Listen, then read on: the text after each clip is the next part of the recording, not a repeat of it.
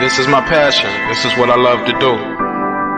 But some days, sometimes, I'm just like you, man. I hate this job. Damn, I hate this job. Damn, I hate this job. Damn, I hate my job.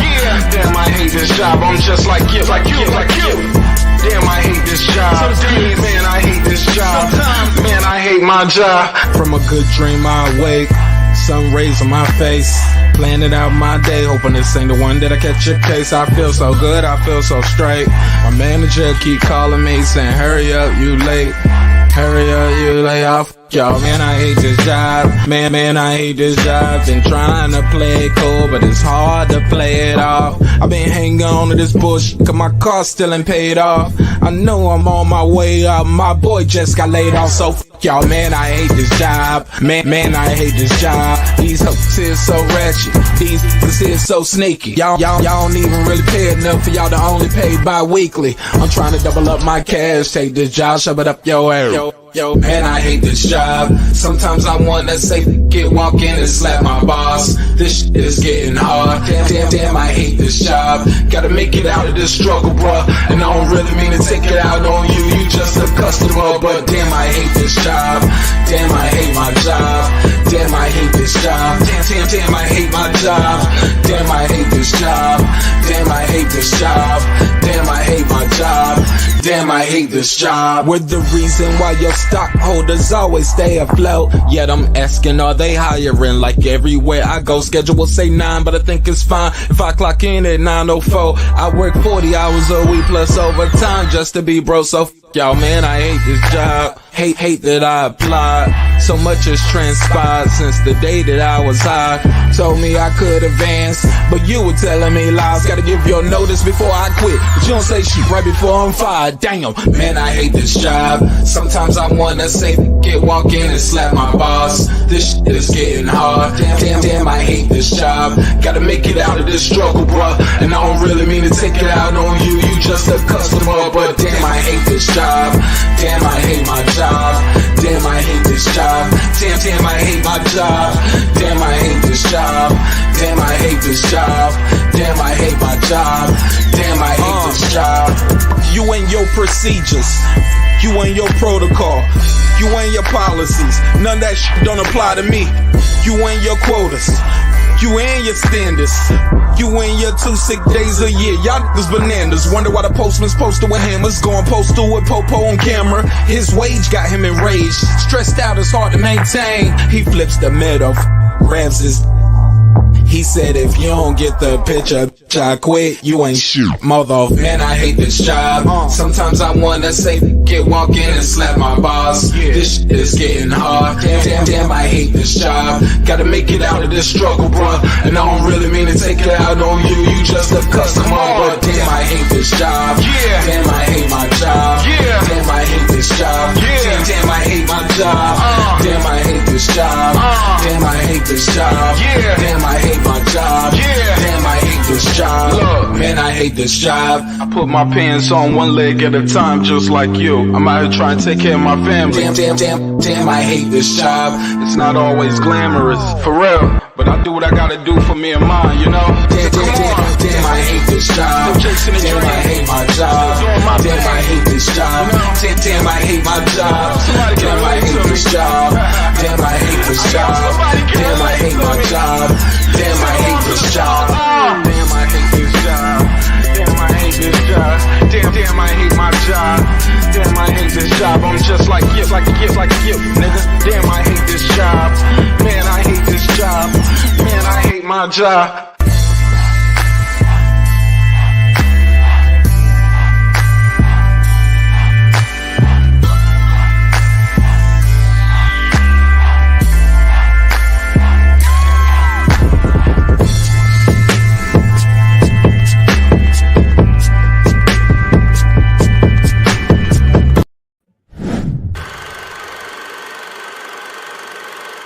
This that squad sound.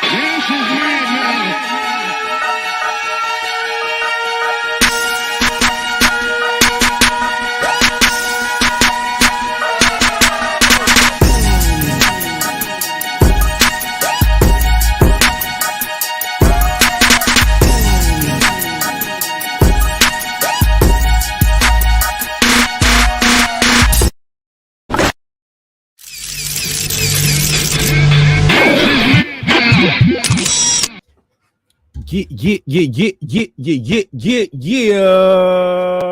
What's popping?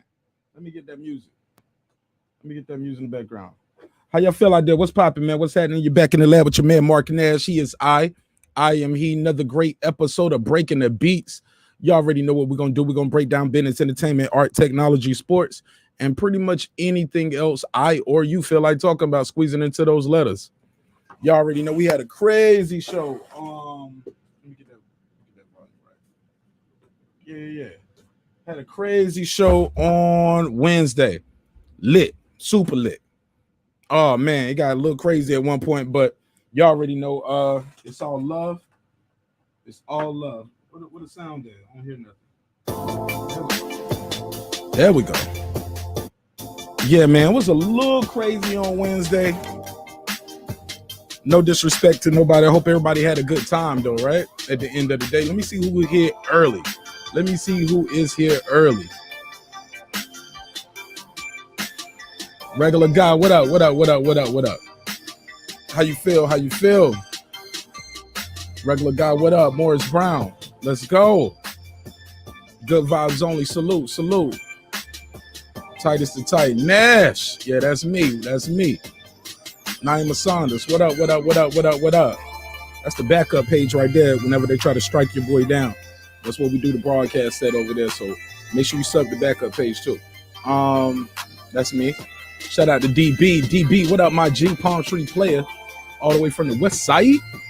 Hey, look, man, we're gonna have a good hip hop conversation tonight too.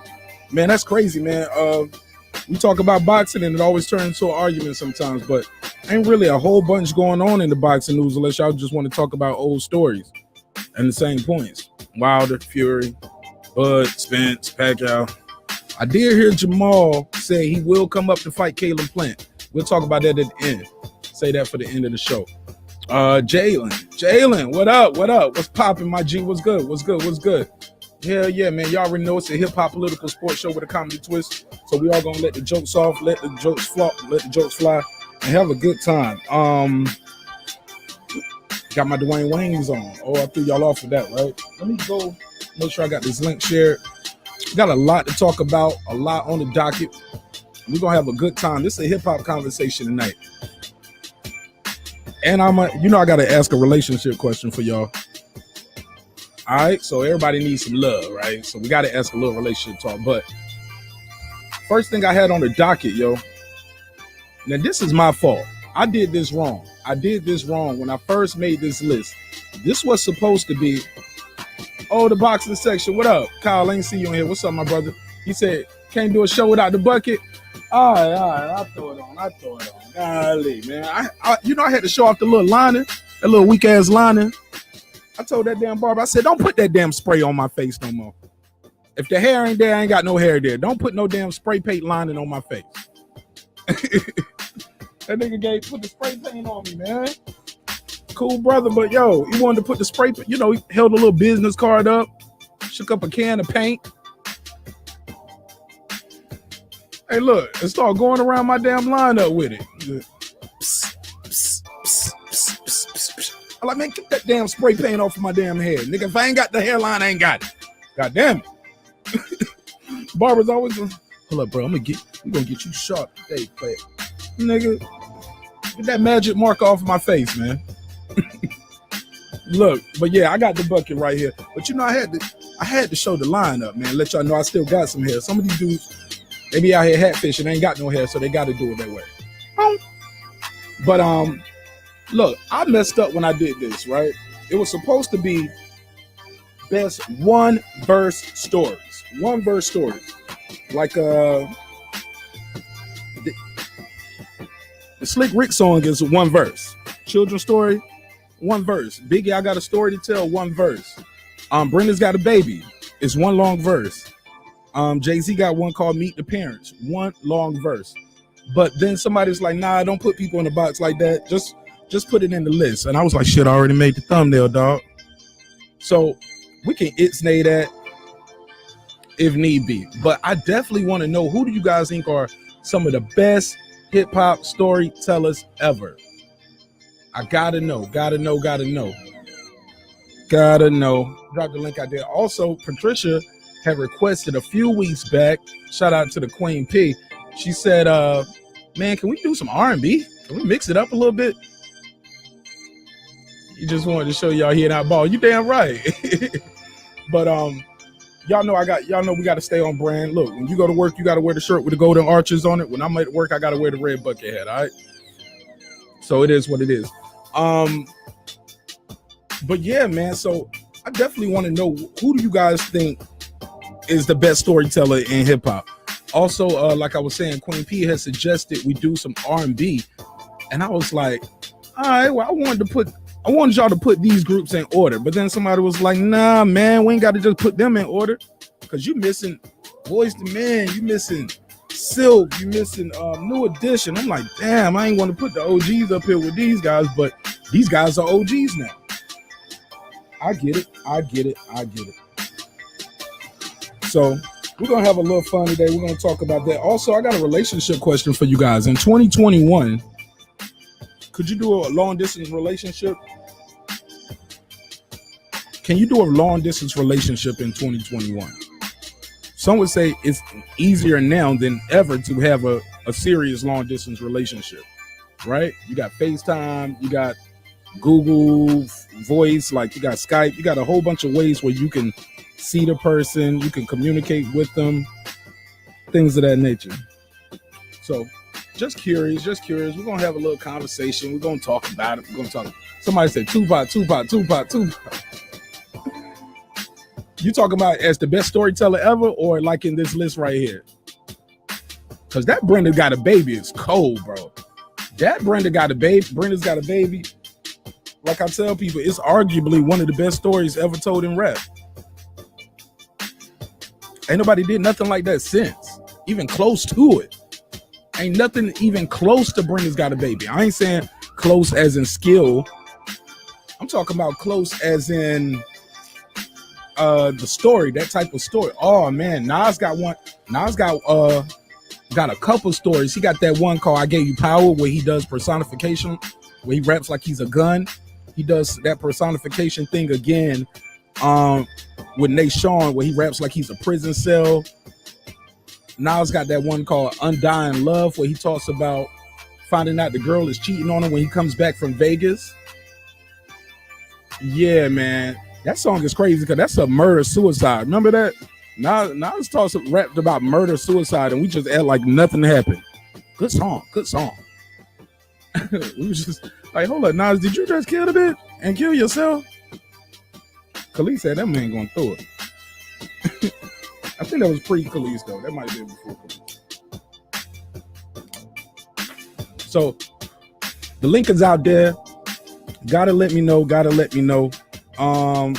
What you guys think? The best storytellers in rap history. What are we missing off the list? I know Ghetto Boys should have been up here with Mind Playing Tricks on Me, right? We gotta know. In regards to long distance, it depends on Patricia. You need to pull up on the panel, baby. If you want to talk to me in that link, that's a lot. Patricia be writing these paragraphs in here. I'm like, come on, sis. I'm teasing.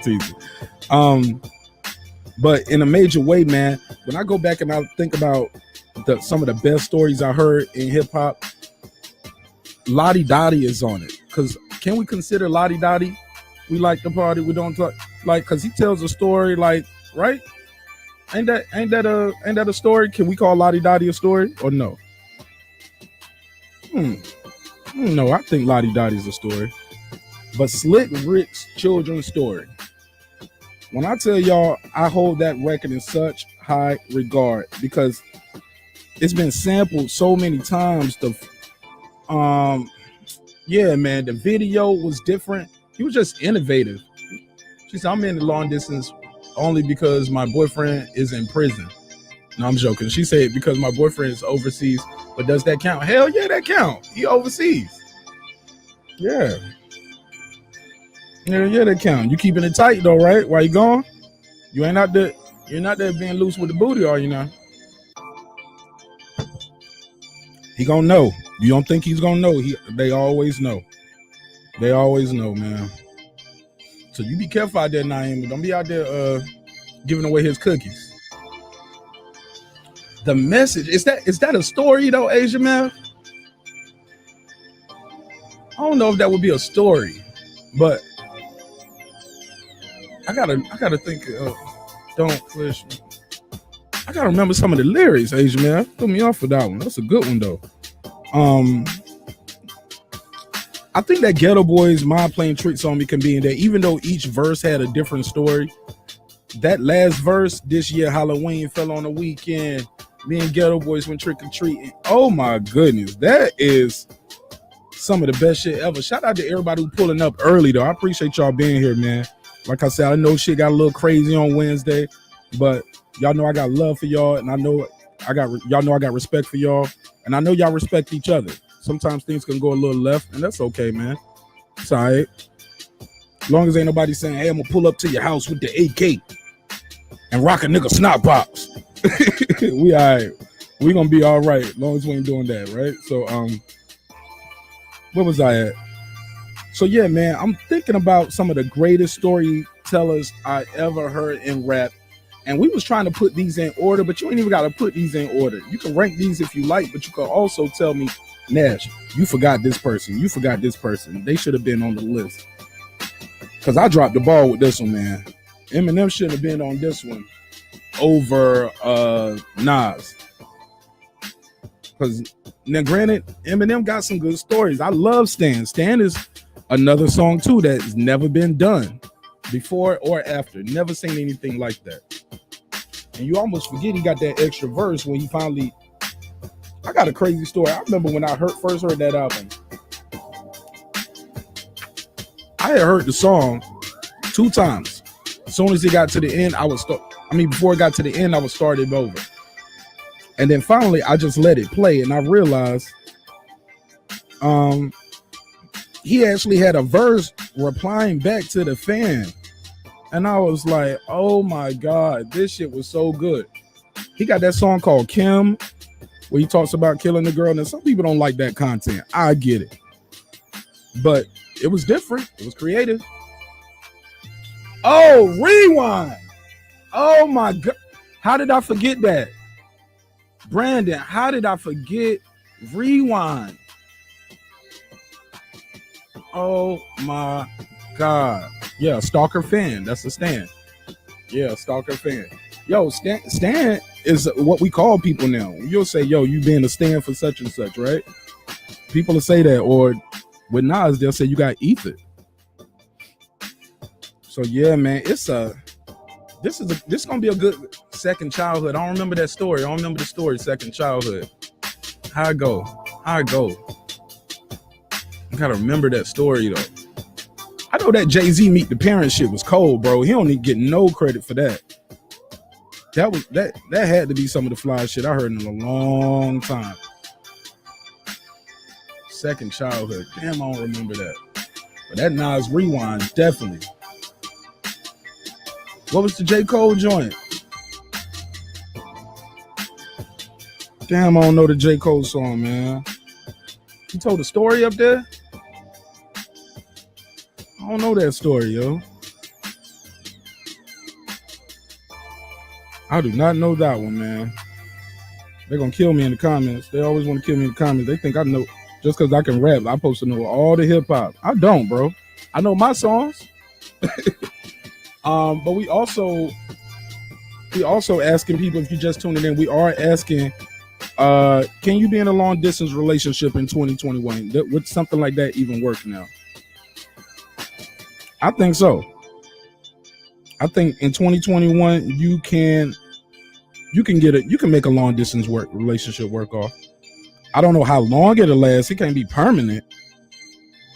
But like the sister was talking about, okay, her man is overseas working. Yeah, she should be able to hold that down. You should be able to hold that down for about 6 months to a year, if need be. Nas Poison. Now, Brandon, that's not a story though. It's dope, but that's not a story. Is it? Poison. Ecstasy drugs, you think it's love, but it's poison. Schools do not learn. This should be burned because it's poison. It's poison. I don't think that's a story though, bro. I don't think that's a story. But y'all are more than welcome to pull up if y'all would like to pull up and help me out in real time with some of these topics, because like I said, man, it's an opinion-based show. There's no right or wrong. There's no right or wrong. And like I said, we're gonna squeeze in a little boxing talk at the end. I like to say the boxing talk for last, because y'all know that shit can get toxic, can get real crazy. But Jamal Charlo said he might be moving up to fight Caleb Plant. If that thing falls through with Canelo, he's gonna fight Caleb Plant. And then after that, he said he'll fight Canelo. Asian F, you just said this on Wednesday. And I was like, well, he said he ain't gonna do that. I stand corrected, Asian F. He will do it. All right. But Poison is Nas. Nas got this one called The Setup on his second album. I forgot who was in it with him. I think is that Prodigy on the hook? Or AZ is, but he was like, hold it right there, pull over. That go right there inside the Nova. I knew he'd be right here. I told you, let's get it now. Look at it there. I pull over. Yo, that joint is crazy. He was in a whole different pocket. Oh, I need to add the phone number? Okay, I'll put the number up here. I definitely put the number up there. Phone number is 678-381-1938. 678-381-1938. And it's scrolling at the bottom of the screen, along with my email. If you need to email me, please email me. If you want to donate to the show, it's not required, but it's much appreciated. The Cashapp is at the bottom, where you can do a super chat. I appreciate you. No pressure though. No pressure at all. So that's where I'm at with it, yo. I think that shout out to Kyle in the boxing section. I definitely think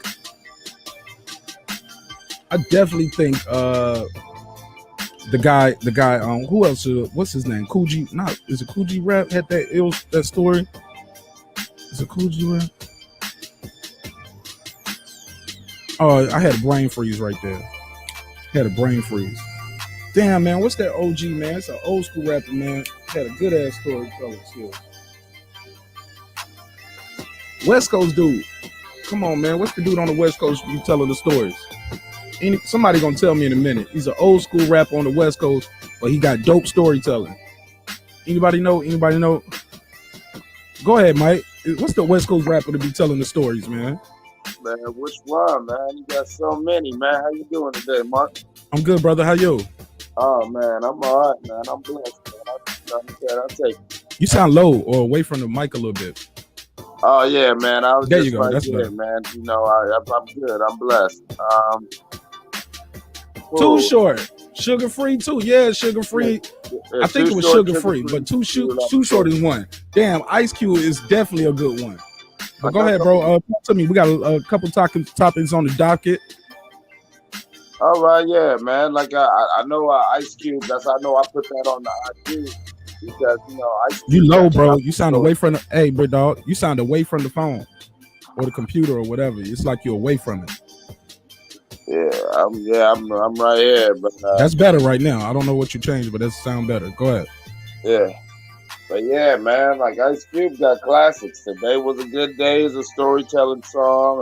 The Product, you know what I'm saying? That was deep because he tells the whole story of his life all the way back from conception. Yeah. West Coast got a lot of storytelling though, man. I ain't hear that last part. You said the West Coast got a lot of storytellers though. Yeah. Is the music too loud, y'all? Y'all let me know in the chat. Is the music too loud? Can y'all hear Mike, or does he sound low to y'all? That guy Eclipse. Y'all let me know. But definitely, man. You put your foot on my neck in my Instagram comments, man.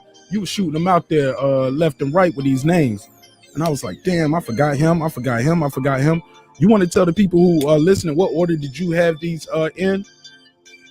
Yeah. My order was first of all, you can't, but children's stories classic.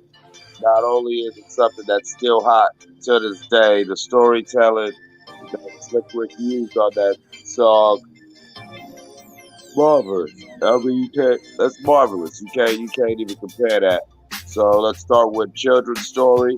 Then, of course, we do gotta say Brenda's Got a Baby because like damn, not only of the impact of the song when it came out, but the fact that the song is still dope, relevant, and whatever right now. Like you can play that song right now, and it still speaks to what a lot of young women are going through. I missed that last part. Can y'all hear him good, or is this just me? Does he sound low, like away? Y'all let me know in the chat, Mike. It's really hard to hear you at times right now. It's not like you like this, like you got like right here or something. I'm just right here talking into the phone. I'm just talking into the phone, yeah. And so, after Brenda's Got a Baby, we got Biggie, I Got a Story to Tell. And, yeah, I got rid of Eminem Stan on my list. And I had, Ghetto Boy's Mom Playing Tricks on Me. I had Nas Gave You Power. Jay-Z Song Cry or You Must Have Loved Me. I put you on your Jay-Z You Must Love Me, because, that was deep. That song was deep to tell. And, I named a whole bunch. But no disrespect to Eminem, but Stan is definitely not in the top 10 of storytelling songs. You don't even have Stan in top 10 storytelling? Negative. He's not there. He's Stan is somewhere like maybe in the top 25, maybe top 50, but top 10, like all of hip hop. I mean, if you want to go storytelling, shit, rest in peace, Biz Markie. You say she's just a friend. Yeah, that's a classic. That's on the list, man. That got to be on the list. What do y'all got? What do y'all rank Andre 3000 at in best storytellers in hip hop? Ooh, what y'all rate Andre? Man, 3 Stacks. 3 Stacks is definitely. He's not top 10. He's definitely 11 or 12. Like, I mean, what he's saying, like, I came into this world high as a bird from secondhand cocaine powder. I know it sounds absurd. I never chewed it, but it's in my veins while the rest of the country bunches on bridges. But come on, man. Yeah, he's got to be. That one, I typed the letter to this girl I want to see. Yeah. Did CC'd all the girl you expect? Come on, man. He's not messing with Dre, man. Because Dre was real calmly. Dre's like his verse on Royal Flush with Raekwon. Oh my God, that Royal Flush song with Raekwon and him and Big Boy. Like, man, like, he's storytelling, but he's just walking you right through each bar. Real casually, like you didn't even get that he was telling you a story till the verse was over. That's the skill in itself. King Gage Math just pulled up. What up, King Gage Math? How you feel, my G? You know me, 56 hitting on 56 mil. What's up, Clips? What's up, big black man? How you feeling, my brother? Hey, nothing gets me down. Only up. Only up. Hey, man, how do you first of all, can you put these in order? And so who's missing out of here? Because really, what I was trying to do first, it was supposed to be one verse story, but I accidentally put Stan on the thumbnail, and I was like, fuck it, keep it. But originally, Slick Rick Storyteller, children's stories, one verse. Brenda Got a Baby, one verse. Biggie Got a Story to Tell, it's just one long verse. I know Jay-Z Meet the Parents was one verse, but I was like, man, don't nobody know that one. Shit don't nobody really know it. I thought it was amazing. But how do you put these in order, and who would you take off, or who we need to put on this list, King Asia, man? I'm gonna go 3, 2, 1, 4. 3, 1, 4. Okay. So you got Biggie, Story to Tell, Slick Rick, Children's Story, number 2. Brenda's Got a Baby, number 3, and you got Eminem coming in last. Yeah, Brenda Got a Baby and Slick Rick, that could be interchangeable, but I just put 3, 2, 1, 4. It could be 3, 1, 2. Got a Story to Tell. That's like number 1 for you. Why is that? Oh man, shit, man. We should sit back and listen to that and come to find out it wasn't a story, it was a fact.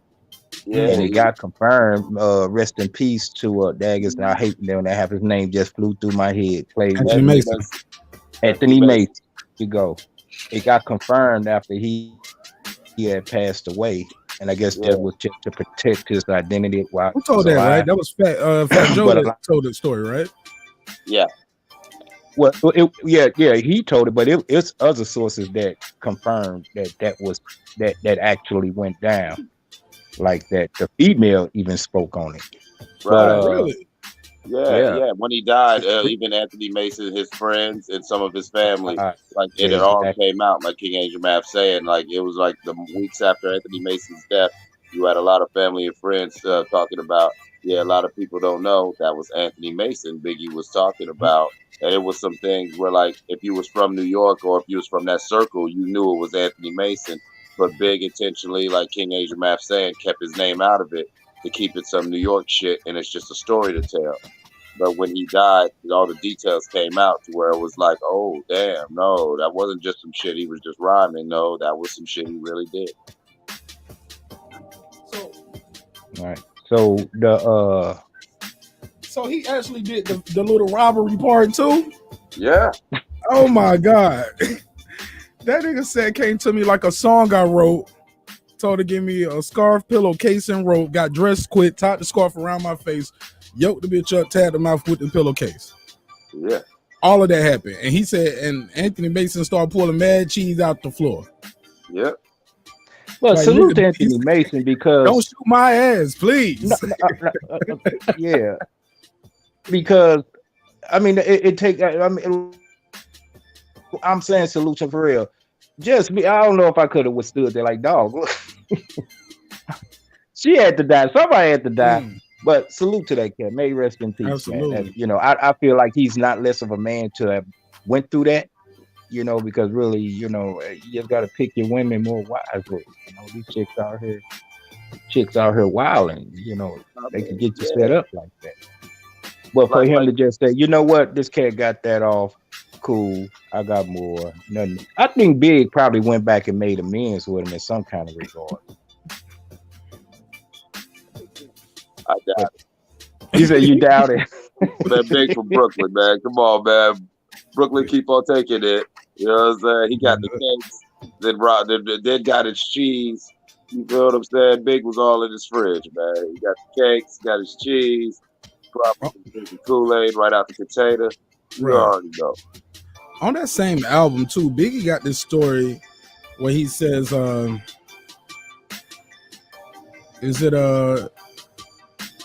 what's the song where he started saying Gloria from Astoria went to war with her piece in 91? She told niggas bleed. Niggas bleed. Today's agenda. Got the suitcase up in the truck. Go to room 112. Tell them Blocko sent you. You feeling strange if no money exchanges. I got the shit arranged to leave the niggas brainless. All we told is stainless. You just remain as calm as possible. Let the deal go through. If not, it's 12 shots. You know how we do. Hey, Mark, make them killing springs. Slugs up in between. Yo, that shit was crazy, and that's still hot. Just hearing you recite it right now. That beat. Remember how that intro came in? Doom, doom, doom, doom, doom. Today's agenda. Oh my God! I remember when that album first dropped, we was already just like hooked because I think Niggas Bleed is on this too, if I'm not mistaken. And so you're already hooked, and then out of nowhere, I forget which song comes on first, but out of nowhere you just hear boom, doom, boom, doom, boom, and then Biggie, how his voice is just deep and powerful. Today's agenda. I remember that shit just rumbling in my man's Chevy. Like we sitting there riding, listening to the album for the first time, and that shit just slapping, and you're like, this song is crazy. It's almost like a big screen just opened up and you could just see it playing out as he telling it and shit. That's how visual his lyrics were. But what was the slow one he did with the old girl that got killed? Missing You? You talking about Me and My Bitch? Yeah, with 112 singing on the hook. Oh, no, I'm trying to think of the song. Damn. That's a different song now that I think about it. That song. Yeah, it's a different song. I'm trying to think of that's a good story song. But it won't Me and My Bitch, but it was I knew it right before he said that. You was like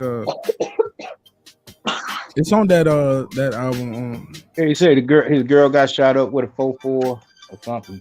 I can't remember that. I got to go back and do my research and look it up. But that's cool.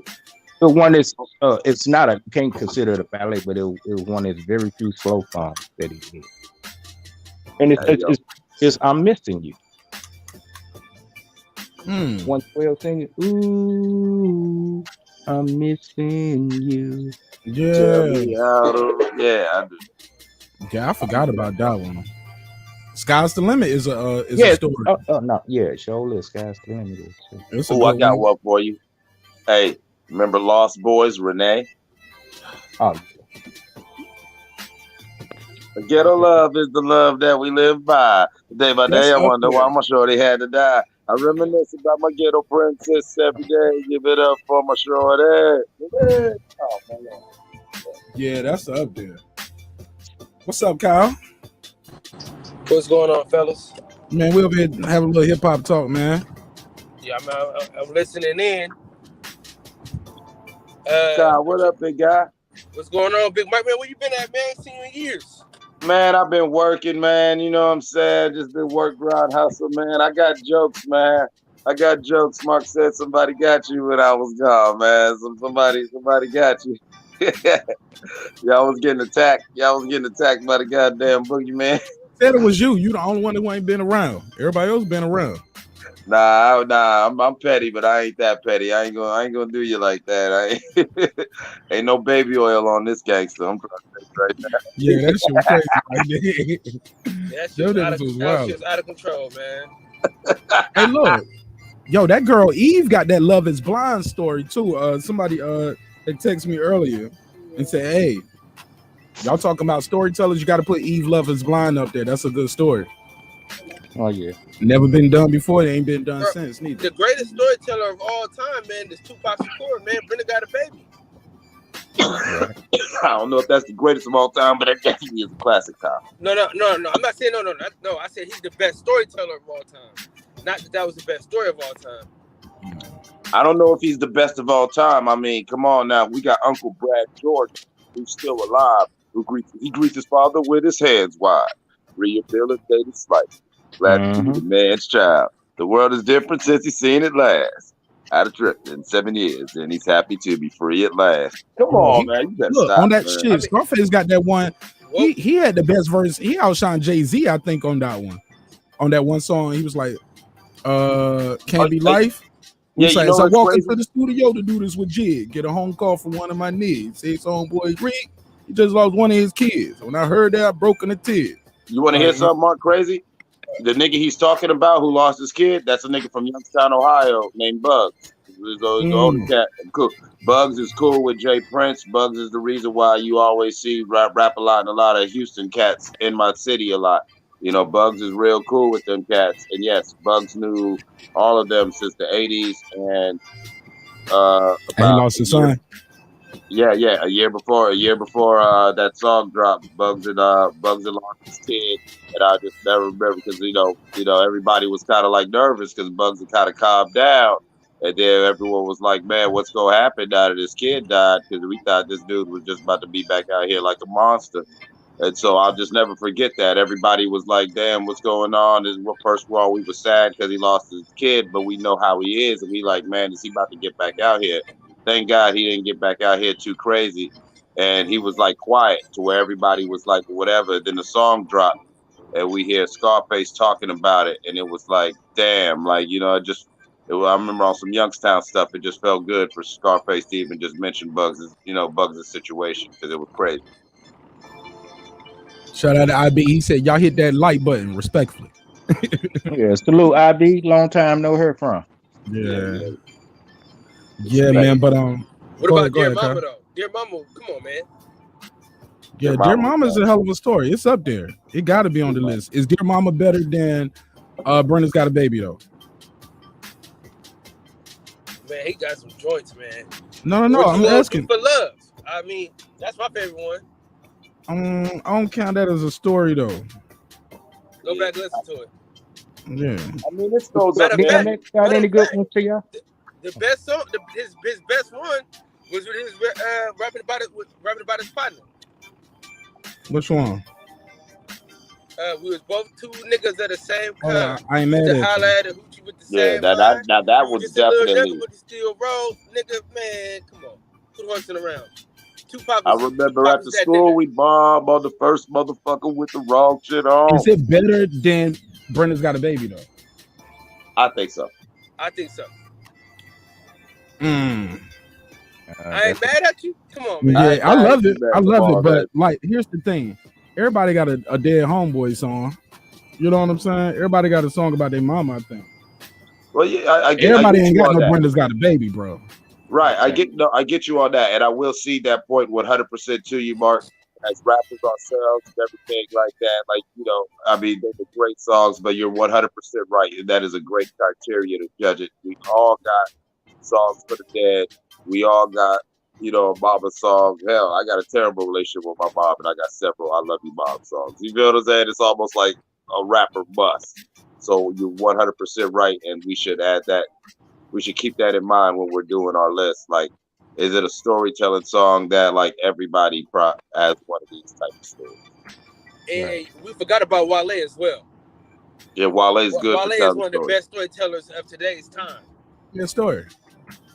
Huh? Yeah, Wale, a lot of his songs, even a lot of his love songs and everything like that, are there like when you really break that joint down? Hold on, let me click this button right here. I don't even know what this is. Go ahead, I'm listening. Go ahead. You want me to go through the list of Wale's story songs? Just give me one of them. Give me his best one. Damn. Give me the best one. Oh man. He ain't the best. Huh? White Shoes. That breakup song. White Shoes. White Shoes. But he got so many, man. He got so many of them Jones. That bad. Hold on, Tinseltown, what up? Peace, family, peace. What's up with you? Man, you be throwing me off with these names, my G. You know they be over here trying to troll you, boys. So I had to put the banner on and everything. I was like, let me see who the hell this is first. Yes, indeed. Shout out, man. Peace to the panel. Shout out to all of the brothers, man. West Coast, West Coast. Easy. West Coast. Yes, indeed. West Coast party for real. Yeah, King Asia Map, and I'm gonna get up with Kyle in a bit. He out here, I believe. So, no, but I'm coming out there I wasn't. Okay. I'm trying to come out there for the fight. You going? Yeah. So I might not, man. Funny is I might not be able to roll to the fight because one of my teammates might need me to corner him tomorrow. So I'm gonna know at the last minute if my coach can make it back. But anyhow, on this hip hop stuff right here, man. Nas has so many, and his ability to tell stories with the way that he puts these metaphors and these cliches and the similes all in there. I mean, it's elite, man. Nas is definitely a god in terms of storytelling. But if we're talking about one story, just one story, I don't think anything matches Brenda's Got a Baby. I think that's an unmatched and unrivaled one of those for sure, coming from the GOAT Tupac. But Tupac also has one, and for people who know hip hop, I'm assuming there's some hip hop heads here, obviously on this channel and on this show. But Tupac has a song or songs called "A Soldier Story." Yeah. Marq Nash, are you familiar with that? Yes. Oh my God. All right, Soldier. Go ahead. I was just Soldier Story 1 and Soldier Story 2, and you know the way that he tells a story. It's very straightforward, but for anybody, you don't have to necessarily have been a hustler or a gangbanger, but just the way that he puts you in the driver's seat, and you can see it from that, you know, from the first person's point of view, and just the wordplay was crazy. You know what I mean? He started out cracked and tore down the wall of family tree. My mother's on his shit. My daddy split. My mama steady blaming me. Is it my fault just because I'm a young black male? Cops sweating me as if my destiny is making crack sales. I mean, he just went in, and then he made part 2, and that was phenomenal. Scarface, the Ghetto Boys for sure, but Scarface in particular, I think we all know A Minute to Pray and A Second to Die, but he's also got a song that's called One. Are you familiar with that song, Marq Nash? No, I got to do my research, man. One is hot. I ain't ashamed Okay, to say it. Kyle, I'm sorry, I was just gonna say I ain't gonna be. Kyle, y'all know that song? I know that song. I gotta go back and listen to that joint. I know that song one. I'm tell me the story. What's the story about? Yeah, wait, real quick. Who's the brother that's on here? Because he knows his hip hop, and I don't know who it is. Who's the first brother that was on? Mike. That guy. Shout out to that brother. Yeah, he started. Let me see how the song start. Shout out to Ohio. In Ohio, doing great in the Olympics with the boxing right now too. Shout out to Ohio.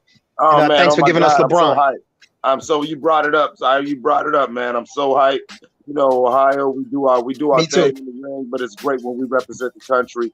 And I love seeing Ohio boys in the Olympics, man. And we got a strong history of showing out. And so far, we looking good. Hey, look, this guy just gave me my flowers. He said Marq Nash is the best rap storyteller. You can join the panel and put your cash app out there. Let me see your $1. I got $1. Hey, look, I was $1 in Kyle to death the other night. I kept sending him $1 cash apps. I know you getting on his nerves. Hey, nigga, just send me the $3 at one time. Don't be sending me $3 $1 cash apps. Hey, yo, T, now you said Scarface, but you got to give an honorable mention too to Uncle Willie D, because Willie D got some crazy stories. Oh yeah, absolutely.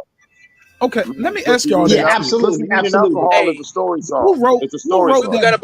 We forgot about one of the best storytellers, and he's put his stories on wax. No, I'm 50 Cent, man. 50 Cent, dog. No, I'm still here. I ain't finished the list. I ain't finished. Okay. I had a couple in my head. I should have wrote them down, but I just got them in my head right now. But I just thought about the song one.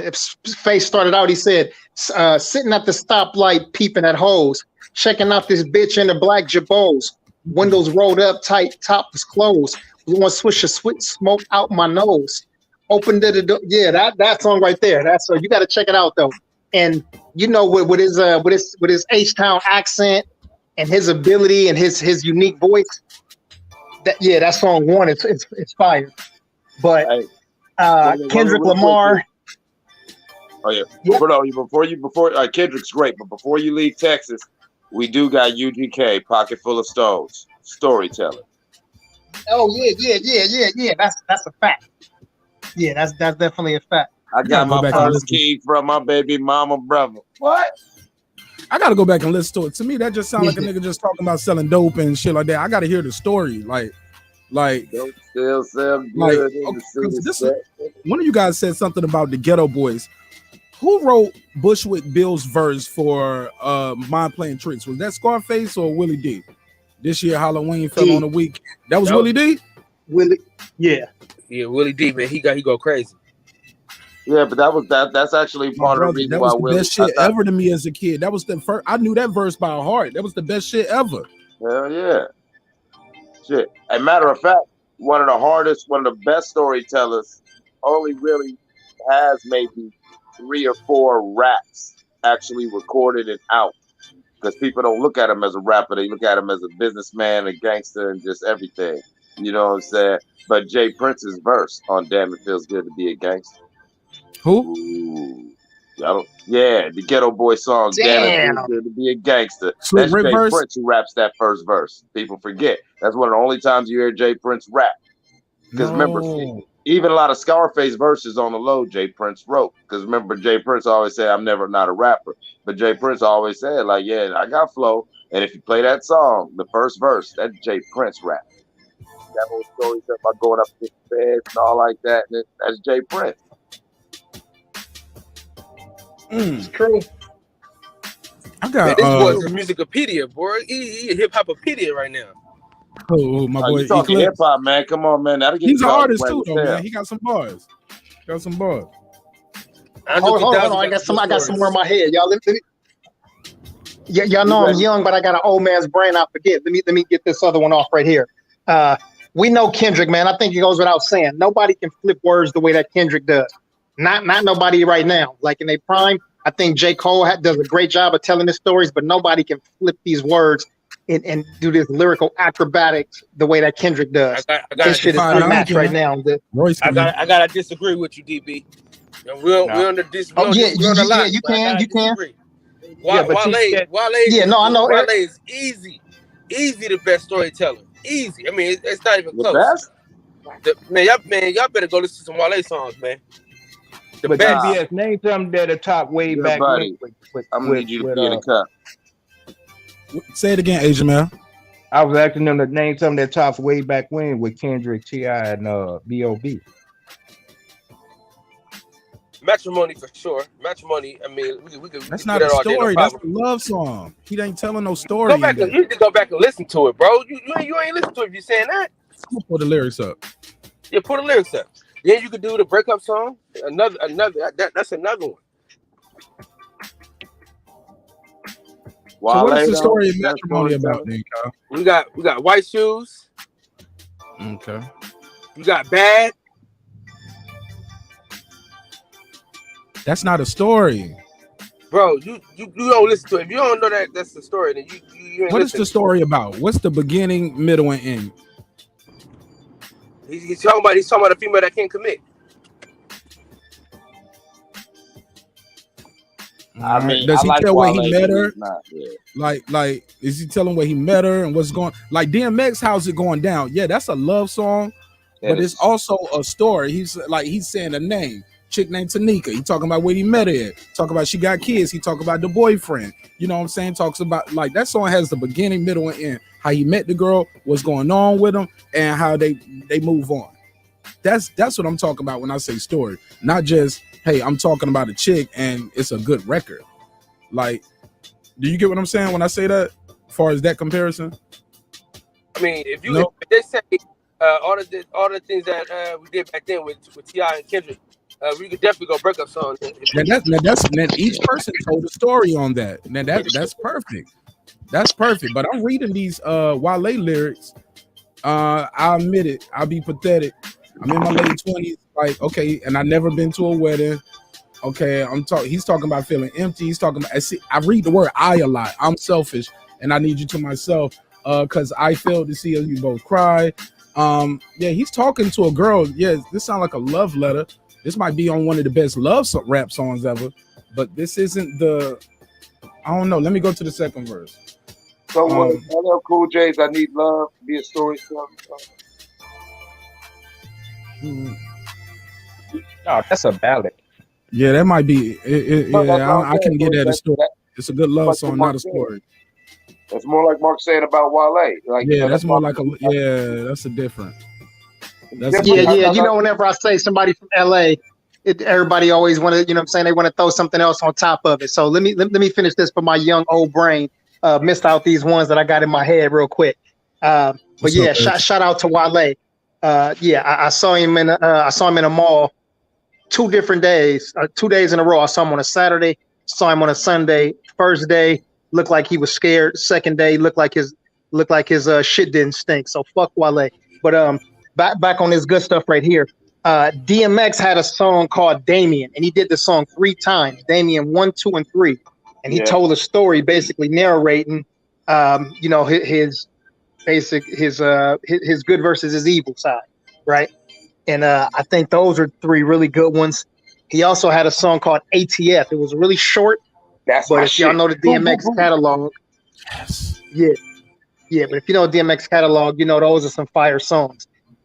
We spoke about Ice Cube. Yeah, we spoke about Ice Cube for a second, and listen, we gotta get a South Central legend some love, man. He had a song called "Today Was a Good Day," and I think that was a cool little way. But he had a song called "Once Upon a Time in a Project." Do you remember that song? Yep. I don't remember. Once upon a time in the projects, yo. I damn near had to wreck a hole. Yeah. Nah, I won't feeling that if I did hear it. I must skip to the next one. You don't like West Coast shit, you know what I'm saying? Especially from LA. I already peep your style, Mr. Nash, but it's all good. And Mos Def had a cool. They got your number. Mos Def had a cool. Miss Fat Booty Miss Fat Booty by Mos Def. There it is. That was the one you was there. Gonna say, There it is, Miss Fat Booty. I got you, D. I told you. Yeah. So I don't know who some. Yeah. The brother definitely know his shit. I got two more in my head. Hold on. Who did I have? Okay. Snoop had a song called "Murder Was the Case." I put that on IG. He went through the whole. Say it again. I couldn't hear you.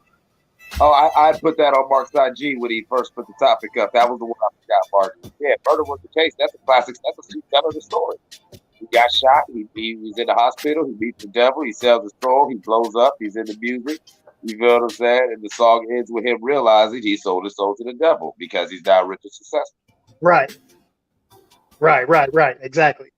Yeah, I think with that one right there, and also Deep Cover, how they told a little story, him and Dre went back and forth. I think that was also another good story they told. And then last but not least, man, I know this is probably gonna have to take a couple of y'all old heads back, but it was a cat that came out of New York, and he had this crazy accent, and he had a song called Love at First Sight.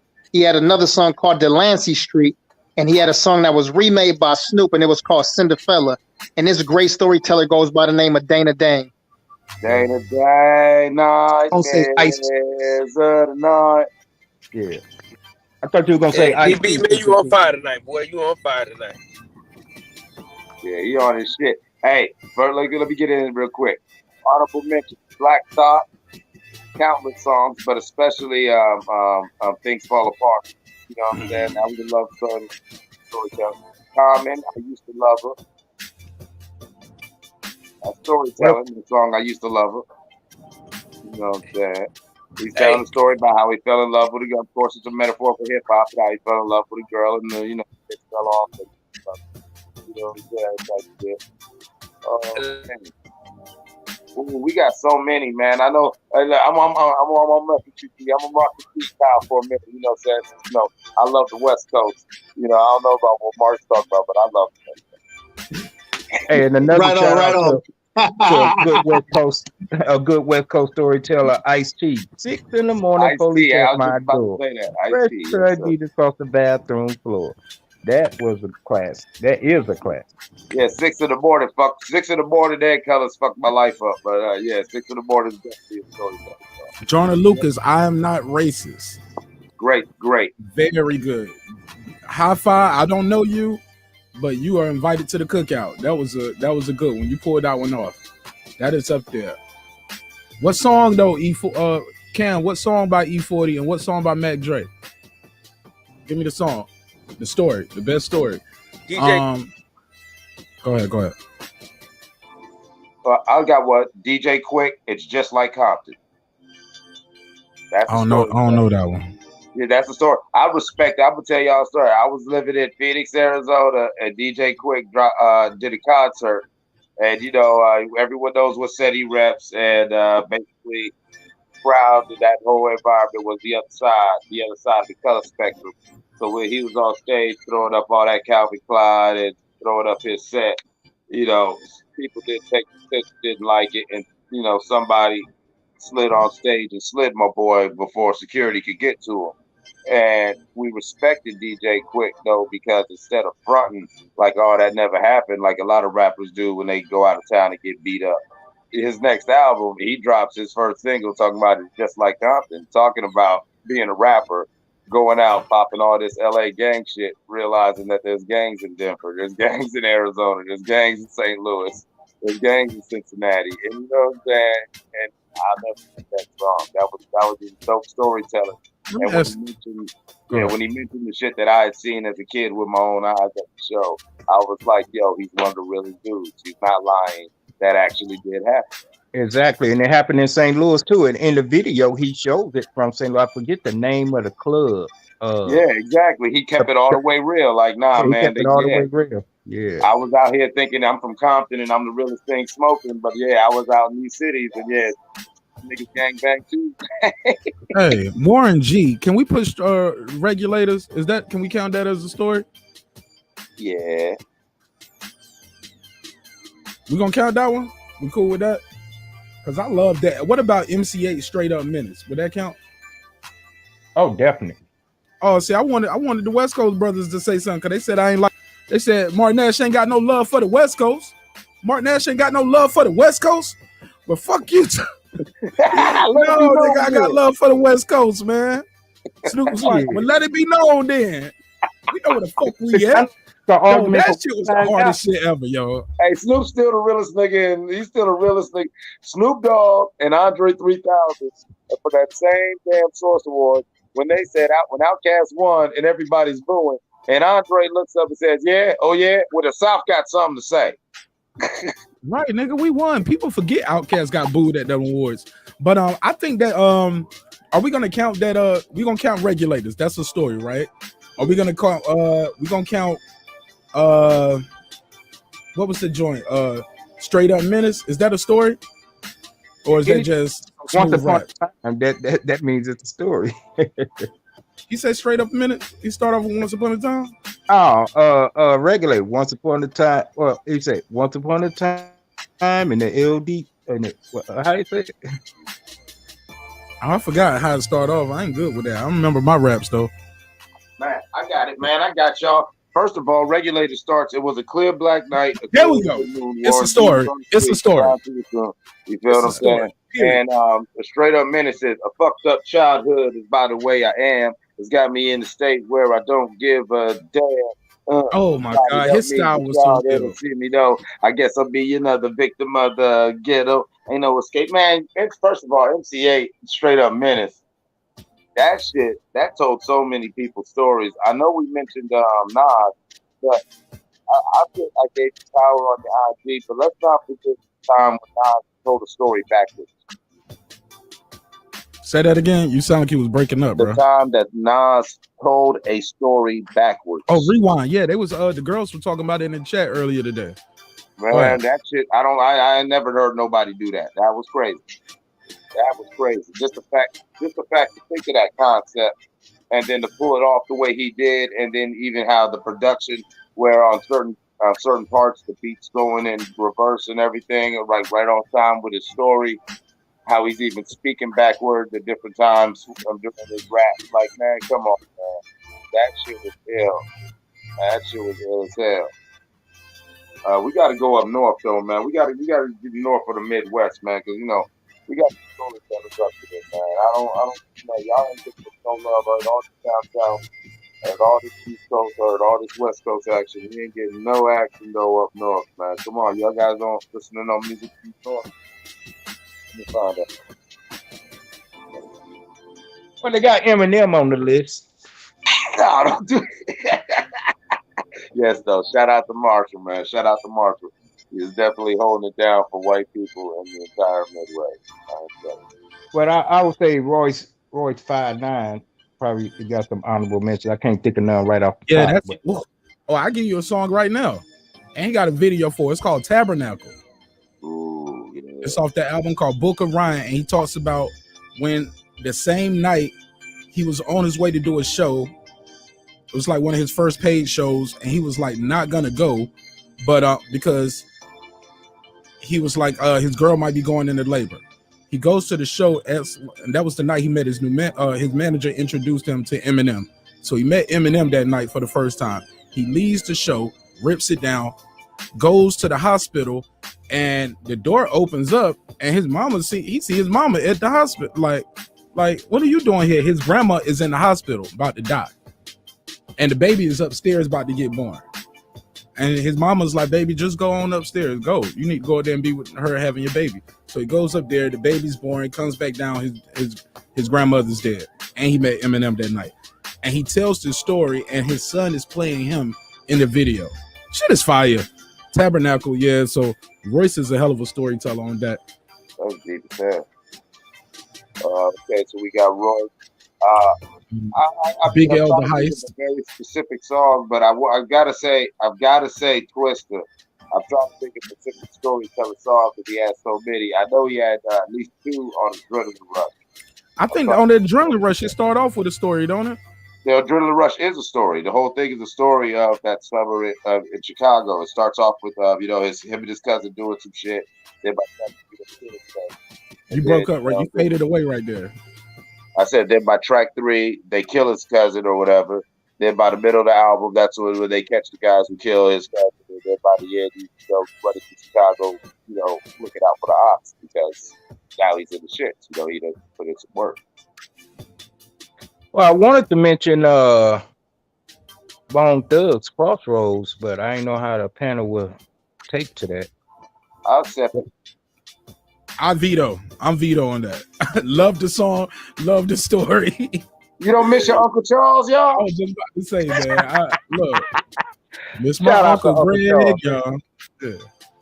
Yeah, and I love my uncles, man. But that song is not like a story like in me. Like everybody was kind of doing their own thing and they were on topic, yeah. But I want great concept too, but I won't count it as a story though.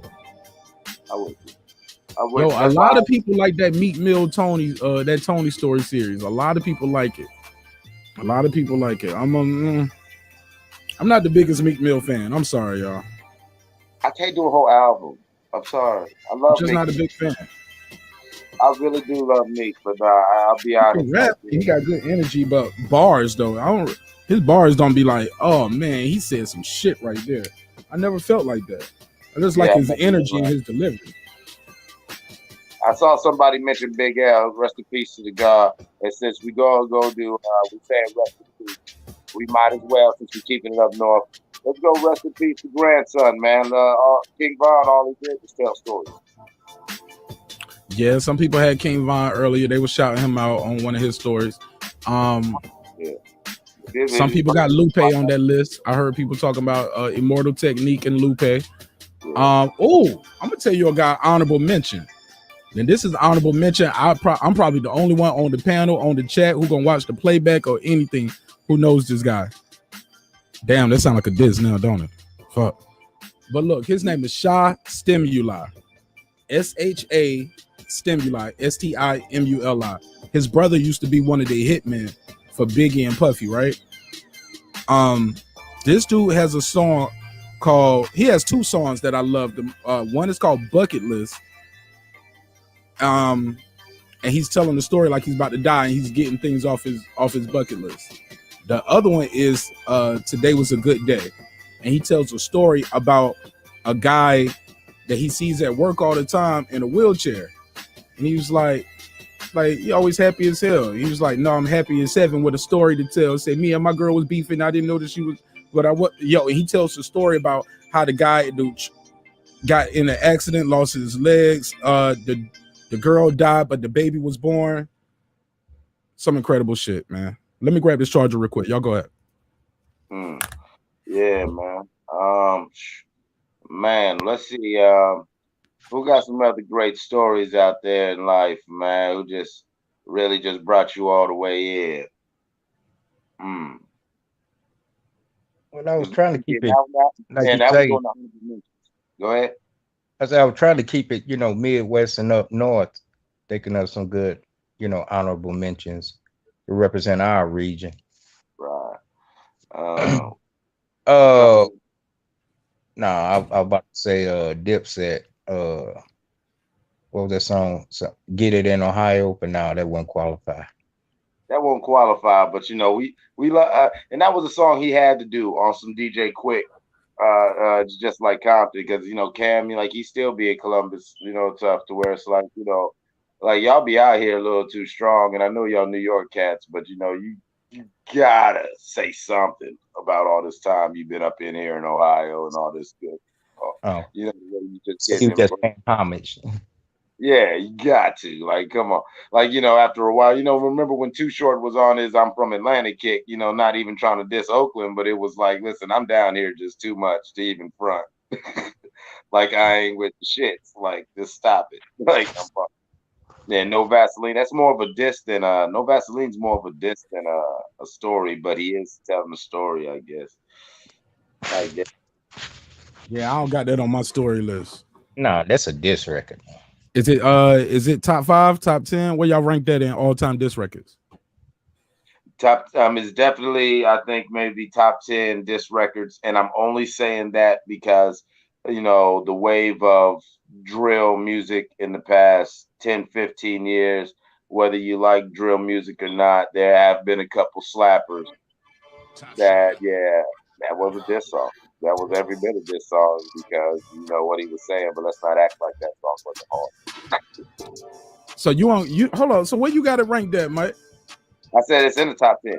Top 10. DB top 3? Top 3? It's up there. It's up there. I don't know top 3. Wait. What's number 1? What is it behind if it's top 3? What's number 1 and 2? Hit 'em up is up there. Hit 'em up in Ether is high on my list. I got Hit 'em up in Ether really high on my list, yo. Hit 'em up. Hit 'em up might be number 1 for me because that's why I fucked your bitch, you fat motherfucker. Get money. Oh my God. ain't rapped a lick. He ain't rapped a lick. He just came in. That's why I fucked your bitch, you fat motherfucker. Does he say take money or get money right there? Get money, yeah. Oh my God, man. And then when he said, y'all niggas can't fuck with me, I'm gonna let my little homies ride on you. Get out. Oh my God. Get out the way, yeah. Like, oh my God. Yeah, that was cool. That was cool, but that shit wasn't as good. Lil Caesar, go ask your homie how I leave it. Yeah. Lil Kim can't fuck with real G's. I was like damn, he's just going right at him. Like, what was the shit he told Prodigy? He was like, nigga, barely breathing. Don't you got sickle cell? See me have a seizure on stage. You ain't living well. Hell, how many niggas want to get involved? I was just talking to Biggie, but I kill all of y'all. Them ball. I was like, this dude Tupac is different. And I was like, Mama, I need to take my Walkman with me in the car because I can't play this in the car. Play this in the car, Mom dudes. I ain't even gonna lie. I'll never forget, like, when Hit 'em Up dropped, I was actually around some cats. I was actually around some West Coast cats who had Thug Life affiliation. And so everybody's hyped because, you know, we're hearing the stuff. It's the 90s. Ain't no internet, but people talk. You know what I'm saying? And believe it or not, I tell people, sometimes you get words faster than you do even nowadays back then, depending on what stuff that people do. And so we hearing the talk, and so we know Pac's got shit for niggas. You know what I'm saying? Because we know the type of life the nigga Pac is. But when Hit 'em Up drops, we just kept saying, man, I could see this nigga with his shirt off in the studio, sweaty as hell. Like, this nigga was hype. We was like, man, I could see spit flying through the speakers. I tell you, like, it's gotta be. I mean, there are so many classic diss records, but none have ever truly like Hit 'em Up. Like, you know, that's just yeah, man. Your audio is fading out. It is fading out, Mike. Oh, okay. As you talking, it'll be talking. You know what I'm saying? It sounds like you walking away, but you literally are sitting there. I don't know why I was doing that. But somebody said, Nas, I made like that. I don't remember that story though. I made like that, like that, living like that for you whack MCs. I made like that. Brag. I really keep it because that's the real secret. Yeah, no, that's not storytelling. Yeah, that's not a story though. Yeah. Tupac, girl behind the mic, she said Tupac was my guy for real. She said, and I was like 14-ish. So listening to Pop. Jiving to Pop. Okay. Yeah, man. Tupac, man, is a legend, man. But for those who just tuning in, please smash the like button on the way into the room. It really helps with the visibility of the show. We was talking about y'all already know the conversation always evolves over here, and I don't care. Started off here saying, hey, which one, put these in order? And my guy Mike said, man, take Stan off that list. Let me switch him out for Ghetto Boys, Mind Playing Tricks on Me. And then gave me some honorable mention. And I was like, all right. So the list kind of evolved, and we're like, damn, who else is missing off the list? You know what I'm saying? So I wanted everybody to give me their take of like, who was the best storyteller in hip hop? Who did you guys have? Also, I had on the docket, I was supposed to be putting these R&B groups in order, and people was like, nah, you ain't even got to put them in order. Just tell me who the best. Like, you missing some people. They told me I shouldn't have had Jodeci on the list with Drew Hill, because Drew Hill came after Jodeci, sounding like Jodeci, so they shouldn't have been on the list.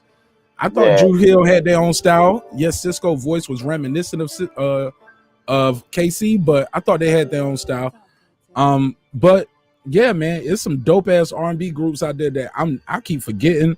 Shout out to Queen P. She told me, she said, man, you should do R&B one night to mix it up. So yeah, you ain't got Shy up there. You ain't got Shy.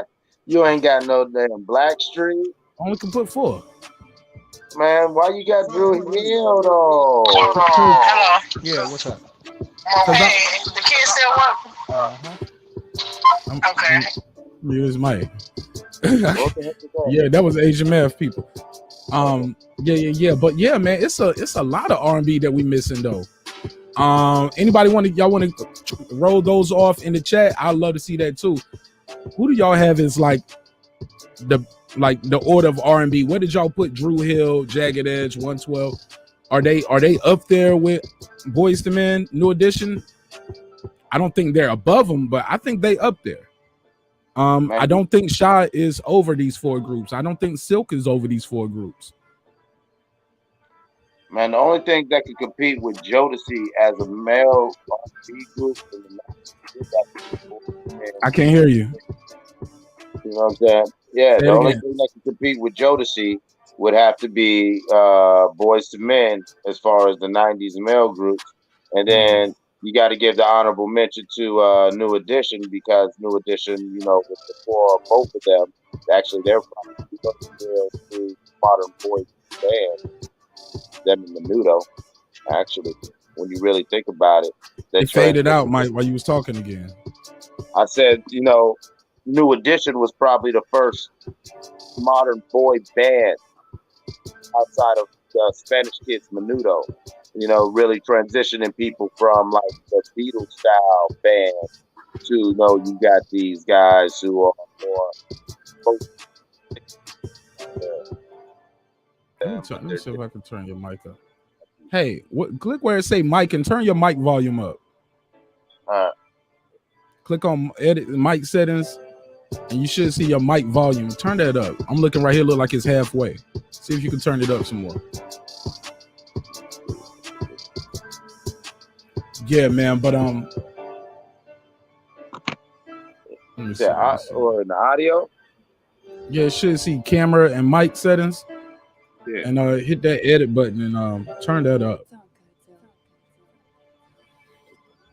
Yeah, but we're just sitting here talking some shit, man. I had another question too on the docket, man, for the people who wanted to get into some relationship talk too. Other question I had on the docket for today was could you do a long distance relationship in 2021? Man, I don't know. Is it easier now to do a long distance relationship than ever? Because you got FaceTime, you got Twitter, you got Instagram. Shit, you got shit like this, StreamYard. So you can be all the way in Kuwait. She could be in Cali, and you like, look, man, it's a long night. Pull them titties out before I go to sleep. Let me see something. You get what I'm saying? So life is beautiful like that, man. Where through technology, shit, we're gonna get to the point soon where you can just have a hologram up and talk to the person's hologram, right? I mean, they already got the throat goats and all them little things like that. Yeah, you said throat goat? Yeah. Throat goat? What the hell? Yeah, man. I just saw it on IG like 2 days ago. It's just like a type of fleshlight, I guess. That's yeah. That's supposedly a monster, according to this guy's post. You know what I'm saying? It was so good he went to IG with it. Hello, throat sound like the remix to Throat Babies. But I'm with it though. Shit, I'm about to say, play that song. I'll take the copyright strike. Play it. He said, "What's that? I want to see what that's about."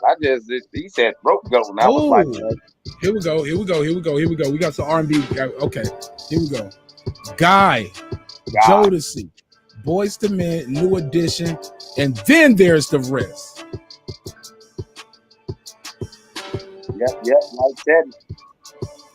I ain't got Guy over Jodeci, bro. I don't, man. They're not over Jodeci though. They're not over Jodeci, bro. They're not over Boyz II Men. They're not on. Man, I love Guy, but they ain't even up here with these guys. I got Drew Hill. I got Drew Hill, 112 Jagged Edge on this list before Guy. Honorable mention to Tony Tone. And they played instruments. Those guys played instruments. That's got to be how. That got to mean something, right? Listen, you may not have ever been to California, but thanks to them, you know it never rains in Southern California. DB said that was DB all capped me in here. He all capped my ass. He said that was not in order. I'm sorry, big dog. Sorry, big bro. He just wanted to make that clear. Yeah, DB gonna put me in an arm bar when you see me. Yeah. A1, no softball.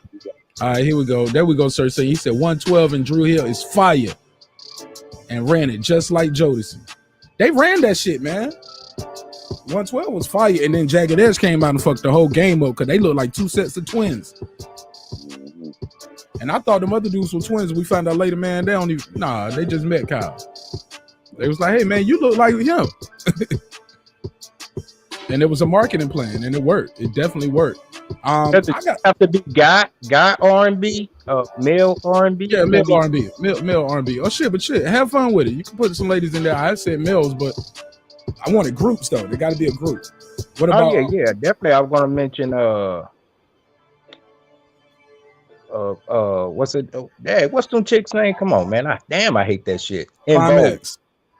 In Vogue, yeah, and definitely Climax, yeah. Yeah, In Vogue is fire. In Vogue, Climax, Brownstone. They didn't last that long though. Brownstone did they? They only had one album. Did they even have an album or just a single? Remember, the lead singer with Brownstone had that disease where her voice got messed up. Oh, I didn't know that. I remember she was on Martin. She did that episode of Martin. Remember that? Right, yeah. Her voice, man, Brownstone was cold, man. Like.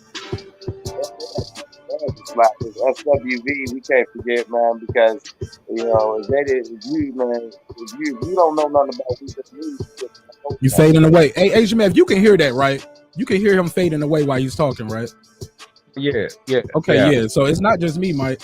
Like as you're talking, especially if you're looking away from the phone or wherever, it really gets low. If you're looking away, like while you're talking, you be like this, yeah, man. You looking around while you're talking, it fades away. Yeah, and my apologies early. Somebody was calling in. We was talking about long. Yeah, I heard you setting up something right there. It was like the kids sleep yet? Yeah. What time you gonna slide through? I was like, let me mute his mic. I was like, let me mute his. I'm like, let me mute his mic. This dude up here setting up a play. Yo, SWV. Look, I got a confession. Man, I didn't know y'all heard all that. I swear I did. I muted your mic, bro. I muted it so people can't hear it. Okay. Yeah. Hey, but look, I got a confession to make. I have never heard a full SWV project. I've only heard their singles. I've never heard an album. I ain't never heard an album cut. I don't know nothing about SWV like that, and I'm so embarrassed to say that. Yep. Damn, bro. I mean, that's very big of you to finally admit that, man. You know, we'll get it. We'll work it out. Yeah, man. Never heard of SWV. But Escape, though, I was rocking with Escape hard, though. I love their albums. And I love their voices, too. Escape, Humming Coming At You, that first album, man. That shit. Off the Hook was the first one, right? No, Humming Coming At You was their first album. Okay. Yeah. Because Off the Hook had better artwork. They made some money by then. Traces on My Lipstick.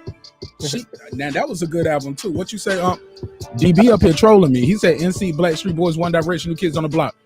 But you might be trolling, but hey, New Kids on the Block was huge. And I never got into, hold on, let me say this. I never got into One Direction. I don't know none of their songs, but I heard they're a big group. But NSYNC and Backstreet Boys, I used to listen. Couldn't avoid it. On MTV, watching TRL, they was always number one and number two. Oh, Mark, let me find out you was in front of the mirror saying, I want it that. Oh, what? Tell me why it ain't nothing but a heartbreak. Tell me why. Man, what? That shit is a hit, though. It's a hit. It's a good record. It's written well. And then when they drop that beat, and then everybody, he's still going. He's I'm your fire. Go on. I be always sound like I'll be a racist. No, that was some shit. Desire. Hey man, I knew their names and everything. I think. Look, but I thought NSYNC was better, yo. That NSYNC song, they had this song crazy about going crazy, drive myself crazy, thinking of you. I love that song. See, you thought you was trolling. You got the right one tonight. I love that song. Drive myself crazy, thinking of you. I like that song when they was jumping out the pop outfits when they was toys. No strings attached album. I like that. See, DB, you can't clown me, man. Tearing up my heart when I'm with you. That's good writing though. See, I respect the writing. And all they was doing was copying New Edition. Yeah, because they had the same manager. Mm-hmm. Joe did. Hell yeah, that's a good fun fact right there, Mike. Shit, boy. What was that song, man? Bye. Yeah, them motherfuckers was up there. Justin had the cornrows and shit. I was like, this white boy gonna be a star. I said he knows how to appeal to the masses, and he was up there trying to slide and do the shit like, you know what I'm saying? He was dancing and shit. Like was gonna be a problem when NSYNC they put a song, the first song they ever put the 106 Park, that was my favorite, Justin was the lead, and none of the other NSYNC. You gotta say all of that again, Mike. Gotta say it again. I knew Justin Timberlake was gonna be a problem when NSYNC dropped that song "Gone." And it was the first song. It was the first time they put a song and they debuted it on 106 and Park on MTV. And remember, none of the other NSYNC members came, but Justin came and sat on the couch, and he was actually kicking it with Free. And then remember, it was a real soulful song. It wasn't one of their ballads. Yeah, I think Timbaland produced that, right? Right, exactly. And I was like, "Ooh, Justin gets it." I said, somebody told Justin that, you know what, John B ain't dropped the album in a minute. And he's showing up slid in that spot, and you ain't gonna get JT out that spot. I'm trying to tell you, JT gonna be there for a minute. All right, somebody told me lower the music. I turned it down some. Y'all can still hear it, but it's lower, right? Seeing the girl behind the mic, Queen, Derek Leonard, King, Patricia Agboro, Queen, Triple OG. Shout out to the Triple OG. 5 Miles to Empty. I don't know what that is. Is that a song or is that a group? Y'all know what she's talking about? 5 Miles to Empty. I don't know that. Yo, I got a group that they were a boy band, literally young boys. The Boys. I used to love the Boys. My Lucky Charm. The Boys was my shit until Subway came out. They only had one song. No, they had Fire. They had The Playground. They had a couple of little jump offs. Subway was the shit. I don't remember the Playground. The Playground was ABC. Yeah, you're right. Playground was ABC. You're right. Subway had that girl. I want you to stay so we can. They had that little game we play. So then they had Fire. Let me be your fire. Let me be your fire. Yeah, that was my shit. Yo, I fuck with some R&B, yo. Hey, yo, you remember Heavy D's group Soul For Real? And High Five. You do, yo, my mind, yo. Oh my God. But that wasn't the one. The one was that Candy Rain. Oh man, Candy Rain. That's why I didn't even name it. Man, bro, we used to do that little dance. Yeah. Do you ever? And then the remix that was doing this. My love. Yep. Candy. Man, I got the best R&B moves though. I know how to. I told y'all he was in the mirror practicing. hey, listen though, it's an age thing, because if you have a certain age, you know this. You know I'm not lying about this, okay? Right, DB keeps saying he a young boy, but he up here talking about guy. Like, nigga, you 30 plus, man, talking about guy. Yeah, that just goes to show you his mama was cool. His mama had that house slapping while she was cooking and cleaning. Mm-hmm. You know Sunday morning clean up. Go ahead. But yeah, hey, it was a certain time, the late 80s and 90s was the last time you'll catch a lot of black dudes on the corner singing. Yeah, like, true. You know, because Dr. Dre dropped the Chronic in 92. And after that, it was all fucked up. I mean, that cat could probably sing his ass off, but I bet you he was in some Dickies and Loafs. I got one for you. High Five. Oh, yeah. I already said High Five. You did? Yeah. I said when y'all bringing the boys and all them, I said high five. Oh, My father. Who's my father? oh, his father had the music slapping. Okay, I get you, Oh, okay, DB. okay. Oh, my bad. His father kept him tapped in. So he was raised right. Shout out to you, King. I see. He was raised right. Yeah. Hey, look, they need to make a Teddy Riley movie. Teddy Riley was in how many groups? He did Guy, Rex and Effects. Wasn't he in a version of Levert? Didn't they have something like that? Or what was he doing with New Jack Swing? Yeah, he's doing that. Teddy Riley's New Jack Swing. I know he did. He was in Guy. He was in Rex and Effects. They got like 4 versions of Blackstreet. Uh-huh. Yeah, Teddy Riley, man. I'll pay for that movie right there. I want to see that. LSG. Patricia, you must have stepped away. We New Edition was the first thing we was talking about. Right. About like where should they even be on this list since they were, I mean, they the OGs. Them and two. These dudes are in their 50s or late 50s, early 60s. They've been doing this since on some Michael Jackson shit, since some 5 and 6 years old type shit, right? Well, teenagers. 7, 8, yeah. They was younger than teenagers though. Yeah. When New Edition came out, they were still like middle school age, getting into high school. They were like teenagers. Okay. So look, because Bobby already was a project nigga. Bobby was already in the projects, and that's what the whole thing about, like, even when they did the New Edition movie, it was like, come on, Bobby, you gotta take this seriously, because Bobby was already out there in the streets. So was Ron was too, but it was Ron's uncle was the one who kind of formed the group, and and kept them on task, had them doing their steps and everything, because people forget, Ron DeVoe, he was, he was one of the smoothest gangsters in the game. You know what I'm saying? Nigga couldn't sing though. Ronnie wasn't no singer. No, he wasn't no singer. You already know what Ronnie was. Because remember, Ronnie's uncle formed the group. He was eye candy for the hoes. Exactly. Ronnie gonna be in this group. That's why Ronnie nigga for the hoes to look at. Yeah. Them ETIs. I ain't never liked that nigga style. So goofy ass out. I ain't never liked Ronnie DeVoe. No, I'm joking. I'm fucking with Ronnie. What was the name of that group? Tony Braxton. Hold on, somebody said, Mark, where's the bucket hat? You showing off your fresh cut? Look, I'm showing. Look, if I put the hat on, I'm gonna get the damn spray paint dye this nigga put up here. This nigga put Magic Mark on my hairline. Like, I'm gonna hook you up. I'm like, nigga, get that shit off of my face. That nigga shaking the can up. Psst, psst, psst. I was like, hey, what you doing? He said, I'm making you. I'm doing your line. I said, with spray paint and magic markers, nigga. So, yeah, man. That nigga sat in the chair and asked for that Beijing. Don't lie, Mark. You asked for that Beijing. You said, go on and get it. I did tell everybody your joke, though, in the barbershop. I told everybody your joke. My man told me my beard looked like sea moss growing on my face. Oh, my God. Had to be the funniest shit I heard in a long time, man. You got me, man. You got me with that one, bro. And I asked for it. I was digging and picking at you. And finally, you just let the whole bazooka go. Oh man, come on, man. Come on, man. You made my turban viral, man. You made my turban viral, baby. Look, man, I told you I felt so bad. I wanted to make that a clip. And Mrs. Nash told me, she said, don't do that. He'll never come back on the show. You think he been gone for a while now? I was like, yeah, he ain't been back on the show since that episode. She was like, do you blame him? I would never come on your show and cut my camera off. That's what you gonna do. I said, but that was Mike. I can do. She was like, you didn't clear that with him. I said, I did.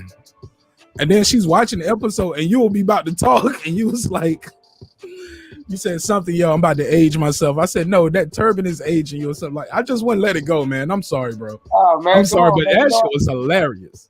Man, you know I had to rock my turban, man. Come on, man. I had to celebrate, my graduation anniversary. At one point, you was like, it ain't no turban, nigga. It's something that you said what it's really called. Yeah, you said the actual name. Yeah, that shit was funny.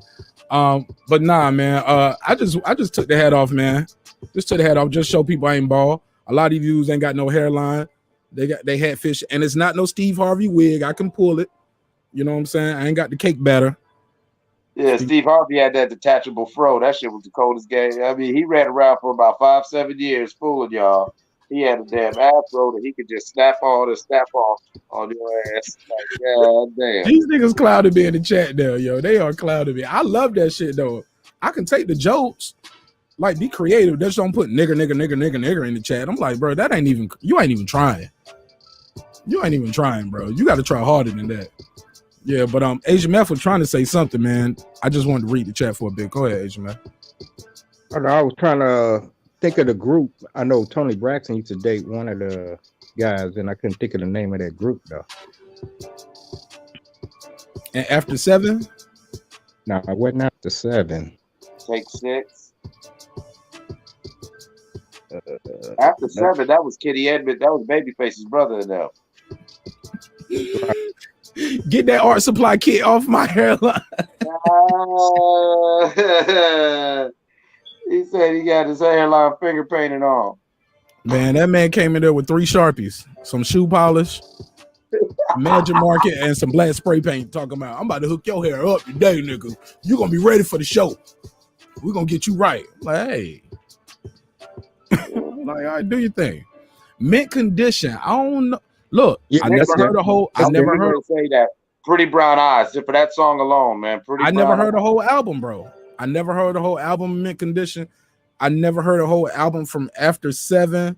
I just know they After 7 had that song. I felt the sun, the moon, the mountain, and I'm like, man, stop lying. The box ain't that fire, nigga. Like, niggas be out here straight capping in these R&B songs. That nigga felt the whole universe. Right, nigga, come on, bro. If it felt that good, she probably burned you. Shit. And he felt all 7 of the Infinity Stones. Yeah, exactly. Yeah. Darren Lincoln, you know Jodeci was on this list early. You already know, because we started off here. If you just tune in, special like, but we was doing talking about a little hip hop. We also was talking about who was the best storytellers in hip hop, right? And also, who are the best R&B groups? Like, who are the GOAT? Who are the GOATs? Because when we first made this thumbnail, we had 1, 2, 3, 4, and people were telling me, Nash, you didn't even do the top 4 right. Where's New Edition? Where is Boyz II Men? And I was like, I didn't want to put New Edition and Boyz II Men up here. And you see right here, I didn't say one got to go. I actually was like, just put them in order because I want to see none of them gone. But Drew Hill got to go. You tripping? You are tripping. If we hold on, let me ask y'all this: if we were saying one got to go between Jagged Edge, 112, Jodeci, Drew Hill, who would y'all say had to go? He's saying Drew Hill. Gone. Man, Drew Hill is so gone. All you gonna see is a platinum blonde blur. I'm not. Hey, we ain't taking no Cisco blonde hair slander. Yes, that man. No, we're not. No, we're not. We can't do that. We can't do. Look, man, they had 5 steps off that first album. Was big beauty. Man, what was another one? Man, it was so many. That first album might be one of their best. Return of the Drew, End of the Drew. Like, man, the joint with These Are the Times. That Soul Food joint. That song off of Soul Food. Well, We're Not Making Love Anymore. Oh my God. I was dating a girl at the time who was cheating on me. And I didn't know she was cheating on me until that song came on and everybody in the house started laughing. And when I say everybody in the room, I was at her house, her grandma's house, and that song came on and she was like, we're not making love. And she's singing it real loud, like obnoxious almost. And everybody does this in the room. It's like the music almost could have stopped and everybody do this. What you gonna do about that? Everybody looked at me. And I looked at her, looked at them, and everybody bust out laughing. And I was like, I thought they was laughing because she can't sing and she was just singing off key being stupid. I found out very shortly after that. No, that was a message. Everybody in the house knew she was cheating on me, and they knew why she was singing that song that like, wait. And I was just sitting here like she a fool, ain't she? She's stupid, huh? No, nigga, you a fool. You stupid. Damn, that's fucked up. Yeah, man, it was kind of embarrassing too when I found out who it was. Oh man, it was truly embarrassing. I thought that was her cousin the whole time. I thought it was her cousin. They introduced me as her cousin. He was a dick in a jar. Cousin Pete. Say what? That was Cousin Pete. Something, yeah. Cousin P, cousin in my P. was in my girl, man. Cousin Pete was digging out my girl, man. But yeah, but fuck her, man. She's somewhere in Rocky Mount right now, taking it to the face. It's all good. Love you though. Yeah. Hey, but I've always told cats, ain't that one of the worst things as a man when you got a girl you really, really, really like, and you like go to her hometown, or you I liked it like that, man. She's some rip. It was some rip. I'm just saying, you feeling her like you feeling the chick, and you get around her people, you get around her, you get around her situation, and you got that, you got the homie, you know what I'm saying, that's around, and it'll be like, oh yeah, you dating Sasha? Yeah, she cool. Like, nah, I ain't never had that happen to me. Oh man, I never had that happen to me in my life. Because you know what I'm talking about. Marq Nash, you're disappointing me, sir. I'm very disappointed. You really didn't? I'm very disappointed, sir.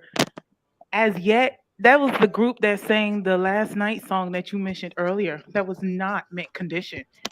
I said After 7, but it won't After 7 either, though, was it? No, it was As Yet, and the song is called Last Night.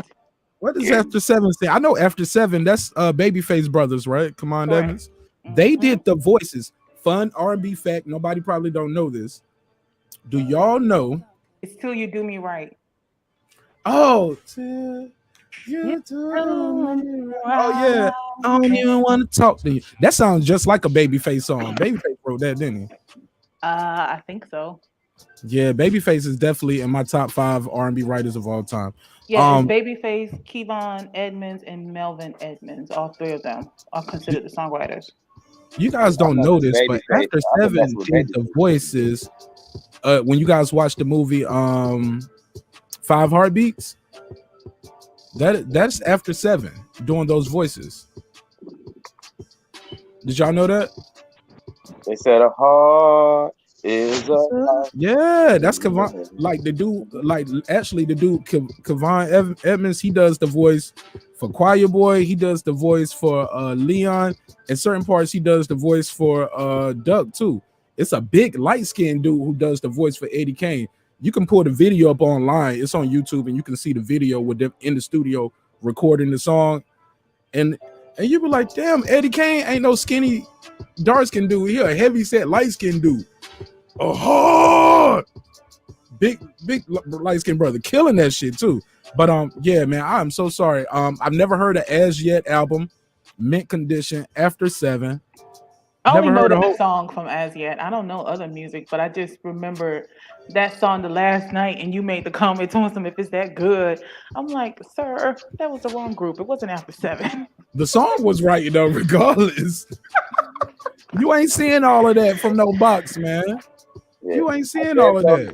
Tone, baby girl. I said Tony. I know about some rapper yells. Oh, okay. Thank you, sir. I was thinking about that song that they had with DJ Quick. Yep. I hated that song. What? I loved it, hater. What? Get down, get down, get down. Come on, let's get down.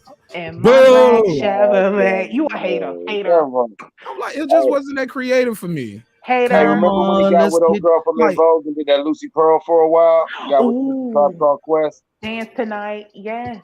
Oh, yeah, Lucy Pearl was hot. It was. But Lucy too bad Pearl. Yes, it was. But too bad they was gonna get back together because hold this for me. Hater. He's a hater. Clear. There's a lot of hate right there. Yo, that is such. Why do I have to be a hater? Because it wasn't for me. It wasn't my cup of tea. Hater. We wasn't even saying, oh man, we got to get down tonight. That get down was an old saying back then. Nobody won't say, let's get down, let's get down. My grandma won't even saying get down. That's fine for your grandma. She don't gotta sing it though. I'm just saying, like it was outdated to me. Oh my god! Get down on it. That's what I'm about to say. Boo! I ain't fucking with people like that song better. I didn't like that song either. Get down at the 12, get down baby. On it. Get down on before 6 lady. Get down on if you really want me. Get down. Boo! Boo! He's such a hater. Turn that old shit off. Man, Mark, man, I want to congratulate you, man. I'm gonna congratulate you. Right, I lost half my audience with that one take right there. Oh my God, that's a lot of hate. Is it hate or is it just not for me? What's the difference? It's just not. His hate is on 9,000. It's 9,000. Oh my God. I don't get it. I missed that. I don't know what that means. But did you know about Lucy Pearl with Dawn Robinson? I don't think they're not gonna come back together.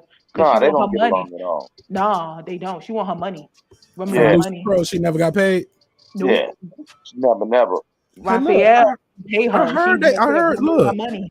Look, it's a Tony documentary on YouTube. It's not like it's not out like it's like an unsung, and you find out that them dudes in that band, they were dirty, man. Like yeah, like the brothers, it was like one guy was like, look, he fired this guy's cousin, and the other guy fired his, you know what I'm saying? He fired his brother, and the other guy fired his cousin. Because really, it was never just three of them. Yeah. When they first started, the label told them, hey, it's just marketing. Because, you know, Tony, so we just marketing to put three of them. They didn't know, like, no, you guys are work for hire. These guys have a record deal. These guys are the boss. You guys are basically in the band playing instruments. And wasn't even really getting song credit. Not even getting song credit, not getting writer's credit. That Anniversary, that dude, he went on to produce that, help Alicia Keys with that Diary. I won't tell. Just see. That's him. Oh, even though I don't respect her, but I still like the song. Man, I'm telling you, man. Listen, you don't know her. What you mean you don't respect her? The whole Swiss Beats, sir. What you mean? That's her husband, and they married, and they got a family. Dude, you know that before she got with him, he was already married. Hello. He got a divorce. I mean, yeah, but look how it happened. Like, if you know you're gonna get it on with somebody else, at least divorce them first. Don't be sitting here sleeping with her and then take your ass back home to your marital home with your wife. So why shouldn't you be mad at Swiss Beats for that? Both. Swizzy. So you told me Swiss Beats had some holes in his relationship? Well, see what I did there? I was saying just Alicia. I ain't talking about other ones. No, you ain't see what I did there with the holes in it. Swiss cheese, Swiss Beats. Whatever, corny joke. Whatever. You'll get it more. Somebody said Rough Ends. Rough Ends. Shout out to Baltimore, but they got one record. We can't put them in these goats. They got back together, you know. They not in this goat conversation. We got to stop this, yo. Okay, y'all got to stop these one-hit wonders being in any goat conversation. They not a one-hit wonder. Okay, name their hits. No more shopping spree. That's their. Is that a hit or is that a smash? A smash single. That was a smash. I think it was a smash single. It's not a hit record though, right? I mean, it was a hit. I mean, how many of those they got? Let it go. Let it go. Let it breathe. She said they're not no one-hit wonder. Name another one. I don't know another one. It's cold out there. I know it's cold. I know it, baby. It's cold outside. Come on in the house. And even if they had other songs, I don't know them. Right. Exactly. But but this is you, right? This is you in the chat. Yes, it is. I was just throwing out other R&B artists. Okay, sir. Struggle. Hey, look, I like that group, The Boys, man. They had that song Lucky Charm. They had a couple of joints and they was producing. They was playing instruments, man. I was watching their unsung. You know, they live in Africa now, right? Makes sense. Their dad was really abusive. He was a Muslim guy, and so he was really strict. But then once they got on, it was like he started cheating and shit. He was like, I got money now. Yeah, he said, Allah will provide. And start doing this thing. Let me be quiet before I lose somebody else. Yeah, look. He's like, this show private. Say what? I said, you'll keep on. You have to make this show private. Right. This is gonna be off the air too. But like, man, we had a wild show on Friday. I'm sorry if you missed it. You missed it. Yo, man. But go ahead. Marq Nash, I'm curious about something. I need to know if you solved this issue. Did you ever listen to the playback about Buddy? I need to know. Did Troy really say like whatever the hell dude was accusing him of? Because you said you heard him sigh, and Buddy said he said a whole length of things. I have to know for my own curiosity. It's loaded up. Nah, I ain't go back and listen to that shit. I left it up though. I think that happened around the 4-hour mark. I left it up though. Okay. But I know what I heard. I know he didn't say nothing though. I know he didn't say nothing. That's what I thought. Because I would have said something to Troy at that point. But me and Troy had a whole conversation about shit, and I told him like, bro, you do be bringing that kind of energy around when you say that kind of shit, like what you said. Now, boy, but you wasn't talking about nobody particular. You was nobody on the panel. He was talking about Deontay Wilder and all that stuff. And I'm like, bro, yeah. But he said the same shit about Al Heyman towards the white guy, and nobody said nothing. You get what I'm saying? Mm-hmm. Said Al Heyman guy is Caleb Plant's master. Got him sitting around waiting like a good boy. And I'm like, bro. Oh my God, you even said that. You even had the little draw and all. That's how he does it, man. But, little boy. Yeah, but I know. But I talked to that dude off of this shit right here several times, and I know why he do it. He do it to get a rise out of people. He do it because he know if I say that, watch how quickly they can't even have a civil conversation with you. I'm a coon, I'm this, I'm that, and all this stuff. Yeah, and he's just trying to point out double standards, and like he baits you in with that just to prove his point. Like you can't say you love black people, and I'm black too. I just disagree with you about a fighter, and then we go here. I'm talking about this guy you don't even know, but yeah, I'm offended by it. All right, so in return they come at him direct, but look, two wrongs don't make a right. It is what it is, and them some grown folks, man. I'm gonna let grown folks be grown folks and handle their business, man. I have to step away, Mark. How we segue to that? Did it involve me? No. Patricia asked me. No, not you. Andrew, man, I want to get some real quick. No, I didn't know. I know they were talking about the Troy and the fight doctor thing. I didn't know if that had involved me or not. But it's cool. She asked me that fight doctor. Did I ever listen to it? No, go this ahead. Was before you, King Asia. That was before your part. Oh, okay. Yeah. I y'all talking about. All I know is that Marq Nash headline. Cut my camera right back off. Where my damn hat at? You really gonna put the hat on? Didn't you say something up your headline? I'm joking. Look, those are jokes. I told you I ain't let that man put that spray paint on me. Oh. I said take that shoe polish in the back. I don't need it.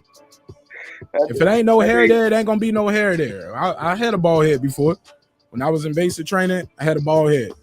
When I went overseas, I had a bald head because couldn't find no good barber for a while, so I would just skin my head myself. So he was trying to give you the K Diddy special. Man, that man came in there like I said, hey, get what you doing? You hear the can? Yeah, I'm about to get your line tight. I'm like, you ain't got no razors or nothing, man. Like, you need some better. That man had that spray paint. He had a whole little Dr. Fill-in kit. Dr. Fix Me Up. He had some shellac mixed with some Dark and Lovely and a spray bottle. You know man. He had a Sharpie, some shoe polish, some spray paint. Yeah, man. And oddly enough, he had a little thing of bacon grease right there. I don't even know what he gonna do with that. He said to keep the clipper sharp. I was like, nigga, he clips over there. So what? We don't even do pork over here, so I can't even go to his right. Yeah, right. You can't even let him. He can't cut no Muslims over there. Hey, look, you gonna live your life right and gonna miss out on all them virgins because you got bacon grease on your lineup. Yeah, like I feel for the time when you know what I'm saying. When Mustafa Al-Amin, gets out after 8 years and goes to get a lineup, and halfway through the haircut, he's coming to mosque smelling like bacon. Yeah, what's that I smell? He said, "Oh yeah, I put bacon grease on the razor." Hey, look, he'd be like, "Nah, it ain't bacon grease. It's white women." It's like,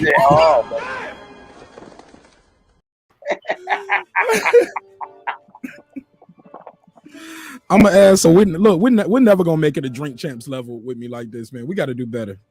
Do better. Sir Senior, welcome home, bro. How you feel? You've been pretty quiet. What's up? I'm good, bro. I'm good. Salute everybody. What you got for me on this R&B, man? On these or best hip hop storytellers. Also, we're talking about long distance relationships. Can you do a long distance relationship in 2021? You can't do a long distance relationship, period. In the old times, in the future, it'll never work. You just faking it. There ain't no real relationship. That's a pen pal. Exactly. Hey sir, tell them again. I ain't heard that y'all term, in a man. relationship, y'all just keeping each other in mind. Y'all just keeping That's each other fucked under up. consideration. But what if it, like we got somebody in the chat? She said her husband or her boyfriend, he's overseas right now, so she's in a long distance relationship. Sorry, it said your device not connected. You gotta connect your device. Man, no offense to that queen, but yeah, it sounds like she is single with somebody that she is emotionally attached to. No, that might be her boyfriend. He might just be deployed. He could be in the military. And he's gone for 6 months. So, Marq, you're former military. As you know, that is a rough time for y'all when Uncle Sam calls y'all out of country. Because many of y'all got a lot that y'all deal with. Y'all got to deal with in silence. Because, yeah, you've been out there for a year and she's been home. Yeah, she's been home. I was a medic, so it was always some women wherever I went. No, but I'm talking about when you're in a relationship. I'm talking about when Yep, that too. You seen it. Don't act like there wasn't at least 4 cats in your unit who got that date. You heard the sob story. Oh man, hold on. It's always that one. Look, because I was in the infantry unit, right? So we were only. It would be all guys, but the girl, you might see 2 girls, but they might be forward FSB, right? So basically, if we have to put somebody in the ambulance and they have to go somewhere, they take them, right? But other than that, they right there with us at the tents, pretty much with us and everything, right? And it's always, first of all, they don't give you two cute girls. It's an ugly one and a cute one. I'm like, but the ugly it's like one they send the ugly one to make sure the cute one is getting is doing the right thing. But it's always some dude in there that's trying to cuff the girl, like doing the most for the girl. I'm like, bruh, you ain't got to try that hard. Really, you ain't got to try that hard. Just you get paid on the 1st and 15th, just like I do. Have your money ready. She gonna go. She gonna clean up. I'm sorry. Nah, you don't want none of that, man. They be out there in the field like you. They got to poop and pee outside or in a porta potty or something. I know. No, Marq, you're missing what I'm saying. Like, I know what you're talking about, but I'm talking about you was in the military. You know there was at least 4 cats in your unit, no matter where you were, who had that horror story. You know, while y'all out in deployment, like, oh man, my old lady back there acting wrong. Oh man, Skippy Boom. Oh yeah. Yeah, you always hear about that. Like, there ain't no long distance. I'm with sir. There's no long distance relationship.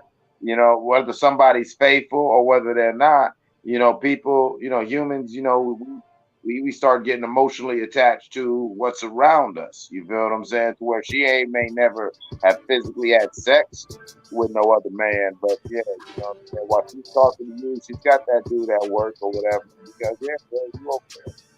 You know what I'm saying? And don't act like you don't have that female that you don't interact with for that personal connection. Yeah, man. I've had long distance relationships. I had several long distance relationships over my life. There wasn't long, but also I was younger too. You get what I'm saying? Or I might have been away. Like I met a girl and started a long distance relationship when I was in Korea. My roommate, his girl would be over there. He'd be on the phone with his girl, and I'd be like, shit, she ain't got no friends. And then one day he put her friend on the phone while she was over there. I chopped to her. I was like, well, look, what's your number? And now me and her talking, and she writing me letters, and then we writing letters. So when we both leave Korea, we go back to Fort Bragg. Shit, he's at Fort Bragg, and then I go to Fort. Ironically, I end up going to Fort Bragg too, and we ended up hanging out, kicking it. And I went with him to New York to meet my new girlfriend for the first time. Didn't last that long. We had a good time though. I kicked it with up there. We chopped it up. Then I came back to North Carolina at Fort Bragg, and she came down to visit a couple times. And yeah, man, she was cool, but we ended up just breaking up because that was a long distance relationship. Actually, bro, I didn't want to say this shit because I didn't want to put out there. I don't want to say her name or nothing like that because I know she probably got a family now. I shouldn't say her name. Amber Jenkins. Really, Mark? You could have just said the story without her name. You could have gave a fake name, okay? Oh my God, you are so petty. Jesus. Look, man, this was a bum ass. You know why we broke up for real, y'all? And y'all want to know the real truth why we broke up? She cheated on him. Not even that. Not even that. She tried to cheat. No, she tried to cheat life. Okay, the chick did not graduate from high school. She enrolled in college. Like they won't gonna find out she didn't finish high school. So she finds out, like, okay, school, they pretty much find out like, hey, look, your transcript is coming through and say you're missing a credit, blah, blah, blah. You know what I'm saying? She might be missing some bullshit like PE. And just thinking, man, fuck that PE credit. Ain't nobody gonna notice. Her friends applied to the local community college she applied to. She started, and then might have been doing enrollment. And they was like, yo, you can't be here. You gotta finish, you gotta get a credit. They work out something with her where she can go back to school, and she was like, I want to go back to high school, yo. I don't tell everybody I don't left to. Like, man, fuck. I was like, they know you didn't walk across the stage with them. She was like, I'm saying those people are gone. Or you're gonna be there with other people who didn't graduate neither. So it's all good. You only got to go for one semester to get the credit. She was like, man, fuck that. So they worked out something with Amber Jenkins where Shorty didn't have to even go to school, if I'm not mistaken. She would just like had to join a team or something, like join the soccer team and just come to practice and you'll get the credit. And she didn't do that. And I was just so disappointed. I was like, damn, man, you're gonna be a bum bitch. I can't be fucking with you. I can't be fucking with you. Hey, you know what? That's a great segue. So yeah, so it was over. It was a wrap for me. Like I was like, yo, I can't be dating no girl who ain't got no. All right, Big Sean. So I can't fuck with you. Yeah, I can't be fucking with no girl who ain't got no high school diploma or no GED, and you ain't trying to get it. And I'm like, yo, bitch, you only like 19, 18, like it's too early in the game to say, man, fuck that. We worried about what people think. And hey, look, man, some of the best head I ever had in my life, but golly. Bye. Okay, Bye. She was a throat goat. She was a throat goat. So baby. At her mama house too. Like, I'm like, you ain't got no table manners. You could have motivated her. Maybe you leaving her, maybe motivated her to get that credit and, go on. Maybe college. she is doing that now. I don't know. We rooting for you, Amber Jenkins. We rooting for you out there. You know what I'm saying? We out here. We love you and support you. You know what I'm saying? Even though you out here, you know what I'm saying, giving up throat goat in your mama's house. Baby, at the mama house, like around the corner, some shit where we could get caught any minute. You know you like the risk. You like the risk, sir. Hey, look, the reward got to outweigh the risk. And you like the thrill, sir. I like it. That's what I'm saying. Look, I told you how I am. Look, shit, she could have been paralyzed. Oh, we would have stayed together. I would have wheeled ass in that kitchen. Been turning sideways while I'm cooking the grits. Gonna do what you do. Hey, look. I think you should ask that guy who that question. You should ask him what would he do if he was that question from Wednesday. If you with somebody who's paralyzed, that whole little Kyle story thingy. What happened? Girl behind the mic got a fake account in here, y'all. Oh no, girl behind the mic, don't do it, boo. No, somebody got a fake one up here. This ain't hers right here. Which one? Because I see the mic, I see her picture. Hey, I see the girl behind the mic. Hold on. Let me see. Hold on. Let me put it up. Let me put this up. Let me see. Let me put this banner up just in case. Matter of fact, I think this is her. Hold on. Oh. Yeah, this is her. Her. I just checked on. She said that's me. Thank you, girl. She had me scared, girl. What up, girl behind the mic? Baby oil bullshit. No, Mark, you don't remember that conversation from Wednesday when Kyle was asking the question if somebody's paralyzed, and oh yeah, all you. That's why I just said that. Yeah, I was like, y'all was saying, oh yeah, we'll just break up, or they should be able to have sex with whoever they want to if they paralyzed. Oh, if you paralyzed and can't have sex, they should be able to sleep with who they want to. I told my wife that bullshit, and she was like dying laughing because I told her, I was like, nah, you can't go fuck no. This the sickness and health part. And I was like, where is she paralyzed from? Is it from the eyes down? Because even still, that's perfect. That means no gag refix. I just God, put her jaw down. That shit just stay down. Like, yes. So that don't question, move. So the Oh, question you can't to that move anyway. So the question to that guy Eclipse: what would you do if you were married and your wife got paralyzed, and let's say it's probably from the waist down? What would you do? Would you leave? Would you stay? Would you pull a Marq Nash and just get head all the time? No. It was about that guy cheating. That was the thing. Would you cheat? All right, first of all. Would you cheat or would you stay? All right, first of all, I gotta preface this. There's no cap in my rap. I gotta keep it real. I'm different. So if I was to be married, my wife was paralyzed, but I still got my other wife. So I'm good. Because, you know, I'm one of them type of guys where, you know, my girlfriend's got girlfriends. Like, I'll be all right. My girlfriend's got girlfriends. We'll be all right. I'll figure something out and we'll just take care of you and we'll be fine. I will be attacking that throat. There'll be a lot of throat punching. You know what I'm saying? It'll be real terrible. It'll be gross. And especially because you can't run, you can't hide.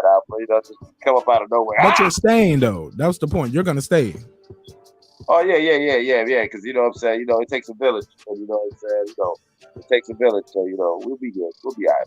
See, Patricia was like trying to speak for everybody. It was like everybody up. And I was like, no.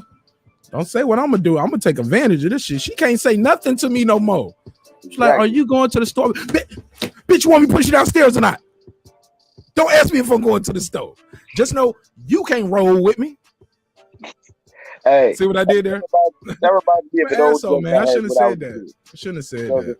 So if your friend gets in a car accident and is paralyzed, are you wrong to ask to borrow his bike? Right, he can't ride the bike. Borrow. Like, nigga, if you don't unask this bike. He said it'll be like both of ours. I'll just keep it at my house. No, it's mine, nigga. I mean, what he gonna do? You can't take it. I mean, I'm gonna run out the house with the bike. You can't check. I'm just saying, like, nigga can't catch me. That's what I'm saying. Like, if my wife was paralyzed, like, I mean, even like, not to try to sound like a total scumbag, like, yeah, like, there's a lot you could really get away with if you know what I'm saying on that level. Are you saying you're gonna cheat? The whole point is not to cheat, man. No, you just control. You said you were willing to work it out. Now you talking about something you could get away with a lot of stuff. Oh, that was Mike. Oh yeah, Mike. Yeah, what you trying to get away with, Mike? I'm talking about not even in a monogamous context or even in the context of, you know what? I'm fucking this other bitch and you just send your paralyzed ass on the bed and all you can do is watch. You can't even say nothing. No, Mike. See, what you got to understand is what I told people. I was like, look, she paralyzed. That means I can pound it. Right. That's what I mean. All she got to do is be a good actress. I was like, look, I can prop one leg up over here. I can tie another leg up over here. Run back to the wall. Exactly. She can't even say nothing. And dive right in it. She ain't gonna feel nothing. That's what I was getting at, Queen. That's exactly. Gonna have a lot of fun with that. That's exactly what I was getting at when I mean take advantage, even like in a monogamous setting. Hold up. These guys maybe don't even got no sense of adventure or got no sense of imagination. But she can't Hold move. up. Paralyzed pussy might be some of the best pussy out there now that I think about it. She gotta get this. If I say, you know what, I want to hang you upside down. She can't feel it though. It's you who's feeling it though. She might not feel anything. You know what? That sounds like her problem. Personal problem right there. I'm just saying. I don't get it. He said it's a personal problem, huh? Yeah, it's like forget that. I'm finna dive in though and have a good time. You don't give a damn that she paralyzed and may not feel it. Look, that's what she has to look. Whatever happened, how she got there, she got there. I'm still loyal and faithful to you. That she still got to do her wifely duties. I was just about to say that. So get in this harness. Let me tie this leg up. Cause I ain't gonna be holding your dead ass leg all night over my shoulder. Shit, bringing my. You know what I'm saying? Give me a cramp. Got a Charlie horse in my neck. Like, no. Hey, Mark. Hey, Mark. Yeah. Nest open. Oh God, no. Hey, Mark, man. Hey, so she paralyzed, right? She paralyzed. She can't move, and so all she do is just stare at you. Nah. Don't be looking at me like I'm robbing the bank or something like that. You just, hey, don't be looking at me like that. It depends on how much the injury is. She might be able to move her arms or something, or she can blink her eyes. She better have some beautiful motherfucking eyes. Oh my God. She better like, roll over, quit staring at me. Fucking them up. Well, where else is she supposed to look? The wall? Hey, look, looking at you like she's seeing you commit a crime. Like she a witness for the state. Looking like a runaway slave in a swamp. Well, where you want her to look? The wall? Nah, close your eyes. Don't even look at me. You're going to be looking like this. Bitch, blink. Blink twice if you're in danger. Right. Like she just got to be a good actress, man. Y'all ain't never faked it. Let me get girl behind the mic in here. She been quiet. Girl behind the mic. You never faked it before with a guy? Those are secrets I have to take to the grave. TMI. That's right, girl. You can't never tell that? That I can never tell. I got to take that secret to the grave. You don't got to say the guy's name or tell us. Oh, my God. Y'all weak as hell. Girl behind the mic, we ain't asking you to say his name or what you was. So. But to be honest, Mark, what girl has not? I mean, there's countless of people who have faked it. They won't admit it, but they have done it. Look, but you would do it. Yes, look, a guy can fake an orgasm, bro, and I'll be ready to fake it too, just to get the hell up out of here sometimes. Exactly. Like, I've done. Listen, listen. There's only 24 hours in the day. Right. Okay. Listen, if you want that all night dick, you gotta understand what my work schedule is. Oh, right. Please. I ain't got nothing to prove no more, man. I go into the bed saying, "Hey, look, we gonna be right back." And look. I go into the bedroom like we going on commercial break or something. Be right back in 2 minutes or less, guys. Stay tuned. Be in and out. I ain't got time for that. I'm gonna sweat out my magic marker hairline. I can't be in there fucking up my magic marker, my spray paint.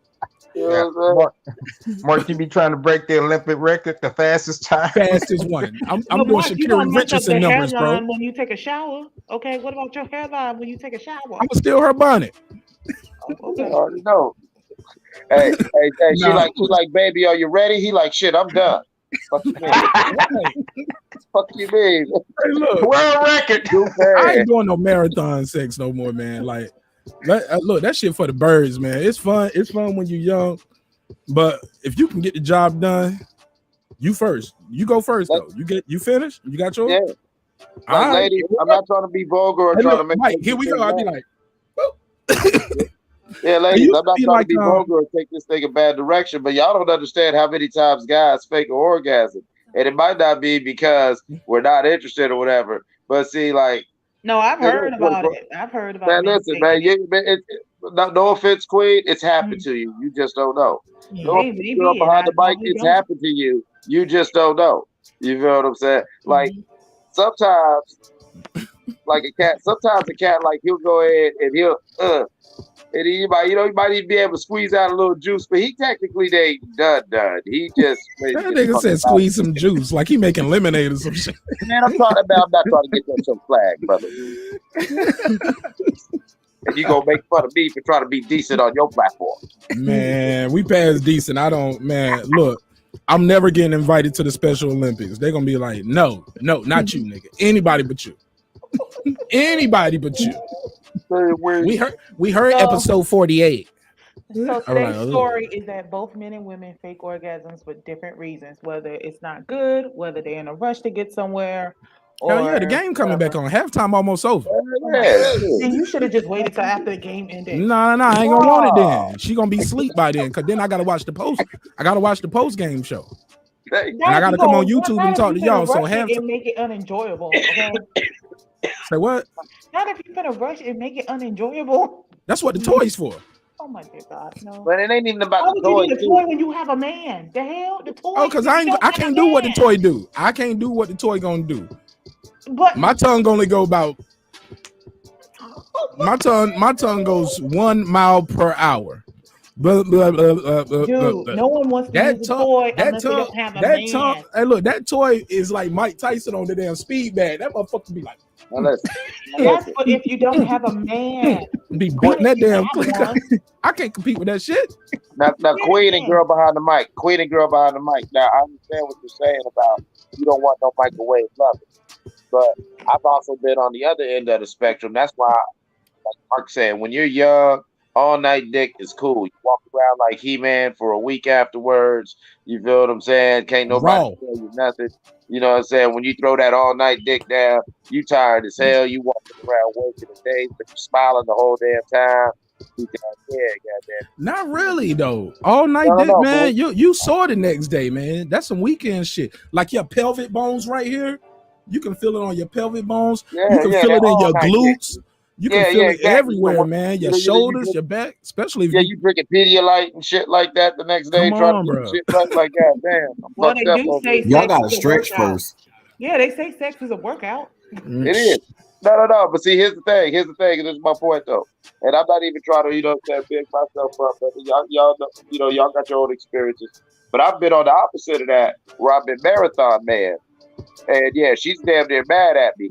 Because goddamn it, you know what I'm saying? Like, listen, she's spent, she tired. Goddamn it, if you ain't came yet, that's your business. Shit, the baby gonna be up soon, and I need to look. Sir Senior, let me let Sir Senior and King Agent Mav get in this, man. Like before his laptop overheat again. I know why that laptop overheat, but go ahead.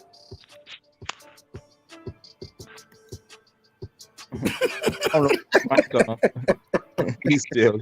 That was funny. Sir Senior was like, I ain't gonna say nothing. Maybe they don't, because if I say something, he talking to me.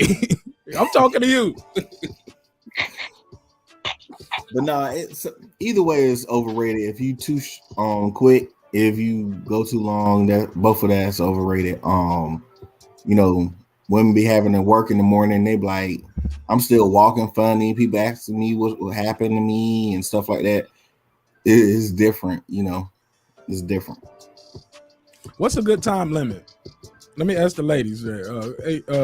Patricia or girl behind the mic, can you share that at least? Or are you or is that a secret too? I don't know personally because everybody's different. I'm asking you. I'm asking you for you. Me personally. Yeah. I don't know because it depends. You can have somebody who does 15 minutes and it's great, or you can have somebody do 30 minutes and it's great, or somebody who could do a quickie and it sucks. So you really don't know. It depends on the guy that you're with and how good they are.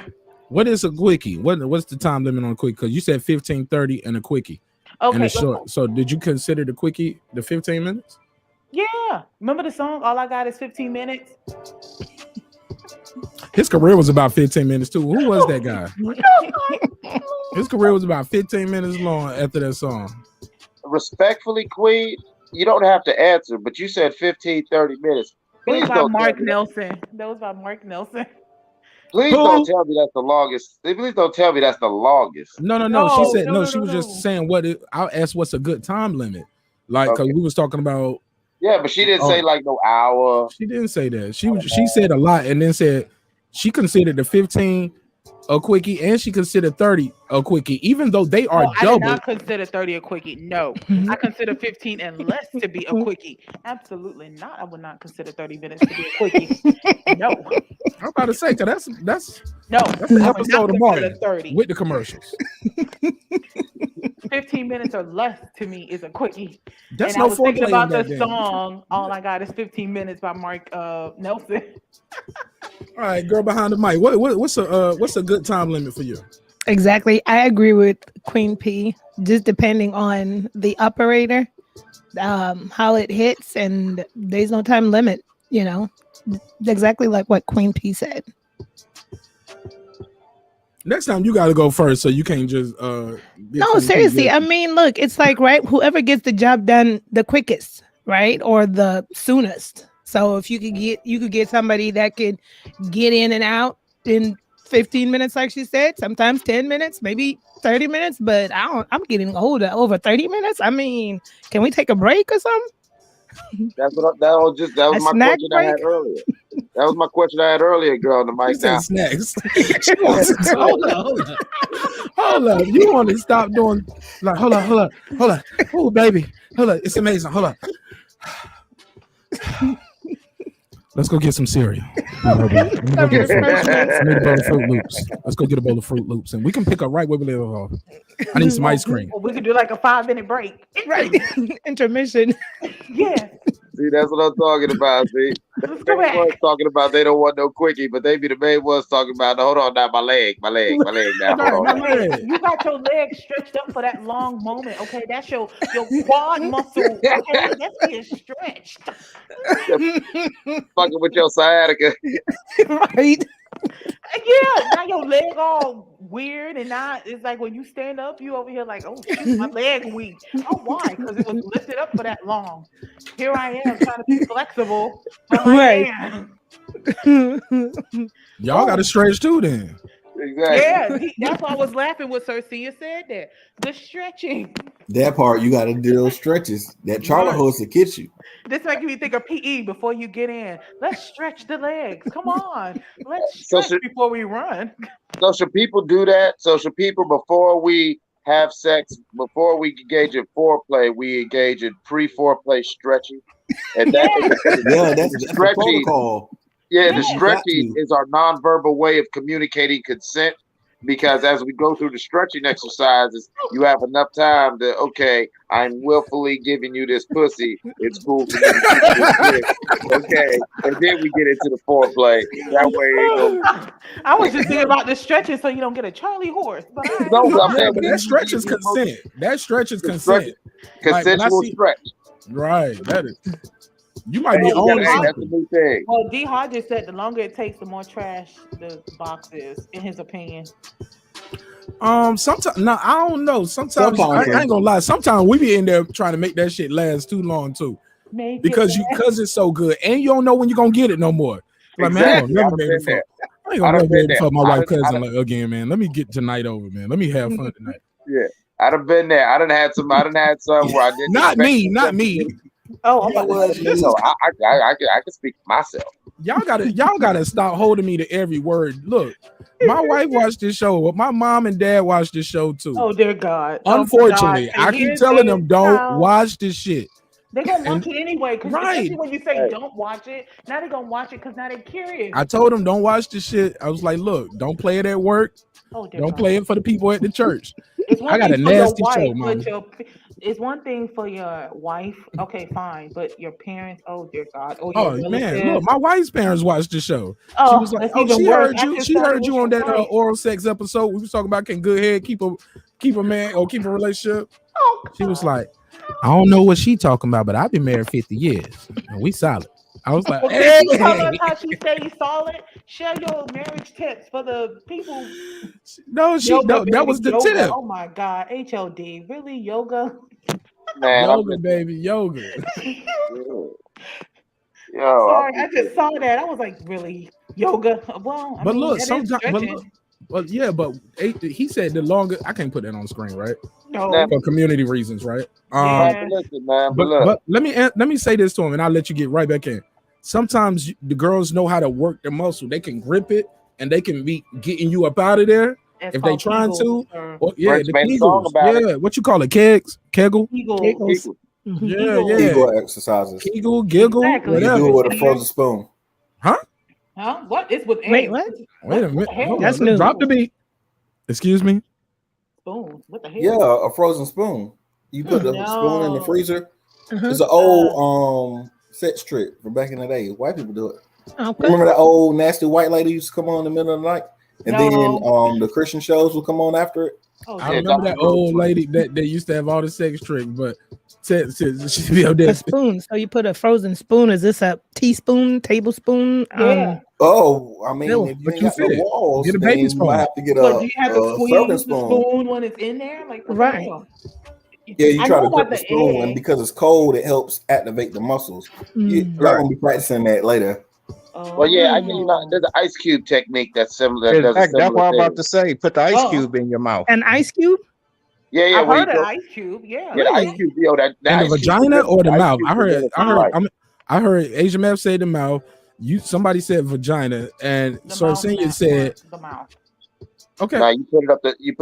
You can do the mouth, or when you put it in your mouth while you know what I'm saying, while you go ahead and you washing your face in the water fountain, and then you know what I'm saying, and you pop the ice cube up in there. You feel what I'm saying, and what it does, like you said. But we're talking about having sex, though. We ain't talking about foreplay. I'm talking about. Right? No, that's what I'm saying. No, but that tightens the vagina. That's what we're talking about. Right, and then you put so while you doing that, you put the ice cube up in there, and then while the ice cube's still up in there, you throw your joint up in there, and then the dual body heats with the ice cube and all that. Man, it causes an involuntary reaction. Man, it's crazy as hell. Really, body going in shock from the heat of the body and the ice cube. So the body going in shock. I'm trying to keep your show PG and not give up man. Fuck that. That is something that I've been we got kids watching. Yeah. Look, they need to learn. Where have I been all my life? So ice cube, huh? Ice cube. I thought they were gonna talk about the grapefruit thing from Girls Trip. I thought he was gonna say that, but no. Grapefruit. I don't like this because you know that grapefruit. You can't get that citrus up your pee hole, and that could get dangerous. That's citrus. They go for a bad night. You don't want that. I agree. I was thinking about the Girls Trip. No, the movie Girls Trip. I mean, you got something else going on. That's what happened. That can happen if you do like with the different fruits. You know what I'm saying? You can get that citrus, and it's not gonna kill you, but it'll. I had a girl tell me that with the chocolate and stuff. She was like, "Nah, don't be doing all. I'd put some whipped cream on you, but I don't be putting the chocolate and the whipped cream all down there because you know that sugars and stuff. It doesn't. Yeah, you can't put the sugars and stuff down there. I'm like, it's mostly with cheap whipped cream, you know, or a cheap bitch, because I'm about to say all my other old hoes that had no problems. There's the edible kinds that are female parts friendly. Yeah, use edible. He called that. I was like, he's like, I'm trying to keep your show PG. I was like, yeah, we got kids watching, and they need to learn.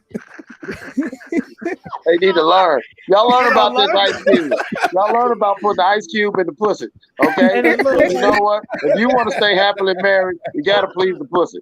Okay, and sometimes you gotta put the pussy in shock. And so you give it a little ice shock every now and then. And what you do is you don't even tell her you got an ice cube. Put the ice cube in your mouth and you don't tell her. And you start kissing on her body. And then you go down there and you put that ice cube up in her. And when she says, "Oh, what's that?" Jump up, then what, sir? No, when she jump up, you hold her down and you put something else in there. Hold her down? Is that part of the consent too? Like, how do you hold her? You grab her like. No, you had the consensual stretch. You had consensual stretch. And so she already knows that the safe word is rutabaga. And so don't say rutabaga. Oh my Lord. Really, you gonna do the BDSM? But look, while y'all bullshitting, Mike Epps was talking about putting he had a comedy special. He was talking about putting vinegar in the bath water. Huh? He said, "Snap that pussy back." It's called that vinegar in the bath water. It's the snapback. Was the vinegar? That's old hoe shit from like the 40s. Yeah, but look, I can't be in that tasting no pickle pussy, man. If I get down there and that shit tastes like a kosher deal, she got some explaining to do. Therefore, in the water, got some explaining to do. Be like, I got it right and tight for you, baby.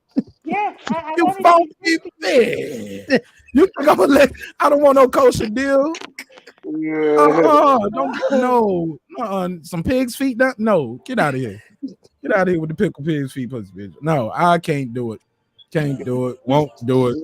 Not doing the Vic. Wait. Hey, Taylor Bill said, "What's happening?" I thought we was talking about rap storytelling and R&B. Taylor Bell, you missed a lot, sir. Oh man, listen, man. He said, "What's happening?" I thought we was talking about hip hop tonight. We were, but we segued into this. That guy Eclipse his thoughts about paralyzed vagina. Listen, you can get fun with some paralyzed pussy. Y'all say it like it's a bad thing. She can't go nowhere, and here's the thing. And she paralyzed, so you ain't got to do the consensual stretch. All she got to do is blink 3 times. She blinked 3 times. 3 times. You know what I'm saying? Yo, I'm down for some paralyzed pussy, yo. I think that might be the best shit ever, yo. Like I said, you can tie her you up. You sound like D. Hodges, because that's what he said. So it's gonna be pleasurable for me, though. I don't care if you can't. Yeah, look.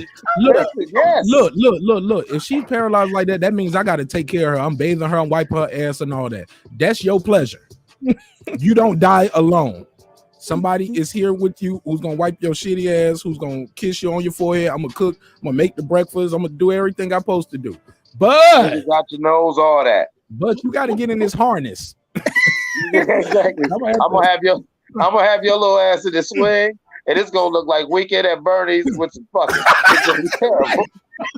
No, it better not. She better be a good actress, yo. She better be Halle Berry in Monsters Ball every time. I don't want her moaning because that'll look crazy as hell. Her limp ass just moaning. But she ain't got Down syndrome, Mike. Look like a goddamn zombie movie. I don't want to see that. Mike don't make it seem like something wrong with her. Like she, dude, she got deaf Down or something. syndrome. She just Kyle made it Down syndrome and deaf. He made a face like, don't make it. Yo, could you fuck a deaf chick? Yeah, man. Let me ask the ladies, could y'all fuck a deaf dude? For sure. Okay. Stand up. Say my name. I like your stuff. No, nigga, you say your name. Say my name. Y'all going to hell? We going to hell. I knew it wasn't gonna be too long before somebody told me we going to hell. I knew it. I knew the Christians was gonna get activated. Look, God, I'm made in God's image, so God got a sense of humor too. Hey, he hitting the shit while throwing it. You thinking he a gangbanger? He telling you how he tearing this pussy up. He like, come on, man. Oh my God, man. The show don't supposed to be this fun, but godly. Well, Cameron asked you, Mark, what about a midget? I was wondering about a midget. Hey, yo, that's First of all, let me be clear. Little people. Little people. Little people, right. He is right. Let's get it technically correct. Yes. Thank you, sir. Thank right, you. Because I dated a little person and she watching the show. I miss you, Shawty. She used to hate when I call her Shawty too, because I was like, it's just slang. She'd be like, stop saying that. I was like, Marq Nash, you are married, sir. My wife know I got a past. Oh, dear God. And I told her she watches the show. Oh. She's my biggest fan. She the one told me, you need to go in and talk to them niggas about this shit. I'm tired of talking to you now. I got to go to bed. Well, she'd be like, talk to me in your sleep.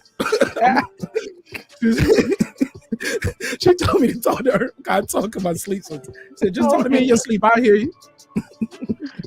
He said all midgets be thick. You never seen a skinny midget. Nope, I've never. Little person, Jalen. Never seen a skinny little person before. Right. Hey, man, I ain't gonna lie, man. There wasn't no big midgets on the Wizard of Oz. I did see, hold on, who was looking at the Oompa Loompas? Hey, yo, was that female? I ain't see no girl Oompa Loompas. That was before I got saved, and we was some the girl same Oompa height. Loompas. Oh man, Cause they all look the same. They all had that green. They had that green version of the Barry White wig. Remember the shit Barry White used to have? I used to mess with this chick from the hood. She had all these hair colors. I thought she was an Oompa Loompa. You know what I'm saying? But yo, real talk. I stayed with my grandma, with my nana. Rest in peace, Nana P. We lost her earlier. Y'all remember we did an episode about it. In her building, it was a girl who stayed downstairs, and I probably was like 15 to 16. And Shorty was a shorty. She was a little person. But me not knowing what I know now, I was just like, she just short. You know what I'm saying? She just short. But I remember when we went to the movies, she parked right up front, and I was like, hey, we can't park right here. She was like, yes, we can. And then we got out, and she put the thing on the side. I was like, hey, fuck is wrong with you? What? How'd you get one of them? And she was like, you know, because of my height. And I was like, you can do that because of your height? She was like, yeah. They don't want me to have to walk real far. I was like, damn, I forgot. Your little legs probably get tired. She looked at me with the look of disgust that let me know I'm not getting no hand job in this movie tonight. I'm not. I mean, I knew it was over already. I was like, "Oh yeah, your little legs probably get tired." She was like, she looked up at me like I just told her Santa Claus wasn't real. She was like, she looked like she worked for Santa Claus. Really, like, she looked like one of the workers. Oh like, God, no! My little legs gonna get tired, and I was like, "God You damn!" trying to call her Santa's helper? I'm trying to call her elf in a nice way, but we walk inside the movie theaters. It was even worse. And when we walk Hey, inside man, the that's why movie Mark theater. stayed with her, man. He felt like a bully when he was up in that thing. I'm telling you. He No. talking about a I hand knew I job. won't go. Look. I knew I won't go smash how she looked at me right then. I promise.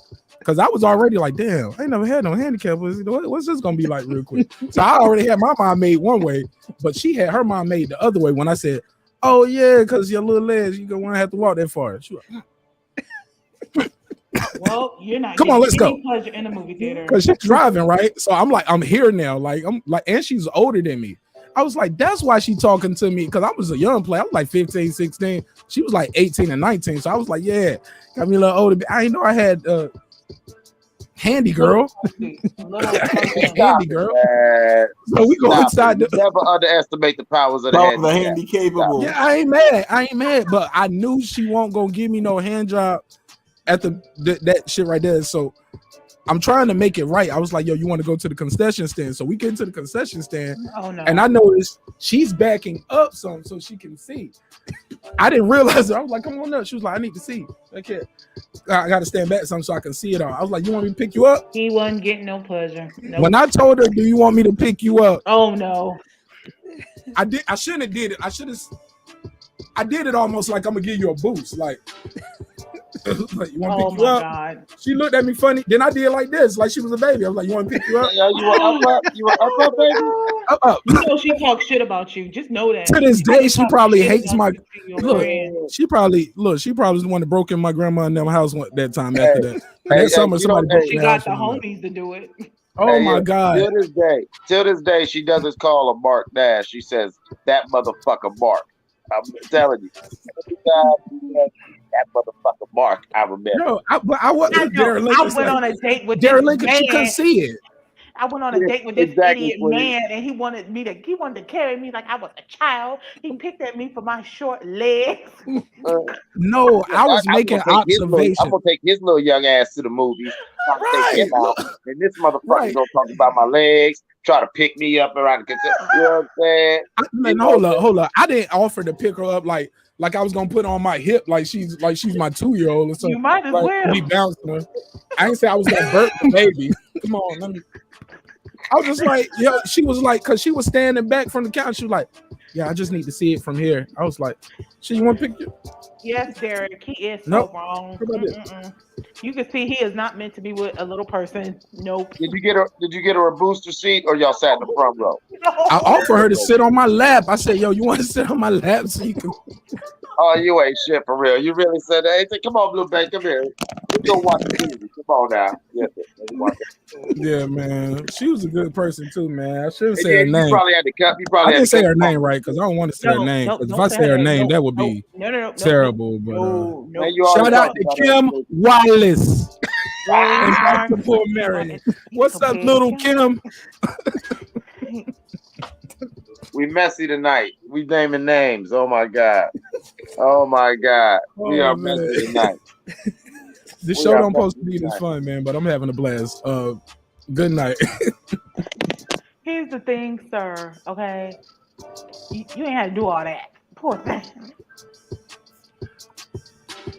I thought one of you guys would say that, it's all the same when y'all get in the bedroom, but nope, I guess not. Nah, man, I ain't gonna lie. Nah, it ain't all the same because regular people, you can put their leg over your shoulder.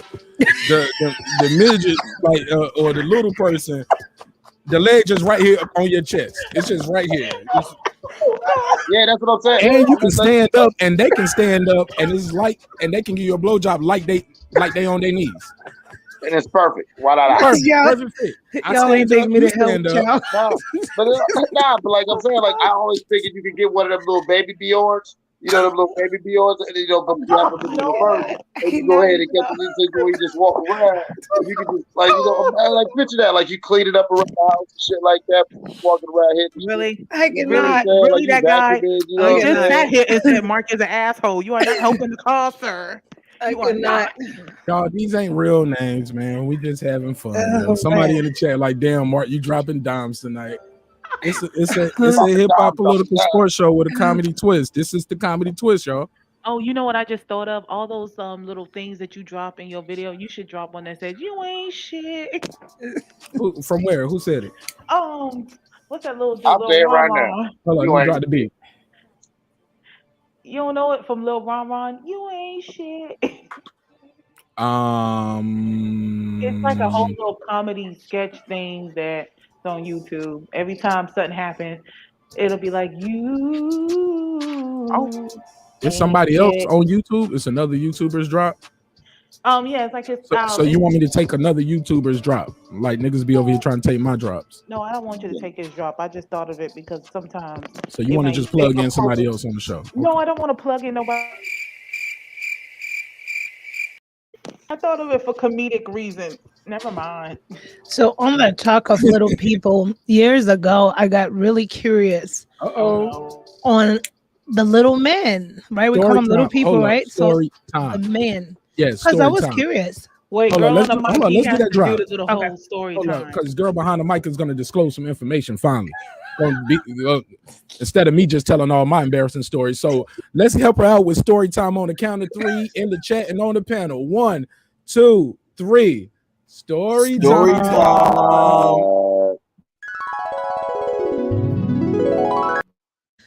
Well, Mark, that Mike helped you out too now. He also disclosed some stuff.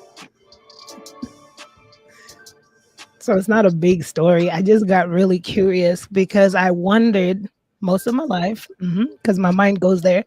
I just had a natural curiosity if little men were equipped like adult men. So I went to look at a film and I realized they are. And I was surprised. I was pleasantly surprised. That's my story. That's it. I was just curious. What kind of hold on. Oh no, we can't let that go now. We gotta build from here now. It was a black little man that I saw on the film. Now was this with a little woman or was he with a regular sized woman? A regular sized woman. You were breaking her ass off that footstool? He was. I was like, wow. I was like, okay, all right. I don't know. Did you bust one off? Man. You bust one off? Go ahead and climb there back. TMI, girl. You bust one off? TMI. The best way? Hey, I like her. But Queen P, you do not discourage her from being as wild and free as she wants to. Don't be telling her TMI. She want to give that. She want to get that information. Let her give it. Don't be discouraging. Let's cheer her on. Let's support her. Exactly. But no, I mean, listen, in life, I should have had a personal experience, but I've never run across anyone. I mean, listen, when you're in every day-to-day life, do you see I don't see little people just like, you know what I mean, walking around or hanging around. So they only come out on Christmas Eve. Oh dear God! You know what? They got the mall jobs on lock, nigga. You ain't sure. They help St. Patrick's Day. St. Patrick's Day, they be. You see them at certain events. Oh God. I'm never gonna get a deal on this. we're never gonna get a deal. You will get a deal one day. It's just not gonna be in this live. It's not gonna be on this live. You may get one, but not this live. Oh my God! Nah, man. No, this the best one. This the best one I think we had all week. This is more fun. To me, it's more entertaining. On a Friday night, I guess it's Freaky Friday. Hey, that's what we need to start calling the Friday. What's on your bucket list, girl on the mic? No. The Breakfast Club. There we go. Hold up. Don't do that. The Breakfast Club do that. So don't do. What they do? It's Freaky Friday. Oh, okay, yeah, fuck that. Hey, look, but look, Mike, you go ahead. Girl behind the mic, he asked you a question. Go ahead. All right, you know what we talking about. You ain't got to, use your words, use some tact. What's on your bucket list? What? What's on your bucket list? It would have probably been a little man, let me see what else. Well, in my past life, I've gone continental, so I've cured those curiosities. But probably a little man. Hold on, you can't just let that slide. Hold up, Mike. Let me get in on this too. Now you said you've been continental. Mm-hmm. So that box is global. International box. Okay. She got stamps. She got some Latin. She got some Latin stamps. You got some. So you have you had any Asian cuisine? Oh really? Mm-hmm. Yep. Filipino. You said what? Filipino. Do they have? How was the egg rolls? I'm pleasantly surprised too because I'd heard different. I had a friend say that he broke your back. He did. Manny Pacquiao Broke your back. Okay, let me find out. Manny Pacquiao be knocking him out in the ring and in the bedroom. Okay. I had a friend date an Asian dude. She said they had to break up because he wasn't. Yeah. He was small. I'd heard. There's some that are small. So and you've had you a Latin dude? A Latin dude, yes. Ooh. Mm-hmm. Okay. You've had you an Arab dude? Yeah. Let me see. Indian, yeah. Red dot of feather. Red dot of feather. Not Arab dude. Indian. There's two different things. A lot of yeah, people not Arab, but Indian. Okay, Indian. so she's had her an Indian dude. Did you want to come again? Indian from Asia. Did I want to come again? I was pleasantly surprised there. I like girl behind the mic. She easy to please. Mm-hmm.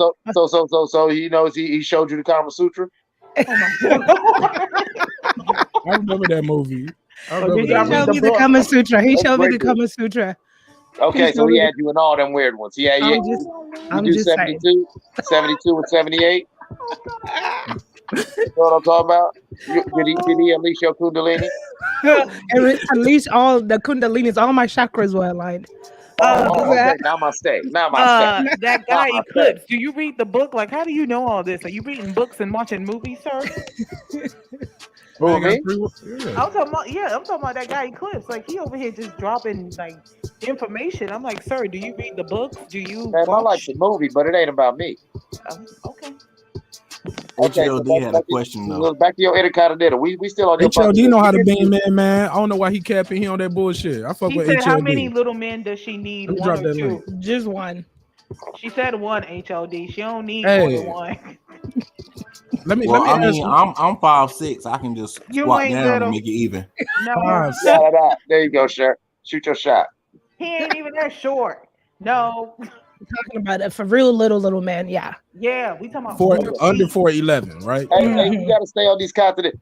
Hold on, girl behind the mic. Have you had a Pacific Islander?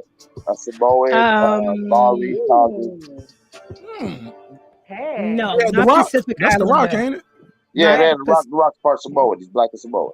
Yeah, not Pacific Islander. Okay, so you ain't been there. German or Russian? Russian. You had a European white or an American white? German. Russian and German. Yeah. Both, Mark. Oh. She had both Russian and German. Yo, girl behind the mic sound like she a badass IG model be getting flown out. Like, motherfuckers like, this is back I in my want to put day some now. order. I hung up my cape a long time ago, but this is back in the day. Mm-hmm. Oh my God. I did play that well. How much did you charge? No. This is relationship. I should have charged. Girls these days are smart. I should have charged. Yeah, I got a credit card right now that I got a couple stacks. So I don't even use that shit. It got 0% interest. Oh, let's see what the hell going on over here. That nigga said, "What is his fault?" That's it. Hey, look, y'all told me I was going to hell before. Now I'm going to the divorce lawyer first too. God damn it, my wife gonna be like, gonna bust that door. Yeah, your wife ain't gonna give you none. Look at that. If you ain't getting none, it's your fault. Shit, nigga, my wife. Look, my wife gonna be like, the anniversary Monday. See, we can fly out. What's she on? Shit, she a real bitch. What's up? Yeah. You gonna be all fucked up. Y'all got me fucked up. Y'all don't know how I move. Oh my God. Life's all fucked up. But yeah, man. Okay, so you my wife just sent me a text. Hey, look, I swear to God, my wife just sent me a text. For real though, how much do she charge? She did for real. You ain't lying. He lying. I'm bullshit. Yo, my face is stretching. I'm laughing so hard. Oh my God. Y'all ever laugh so much your cheeks start hurting? Right. Yes. You God. cry laughing. Yeah, I keep crying laughing, man. Oh my God. Hey, Go ahead, man, you noticed when you said your wife texted, say, girl behind the mic, she was almost about to blow that dust off that cake. I'm telling you, Superman, she was about to walk in that phone booth and fly out Superwoman again. She gonna hang. Yeah, she gonna get that cake back. She like 2,000. The cape 2,000 plus my hotel and airfare. Yeah, 2,000 plus. Because we're not spending the night. I don't want to stay all night. I want to be able to go strictly next business. Strictly business. And that's only hey look, just like a true hustler, that's only for you. That's your price. Right. That's only for you. That's how much I charge you. Don't tell nobody. Lincoln laughing over here. Jared Lincoln is for food. That's my dude. He's just laughing. Hey, man, come on. We all been there before, man. We all have donated to a worthy cause. Mike, let me ask you something. Know what? Let's ask Mike about his bucket list. Yes, what's go ahead. Ask him, ladies. International man. Yes. What's on your bucket fucking list? Go ahead. Y'all let me know in the chat too. What's on your bucket fucking list? Something sexually that you've never done, but you want to get it off your list. If you we know HOD in the midgets or a little person. Yeah. I definitely got to look. I never found a little woman that let me say this without being offensive to that community. I love the little motherfuckers. Y'all little motherfuckers. They ain't gonna listen to this part. It's past 2 hours. After that part, you can start going a little crazy in the show. People don't listen past 2 hours. I didn't want no big head. You know, the little weird big head body, little motherfucker. Are you sure? There might be some people that really listen to your whole. Like, you know what I'm saying? Like, I figured, you know, I be high a lot, so where, you know, that big ass head, that definitely throw me off. You know what I'm saying? And even if it was good, you feel what I'm saying? I look down to see all that goddamn water dweeb. And then probably, you know what I'm saying, that big ass fucking looking like a lollipop. You might fuck with me, you know what I'm saying? You know what I'm saying? Dick so soft. You know what I'm saying? So, you know. So I was just, I you know, I've always been saying if I ever found me, because I've seen on, you know, videos, I've seen some very attractive look women. And it's like, yeah, where's she at? Because she can get this whole dick. You feel me? But that's never happened. Well, another thing on my bucket list, this might sound crazy, but I don't give two fucks. I've always wanted to go like somewhere real, like a real crazy, like rooftop. Because I did that as a teenager in Hawaii, and so, but I've always wanted to do that again. You feel what I'm saying? Oh, you saying you want to have sex outside? Yeah, outside. He wants some mosquitoes on his ass. You heard I'm talking about don't make him say it twice. I thought he was gonna say mile high sex. No, listen, I ain't talking about mile high sex because like the plane stuff, that's cool. You know what I'm saying? That's overrated, bro. Exactly. I done got some head on the plane. It's all right. You feel what I'm saying? But I'm talking about I was like in 2002, I was in a loft during 2 years, cracking off with the fireworks, and me and the girls really love the ambiance. And so I've always said I would like to, you know, I've been on the roof with one of my girlfriends. You feel what I'm saying? I was playing the project rooftop, you know what I'm saying? Young love type shit. You know what I'm saying? And we did our thing under the stars. So I always wanted to mix that with the fireworks, somewhere high with the fireworks while the fireworks is going on. You know what I'm saying? I might even one day just go ahead and you said 2000. You said girl behind the mic because you know what I'm saying? You figure like 2000, and then you know what I'm saying I'd spend about another 3 on pyrotechnics. You know what I'm saying? Oh my god! He's like, I'm gonna make this happen. Nigga wants some Roman Roman whole budget. No, for real, man. I'm running for budget, and look. Hey, I know you got the privacy things, but listen, we'll edit out your face. You know what I'm saying? In post, we'll edit out your face, and then we'll put it in the music video. I never trust that, man. Always wear a mask. If they say they're gonna edit out, tell them, well, I'm gonna put a mask on there. Yeah, exactly. Yeah. We gonna practice COVID protocol. So we go. Yeah. I ain't talking about that mask. I'm talking about coming there. Hey, girl behind the mic, coming there with a Richard Nixon mask. Yeah, exactly. I am not a crook. Oh, I got it. You know what I'm saying? I put the Marq mask on. You put the Michelle mask on. You feel what I'm saying? We got the fireworks. You feel what I'm saying? Disrespect them. And they go, no, man, we didn't get a man. I drop a song. Hey, Mark, killing you in the chat. Yo, Mark, you make killing you in the chat. Derek Lincoln, get him. Like, yo, Mark, you can make the beat. We'll call it presidential pimping. You feel what I'm saying? We'll get, you know what I'm saying? Presidential pimping. You know what? Somebody already got a copyright on that. I seen that back in 2008 on his first time. Presidential pimping. Yeah, they already did the Barack Obama porn. I seen those. I mean, yeah. I mean, you know, we'll do something. They had a fake Michelle up there. I'm like, nah, I know Michelle better than this. I'm about to say, like, oh God. Well, I hope she is. Hey, look, let's pass it around though. Queen P, what's on your sexual bucket list? I don't know. Mine's gonna sound tame to some of y'all. I was thinking like a Pacific Islander, Latino.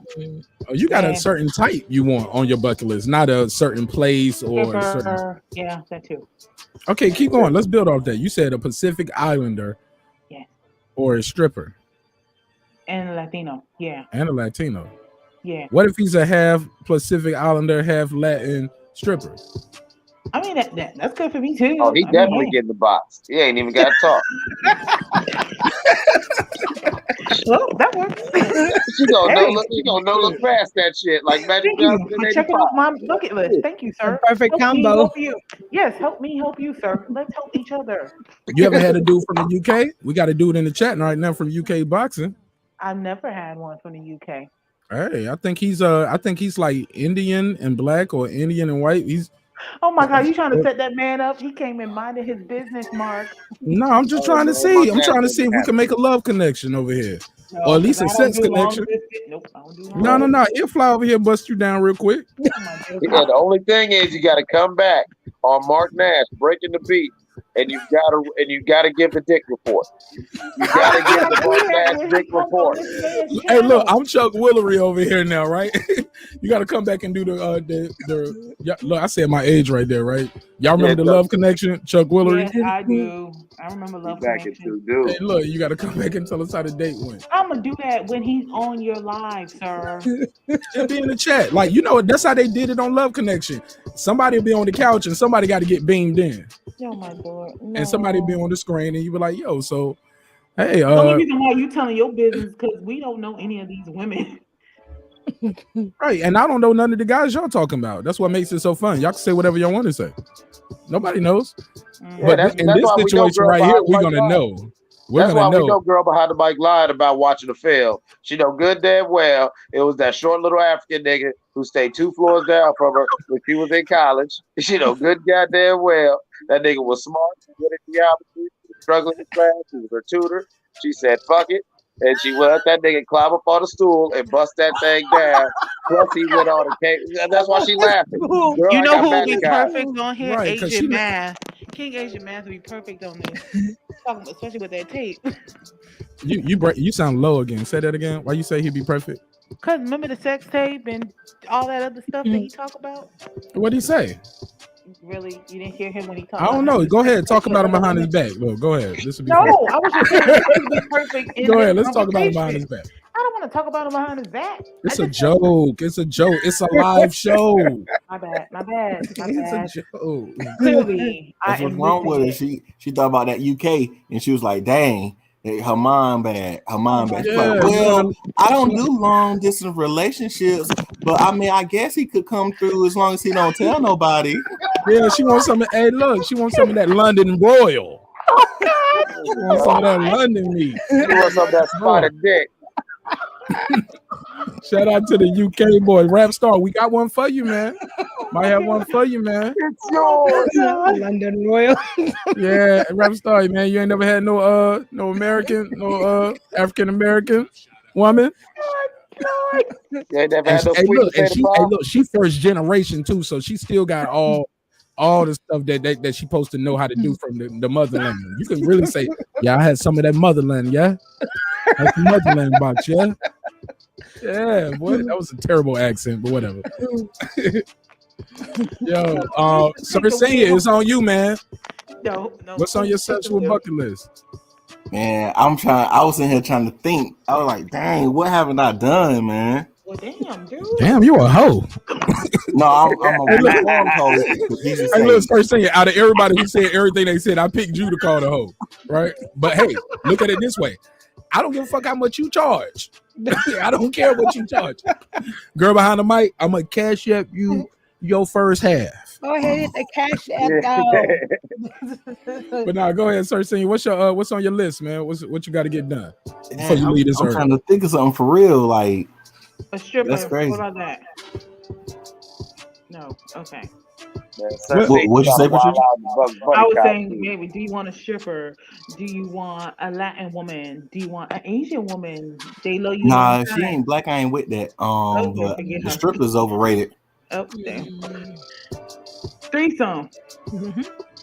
Nah, I always backed out of the threesomes. That is kind of weird. Like I don't want to be. Yeah. Right, you and your brother in the same room with a chick is never. I was cool. saying him and two women. I feel you, bro. I was saying him and two women. I know it's a joke, man. God, it's comedy. I'm sorry. I'm sorry. Y'all I'm can't take the joke. Clearly, you see that the girl is. But not low key though. I've experienced that where a girl wanted to be with me and my brother at the same time, but really I found out she really just wanted to fuck my brother. Sharon is Karen. As long as everybody's consensual, as long as everybody's having fun, you know, it's just weird. No, that's yeah. But the bitch told me this though. Hold on, I'll let you go, Patricia. But the bitch told me, she was like, "Yeah, man, what's up with you? Yeah, I'm saying we can all get together and hang out and so, smoke and drink, have a good time." I was like, "For real? Like, hell yeah, let's kick it." So I told my bro, and I was like, "Yo, this bitch want to smash us, man. We gonna run a choo choo, nigga. This shit about to be amazing, nigga." And she finally said, "He was like, the bitch downstairs." Like, yeah, I'm like, oh, okay. And you both got pleasured, so let's just. I did not get pleasured at all. She really just wanted him. He went with her. He hollered at her. He looked downstairs one day, just confirmed. He was like, "Yo, we gonna pull up tonight." She was like, "Yeah, come here. Let me holler at you real quick." He didn't answer the phone. She didn't answer the phone. She didn't answer the door. And I felt like Fred Flintstone at the end when the show go off. I just was just beating at the door, and I was like, Damn, homie. I walked around the back. I walked around the back of her apartment, and I could hear him in there laughing and giggling and shit.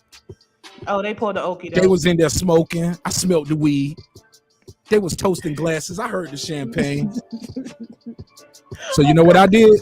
Like a real nigga. Got the baby lotion? Nah, nigga, I went back upstairs and called the police and said it was a bomb going down in that apartment downstairs. You know what I'm saying? In about 5 minutes. So I ruined everybody good time in the whole complex like a real nigga. But that's what I do. But go ahead, sir. Saying what's on your bucket list? Yeah, I'm a hating ass nigga. I'm like, nigga, we supposed to fuck the bitch together. You can't just go fuck her. But she didn't want you. She was just trying to get you your brother. Yeah, she wanted my brother, man. She wanted that dark skinned dude. Yeah. She wanted the dark skinned dude. She didn't want no white man. When Wesley Snipes was popping still. Nah, man, this happened about 6 months ago. I was married anyway, so fuck it, man. It's good. He said when Wesley Snipes was popping. What I was gonna say, Mark, is because there's some bum men ass who ain't gonna try to fuck. I'm going home to my wife. Right, man. Fuck that bitch, nigga. I got to put it out anyway. No, what I was saying was, some men don't like the thought of having a threesome with two guys. Say what? Some men don't like having a threesome when it's like two men and a female. So, cause that's a train. That's not a threesome. That's not a threesome. That's a train. That's a devil's threesome. A threesome. That's a devil's threesome. Oh my God. It's levels to this shit. Patricia, Clearly. you know that. Patricia, you know that. So two dudes is a train, then what the hell is two women and a dude? Is that considered? That's a threesome. That's a threesome. Oh. And here's the thing that you don't understand. 2 vagina minimum. 2 vagina minimum. Now here's the thing. And it's a 1 dick minimum. Once the second dick is into the equation, everything has changed. The devil's threesome. Everything is changed. Yeah, what the hell is the devil's threesome? Because there's 2 horns. I just made that up. I don't even know if that's official, but I made that up. Just who knows? It might end up. Somebody might end up listen, naturally in nature, there's only one rooster in the hen house. True. When there's more than one rooster in the hen house, the devil's threesome. I think you might need to trademark that, Marq Nash. But yeah, I'm not saying it's bad. I'm gonna be honest with you. I've had both. You lying. I know. I'm keeping it real. Nigga ain't stutter all situations where I've had situations where you know what, you wanted to smash me and the homie at the same time, and we obliged. And then I've had situations where you know what I'm saying, her and her friends wanted to have their way with me. And I'll be the take advantage. I'm like, break him, girl. Exactly. And I'll be the first to say. Now, you feel great when you have sex with multiple women at one time. I would hope so. But after a while, you just feel used, man. You begin to feel like a piece of meat. And when they really start getting into each other, you can leave the room and they won't even notice. It's hey, look, you coming back next weekend? You like, man, hey, bro. All right. Hey, bro, I'll become on the bomb threat again. Exactly. That song about it's two hoes in there killing each other right now. I mean, they killing each other. You need to get somebody up. They screaming. It's a knife fight and everything. Hang up the phone. Be outside smoking me. I don't even smoke cigarettes no more. I be outside like this. As soon as they come out and the police come. This remind me of that song by Ray Lavender, My Girl Got a Girlfriend.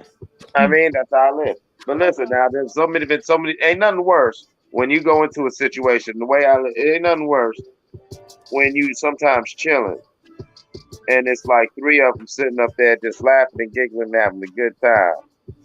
Stop laughing and giggling because you walk into the room. Nope. Then get back to giggling with each other. Hey, look, I found out. And you sitting there like, what the hell y'all bitches talking about? So, sir, hold on. So, sir, Senior, did you tell us what's on your list? You got to give us something. No. HLD, y'all in the chat. Derek Lincoln. HLD can't think of he said he has to think of what to put on his list. Oh my Come God. on, man. Hey, look, I can't find one, but I can't get one. Come on, D Hodges, HLD. Y'all niggas got to tell me something out there. Come on, man. HLD I ain't never fucked on a jet ski. Ooh. I ain't fucking around. No, you trying to die. Right. Yeah. What if you fall off? At high speed. You got skis on. You gon' man, you ain't MacGyver. You ain't gonna get them skis, pop them things off, and be out there swimming. Your ass gonna be floating around like a buoy. Well, what about one of them sea-doo things? No, not a jet ski. One of them sea-doo things where you can just ride. You know what I'm saying? You can just ride. We can just be on the ocean, just going and get it like this. You know what I'm saying? That's almost like fucking on a motorcycle. He trying to die. He trying to die in the thing. Look I'm trying to probably go at the same goddamn time, nigga.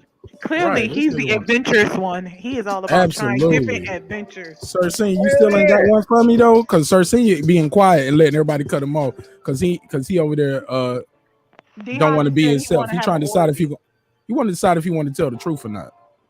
Shout out to D Hodges, said, "Hey man, he ready to get herpes. Let's get it. Go ahead."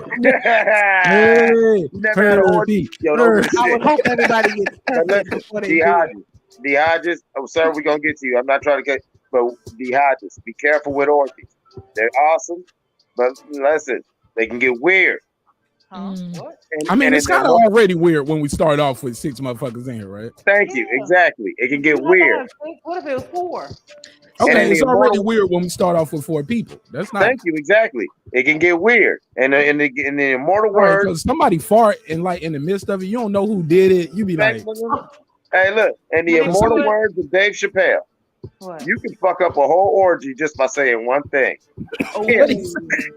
Say what? Yeah. Well, I would hope they get tested first. How about that? Everybody gets tested. Orgies are the shit. But listen, I remember when I used to tour a lot, man, that sometimes the after parties would get so fucking ridiculous. Until you think about what's going on. And as soon as you realize what's going on, you just want to leave. I don't care how good everything's feeling. I don't care whatever. You know what? I just got to get the fuck out of here because you know what? This is weird. Something is wrong when you see people just gathered. That's what I was gonna ask. So explain, like orgies in my mind is just like a whole big room with like naked men and women, and they're all just it could get there from one person to the other. Everyone. So no one sticks to one person throughout the night. It's just kind of bouncing around.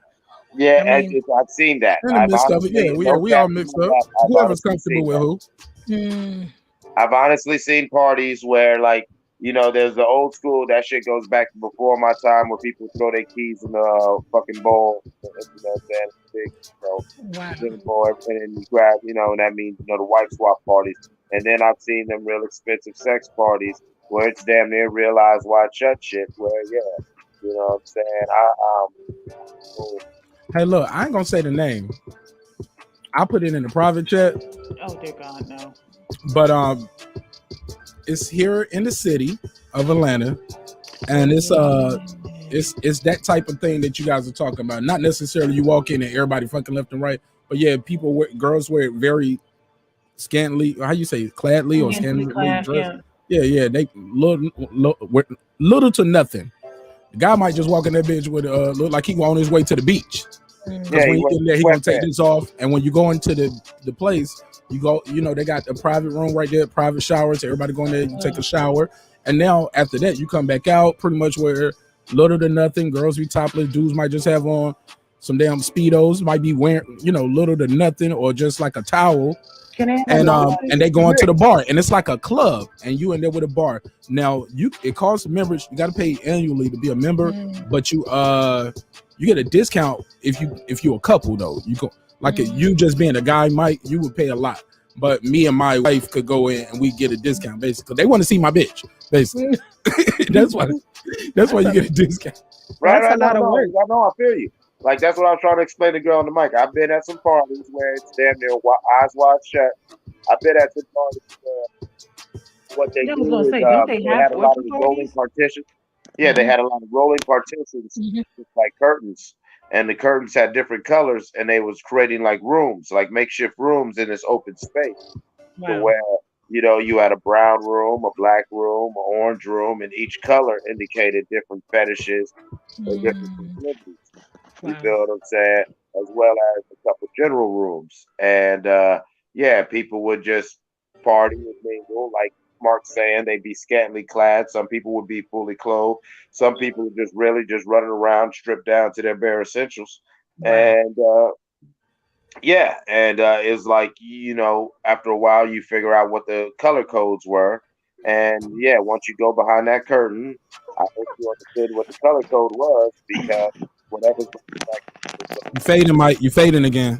I said if when you go there, you've got to learn the color codes, because once you go behind that curtain, if you don't know the color codes, I'm sorry for you, because you're going to see whatever that color code means. If it's ill. Yeah, if it's ill, it's like hey. I didn't want the eggplant salad. I picked purple because it's my birthstone. It's eggplant in this room. Right, exactly, yeah. Let me out. I feel that used to be the funniest thing. I had one friend who was the only one who I could consistently bring with me when I had to go to these places, because he was the only one who wasn't like, because we was real young.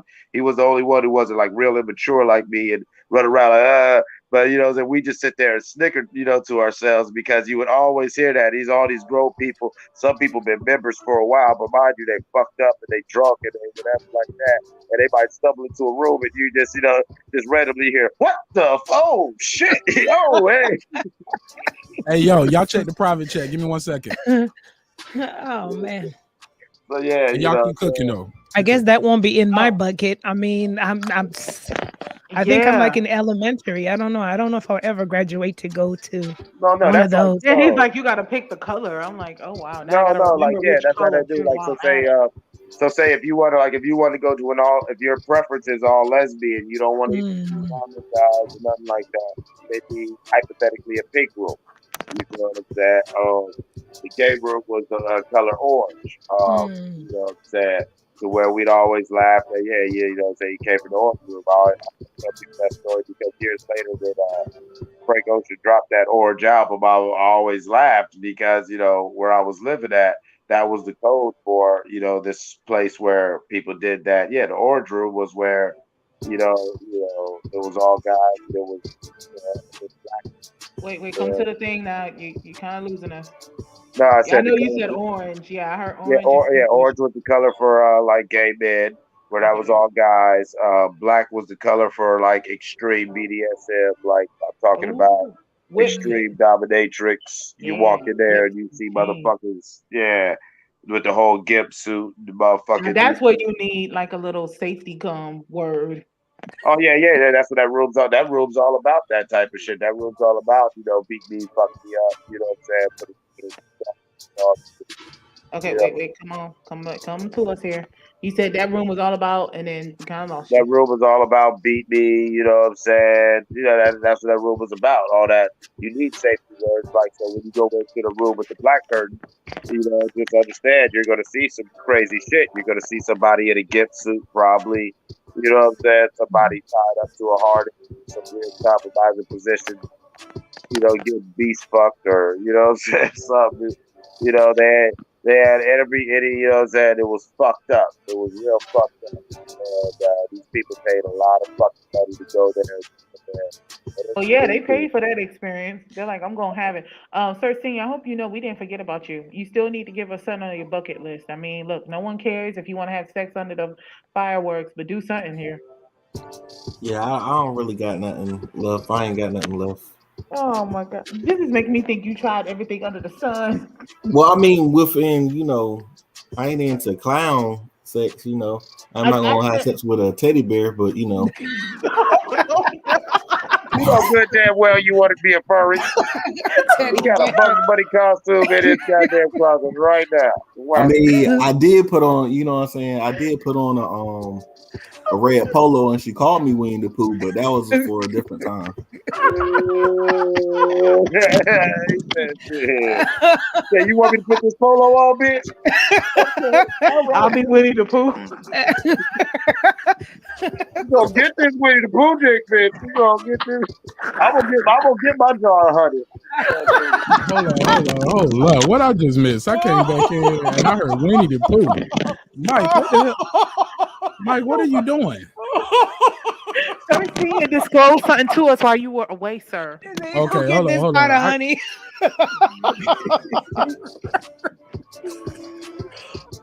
Man, I gotta go, man. No, you don't gotta go. No, you can say no. But Marq Nash missed it. Oh my god. Poor thing. Oh man, I'll check the playback. I gotta check the playback. Let me timestamp this. Hey, you know what, Sir Senior? I am not mad at you.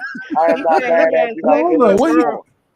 He said that there was a girl that wanted him to be Winnie the Pooh, so he wore a red polo, and they got it. Oh man, y'all are fools, man. They got color-coded wristbands. What the hell he talking about? I was trying talking about those rooms. Yeah, I was gonna say that the wristbands or the rubber bands they put on their arm, the colors mean certain stuff. Look at HOD. Okay, sir. Yeah. This is shit like they do it in multiple cities, and that's how they do by the colors. And so in some cities it might be a wristband. In this place where I was at, what they would do, they would like rent out these private carports. And I remember you was talking about that before I left, and I was like, hey. Yeah, there'll be certain floors that they'll use the colors, and they'll use them like rolling pins. They'll section the whole shit off. Well, yeah. Wait, man, didn't you already have a sex tape? Patricia, your mic is crackling a little bit, baby. I don't know what you're doing when you do it, but it's static. Okay. Is it better now? Yeah, it's better. Go ahead. I was picking an Asian man because he's talking about a triple sex tape. Sir, didn't you already have a sex tape? But he said a sex tape starring the top 3 female supermodels. Okay. That's a different tape. There's the other tape. He had the top 3 bitches that lived on his neighborhood. Can't get no money with that shit. Nobody want to see Agnes, Ethel, and Mary. We don't know that. Yeah, some people that want to see it.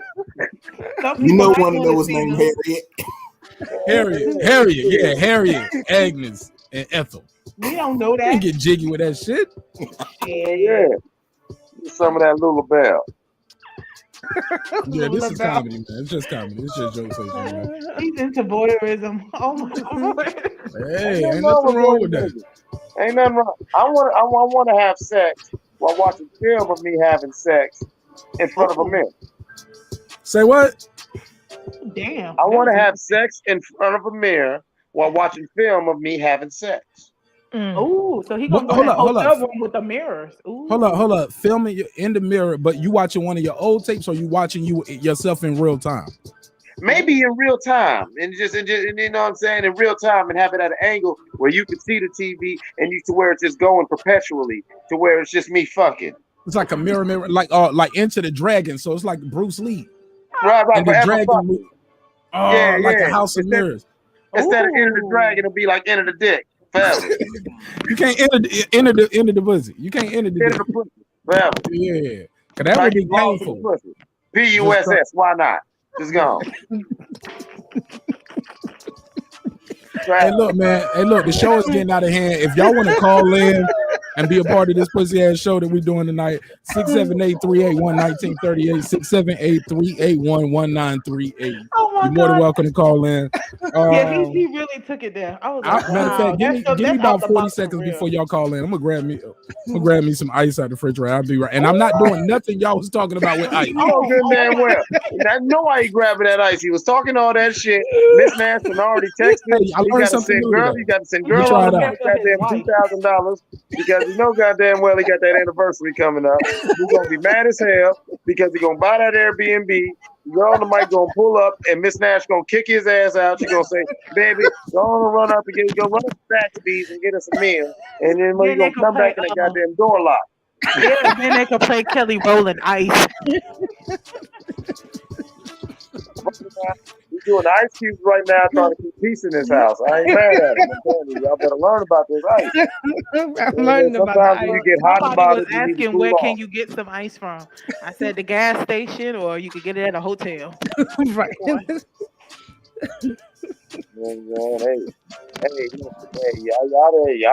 better learn about this, man. Y'all better learn about it. Apparently you can deflower the youngins who may watch this man's show.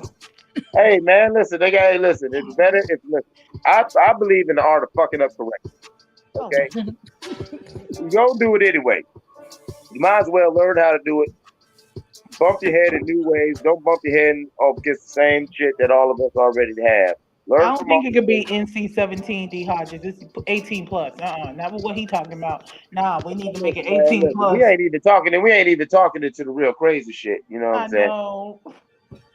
Like, where's Kyle at? Where's Kyle's old booty eating ass at, man? That's my nigga. Hey, Kyle. Hey, look. Hey, look. There's nothing wrong with living your truth. It's just the way he told the story. He said, "Yo, when I used to be a job, hold on. Let me get this off." He was like, "Yo, so when I used to teach Job Corps, and I used to coach the kids basketball, and they used to call me Coach Kyle the Booty Eater, and I was like." How the kids know what the fuck you do in the bedroom, man? And Mike had the illest joke. He was like, "Yo, so imagine you're a parent, you don't send your kid off to Job Corps to get their trade right, learn how to fix AC units or some shit, right?" And Coach Kyle teaching them how to eat ass with chocolate syrup. And I was like, "Why chocolate syrup eating ass? If you're gonna eat ass, you can pick anything else other than the chocolate syrup because how you know what's what." You need to use whipped cream or something, man. And then he said strawberry syrup. I said not that neither, because you don't know what else is going on. You can't use that neither. No chocolate, no strawberry syrup. This is like Janae Eiko. Eat the booty like groceries. Okay. Mark said he preferred grape jelly. I prefer the ice, like y'all was saying. Hey, speaking of jelly, hey yo, I got a new single that just dropped, man. Come check me out, man. Jelly, man. You know, I got a new single, Jelly drop, man. Check me out. Oh, you dropped it? Because he's not joking. He does have a record called Jelly. Oh, okay. And it just dropped. In fact, Mark, I put the link up in the private chat. It's up to you if you want to put it up there. Go get that, eat it, smash the like button. You know what I'm saying? Yeah, when you stroll in here, hit the like button. Yeah. And you know what? And then, matter of fact, after you hit the like and the subscribe button, you get in that chat and you give us your sexual bucket list. Ooh. And just tell me, somebody slurp. I heard somebody slurp. Somebody said, Patricia said, and somebody sounded like they're eating spaghetti right after that. Oh, I don't know about that then. All right. Well, if you want no lady, I don't want to hear it. Y'all dudes better not be up here doing no sound effects. I don't want to hear that shit. I don't want to hear no niggas up here doing no sound effects. Keep that Biz Marquis shit.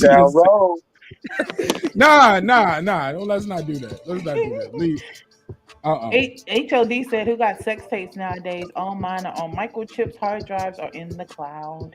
You know, the cloud leave that cloud alone. I'm about to say, you know that thing could get hacked, right? Yeah, that cloud ain't safe. But they don't know it's you. I burned my flash drive right now, and it's just gone. Look, all my shit is like on one of them old cameras where you got to put the tape inside of a VHS tape to play it, because I know ain't too many niggas got no VCRs anyway. That's true. And if so, I can go buy them shits. They like $20 a pop. I go to Walmart and buy the whole rack of those. Like, give me all of these. My tape is missing. Nigga, I'm putting my Betamax. Yeah. But King Age Math, what's up, man? Talk to us. How was that Harriet, Ethel, and Agnes box? Oh my Lord. Like that, I was bugging up, man. Bugging up at that. What you say, bro? I say I was cracking up at that. Hey, look, man. But talk to us, man. So you got something on your bucket list. You put it in the chat, but you know sometimes the chat don't show up on the live show sometimes. Oh yeah, I got to upgrade from Rebecca Etzel and Nah, you know you ain't getting no Rebecca. We gave you Agnes, Ethel, Harriet, and Harriet. And Harriet. You know that Harriet was in the ugly one. You're right. Right. They don't brought Rebecca in here, nigga. Rebecca sound like ain't that Becky? Rebecca sound like your top 3 supermodels. Okay, so who you got, King Asian Man? Who you gonna bust down on your sexual bucket list? That's what I would do. Do a updated version of the sex tape. He said I need my ass in HD right now. That's right. He said he wanted a triple feature sex tape starring the top 3 triple female supermodels. So Naomi Campbell maybe or Tyra Banks? Do you want a How's that younger or gonna older? look? Yeah. Oh yeah. Halle Berry in her prime. But she ain't no supermodel. Wait a minute, he said the top 3 supermodels. He still named old chicks. Halle Berry I ain't no said model. in her prime. Halle Berry ain't no model. Unless, Right. did she have a model? They're trying to ruin your fantasy, man. Ignore them Asian man. Live your fantasy, man. Go ahead. Heidi Klum. I'm gonna let him clown me, man. I just know Heidi Klum. That's all I know. But there be 3 supermodels. I know their name. Hey, that's the only one I know, fam. I don't know the mother. Okay, Heidi Klum. Okay, she an OG thought. Oh God. All right. Yeah, that she OG thought. She was giving away pussy at the Underground Railroad. Hey, look, I got something for you right here. Like she been around. She been around getting her some Mandingo. She was with Seal, so keep that in mind. Yeah. So, oh, that's good then. So you ain't even got to be no fine nigga to get her. You can. Hell no, Seal was giving her that. It's still getting the pussy, nigga. She was married to him. They got kids. Nigga, together. what? And still can get this ass. I know can't gauge your math. I like the way you think. You thinking smart. Like, hey, I ain't even gotta try that hard, nigga. Man, This Seal Seal old bitch. like he Hey, look, nigga, this Seal old bitch. Nigga. But Seal can sing though, so he was able to sing her panties off. I'll play a Seal song and lip sync for the bitch. Drop them draws. What was one of the Seal songs? Give me a Seal song. What was one Kiss of the from a songs? Rose. Kiss by the Rose. Kiss from a Rose.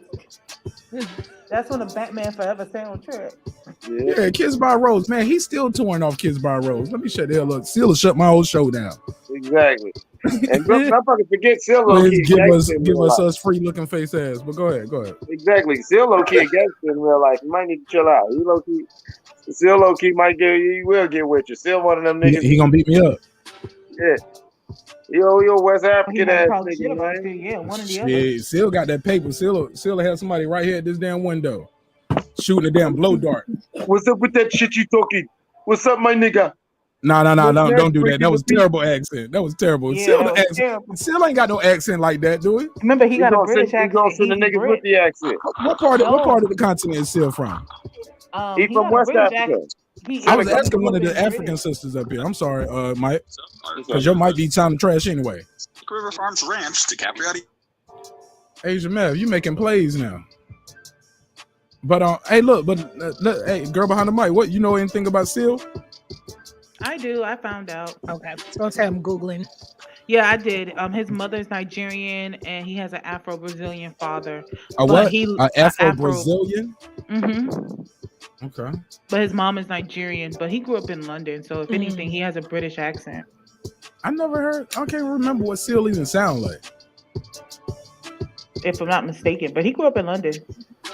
HLD said having sex with a supermodel is like having sex with a dead fish in bed. It's boring. How you know? Yeah, I'm about to say, maybe some of them might switch it up for you. Yeah, hell yeah, them supermodels, man. Look, they probably got to be the best girlfriends to have. Cause look, they ain't even gonna order nothing to eat it when you take them out to dinner. You be like, let me just get one steak, and you want a couple carrots or some crackers or something. No, then they gonna look at your food and hate on you. Give her some water, some crackers, and a line of cocaine. Me, I was about to say, I'm gonna she get the ain't gonna eat T-bone up your steak. food, Mark. Mark, she ain't gonna eat up your food. You just gonna sniff up a shit ton of cocaine. Somebody got to pay for that. Cocaine is not cheap. I'm about to say, yeah, ain't that shit? That was funny. That was funny, man. That was funny. Or was it too much? Are we doing too much on this show? Yeah. Did we get out of hand? Dude, we been got out of hand. But when This we is good asked trouble, that guy Eclipse about if he'll sleep with a paralyzed woman, and he said yes. You brought that shit back up from I Wednesday. just wanted his opinion. That's all. And I gave it to you. What's wrong with that? Ain't Low nothing key though. wrong. Low key though. We went completely left. Let me say this. I got 2 homies that are in wheelchairs. So if I offended or I disrespected anybody out there, I'm not trying to push you around, homie. Really push? It's a joke. No, I mean, as long as you apologize, y'all can still kick it. Man, that was funny. Patricia, I'm cooking. Bring my apron here. I'm on fire tonight. How you gonna apologize and then add that? Bring my apron here, nigga. I'm cooking. But but for real though, no disrespect to anybody. It's a hip hop political sports show with a comedy twist. But I mean, life is serious enough. So y'all can still kick it. I can. For now. Let me stop, man. Cause I got more kids I want to have. I'm be mad as hell. I'm gonna be leaving my baby at the hospital. Them motherfuckers come out looking funny. I'm be like, this one won't mine. They're like, no. We put an armband on me, track it. Like, nah, not mine. You know some babies look funny in the beginning. Hold on, I heard Agent. Hold on, Agent Mav. You got your supermodel. What you say, though, P? I was saying, you know, some babies look funny in the beginning, and then they grow into that look. Not mine. Leave them here. Leave them here. You ever seen Batman? Remember what they did to the penguin? Drop this ass off at the sewer with your damn fingers looking like this. Not my child. You cannot get the heir to the throne. Do it like 300. Drop them off the side of a mountain. Oh my Lord! Yeah. So look, that's what. Look, this is Sparta. We get rid of the weak. Throw your ass off a cliff. Okay, but what if he grows up and he ain't weak or ugly? I won't even know. I won't even know. He got about 34 seconds after he come out this vagina for that face to look wrong. That motherfucker better go from looking like. That's a special need. He's saying you wouldn't raise if you had a kid that looked like Sloth, you wouldn't raise him. I don't even know what Sloth is. I just know that just sounds disgusting. You remember my baby better look like his big sister. You remember Sloth from Goonies, man? Hey, you girl. No, I wasn't a Goonies fan, bro. Oh God. It was before my time, and it wasn't one of those movies I went back to. I didn't see Scarface probably till I was like 15 to 16. One of the OGs was like, "Nigga, you gotta watch this shit, so you'll know what we talking about over here." You gotta watch Scarface. I was like, this shit is 2 videotapes like that, because Scarface, a lot of people don't know this came on 2 VHS tapes. I was like, nigga, I'm sitting there watching. I was like, okay, this shit is great. Good movie. He's sitting in the tub. The world is mine. I like how this ended, man. This is a good movie. He's like, nah, nigga, this is the first tape. Some real gangster shit about to happen. This is the first part of the life and the struggle, nigga. You got to see what's going on now. And I was like, man, you don't even speak Spanish. Why you making me watch this shit? I'm like, nigga, you sell weed. You ain't even selling these kind of drugs he's selling. Selling these Nick bags out your mama's van. I can't make this shit up. I shouldn't say his name, right? I should say his name. Yep, but he gonna say it, y'all. I ain't gonna say this name. Oh, well, thank God. Cause my mama still live in that town, and I love her. Oh. But if my mom make me mad, I'll say everybody name. But go ahead. Asian Mav, what was you telling me? He said he figured out one of his models. What you got? Queen P and girl behind the mic is 2. Who's the third one?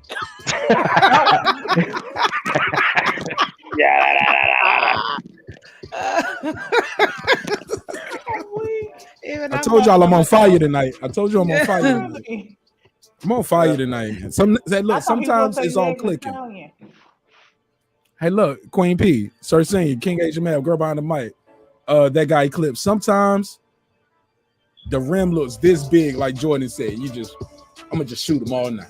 I'm gonna just take the shots all night. If it go in, it go in. If it miss, it miss. But I'm on fire tonight, nigga. I don't shot 50 tonight. I'm 50 from the arc. I'm 50 from the line tonight, man. Speaking of line, man, that hairline's moving. It did. You bitch. I noticed it in the bathroom my damn self. I told. Look, when I went to the bathroom a while ago, I was like, hey, when he came back from the bathroom, his hairline was like, fall back.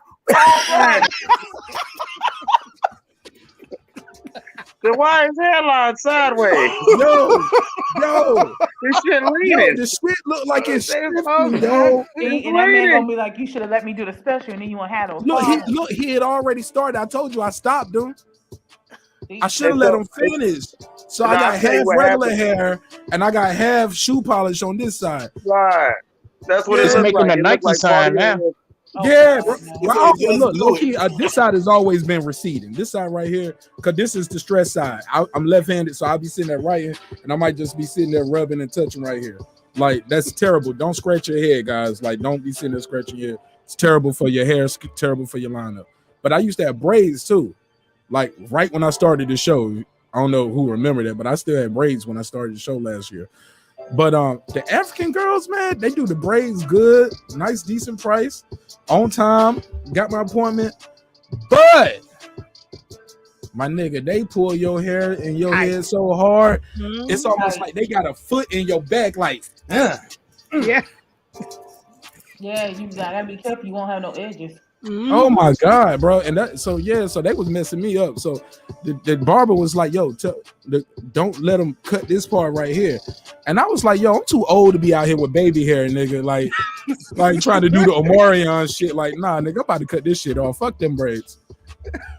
Fuck that, nigga. I'm not about to be out here late 30s, nigga, with the baby hair. Looking like I sing terrible R&B music. Can you stand the rain? Come on, man. So yeah, we wildin'. Yo, yeah, somebody said slide to the left. Slide to the right. Slide to the right. Take it back one time. Chop, real smooth. Yeah. Yoji Fish.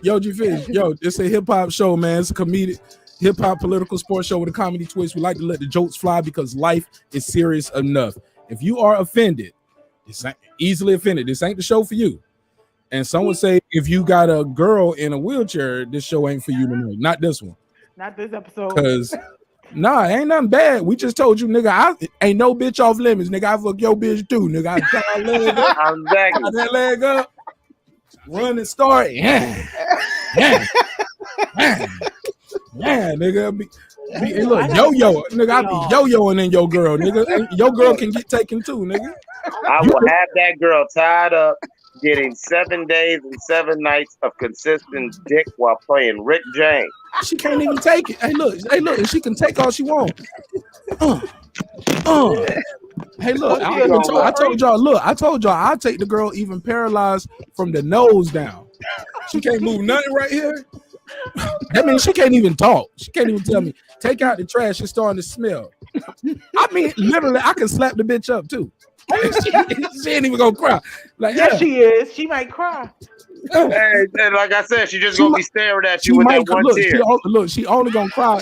Look, listen, Patricia. She only gonna cry if I slap her and leave her face like that. She be like, at least turn me back towards the TV. You know what I'm saying? It's like, nah. I'm an asshole, man. Comedy, like, you killed it last night. I can't feel my legs. You like, stop hyping me up. You couldn't feel your legs last week. Hey, sir, I told him, I was like, yo, is she paralyzed from the nose down? That's perfect. I just prop her jaw open. Like, nah. Oh my. Yeah, look, and have fun, do what I want to do. Oh my God. But I definitely got to tie her up though, because I ain't gonna be getting no you know what I'm saying, no, yeah, I ain't gonna be holding your limp ass leg up all night. Put her ass in that swing. Fellas, if you're breaking bread with a female, do you expect to have sex with her whenever you want? Yes. What do you mean breaking bread? Paying bills? Give her money. Yes. Am I paying bills or am I just giving her gas money or paying for the Uber back home? You're giving her money. They didn't say what type of money. It's just you're paying her money. Who said this? Who said this? I thought this was your question. It was a post that I saw. Like, okay, you ain't got to say that. I thought somebody in the chat said it. No. Okay, so say it again. Queen P got the floor. Say it one more time. If you're breaking bread with a female, do you expect to have sex with her whenever you want? Okay, let me create a banner. Y'all can go on and answer. I'm gonna make the banner. Yeah. And they had one for the women too, but I didn't want to do that one. So, and there's more men than women here. So, man, go ahead, y'all. Go ahead, y'all. Anyone else? King Asian man. Yeah, he gonna fill it in though. Go ahead, Asian man. You gotta break that down. You know we don't just say yes and keep it moving. Okay. No. Well, I'm gonna be respectful of our work schedule and our responsibility schedules, but any off time, and I'm feeling that mode, then yeah, I'm gonna feel obligated. You know. Okay. So the question was, if you're breaking bread with a female, do you expect to have sex with her whenever you want? First of all, I'm a major fan of free will and consent. Some would say I'm a champion of that. And so I don't believe, marriage or not, the man or female is obligated to do anything that they don't want to do of their own free will and shouldn't. So this nigga trying to simp. This nigga over here simping for y'all. Look, girl behind the mic ain't gonna give you none of that $2,000 pussy, nigga. No, watch out. He's trying to lower his bill. No, because what people don't understand is that goes Mike, it's a joke. You gotta let the joke breathe. Let the joke breathe. Have fun with the joke. It goes both ways. If they can't just lean on you talking about give me some dick and some attention. You know what I'm saying? Because women have this weird thing, just like they say we always run around with our dick out. You know, they have this thing where they just want to really demand your attention. But they want a man to be, you know what I'm saying, an ambitious man, a man on the move, a man takes care of things. Your time and attention is priceless. If you're trying to be any of that, let alone actually are a man who's handling business and doing things.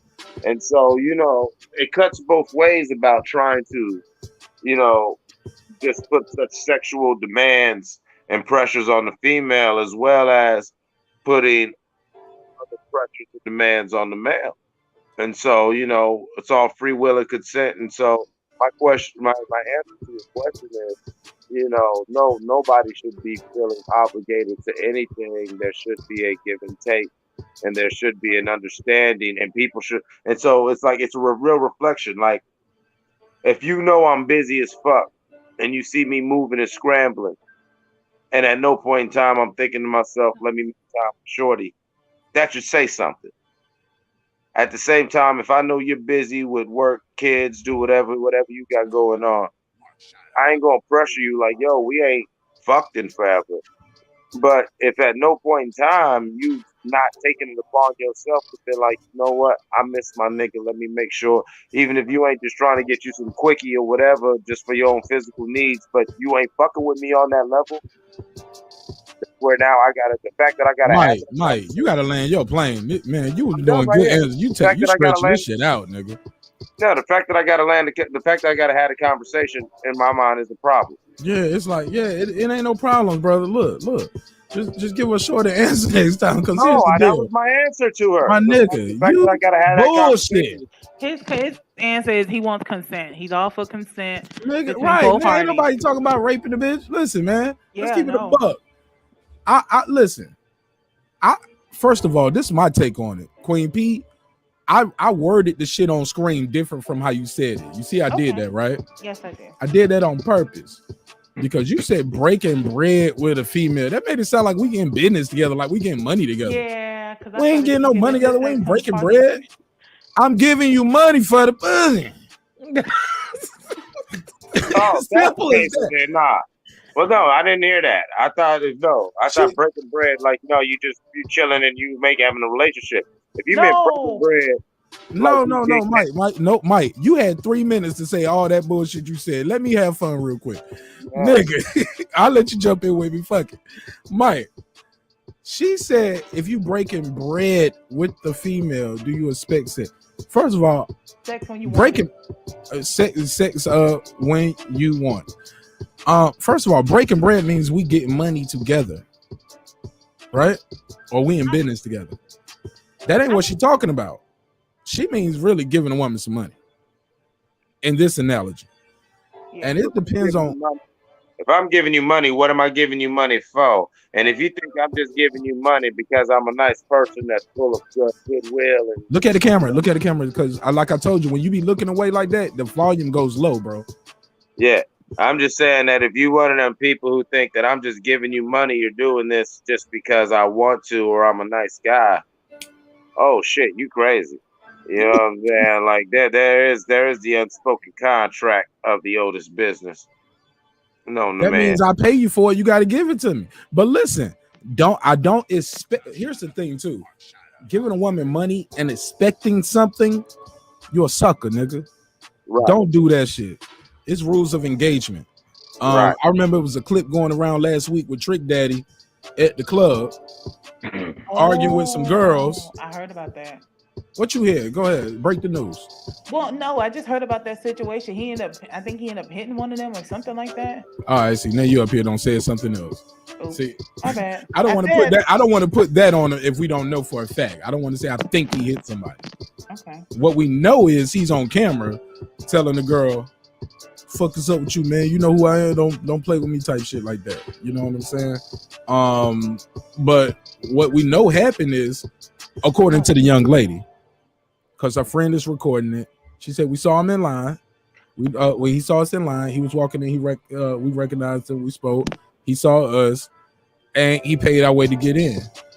Y'all want to know how much he paid? $5. I found it, Mark. It's in the private chat. A whopping $20. Yep, about $20. So Trick Daddy is on camera. You got the IG. Is this the IG picture? The video? Go ahead. Long as it's not a YouTube video, I can play it. So when you guys find the stuff, IG. I can play the post. I can share it and do that. I can share the IG and I can share Twitter and stuff like that. So when y'all share stuff with me like that, if it's other people's content, make sure it's a Twitter or Instagram version. We can play it on the show, right? As long as it ain't no music behind it. Oh. But it's IG. I saw it. Is it any music behind it? Let me see. It should be the right one. No, but it's just him arguing. Oh yeah, let's play it. Fuck it. I respect homie, but like, come on, bro. Like, you gotta have some rules of engagement, and you can't expect certain things without communication.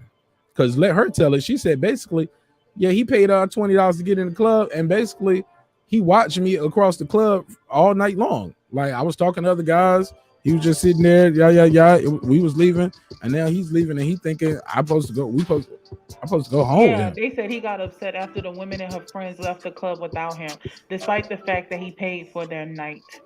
He said, "You want to go viral? Touch me." Trick could be heard saying in the video as he eventually grabs the woman's wrist. She said, "Who are you?" The video ends with Trick dodging a punch and the woman threw his way. He appears to start to shove or hit her before the clip cuts off. He hasn't addressed the situation yet, which comes less after a month of him dissing, after he issued Jay-Z and Beyonce disses that set the internet on fire. Yeah, he had just did that shit. Like, and then this shit came in the news right after. Yeah, because like, Beyonce can't sing. You want to go by? Yeah, we talked about that. Touch me in front of the police out of my I'm giving you company. Don't try to come look. This is what I'm trying to tell you. I do not employ. All right, let's see it one more time. Can y'all see it now? Because I know the screen was moving up and down. All right. So this is our brother Trick Daddy.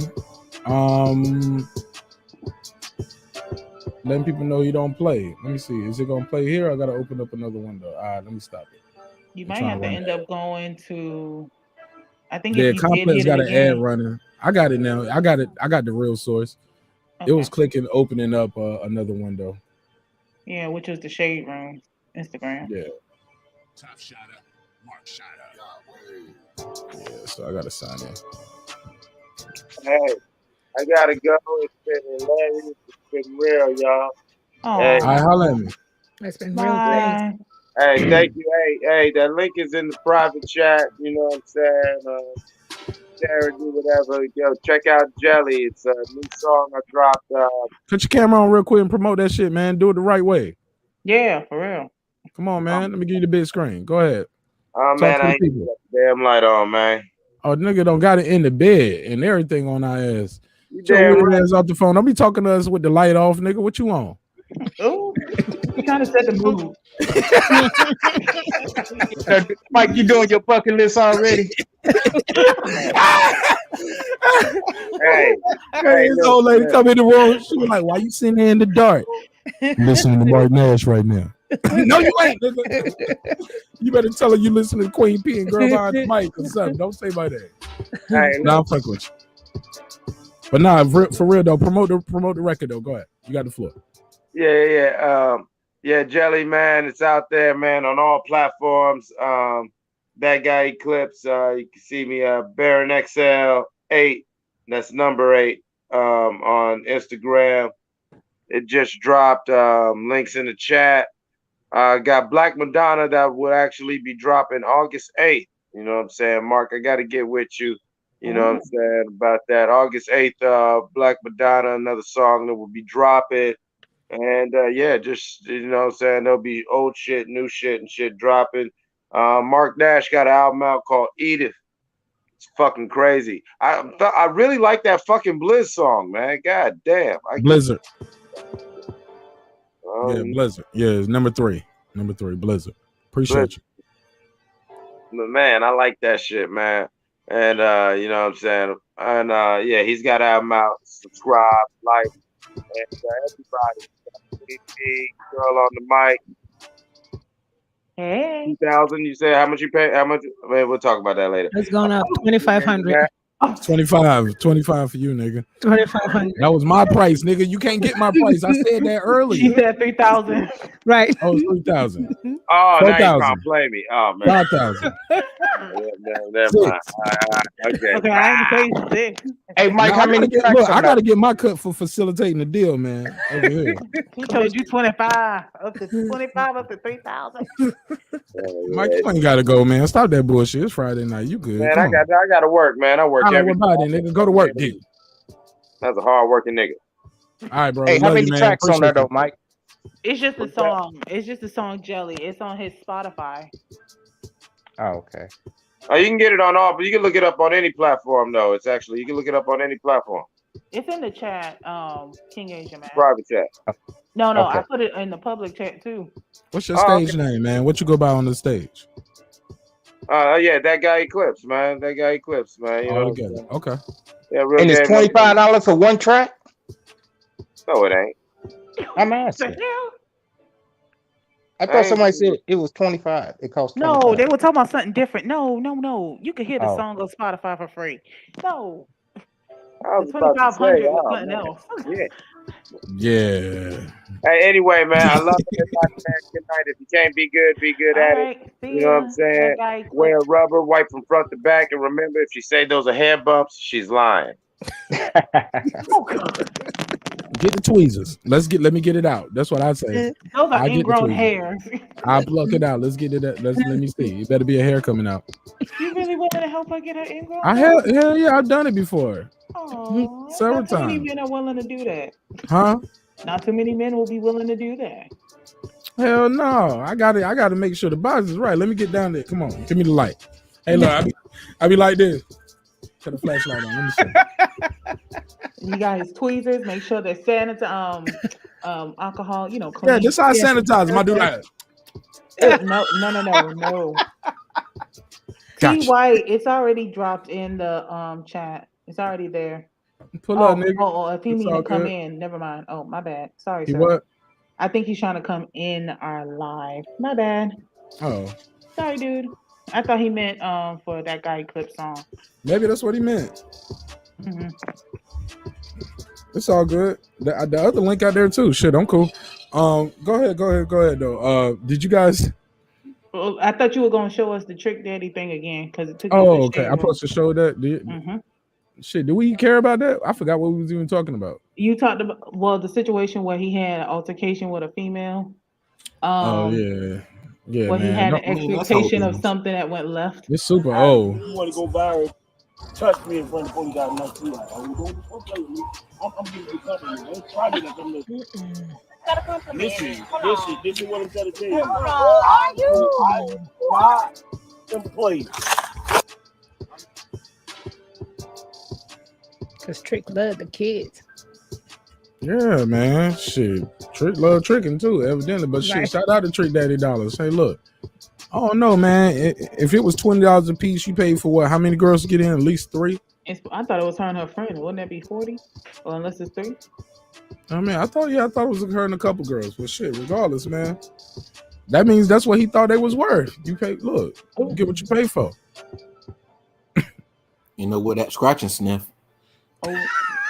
Oh, we gonna scratch and we gonna sniff. Hey, look, let me ask y'all something. Is that a myth? Somebody told me a long time ago. I never tried it because I just don't want to dig in my ears. But they say stick your finger in your ear and then stick it in a woman's vagina. Yeah. If she jumps, that means she got an STD. Really? Have anybody ever heard of that urban legend, that urban myth? Any guys, girls, have y'all ever heard of that?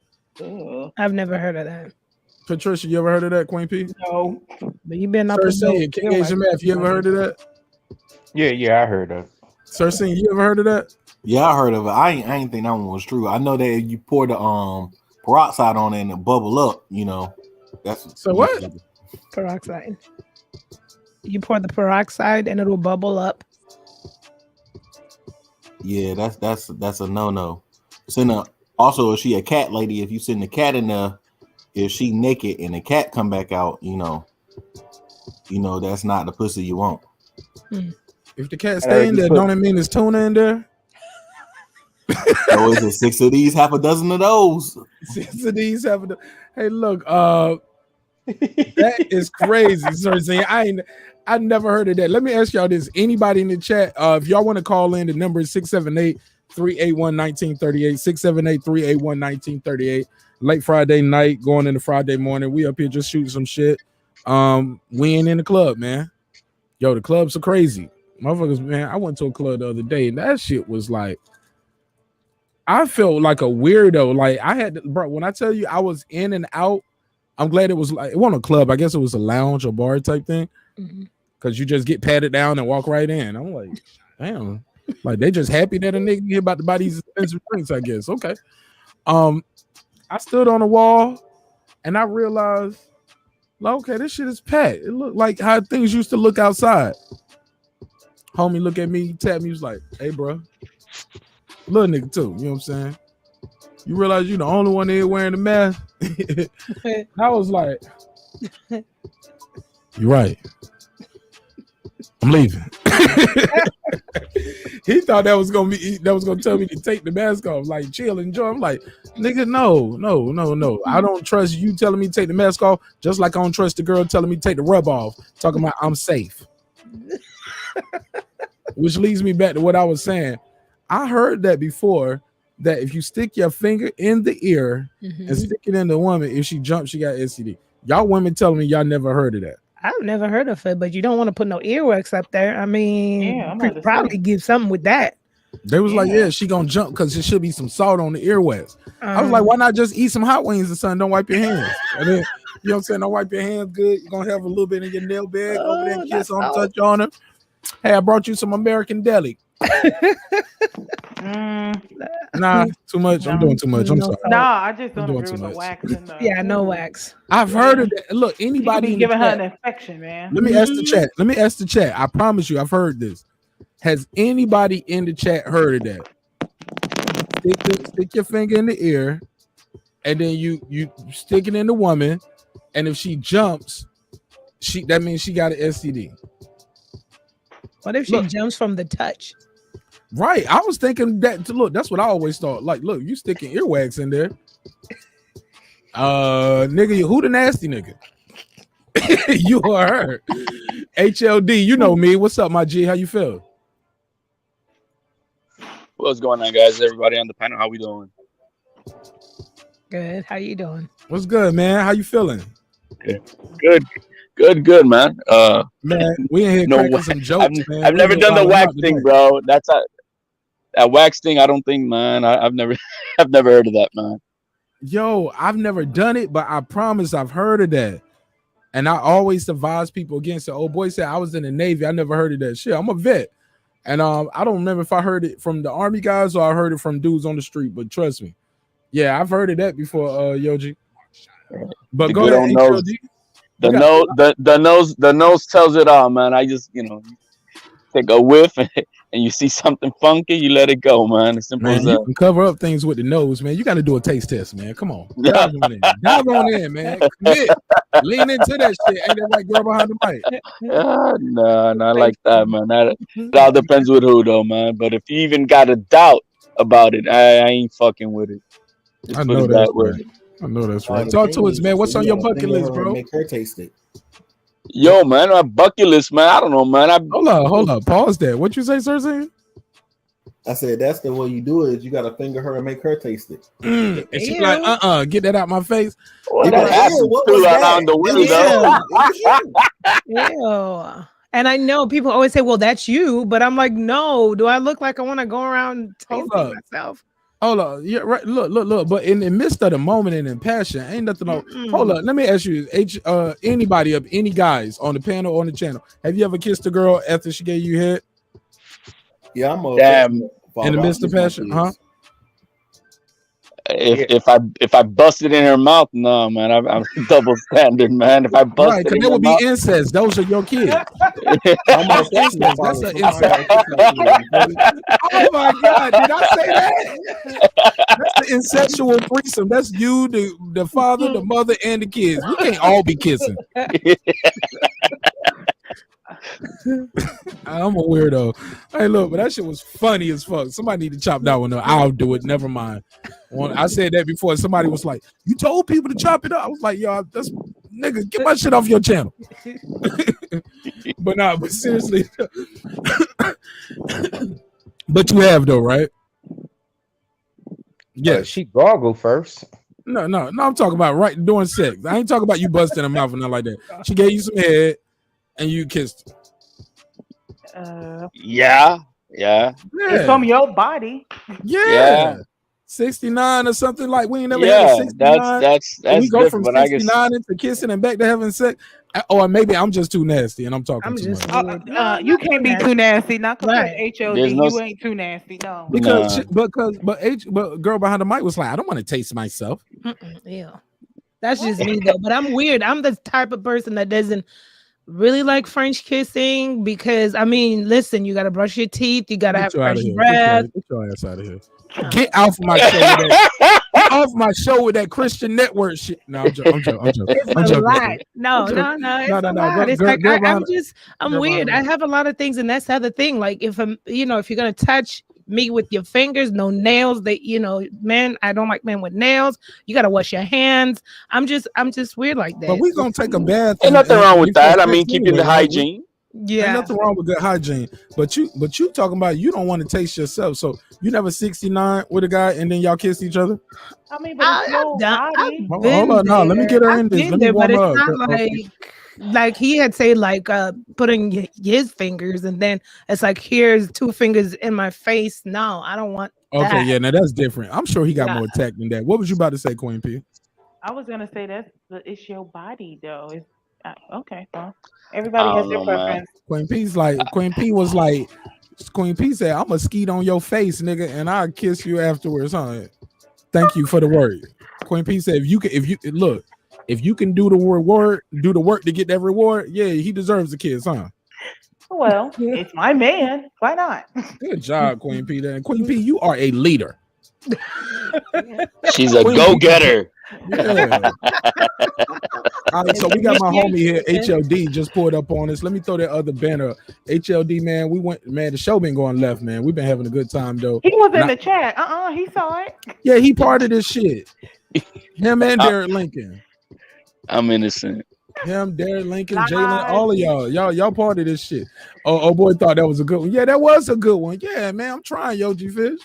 I'm trying. I told niggas I'm a slick comedian on the low.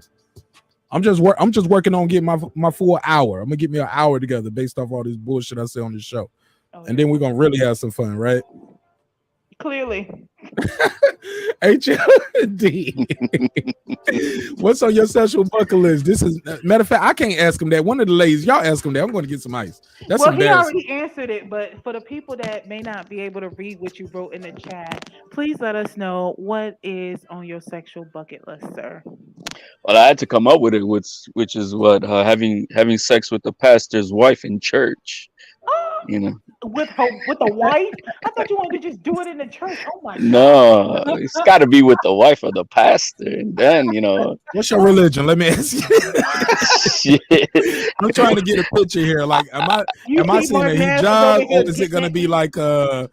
Or is it gonna be like a clergy, like a robe? And, yo, man, it could be whichever wife wants to go down with that. I don't care what religion she is. At the altar or what? On the front pew? Now, what, yeah, on the altar. What was your religion when you grew up? What was your religion when you grew up? I don't know. Were you Catholic or something? No. Catholic kids, man, be getting fucked up. We got Baptists in the family. We done Episcopalian. Yeah, we got some Catholics in the family too, and all that. A little bit of everything. So when you growing up, like, what is it about that location, that woman? Like, I'm trying to picture. Like, did you go to one of them black churches? Because I know in the black churches, they make you want to fuck the preacher's wife, because the preacher fucking everybody else's wife anyway. These are jokes. It's a joke. I ain't trying to offend nobody in black church. He's a joke. But for real though, in the black church, they be shouting and dancing and jumping around. And they got ass and titties moving, so you ain't be nothing wrong with that. Like this in the black church. Like this shit is. These motherfuckers in here twerking. Oh my lord! For Jesus, and this should be amazing though. They got some good moves too. You know what I'm saying? But why at the church though? Because that's a fetish type thing. No, it's not fetish. Just because it's not right. It's not the right thing to do. Period, man. Especially with the pastor's wife.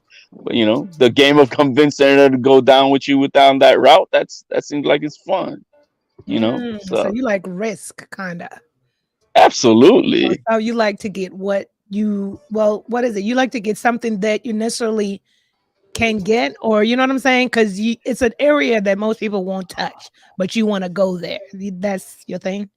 Well, yeah, she's fine. She's fine. Hell yeah. That's all. Dang. I mean, what it's is not that fine, but she the pastor's wife though. Nah, she gotta have something good looking on her. Dad. She got some big titties, no ass, or she got a lot of ass, no titties in the belly. Well, you know what I mean. But she the pastor's wife. She got the keys to the temple. It's got to be something she's probably never done. So it's got to be something that she, it's a hard goal. You know what I mean? That you're gonna make her do something that she's going against everything that she's not supposed to be doing. So okay, what about sex outside or sex in public? Oh, that's not a big deal. You've done that already. He said I did that. He said that was my first marriage. That's my first wife. Had sand all in the pussy, man. It was man.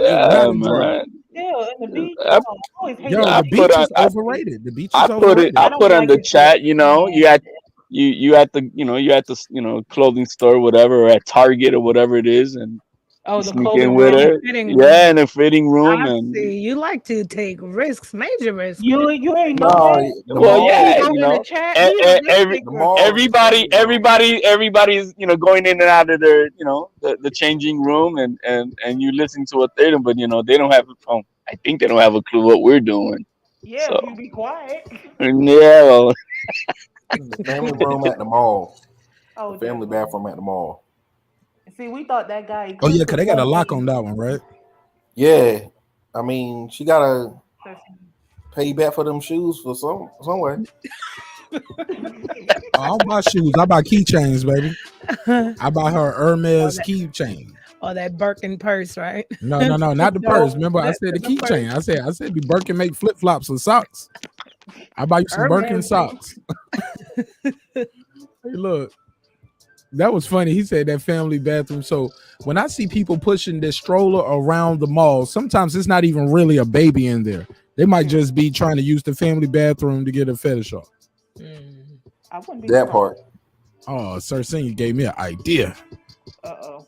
gave me an idea. We got to do All that. right, sir, senior. I need to go. Stroller facing the door. Baby can't see nothing. Oh, you talking about having a real baby with you? I was talking about it's a fake. It's a stroller with just a doll in it or something. Like it's not really a baby in there. No, you Even if telling me? it is, he's saying you're gonna turn it around and he ain't gonna see nothing. He said that baby. Like, is that my brother?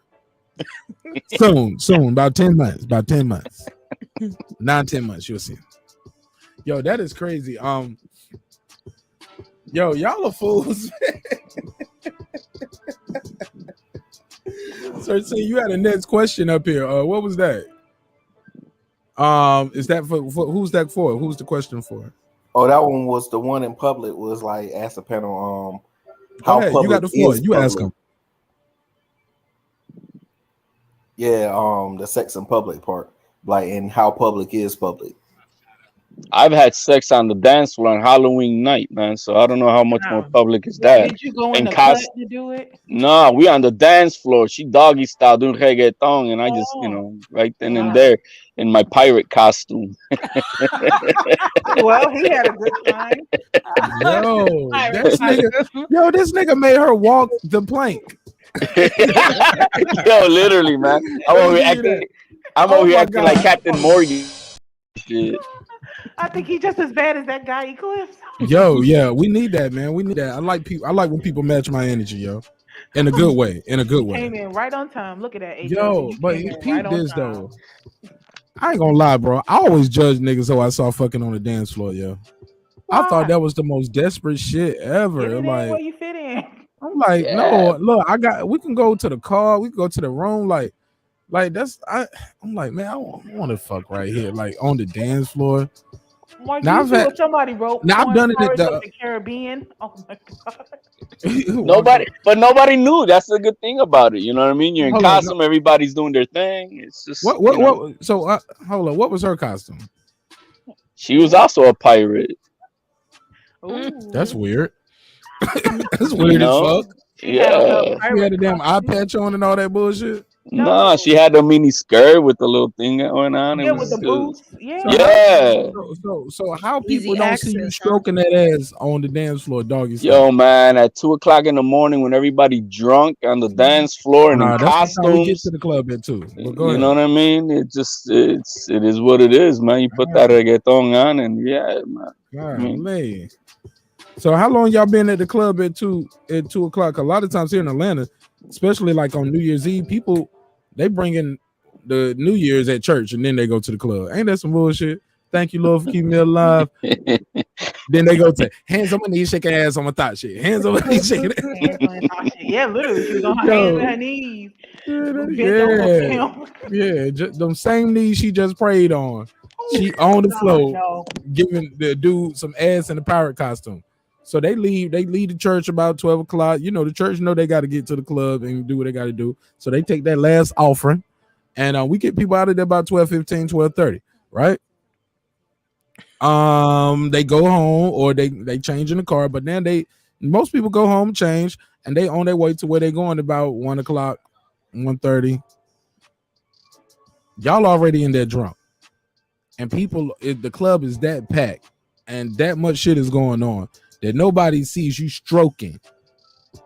Are you playing it off like you dancing with just your arms waving? I'm trying to picture how this go down. Nobody know you. You think don't nobody know you fucking. Everybody, you on tape somewhere. I don't care, man. If it happened, it happened. Oh shit, this nigga is somewhere. Oh man, you on somebody's Pornhub account is RDRR. Like everybody's doing their thing, man. When you do reggaeton, you know how that ass is all up on you, and I don't know, man. She had a nice little mini skirt, a little tear on the pantyhose, and let it go. So you don't even know her. This was a rando. No, not a. No, man. I went with her. That's where we were combined. Oh, okay. That was his girlfriend at the time.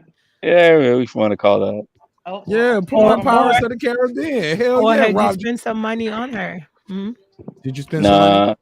Did I spend money? Like what? Buy her a drink or that we, whatever? Before, like when you knew her before, had you spent some money on her, giving her some money? No. Oh, cheap. He cheap. Nothing normal that you do in a, if you're like in a back in a going out thing with her, right? You know what I mean? But no, man, I'm not paying for pussy. Look, okay, let me ask y'all ladies something right here. When you say if you're giving a woman money, like, do you expect sex? Like, define the amount of money, Queen P. Like, let's have fun with this. Let's have fun with it though. Let's make an amount. And what amount will you be like, man, I got to give him some ass? I mean, he paid the mortgage. Like, he paying your bill like that. Is there a guilty amount? Versus hold on, right. Versus, man, I know I gave you $65 for your Metro bill or your Cricket bill. Bitch, you better answer all my calls this month.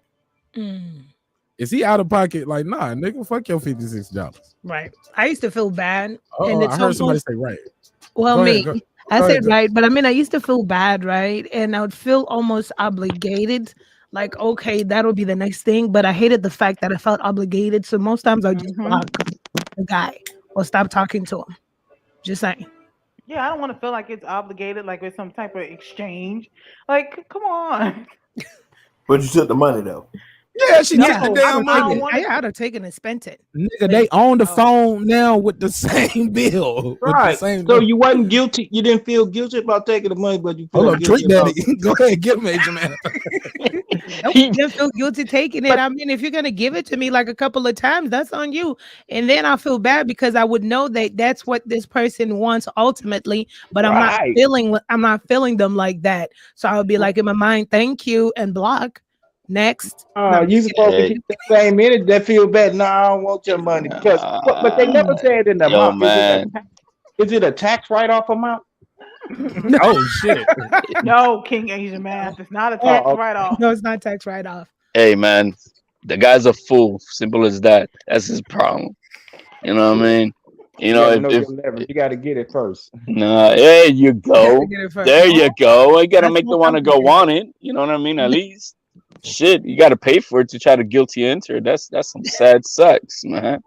You know. Nah, hold on. Look, they don't approach you like light bill. You know. Okay, let me ask you this before the light bill. What you say? What you say, sir, about the light bill? Say that again. For the kids. Say that again, light bill. I mean, sir, senior. I say maybe if it's the light bill, because yeah, you got to get the lights back on for the kids. At least that's what I ain't gonna say his name. That's what he used to say. Okay, well, look, what I'm gonna say is this: ain't nothing wrong with helping your friend out, cause that's what they call it, right? They don't say, "Hey, give me some money for the pussy." They don't approach you with that. They hit you with me out. They be like, no, they be like, you know, they pop it out their mouth. They be like, you can be able to. You got a couple dollars I can hold. Like real talk. I'm joking about the dick sucker part, but seriously though. Like, this is how they approach you. They hit you with some shit like, you got a couple dollars I can hold. If you say no, you never getting this pussy again, nigga. That's what the rest of the part of the conversation is. That's blank, waiting for your answer. Hey, you got a couple dollars I can hold? I'm kind of in a fucked up situation. Blank.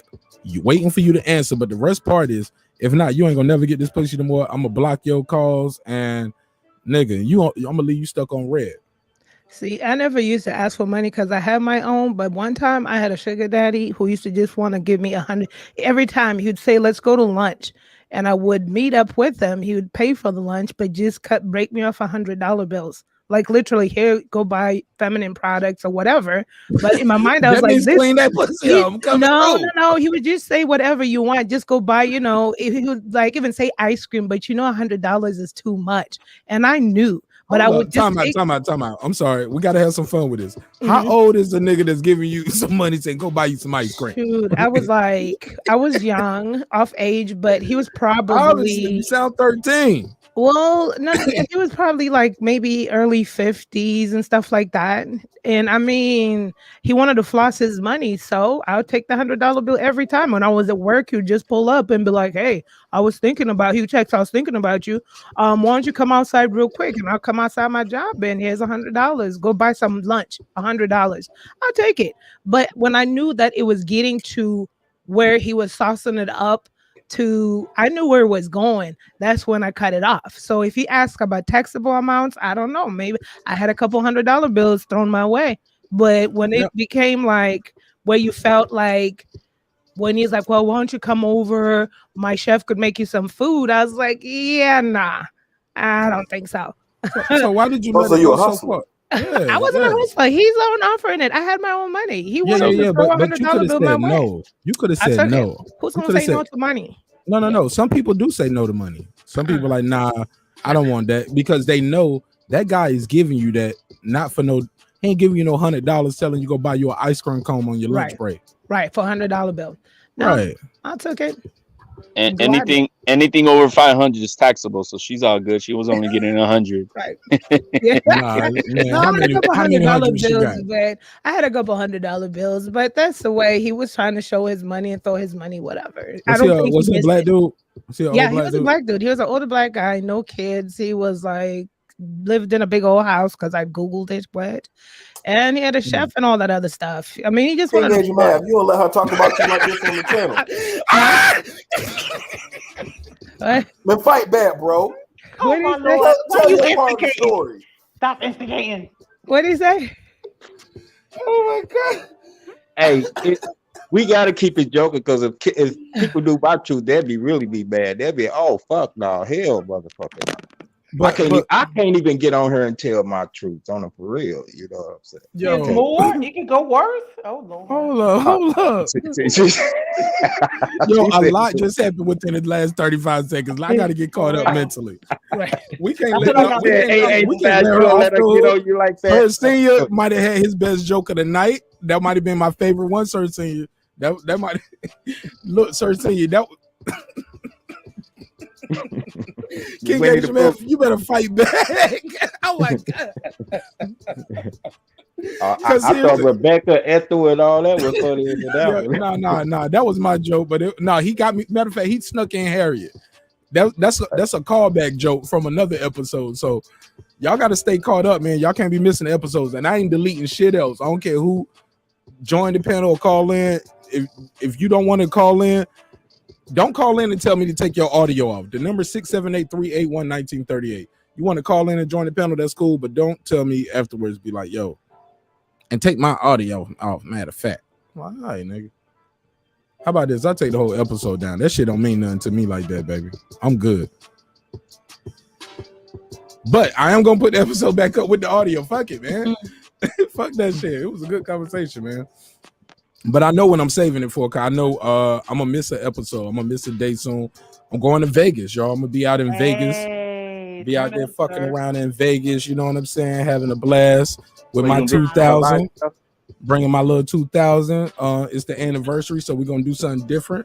So we're gonna have that 2000 with us. That's a callback joke too. If you missed that a couple hours ago, you don't even know what I'm talking about now. Everybody on the panel else know what I'm talking about.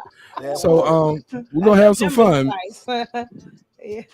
Yeah, man. But this is a great episode. I want to keep it cooking. If y'all got time, I got time. I ain't doing shit right now.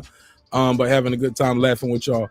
Let me we gotta answer this question though for everybody. Did everybody get a chance to answer this? Even what was the question you had for the women's side? Because I want you to at least ask girl behind the mic. Queen P. Oh, what? Oh, it just said the same thing, but instead it was if you are a woman, like, what the hell? Let me see if I find it. If I can say it correctly. All right, well, while you do that, let me answer. While you look that up, let me know when you got it. Oh, here. Yeah, it says, ladies, if you having sex with a man on the regular, is he expected to give you money? Oh, shit, that can fit for the guys too. Pretty much. You got like this dick be free all the time. You got like fucked up. Fellas, can the church say amen? Amen. Amen. Man, no, bitch, you got to pay for this dick. I got shit to do. Shoot, at least give me some Buffalo Wild Wings or something. Right. Dinner tonight. Hours. But there are women out there that take you out on trips and shit because they just want to have a good time. That's happened. That's not a big deal. Those are called sugar mamas. Well, not if they're about your, around your same age and shit. It's just, Really? I thought that was a young sugar mama. Hold on. So sugar mama and sugar daddy is not for age. It's just about if they got money or not. Hey, yeah. I'm curious. Is that what that means? No, it's supposed to be about age. It was supposed to be about age, but then what do you call the young ones that got the money? Hey, successful. You call him Kim Nah, in my case, I Kardashian. don't think she was You successful. call him a Kardashian. That's what you call him. Yeah, there you go. Kardashian. God damn it. I'm cooking tonight, man. I'm on fire. I can't make this shit up. Well, Yo, all of y'all on getting fire. pleasure. So he got 2 in 1. He get paid, he gets pleasure. So y'all think, so look, man, like I was saying, man, they don't come to you say, hey, just give me, I need some money. If you want this sex, they be like, yo, I need to hold a couple dollars. You know what I'm saying? Do you guys do it? Have you ever done it? Not me, man. So you never been with a girl who ever needed some help out before? Needing help is one thing, but That's to what come we out asking. and no, you saying about directly, yo, let me hold a couple of dollars, or you're not gonna see this pussy. No. again. I didn't say that part. I said that's the silent part. That's almost like you ever watch a movie or read a movie script? Certain parts you don't read out loud. That's the silent part, as in actor says, hey, I need to hold a couple dollars. Then I'm already getting the pussy. In brackets it says then walks out the door. You don't say, hey, I need to hold a couple dollars, then walks out the door. No, what she's saying is I need to hold a couple dollars, and if not, nigga, you ain't gonna never get this pussy again. I'm gonna block your number, and I'm gonna tell all my homegirls you a broke ass, bust ass nigga. They're gonna find out for themselves, though. So you missing my point, though. So, no, you don't tricked off, nigga. No, you like you don't want to admit you tricked off. You tricked off, nigga. I've look, if I'm already getting it right with this person, right, and whatever, you know, her car breaks down momentarily or whatever, and she needs to get a battery, and I'm gonna go help. Hey, I'll go get the battery and whatever and shit like that. But that's not the same thing as just me like trying to get to know this girl and see I'm gonna get some, and then she's gonna tell me give me a couple dollars. And like, no, man, that ain't happening like that. Yeah, it don't happen like so that. You wouldn't give her $40, but you would buy a battery? That's like $200. Yeah, but I'm already getting some pussy. You know what I'm saying? It's different. We're already doing something. You know what I mean? It's not the same. $100 at Walmart, and you can get him the other one back. So he paid $75. So that's equivalent to me paying the Metro bill. Like, that's my nigga. I fuck with you, HLD. We trick on the same level. You just don't know you tricking off. That's that's the difference. I know what I'm paying the phone bill for, so I can call you, bitch. Yeah, but guess what, man? Maybe later on the night, dinner's on her. You know what I mean? That's just how it goes. You know, if she ain't got the money for the battery, how's she gonna pay for dinner? Hey, man, something like that. Later on, though. 2 at McDonald's or something. It could happen. Y'all splitting a bag of Cheetos, nigga, hot Cheetos. Hey, I've taken out a girl out on Taco Tuesdays, man. Hey, look, man, there you go. Hey, look. Look. She can't always pick Taco Tuesday to be her night to pay. Like, nah, I want the $2 taco deal. I want to pay that bill. Don't send me off to the Brazilian restaurant where we, you know, what they call it when the steakhouse. What they call it? When they bring the meat out on the stick. Yeah, the Brazilian steakhouses, man. Yeah, don't let that always be my night to pay. And your night is Taco Tuesday. Let's get it. This is gonna be amazing. Yo, baby, I tell my guys, yo, you could get anything you want off the menu, anything off the dollar menu. It's all yours, baby. There you go. This is my brother right here, yo. This is my brother, HLD. Expect him every week.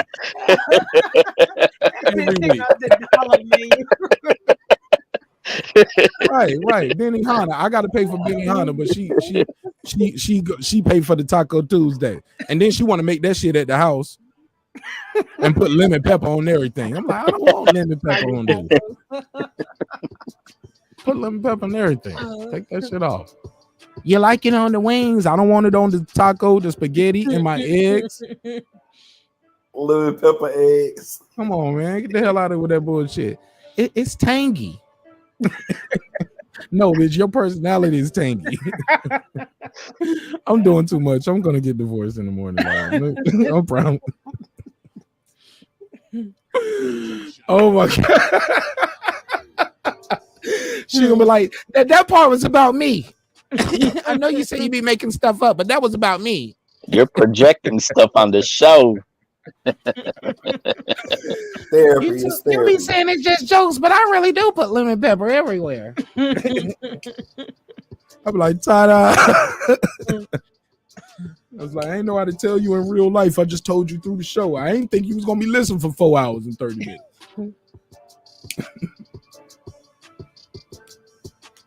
So I guess I got to answer the question. Did King Asia Math? Everybody, did everybody in the chat, everybody on the panel get to answer this question? The numbers on the screen: 678-381-1938. Hold up. I don't know. I guess I'll look at it this way. I ain't even got the phone line open. I've been talking all that shit. You got people calling in and they can't even. The laptop had died. When the laptop died, I didn't open the phone line back up on the screen. So people probably could have, would have, should have, maybe tried to call in, but no phone line. Go ahead, sir. I'm so sorry. I'm ass. I don't know. Like I've helped people out that I won't trying to smash, but nigga. But I don't. Anybody I'm smashing, like I'm gonna smash you regardless. Like if I give you the money or not. Sir, saying you paid the thing. You ain't get the. I'm just saying, like you fucking it up for niggas like me who trying to pay and get something from it. I'm so disappointed you. Ain't that right, Asia? It was that Asia Mav got a kick out of that one. No, I'm just laughing, man. That's HLD. HLD, ain't that some shit? He fucking it up for the real niggas. He like, sir, seen yeah, I help you out. Nah, you keep your pussy. I don't want that. I'm look. Yeah, I know. I just want Sir Senior is the good. Sir Senior is the anti. Sir Senior is the hero in the movie. Like technically, no, he wouldn't, because she might want to give him vagina willingly at another time. Though he helped at that time, she might want to willingly give it to him. Like Jenny, Forrest I'm eventually got to smash on that Jenny. Jenny part. No, but look, he fucked it before she got Forrest got it before she got AIDS, man. Keep that AIDS pussy. No, he got it first though. He got it first. Look, him or Little Forrest didn't have it. You see, he's just investing in the stock. He gets his return on investment long term. No, I ain't investing in that. No, that's charity. Charity. It's charity. I know a girl named Charity. Shout out to Charity, my homegirl. Jenny's my girl, but she fucking the other dude. What's the question again, Mark? Or did he leave? If you're giving a woman money, do you expect sex when you want it? He said, yeah. Asian Math already answered that. Oh, I thought it was a new question. Yeah. No. Oh, the other question was if you having sex with them, should they be able to get money from you? Oh, that was the other. I don't know. It depends. Like if I'm dating you, then I'll loan you something on Friday. But other than that, no, I'm just smashing. I'm like a karma chameleon. I come and go. All right. Yeah, I think. Well, that was before I got saved. I'm hallelujah now. Right. Well, I would say the fair exchange was in the intercourse. So, who deserved the bonus? I might be the one that deserves some money. I might have performed better. Oh, exactly. I always perform better. I'm killing them out here. Yeah, you need money to perform better, though. You shouldn't need money to perform better. Yes, you do. Look, yes, you do, because they say the same trash. Right, bro. Look, I don't fuck good when I ain't got no money, man. I ain't gonna lie, yo. I ain't gonna lie. And my wife pussy don't work, and she always got to open up her wallet for everything. She told me that in real life. She was like, "My pussy broke tonight because I paid for dinner." So, and I was like, you know what? You're a real bitch, goddamn. I was like, let me give you your reimbursement right now. She was like, nope. Well, maybe next time. So it's I was like, I knew I met the love of my life that night. Aww. I looked down and I was like, you're a real bitch. I ain't never had nothing like that before. She was like, my pussy broke tonight. I had to pay for dinner. Love of my life. Yeah, nigga. I started singing Charlie Wilson songs and everything. I was like, you are the reason yeah, I had a good time. But on some real shit though, yes, man. I don't think it's about your confidence too. You know what I'm saying? Well, Yogi said, is it especially me though, personally. Like if I ain't even got my haircut today, I don't look, she know when I got that haircut and everything, I'm like, look, I look like the guy you met that night. You know what I'm saying? We gotta do cause same thing with her. I don't want to fuck the bonnet bitch. I be looking at her like, don't put on the wig and and hair. Protects the hair, sir. Nah. Well, look, protected from them niggas in them streets. Don't be showing the niggas in the streets your best self. And I come in here, you take everything off. I feel like Will Smith in that episode of Fresh Prince where he was in the basement with Tisha Campbell, and like little pieces of her body just kept falling off. Like, this the abominable bitch. Like, God damn. Well, in that case, are you gonna pay for her to get her hair done? Nah. That's your job. How you don't want her I to buy wear a fitted hat though. I buy a hat though.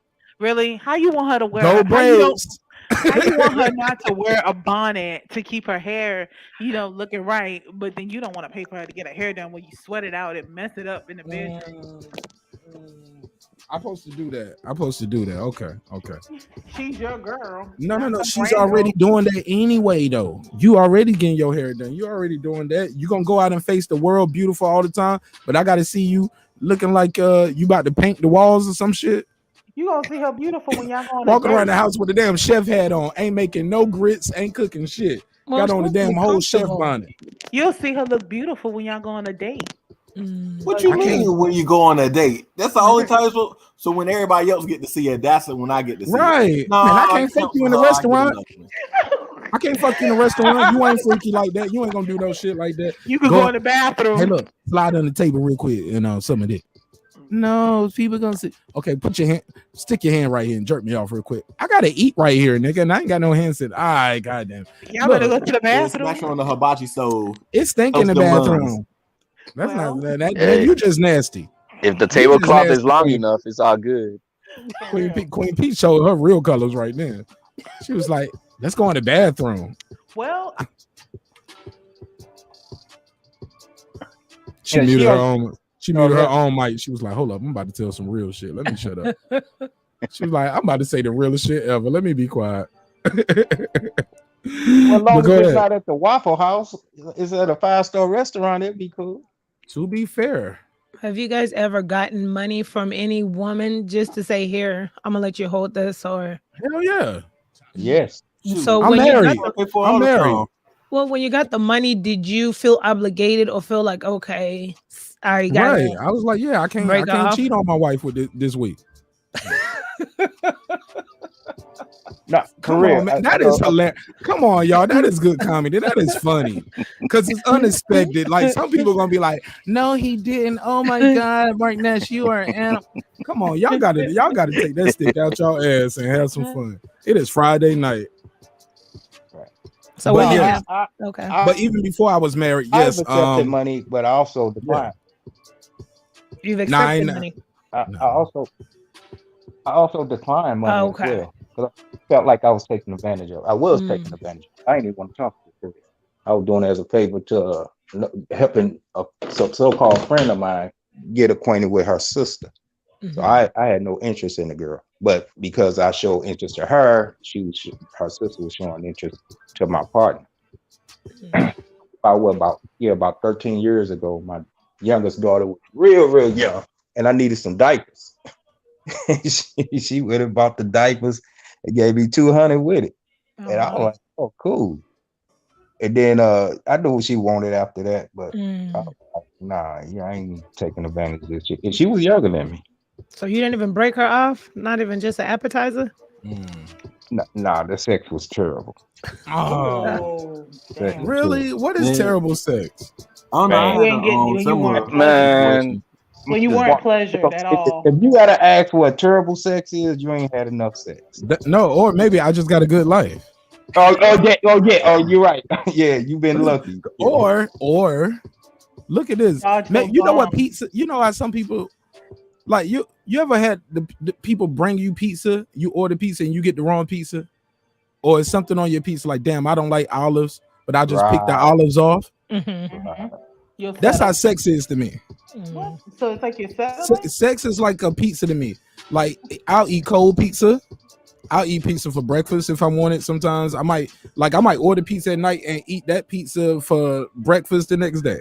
You get what I'm saying? Mm-hmm. And it might have been the wrong pizza. I'll just pick the olives off, pick the onions off if I don't want that, or the bell peppers were too big. So you make it work as long as you got that upper hand off it.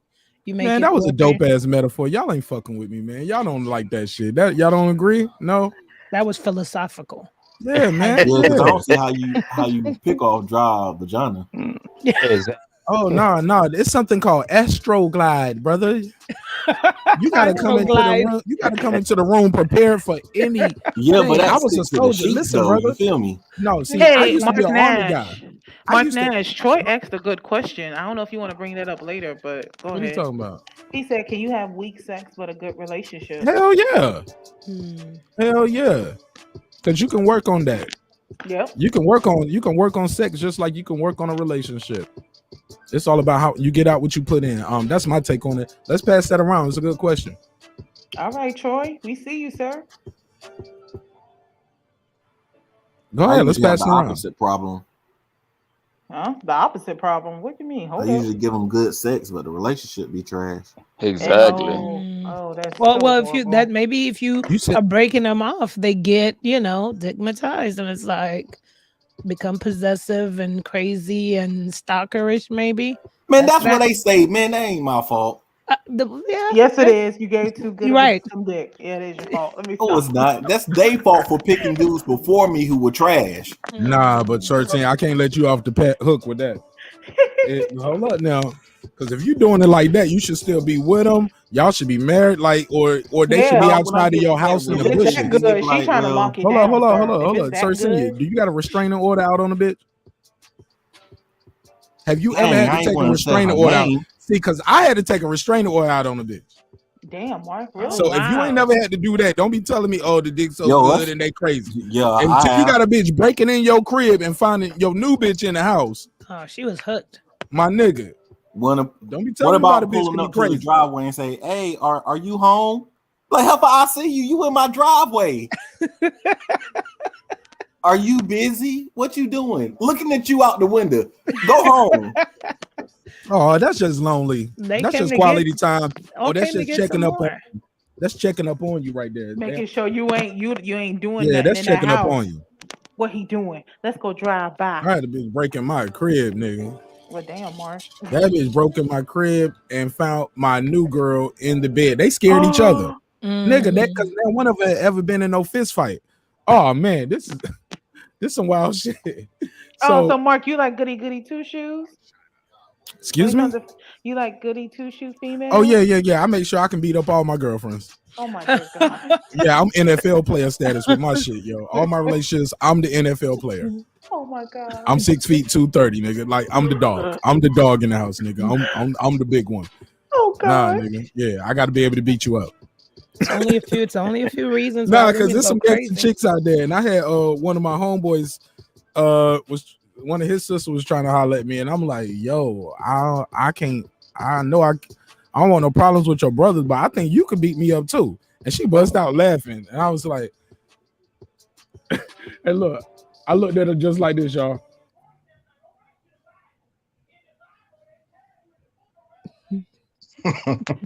Blink 3 times if you're in danger. Right.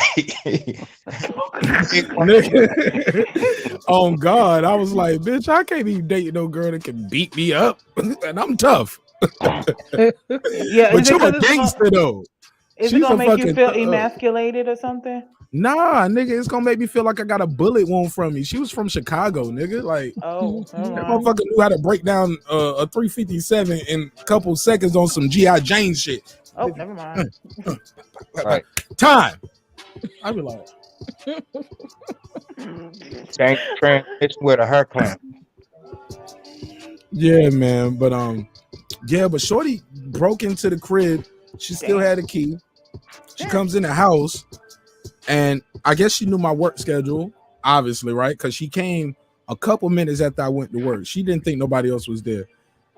And we had broke up. The new girl is in the bed sleeping in, because the way I worked, I can leave and I could come home. You know what I'm saying? I could move around. I'm out there working, but independent contractor, I could just pull up at the crib, come back in a couple hours, bring some breakfast, chop it up with you, get back out there, go to work, or just take you home, or now you can leave. You can sleep in though. Yo, she calls me. I'm gonna tell you a story from my perspective. She calls me. Where you at? I was like, shit, I'm worried. What the fuck you calling me for? I just left. I told you I was going to work. She's like, Going in the house? I was like, no. Oh my God, Marcus, somebody is here. Huh? Somebody is here. I hang up the phone. Speeding to the house. Speeding to the house. Hey, look, I ain't even do the story time drop, but fuck it, we here now, right? Get to the house. When I get there, I know I left her in the bed half naked. She fully dressed. She was like, yo, my nigga, get the fuck up out of here. What's the what? She was like, somebody just came in this bitch. And I'm like, somebody was in my shit. Somebody was in my shit. You know me. Rapper nigga. First thing I do, open up the studio, do room to my studio. Because she was in the bedroom. So I was like, did they get my shit? Did they steal my equipment? I'm a fucked up person, right? I walk in there and I realize my cables, everything to my computer is unhooked. The mic is unhooked from there. Like, and I was like, oh shit. What the fuck? Yo, somebody just broke in my crib, yo. You saw the niggas, what the niggas look like, yo, you okay? She was like, it was a girl. I was like, instantly, I'm like, I know one my ex, bitch. Was it her? And you know, I go on social media, I find her. She was like, yeah, that's her. Old big eye, goofy looking bitch, yeah. Disappointing in your taste too, nigga. I'm like, hey, look, I was lonely. But look, what happened though? And basically, she saw the girl, like basically while she's on the phone with me, half naked at the window, trying to look outside, looking for the car and the vehicle and the truck and the van. Like she don't see nothing out there that look like it's supposed to be with me. But she sees another vehicle and she hears something in the house. And as she's on the phone with me, she looks back and they see each other. The person shuts the door and you can hear them run downstairs and leave and get out. The new girl hid in the closet. The ex girl got in the car and ran the fuck out too because she thought she was about to get beat up. Oh my Lord. Because when she came in, she snuck in with the key, went straight to the studio. I'm taking this nigga equipment. I'm taking his shit. She hears the girl get out of the bed. I mean, the girl hears something in the room because the girl probably came up, running up fast. Goes in there, she's in there moving shit. The other girl is looking out the window like, nigga, you ain't here? What the hell is that sound? Somebody's here. Oh shit. They see each other, they both run and go hide and leave. So I don't put none past the bitch. And like, I had to put some papers on that bitch, because that bitch crazy. She was hooked. See how y'all guys, some of you guys do when you Look do at it, Troy. your job too good. Yeah, did you see Troy's on? Talking about the woman wanted him so bad that he said, I had a woman marry a man who looked so much like me that my mama called after seeing their wedding pictures on Facebook and cussed him out. Wow, your mama didn't know it was you, nigga? That's deep. Yeah, he said that he was prettier than the other guy, though. I'm like, great. She can't have you. She want a lookalike of you. Did Troy say prettier? Yes, he did in the chat. That's why he put it in all caps too. Yes, he did. And Sir Senior is questioning him about it. Troy, pull up, man. Pull up. Let's have some jokes, Troy. We having fun tonight, Troy. Pull up. I would have said Man, more. Troy telling my story. Prettier. He talking about my baby mama. Lies. Hey, look, but I knew a girl who married. She named her son after me, which was weird. Wow. When I left high school and joined the army, I came back to visit, and she had a son, and her son was named Marcus. Okay, Mark. Oh, you were an important part of her life. Nah, that was some weirdo shit. Well, like, and that's why I told my wife when we had the baby, I'm picking the name. What? Y'all can't No, because you ain't gonna never name. Look, if you name my child Kevin, it's Kevin baby. You name my Brandon, I always like that name. Yeah, this Brandon baby then, bitch. I'm out of here. No. Okay, what about street. y'all come out together? What about that? Y'all discuss it together. Nah, I ain't with that reverse mind trick. No, I'm coming up with the name of my own, and you gonna go along with it. If you've not, I'm gonna think you. If you name the baby Chris, I'm gonna be like, yo, you always wanted to fuck Chris Brown. But what if your name I like is Sean. Cash? Yeah, you always wanted to fuck Jay-Z. What if your name is trash? I don't want to give our I wouldn't want to give my child a trash ass name if I have to rely on whoever my You ain't husband gonna name my is. baby after no other nigga that you wanted to always fantasized about. I'm not having it. You know what? I hope your wife puts her foot down. I am hoping. Look, look. You know how that works, right? You know when the girl had a baby, she can put some stuff on the paper, but somebody got to hand it to the nurse because you over there hitting that morphine and doing drugs and you going to sleep. You don't even know what name is on the paper until the birth certificate come back. I snuck a name in on my baby. You do know they could change it at Vital Records, right? Yeah, they can do that too. But my name on the birth certificate. Yeah, that's fine. But they can go to Vital Records and change that name. And I can push you down the stairs. Oh, damn.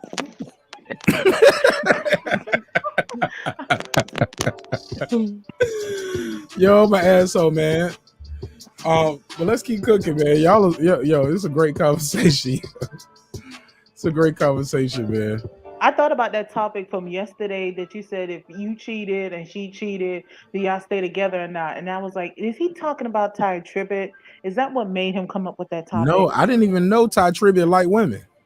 What? He's married. He's been married for years. I didn't know that. I thought Ty Tribbett was always kind of like, ow. No. Instead of, hey. No, he's married. He's still with his wife, but they had a situation because he used to own a church, which was Greater Anointing. And basically, there was a young lady in the choir that they were helping, counsel. He ends up sleeping with her. So the wife went and had revenge sex on him. They split up and, they were deciding whether to stay together or not. But during that time when they were apart, he was suicidal. He disclosed being suicidal between like being at his mom's house and his house. Yeah. What about his boyfriend's house? Oh, I don't think he gay, Mark. Oh, okay. I gotta make sure this is the right one before I keep going in. If this the one I think it is, yeah, man. This man's sweeter than Chick-fil-A lemonade. Let me see. But I think that's the example when I was the other day when I said to me, it just depends on the fact, just like when you look at their story, right? I felt like they probably this ain't the same guy. He just kind of weird. But I have seen him questionably though. He used to have dreads, right? Yes, he did. Oh yeah, he did have dreads. Yeah. We keep it moving. I just remember that, and I was like, Mark, he came up with that topic from this situation, huh? Nah, man. But I'll take it though. I ain't gonna take it how he taking it, but I'll take it. But they ended up.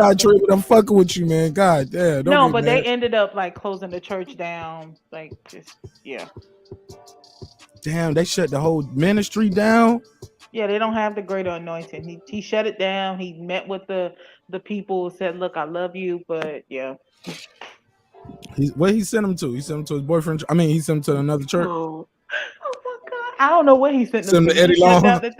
Oh God! He's dead, Mark. But he could have sent him to it before then. I don't know when this happened. This was in 2010. So he could have sent him to Eddie Long Church. I don't know, but what was Ty Tribbett Church at? Greater Anointing. I thought they were out of Atlanta. I thought or Georgia. Come on, man! I can't make this shit up. Or I can't, and really, I am making this shit up. I don't know. I don't know these folks, man. I'm just talking some shit.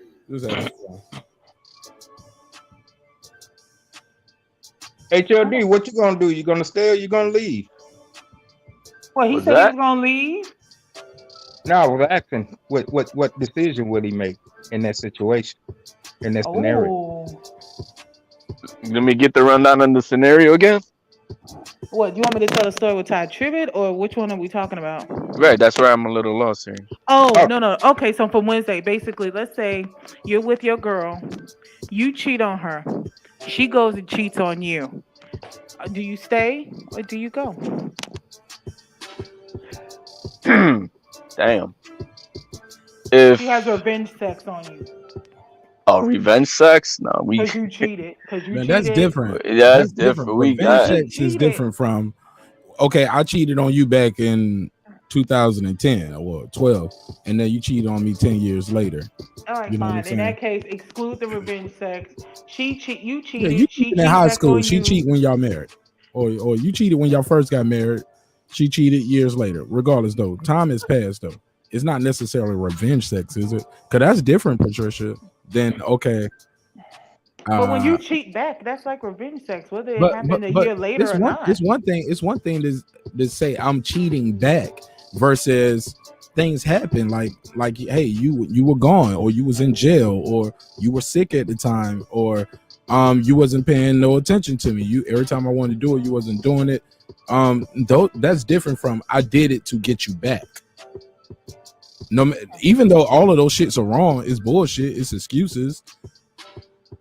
People are paint the picture in their mind that hey, it wasn't because you cheated on me years ago.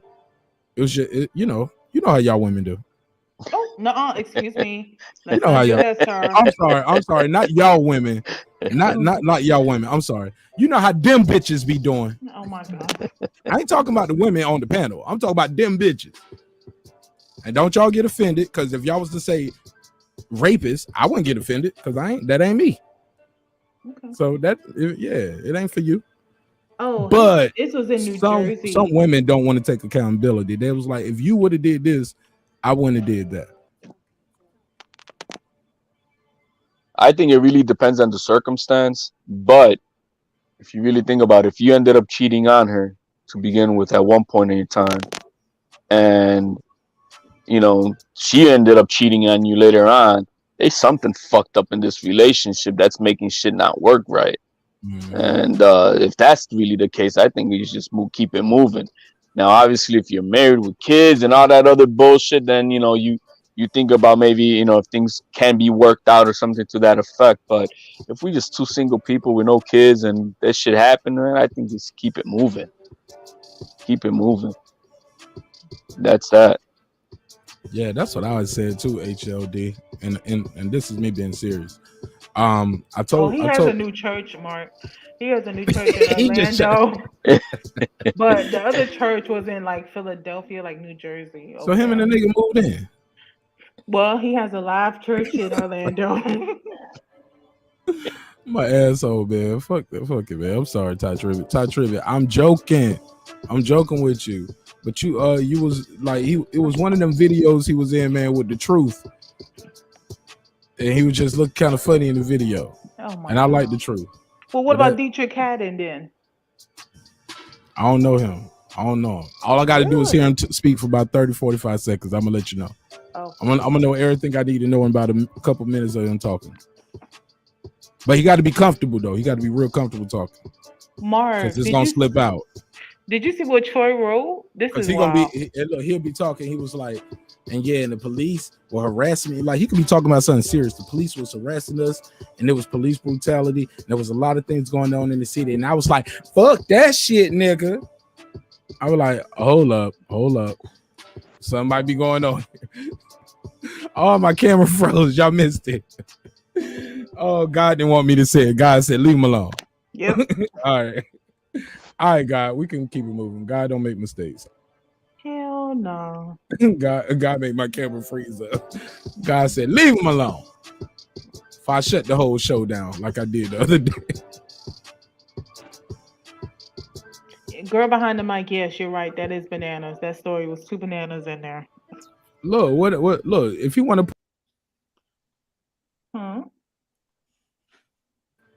I don't know why Troy don't want to pull up. For real, he need to pull up because what he writing in there, I'm like, sir, you need to say it in the She said he pull up.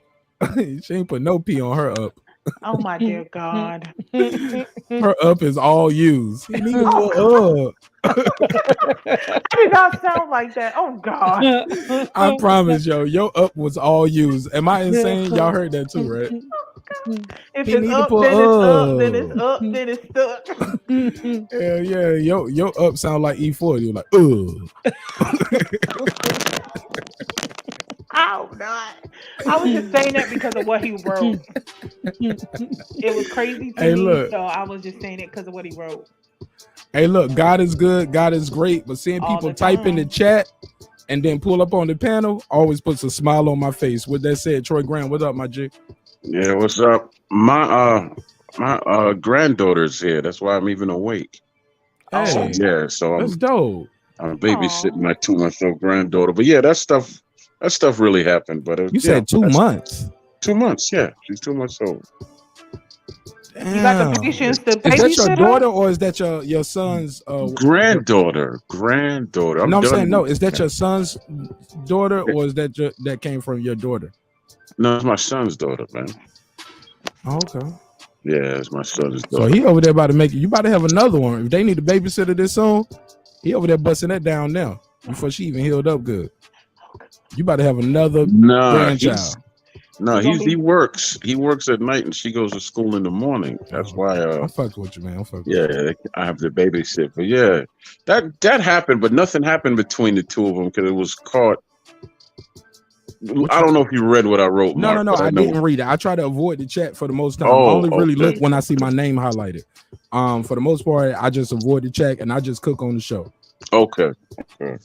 No, just long and short go of ahead. it. Tell us the story. What happened? I was dating a young lady. She was fine actually, but she was this is way younger. I'm sorry, you said she was fine actually. Like, I normally date ugly bitches, right? No. This was when I just come back from the military and all that. So it wasn't like yesterday, right? You see all these military men? Mark is one. Troy, that was funny. Did anybody else catch that the way I did? She was fine actually. I was like, what? Was she? Do you go for ugly girls or something? No. Ain't nothing wrong with the love you get from an ugly woman, man. Nothing love from a woman, period. Some people got to look like their daddy. Everybody can't look like their mama. It is what it is. But go ahead. No, but we dated for a hot minute. My mother and actually my father never liked her. He told me leave her alone. But anyway, we dated for a while and we ended up being separated. And her cousin was like, she had a baby. I'm like, yeah. We broke up. And she's like, why don't you backtrack? And I said, oh, okay. Well, I went to go see her. And I even volunteered to pay for the blood test and all that. And she's like, no, she has a daddy. And her own mother said some things to her. She's like, tell the man that's his daughter. Tell him. And she wouldn't. So years passed by. And, I keep in touch through the mother. So I get to see pictures. This girl looks just like my mother. She's even left-handed, like my mother. Wow. So anyway, I knew who she was, and she goes to the same hair salon as as my niece. So I was able to keep it. I just never spoke to her because it's kind of Anyway, so years later, my son meets her and doesn't know who she is because I never spoke about her or nothing like that. And he's like, he brings her home. He brings her to meet me, and I'm like, no. This is not going to work. So I had to sit down and tell both of them for a whole bunch. And I was uneasy and kind of crying. And Kara's like, that's your sister. And he was like, that's not my sister. I'm like, y'all two didn't. He's like, no, we only been dating for like 2 weeks. I'm like, thank God, but that's your sister. And he was pissed. She was pissed. And then the mother came over and she blamed me for everything. And it was just a bunch of confusion, man. See, she should have just told you from the jump that was your child, and we could have all went on about our merry way. And she was being spiteful, she didn't want to tell you shit. And I told my son, why don't you stick to Asian and Caucasian women, man, just to be safe.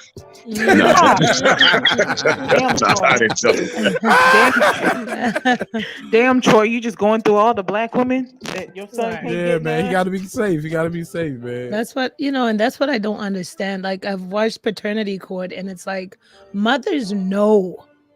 You know what I'm saying? It's mother's baby, daddy's maybe. But mothers know, and these women sit there, and they're like, it's him. And then when the results are read, they're like, I only was with one person. It's him. And I'm like, it's science versus what you're saying. And I understand. I get it. I'm not trying to shame him. I'm sure they're filled with shame. But I'm like, just embrace it. Just say, look, I don't know. There's nothing wrong with saying, I don't know. You may be the father or not. Let's go get a DNA test. Because ultimately, you hurt the child. So I've never gotten that part. I'm like, lady, you you had more than one person. Come But on now. when the she other said, one could be where they don't even know where neither guy is the daddy. yeah, And but if how you you find that not on Maury, know? How you not know who you They was talking know. to? Well, that's the thing is they know, but it's like I guess like because we're watching paternity court, it's on TV, and I don't know if the women are feeling like shame or they want to act like it's this person. That's just my assumption. But they know, a woman knows, you know who you laid with. I don't care how drunk you were for the most part. You know if it was 2 or 3 guys. You know what I'm saying? You might not remember their names, but you know. And all I'm saying is if you're not sure between the 2 or 3 guys, just tell your kid, I'm not sure. You know what I'm saying? Instead of like either not telling your child or blaming it on one person. And I'm sorry, but I've always gone down in history saying in America, I don't care who you are. If you are a man having a baby with a woman, get a DNA test. Because when you sign that birth certificate, it's forever. And if I was a dude, I would do that. I'm just saying, I always say that. I always say that because I've seen homegirls pin a baby on men that were not their father, but they were financially, mentally, and emotionally available for that child. So that's just my 2 cents. Great advice. That's all I say. look at Daquan. You saw what happened to him. He was caring for a kid for 9 years, only to find out the child wasn't his. Who? Jaquan from over in Did that Illinois. I know the girl Who, too. look, the rapper, everybody in the club getting tipsy. Yes. I thought he's from Duluth. He No. is. Yeah, But we're not talking about. We the talking about the girl. situation. Oh, go ahead. Go ahead, Asian man. No, I'm saying one of my children's mother's friends was friends with that girl. Oh God. No, serious, no cap, real talk. Because I used to hate every time she came over, she used to bring that dude named Jaquan. That dude don't mean shit over here. And did he turn out to be in that crazy situation and shit? Mm-hmm. The kid wasn't his. He was taking care of that kid for 9 years. Yeah. And the courts will stick it to men. I've always said that. I mean, like, listen, I'm just like, I'm not in, I try to be rational, but I'm like, the courts are not set up to help the man. And if men don't realize this by now, then I can't help you. I just take things in the way I would like to be treated. If you sign a birth certificate, you're the legal guardian financially. You can't fight it. And then the simple fact that when you're put on child support, you can contest it. Like because it's things that I've just seen that raise my blood pressure. It's like when you're put on child support, perhaps the kid's yours or not, the child support is for the child. But she's driving a brand new Mercedes-Benz or Lexus. The kid and the dad's still doing stuff behind the scenes, buying back to school supplies. It's like, dudes just gotta wise up. I'm sorry. I'm like, I couldn't be a dude in 2021. I'm just saying. But before you pay child support, don't they make you do a paternity test to determine if They offer. They need to make it mandatory. Or I thought they did. No, they but I offer. agree. They don't they even offer. actually offer it. You have to know to ask for that. Exactly. That's what it is. You they can don't ask offer for it. They just put your name up there. She puts your name up there without you signing. In lots of states, you can still have to pay child support. And then if you go to court and then be like, oh, well, I want the DNA test, then but they do the DNA test. Now that is true, because I remember seeing that on paternity court where there was a man's name on the birth certificate. He didn't know anything. The daughter was there to represent for him. And it was like he had like a huge bill, and he was like, "That's not my kid." And then she was like, "Well, you need to get a paternity test done to prove it, so that you could get your name off that birth certificate." Right. And then you have to jump through hoops. Some men in other states, once they sign it, you still owe back pay. So if you find out when the kid's 15 and you got 50, 60,000 in back pay or whatever, you still have to pay all those arrears. Even if you find out at that age, that's why I'm like, unless you get a judge to agree to waive it, you have to pay those arrears, even though it's not your child. If you're married in most states and your wife go have a baby, that's your baby until you're somebody legally else the father. Yeah, unless somebody else say, I am the father, I'm willing to take ownership and all of that. That's your baby. Yeah, that's your financial responsibility. Yeah. But in Jaquan case, he bought that girl a house as well. Yep. Yep, that's what I said. Hold The way on, to hold do it on, with that hold is to on. say that I'm buying the house for my child's mother. When you prove she's not your child's mother, then you can sue her. That's your only recourse. If you don't do it that way, it's called a gift and you screwed. Hey, look. He Look. even went to jail for it too. Is this the guy in Detroit? Y'all remember it was a guy in Detroit. I remember the story from back in 2015. Y'all remember this? Anybody? Y'all remember this? What? It was a guy in Detroit. Matter of fact, I got it right here. While y'all was talking, I pulled it up. Yeah, I'm on point tonight. I told you I'm shooting on all cylinders tonight. And we can play news clips. Oh yeah. Yeah, you can play a news clip. That's another thing too. If y'all got stuff y'all want to show me, make sure it's coming from the official news channel, because that is fair use. Because we damn sure about to get some commentary on this motherfucker. So we got a guy here in Detroit paying child support for a child that is not his, and pretty much everybody knows it. Let's run the clip. That is messed up. Here in Detroit. This is one of them. Imagine being told to pay child support for a kid that is not yours or go to jail. That was the order the state handed down to a Detroit man. So today he turned himself in, but here's what happened when 7 Action News reporter Kim Russell went with him to court.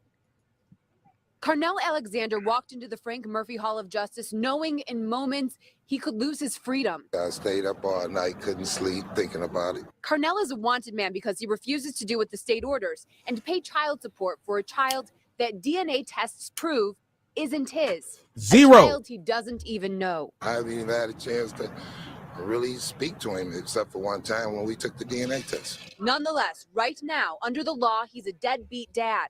Today, he turned himself in to the judge as ordered. Scared because I've been before this judge before. But this time he had attorney Cherika Harris, who volunteered to help after seeing his story on 7 Action News. The judge said he will not go to jail for today. Thank you. Thank Ms. Harris. And hope that we can resolve this soon.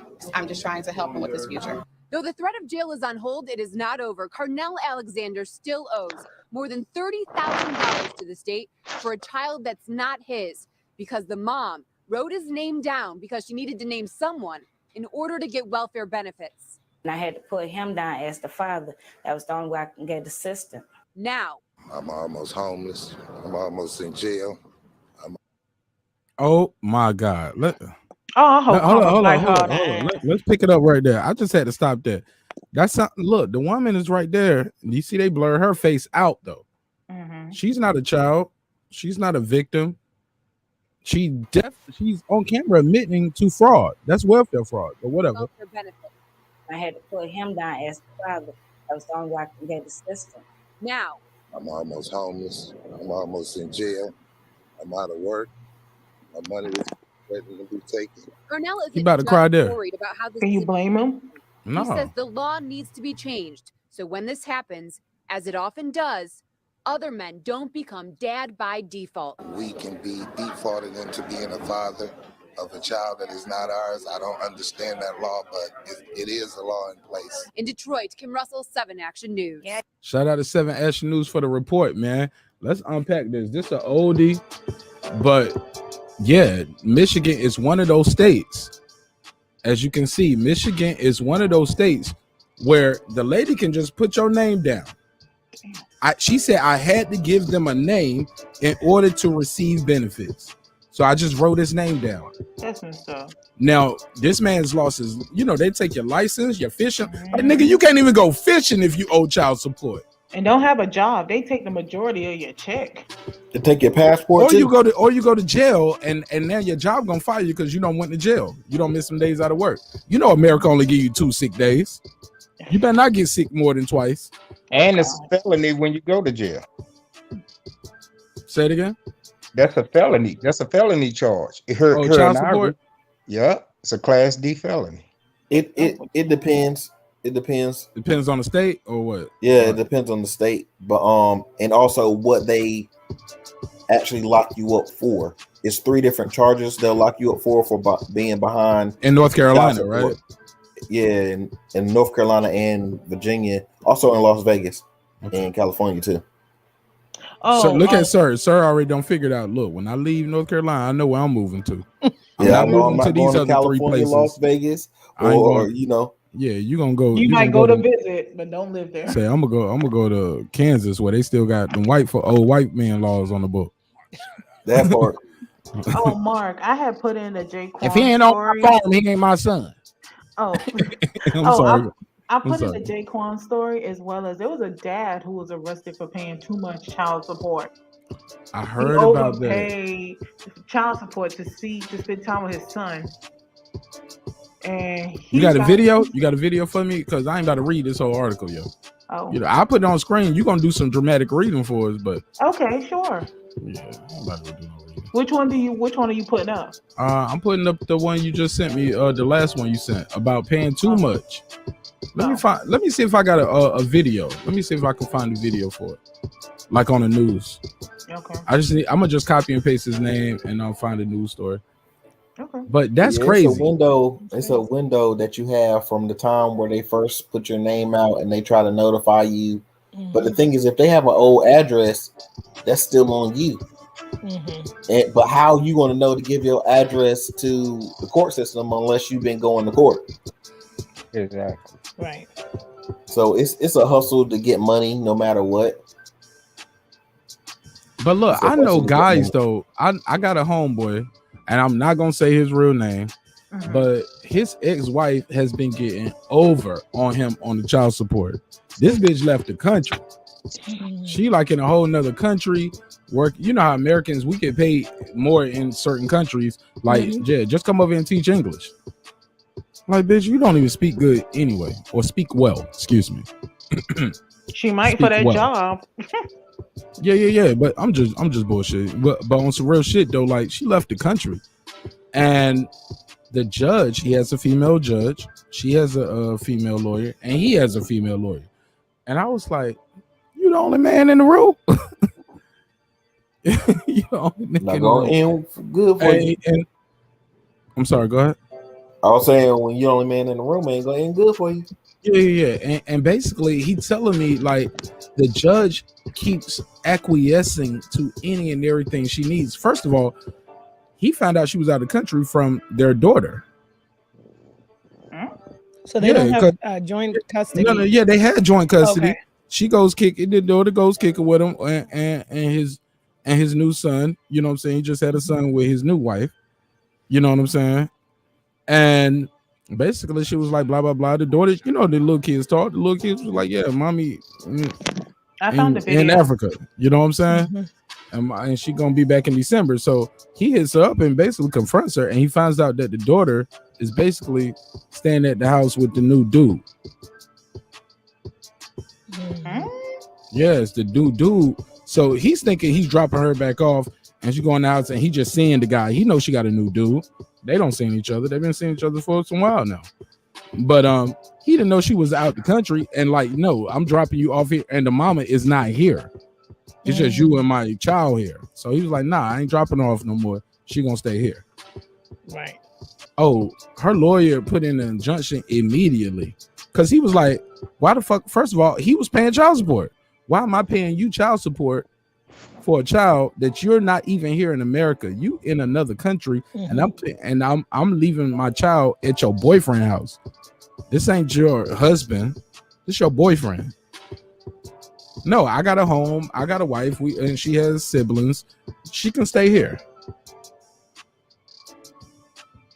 Yeah, and basically, he been going through hell and high water to get her to pay child support now. Because now she's thousands of dollars in arrear, double-digit thousands in arrear. But they ain't take her passport. She can come and go from America to Africa as she pleases, and she ain't paid shit. Like this child support shit was supposed to have been a topic last year, and I wanted him to be on the show, and he was like, "Yo, bro, that's like me telling you to come to the studio and just do a song about a dead relative or something. Like it's too many emotions. Like I gotta want to do that. I gotta feel it. I gotta be in the mood to do it. And you know what I'm saying? It's a different vibe. But you can't just say, hey, come up here and talk about your ex-wife or talk about child support. He said, because I got a different take, because it was a story about child support. I didn't even know his story until we was talking. And in the midst of it, he was like, and this bitch, She owed $18,000, motherfucker. If I owed $100, they'll lock me up. Like he going through it, and I was like, maybe next week. Because back then the show wasn't as wild as we got it now. You know, it took me a minute to grow into myself up here, right? But you probably kill it now. I'm like, yeah, put a fake name up here and tell fake names. Yeah, and tell the whole story. Just say fake names. Change the boy to a girl, girl to a boy, whatever, however you need to do it to tell the story. Change the names, change the state, location. Have fun. I could coach you through it now. But his story needs to be told because it's basically a story about what we just saw, about how the system is a broken system. I'm not going to say it's made to destroy black men or made to destroy men, even though that might be my reality and what I see and what I perceive. But it's also made to protect women. I get it. Women should be protected. But also the system is broken. Definitely. And women should be protected. But not all women. Yeah. And women should be protected, but I've always said all women should be protected. Shit, Yeah. all men should be protected. We all right. need Everyone should right. And the thing is we all need protection. Go ahead. right. And like the thing is people just like probably 10, 15 years ago with a friend of mine who was going through it.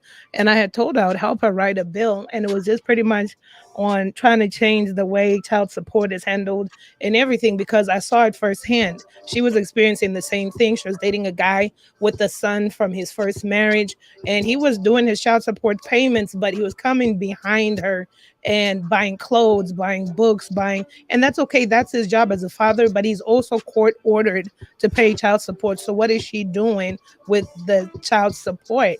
Like there's not a lot of insight on that. And I've always said, why don't they have an EBT card? So why don't you have a court card that a man can go to the court and request a transcript, look at the transcript, see where your money's going, and say, and you see, if you see that this month the charges didn't go to books, school clothes, or whatever, you should be able to ask the courts or pertaining to the child. Yeah, I don't like pertaining to the that girl child. behind the mic. I got to disagree. Pertaining to the child. I don't like that. I don't like that because a lot of chicks I dated who had kids, they bought my weed. Them bitches bought me Jordans, nigga. They helped me get That's to college. fine. That's like, you, but it's not fair for the nah, kid. Nah. But are you sure they use the It ain't fair to me. I gotta did sit they there. spend their money No, it's outside not from fair their for the job? kid. Fuck that. Exactly. Look, It's not nigga, fair you for the gotta pay kid. child support. You gotta pay child support. No, Look, it's not fair for the kid. It's not fair for the Look, future. it ain't fair to me. I have to sit there and deal with him. I got to babysit. I got to babysit a kid that ain't mine. Yeah, your mama got to break me off, nigga. Well, she got to pay you Daddy to needs deal some, with her. Stepdaddy needs some new chains, nigga. Stepdaddy better and you I need my new kush. But you chose to deal with her knowing that she has a child. That comes with the territory. No, right. I chose to deal with her. I knew she was getting child support. I Nah, don't think she could bitches pay who ain't you- get no child support payment. Like, No. if you got a kid, I'm all for it. If you ain't got no child support coming in, I can't fuck with you. What? But Marq Nash, what is she spending from her own check, from her Right. job or something? Because it takes two. That covers your portion. That ain't my business. I know what I'm there to do. I'm there to lace And- the dick. I'm there to get roll these blunts up. And who? Hey, What about look, the child? I'm there to drink his Capri Suns up and everything, nigga. I know You what I drink- came. That you came from the food stamp card. That ain't even the child support money. So stop crying. Nah. That ain't You even your drinking money, from the nigga. child. You ain't even drinking from her his. You Right. drinking from the kids. Capri It's Sun. stash. He can drink. He need to drink water. Nah. He young. He need to drink water. I'm old. I'm about to die anyway. Shit. We all on our way out. I'm closer to 50 than I am to 21. Girl on the Look. mic, you know he bullshitting. So just keep I that know. in mind. I He already know. bullshitting. I know. Yeah, I know. Now too many people are suffering, and the laws just need to be We rewritten. lost another 20 viewers right then. I'm sorry. Y'all. yeah, everybody leaving. They was like, God damn it, Marq Nash. That's actually a great idea. That's a great It idea. is. That's how. Yeah. That's how. They'll you never do that because then women will have to keep an account of what they doing. Just Yeah. like if you had to, Wow, you keep account when you use your card. they don't care nothing about that. They want it to be able to, they can do whatever they want because that's going to make them have more babies and have more dudes locked up on the system. If Right. you got to be accountable, then that breaks down the whole system. That's my point, and that's where that bill, when my friend and I were talking about it, that's where it stemmed from. right? You cannot benefit from it. They shouldn't be doing that. And then because of that time and even up to now, I'm out here making money and majority of my taxes are going to some of these things. So I'm already going off of that. I'm piggybacking off of that, but that doesn't mean that I'm better than. I'm just saying if we all are out here, let's just do our part. That's all I'm saying. And I'm saying that people would genuinely need child support. They genuinely need food, shelter, clothing, and benefits. That's okay. But what I'm saying is don't abuse the system. That's all I'm saying. And don't rip off people. I have empathy for men that have been at the end of this just as much as any women that face injustices from the system. But I see the flaw when it comes to the accountability with child support. They got a tight track on EBTs, but how come, or social security frauds, but how come you don't have a method streamlined for child support transparency? And then the whole entire thing of people putting somebody's name down and all that other stuff in some states, and then you owing, that's not fair. Like there needs to be a real reevaluation on that. But that's going to take people that get paid the big bucks. Is just putting federal laws together and figuring it out. Let me ask you a question. That defunds the government. That's going to take away from their money. It's going to take away from locking dudes up for child support. Child support alone makes millions upon billions of dollars. And then because They're what not gonna do happens? that. But what If you gotta sit here and make the woman say, okay, well, I gotta do the right thing. That's how she became a single mother. Was not doing the right thing. Situation when you're taking care of a kid and you find out it's not yours. Right. I think that they should get some type of repercussion. Exactly. You get paid back some type of money. Payback. That's not fair. Hold back. Yeah, payback. And the thing is, I'm not saying no way. I'm not saying I'm not saying take away child support. Never that. I'm just saying it should be governed better. So therefore, if you're going to put somebody on child support, have we done paternity tests before the gavel hits the freaking podium? Have we checked crossed the T's, dotted the I's? That's all I'm saying. Before you put somebody on child support. That's all I'm saying. Transparency. I'm not saying take it away. Never that. No, but just more transparency in terms of the person. It could be a male that's taking care of their kids. And if I'm paying you child support like that Kelly lady, if I'm gonna pay you $200,000 a month, I should be able to request a copy of what it is that my kids are doing with this $200,000. That's all I'm saying. And if I see that they would do that for a woman, then they would do that for a man. Like they don't care nothing about a man life. A woman could be still on crack. I've seen it in custody court where a woman was still on drugs and she said, I'm not ready yet. I'm still smoking this meth. They said, well, you ain't smoking weed and you ain't on crack and you just down to relapsing once a month. So we're going to give you 50-50 custody to this man who was never on drugs, never had a ticket. Like they read his whole history in the court. Yeah, he gonna and they were white for that.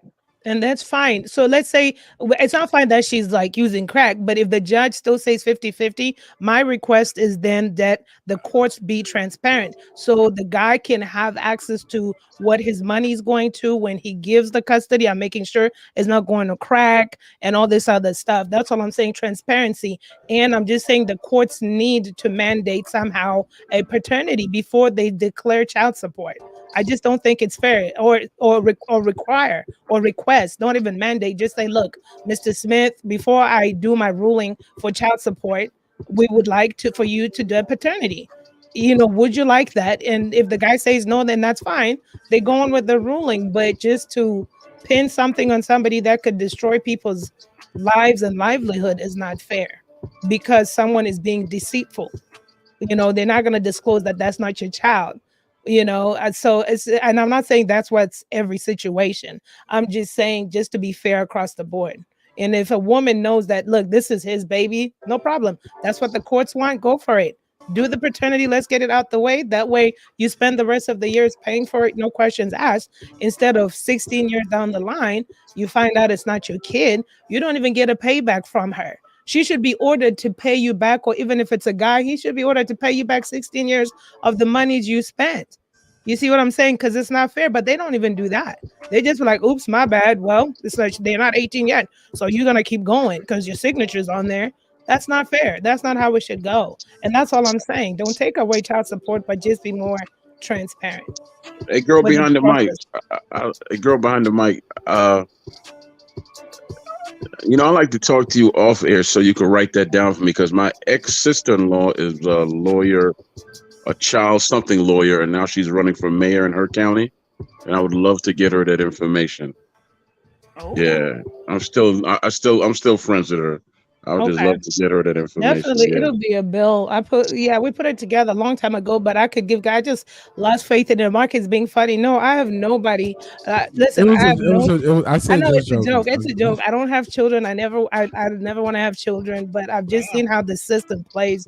I didn't say people. you had children. I said No, you that's what got a boyfriend who was always broke. And no, my he said, disclaimer was coming next. My whole entire life, I never dated men with kids because I never had children. So that's not motivation.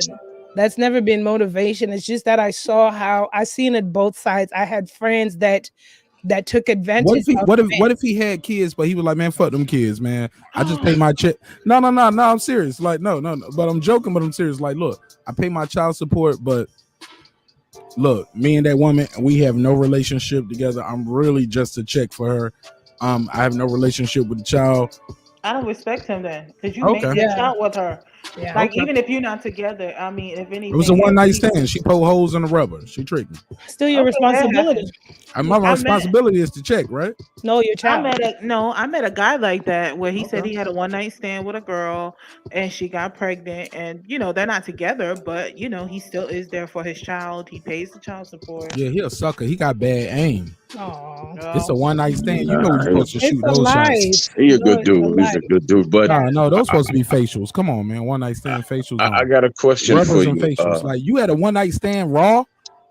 Well, it happens. Look at Oprah. Look at Drake.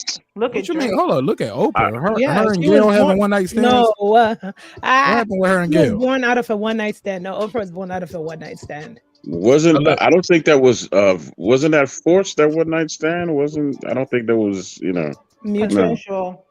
I didn't know that. I don't think it was know that. Let me consensual. stop, Dan. Let me stop. Bad But joke.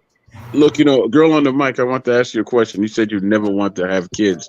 I rarely meet women that never want to have kids. So I have a friend that doesn't want kids at all. and No, she's I'm saying, if you selfish. don't mind, what's up with that? Why don't you want to have children? Once again, I'm weird. I was never the little girl that had like, oh my gosh, when I grow up, I want to have kids. Like, it's not in having or not. I feel like it's an option, if that makes sense. Because Of course. I feel like society, it's like, okay, now you're engaged, now you get married, now you have kids. Like, it's always something society wants you to do. But my mind is always like, why? Because I was like, I don't want to have kids. What's up with that? Like, and it's just a choice. I love children though. Like, I will babysit somebody's child. I have nephews and nieces. I will have a great time with them. But having one or two, You probably want the children, just don't want the responsibility and the work that comes along with it. But that's all. not even that. Yeah. No, because if you want the children and not the responsibility, that means you still have to be involved. I don't even want any of that. That stuff has never been appealing to me. Being pregnant has never been appealing to me. Birthing a child has never been something I'm like, oh my gosh, I totally want to do. Never. She said, nigga, I ain't about to be sober for 9 months. I got to drink my wine. With the craziness of this world, I kind of don't blame one. I have a friend who says she doesn't want kids at all, and she was told by a coworker she's selfish for that. Right. And so we had a Yes, I know that. conversation, and she was like, "Am I really selfish?" I was like, "No, I don't think you are. You have a right to decide whether you want kids, and your reason is your reason." But with a lot of the stuff going on in this world, I don't blame some people for not wanting to have kids. Yeah. And that's what people say, actually. They say you're selfish. And I said, I'm But you're not not selfish. sharing. Right. I'm not selfish because, and it's like, first of all, I really don't have to explain myself, but I'm not Agreed. selfish because most people have kids and can't afford them. So now Mhm. you're like ruining someone else's life, so that's who's more selfish, and kids can be planned for. Yeah, they can. It's called family planning. Yeah, and that's the thing that upsets me with pro-lifers is like they sit here and they try to tell you your kid could be the next this person, that person, but no one takes into consideration the daycare and all the other stuff that goes into having a Right, kid. I gotta feed And this motherfucker before he become Michael Jordan. yeah, Michael and then Jordan need a whole bunch of Wheaties to get 6'7". yeah, and then whenever you bring that up, it's like, well, you shouldn't have had sex. Well, a lot of people shouldn't do a lot of stuff, but they still do it anyway. So Patricia, but you know some So of the great. let me ask a question. So with that being said, is it wrong for a man to say I don't want to date a woman who got kids? no, because it's up to you. You have a right to not date somebody who has children or not. You have a right to it, but know that if you meet somebody who doesn't have children, whether man or woman, that's like a unicorn because many people have kids. And if you do decide to date someone with a child, then just make sure you know what's going on with the situation. Is there tension or drama in that relationship? You know, what is the relationship looking like? Is it strictly, hey, she calls you for your kid? Like, is there boundaries? You know, stuff like that. Yeah, but you know some of the greatest people in the world come from poverty, and that's the truth. You know, before I had kids, I always wanted to be a father, but I never want to have any more children. I'm good with what I have. Children are a blessing and a burden all at the same time. I don't ever want to have any more children, but I Wait, did love you have them. a bond with your daughter? I have Did a you have a bond with bond with all of her? them. I have a bond with all of them. No, What, you I'm talking talking about about the one that I don't know? yeah. No, I was never allowed to talk to the young lady. The reason why I didn't talk to her is because at that point she was older, and it'd be kind of strange for me to go up to her and be like, you know, I might be your daddy. And the man who raised her, uh, that's who her father is. Even though when I was younger, he did threaten to kill me through other people, but he never said it to my face. But it was a bunch of nonsense. No, I but just sometimes felt some kids don't feel they need closure, even if there was no, but we another did man have a that spoke to them conversation.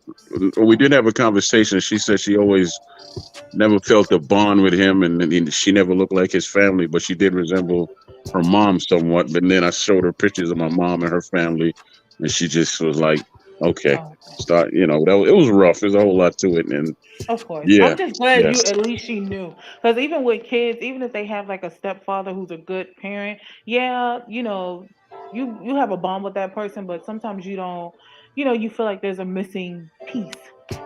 Even though you're telling her later as an adult, because you always see it on paternity court where you have this young man or young lady like, I want to know who my father is. I've always felt like there was a missing piece, like who is my dad? And you know, you see them all the time on paternity court. Yeah, but the strange thing is, I could never get away from this young lady. Even I wasn't seeking her out, but like I said, you know, my niece owns a salon, and that's where she got her hair done. The child pastor at my church was her dance instructor for 10 years. So it's like we always were passing Cross each other paths. by. Right. And her uncle, who never got along with me at all, he's true to Islam. He was like, she acts exactly like you, man. Oh my God. Yeah, she said, you know, he said he couldn't stand me, but he loved her. But she Oh. acts exactly like you. Yeah. And she even got her Gap closed. She had a Gap. Oh, And she damn. works for a dental office and got her clothes. Yeah. Yeah. Oh, girl behind the mic. Somebody commented and said the last stream you said you don't believe in monogamy. Leave her alone. Fuck y'all. Leave her alone. Shout out to Eric. Hey, I look. just asked the question. I said, is monogamy a dying thing or no? I mean, is there monogamy? Is it dead? I don't know. Kids these days are doing polyamorous relationships. Is there something there? I don't know. And also prices and participation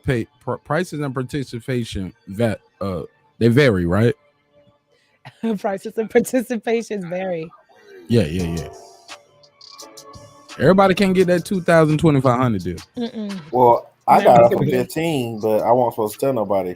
Oh, no. You're not Hey, gonna look, get shout out to cheaper everybody than- in the chat. Yo, shout out to the chat room. Look, I put this out just to keep the conversation moving while we was talking. And look, shout out to everybody putting up their little construction sign. Yeah, breaking beats, man. We break it down and we build it back up. We having a good I was conversation. wondering why I today. see a bunch of things, construction things. I was like, Yeah, what the hell? That's Sir Senior helped me come up with that some months back. He told me I gotta start branding.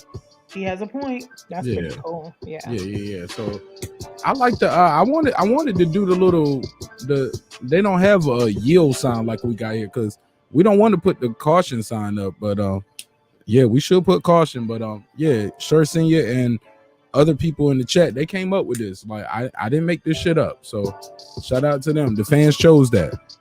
Nice. Yeah, so this is what the people chose for me.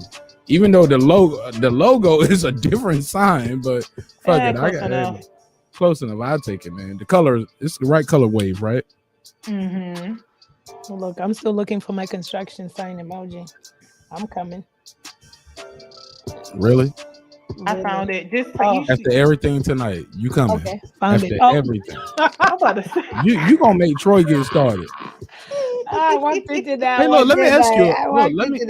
But look, Queen P, you said something earlier. Actually, you said this hours ago. We was talking about toys in the bedroom, right?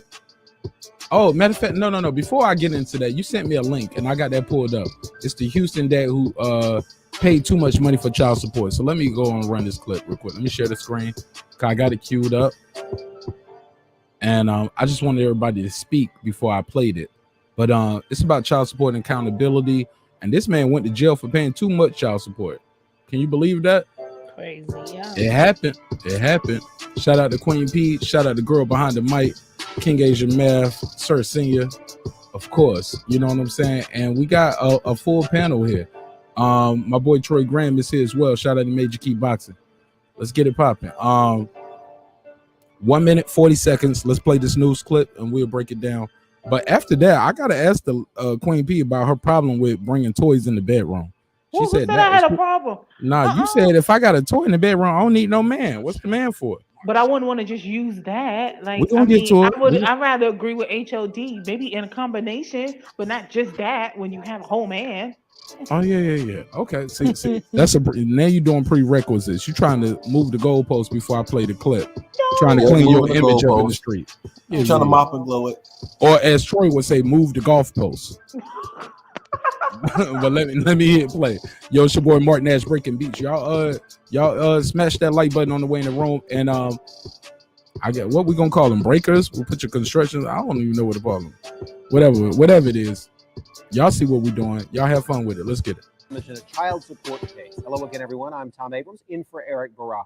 And I'm Natasha Barrett, in for Alona Carson this evening. Thanks so much for joining. So both of y'all some substitute niggas in here. All right, I'm sorry. New developments in a child support case. Hello again, everyone. I'm Tom Abrams, in for Eric Barajas. And I'm Natasha Barrett, in for Alona Carson this evening. Thanks so much for joining us. We're going to start with this. That dad who was sentenced to 6 months in jail. It happened just last week after a clerical error with his child support payments. Well, now he's being prepared to be released tonight. Eyewitness News reporter Deborah Wrigley is live downtown tonight to explain what happened today. Deborah? Tom, this afternoon, the same judge who sentenced Cliff Hall to 6 months in jail for paying late child support ordered him released from jail. Hall turned himself in 8 days ago, even though his attorneys say by his employer's admission, there had been a clerical error that resulted in child support not being withheld from his paychecks. Today, Hall was told by the judge he would be freed. His lawyers say, though, it serves as a warning to anyone paying child support in Texas. We want you to check your check and check with your employer, but please understand that fixing it, paying it up, curing it won't solve the ultimate problem if you have an opposing party insistent upon enforcing. AKA, if you got a bitter bitch. I'm sorry. And that opposing party, Hall's ex and mother of his 12-year-old I'm sorry. I didn't mean to talk about your 12-year-old child. I'm sorry. Bitter bitch. All right, son. Her attorneys wanted him to serve the full sentence. He now has to pay an estimated $9,000 in attorney's fees, plus another $1,000 in child support. When he is released from jail, Hall will begin a month-long visitation with his son. Damn, you get a month for how many racks he had to pay to get a month-long visitation? Y'all heard that? He had to pay her to see his son, basically. But this and is she wanted him to. You catch that part where she still wanted him to stay in jail. Yeah, they wanted him to stay the whole time. But this ain't the story about him overpaying though. Yeah, but I can read that one. This is a clerical error about like basically I paid it. It came out of my check. I didn't spend the money. My job took it out the check, and basically the unemployment office fucked up. I mean, I'm sorry, the child support office fucked up. His boss even went to court for him, Mark. His boss went to court for him too, and it still didn't stop him from going to jail. And his boss came with paperwork and proof that it was their fault, wasn't his. That's some bullshit, man. And it's no protection. It's no protection for you under that. The protection is what you should have wore so you ain't smashed that crazy hoe. Oh my god. She became bitter. She probably became Coulda, bitter shoulda, when they woulda. broke It's up. too late now. She wanted that nigga in jail. She was like, fuck that bond with your child. That's crazy, man. That's a parent not me, right there man. who's not a parent. That's what that is. Say that again, Troy. That's a parent right there, who's really not a parent because she don't have the child's best interest at heart. Because this seems like a very good dude. He's doing what's right, and you want to keep him locked up for what reason? Because you're bitter. Right. He probably gave her the best she ever had, and now she mad. Or the baby looked too much like him. We don't talk about that. Sometimes go ahead, Queen P. You got it. No, I'm agreeing with you. No, it happened. Yeah, take the lead though. Take the lead. Go ahead. Oh, no, sometimes you have some situations where you had a relationship, let's say it didn't end well, or maybe the man decided to leave and you're still bitter about it and you take it out on your kid. And I think that's what happened to Tyler Perry with a lot of the abuse he suffered as a kid.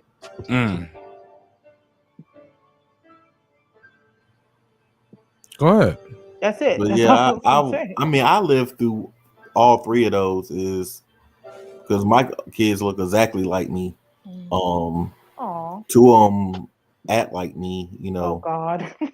So They got his looks and his behavior. yeah, Lord. I mean, technically, all of them act like me, but just the oldest is a mix of, their mom side of the family and me. So it's a All mess. right. She run their house. Her genes came in there somewhere. Hey, You're look, not ladies. gonna overtake it over. Ladies, y'all want to ask Troy this question right here, or are y'all brave enough to ask him this question? We did. Okay, yeah, Troy. We have a question for you, sir. Like we asked every man up in here. What's on your sexual bucket list? That's a good question. Sir Senior here said he don't have none. Well, he That's don't a know. That's Sir, a good Sir question. Senior said, I did it all, seen it all. Somebody How about- was like, I want to fuck the preacher's wife in the church. Sir Senior was like I said, I Skydiving seen it all, sex. done it all. That's what's on my bucket list. All right. Ooh, Skydiving sex. that's, Yeah. that's interesting. That's probably Yeah. attainable because you gotta attach yourself. You gotta jump sometimes in tandem with someone. So preferably the instructor, if you're, Say in tandem one more time, real slow, real no. slow. Well, he'll be having sex with the skydiver instructor. Right. I can't do that. To I have don't think sex with I don't think I can perform, yo. Why? You Jumping have out to of a pick. plane. Yeah, that's too much. Yeah, that's too much, rushing. yo. I can't get into that. I can't get jiggy with that shit. Jumping out of a plane. I don't care if you look like this beautiful melanated sister here. I can't jump out of a plane and be trying to. Yeah, man. I can't even let you give me no head, 'cause I'm scared you're gonna bite it off. Like, what if we hit a turbulence pocket and you just She can Like, bite it no. off any. yeah, this other way. bitch on this picture got some chompers right here. Oh my She can't even Lord. close her mouth all the way. She pretty, but she can't even close her mouth all the way. Maybe she has it up like that for the look. Yeah, the look of them chompers, man. That shit is Mr. Ed with the face, nigga. Like she gonna eat the whole apple. I You never ever seen a thought that horse eat an belonged to apple? It's an amazing thing. If you're a human being, if you've never seen a horse eat an apple, Why? They eat it very quickly and it's gone. yeah, What about it's it? amazing. It look like you chewing a Tic Tac. That's what these chompers are doing to me in my mind. Jumping out of plane with let's get busy on the plane, and then you gonna hook yourself to me, and then we're gonna jump out, and then right before you hit the ground, I'm gonna start sucking your dick. No, I'm sorry, beautiful sister, but I don't even want it from her. I don't want to have sex jumping out of a plane. Scott, yeah, it's too much pressure to perform, bro. Too much pressure, danger, impeding death. Like, look, I do the not even a roller coaster, the Ferris wheel. Can we do the Ferris wheel? Oh, give me a hand job on the Ferris wheel. I'm cool with that. Well, Troy, clear you about that adventurous life. As soon as we get to the top of the Ferris wheel, because we got one here in Atlanta, right? It's downtown. It's like lit up area. Oh, I know what you're talking about. It's a tourist attraction. Yeah, let's go on the Ferris wheel. And when we get to the top of the Ferris wheel, pop it on in your mouth. Yeah, I'm cool with that. But skydiving, nigga, I can't be fucking skydiving. That's the ultimate quickie. That's why it's the ultimate quickie. You either get it done or die. No, I don't want to die. I don't want to die. Well, I don't want to die. Well, You Troy, wake up you in are hell more like that. you are more adventurous than other people. Yeah, man. Troy. That's Troy. That's on your bucket list. You gonna kick the bucket, might possibly doing that shit, brother. But You'll kick it happy.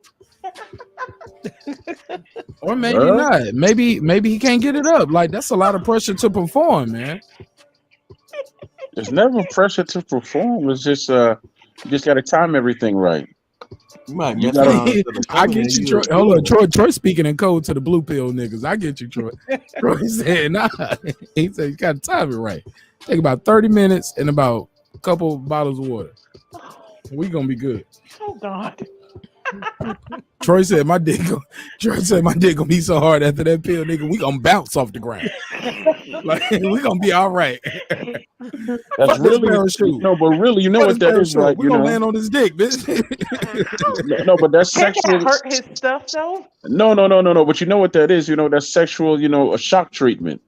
That's all that it is. Because if you could do that, then you could do anything. You could perform anywhere. It's just sexual shock treatment. All that blood flowing and all that adrenaline and all that. That's all it is. To each his own, Troy. Marq Nash, did you ever say yours? Or you're not gonna say it? Hell yeah, I said mine hours ago. Y'all want me to say it again? Oh no, never mind. If you said it already, never I mind. said it hours ago. Okay. I thought you were scared because your wife might listen or something. Oh my God. You don't think she'll be scared about me pushing her down the stairs? Oh God. Like, I said that more than anything. Oh. You don't think her biggest fear is like, I hope I don't never get paralyzed. This nigga already told me he gonna tie my ass up to a gauntlet. Like, she got bigger fears than worried about. Hey, look, I told you what was gonna happen. Oh God, no. I'm a beast, man. I'm abusive. Oh God. Hey, look, I told. Hey, He just bullshit. Disclaimer: he's not really abusive because somebody might take that. I'm sexually abusive. Roughly. I like rough dish. I like that rough shit. I'm a rough up. I like the rough. Hey, look, but I said if she was paralyzed from her lip down, I just have a Don't repeat it, please don't. Oh, I had to cut the camera on for it too. I'm gonna get in trouble for that. I shouldn't have did that. Because if I ain't cut my camera on, I can always say somebody trolled me. That wasn't me. Nigga, you were on the camera. I saw your face. We saw Major Key and that wasn't him. Yeah, but yeah. See, I can say somebody hacked me. That's the new shit with celebrities. You just say you get hacked, you get away with anything, or just claim mental health. How do y'all feel about COVID? all the? He said COVID or COVID. Yo, that's how you get out of everything. COVID, Yeah, COVID, crazy. Yo, y'all some fools, man. But we having a good time. Smash the like on the way in the room. Let me ask y'all something. Speaking of mental health, too.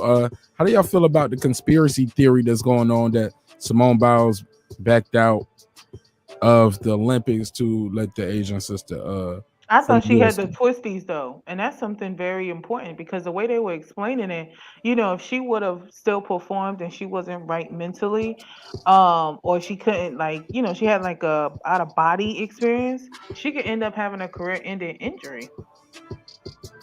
So describe the twisties for people who don't know what a twisty is, because a twisty is what I call a great blowjob. No. I'm like, God damn, she gave me the twisties, nigga. You know what I'm saying? She did that. You know what I'm saying? She did she wringing out a dish rag. We call okay too much. I'm sorry. Sometimes I can go too far. I'm sorry. Go ahead. They describe the twisties where your mind and your body is not in sync. Like, and they say even basketball players can deal with that. It's like vertigo. What is I've heard of vertigo, but It's help like a me. dream state. Like from when she so when she run, jump, and she do like while she's spinning and twisting, she kind of don't know where she is sometimes. Correct. And they So say she that can land wrong. gymnasts go through that, and they say that usually whenever you have a situation like that, you have to start it back from the basics. But Really? sometimes whenever people do have that, they end up retiring from the sport. Wow, really? Yeah, so she would have went and performed even though she had her mind and body weren't in sync, because it happens in the middle of her, tumbling in the air. So, she could have had a career-ending injury, and a lot of people have said that. So it's good that she Or backed killed herself. out. She could have cracked her femur. Absolutely. But listen, Yeah, they say it's but from she the brain qualified though, shaking. right? Like, what happened to all the qualified? Like or maybe she had it then and was just fighting through it, or what? What's going on? Well, Because she had people to have been qualify for the Olympics. Yeah, and they said that she hadn't been really right leading up to it either. Like, people said that she wasn't the same as what she was. Some people feel like she has ADHD, and you can't use those pills in the Olympics where they're located. So she couldn't take her medication with her. So some people think that could play a part as well. How she got ADHD now and she ain't had it this whole time? People be She's adding extra always stuff on it. no, but they said she had it the whole time. Right, I mean, right. I've followed, Simone Biles for a long time. Like, I used to be the one when people would be like, "Oh, well, what sports people are the greatest?" And I would say Simone Biles and Clarissa Shields, and I would get heat for that. You know what I'm saying? Hey, I watch gymnastics too. If nothing else, out of all the sports, I at least watch that. But that's her private life, though. So we don't know these people privately. We just know what they do on television as far as sports go. But I understand that whole thing when your mind and body are one, and you feel that you're just like you're in sync and all that. And if you're off, it blows your concentration for a split second, and you can't get hurt. Just like when you're driving, sometimes that one split second lapse in concentration can cause you to have an accident. It just doesn't take that long. So yeah, I understand it perfectly. Right. And And that's in AOBS or OBZ, I would have to disagree, because he's saying she got the twisties when the pressure got tough. I don't think so, but hey, and he She's said the she's best. Even right now, she's still the best. Her qualifiers, she just won the worlds before this qualifier, and she had some of the best records. Even with her messing up, they were like, "Oh, she messed up. She messed up." With those mess ups, her points were still way ahead of the American girl, the Asian girl from America, all the people in Tokyo, everybody in Russia. Even when she quote unquote quit, she still was the leader. So it getting tough. What more tough is there? She has 3 moves that are named her, and she has an extra 2 moves that they said she can't do anymore because people just even attempting part of it would kill them. Same thing with the 3 moves that are named by her. So I don't see, like, if you the best and nobody's even close to you, what mental, what more tough could it be when she was already winning on points? Agreed. And that's what some people. I gotta disagree. Did her brother just beat a case or something? We don't care about her brother. Her brother has No, I'm nothing to do saying, with but her having her you don't situation. care. But hold up. You don't care about her brother, but she cares about her brother. No, I mean, but what does that have to do with her at the Olympics? Because that affects you. That's your family. Like, you can turn it off because you're like, well, that's her brother. That ain't got shit to do with her. That's her family, man. I mean, granted. Yeah, that's your blood. That's her blood brother. Like, we don't know how close they were, how close they were not. We can't just say, well, that ain't got shit to do with her. Go do some flips, bitch. I give you She is making that bread. I'm about to say, for real. She's already making money. She has 5 commercials out right now And that was before the Olympics. But that was because she was team. hold up. But that was because she was expected to be in the Olympics and perform. Shakira Richardson had deals before the Olympics. Yeah, and she got that little smoking deal. But that's something different. I'm just saying, like, yeah, they got deals and commercials out before the Olympics. That's called product placement. That's good advertising and marketing because you're expected to be there because you're already qualified.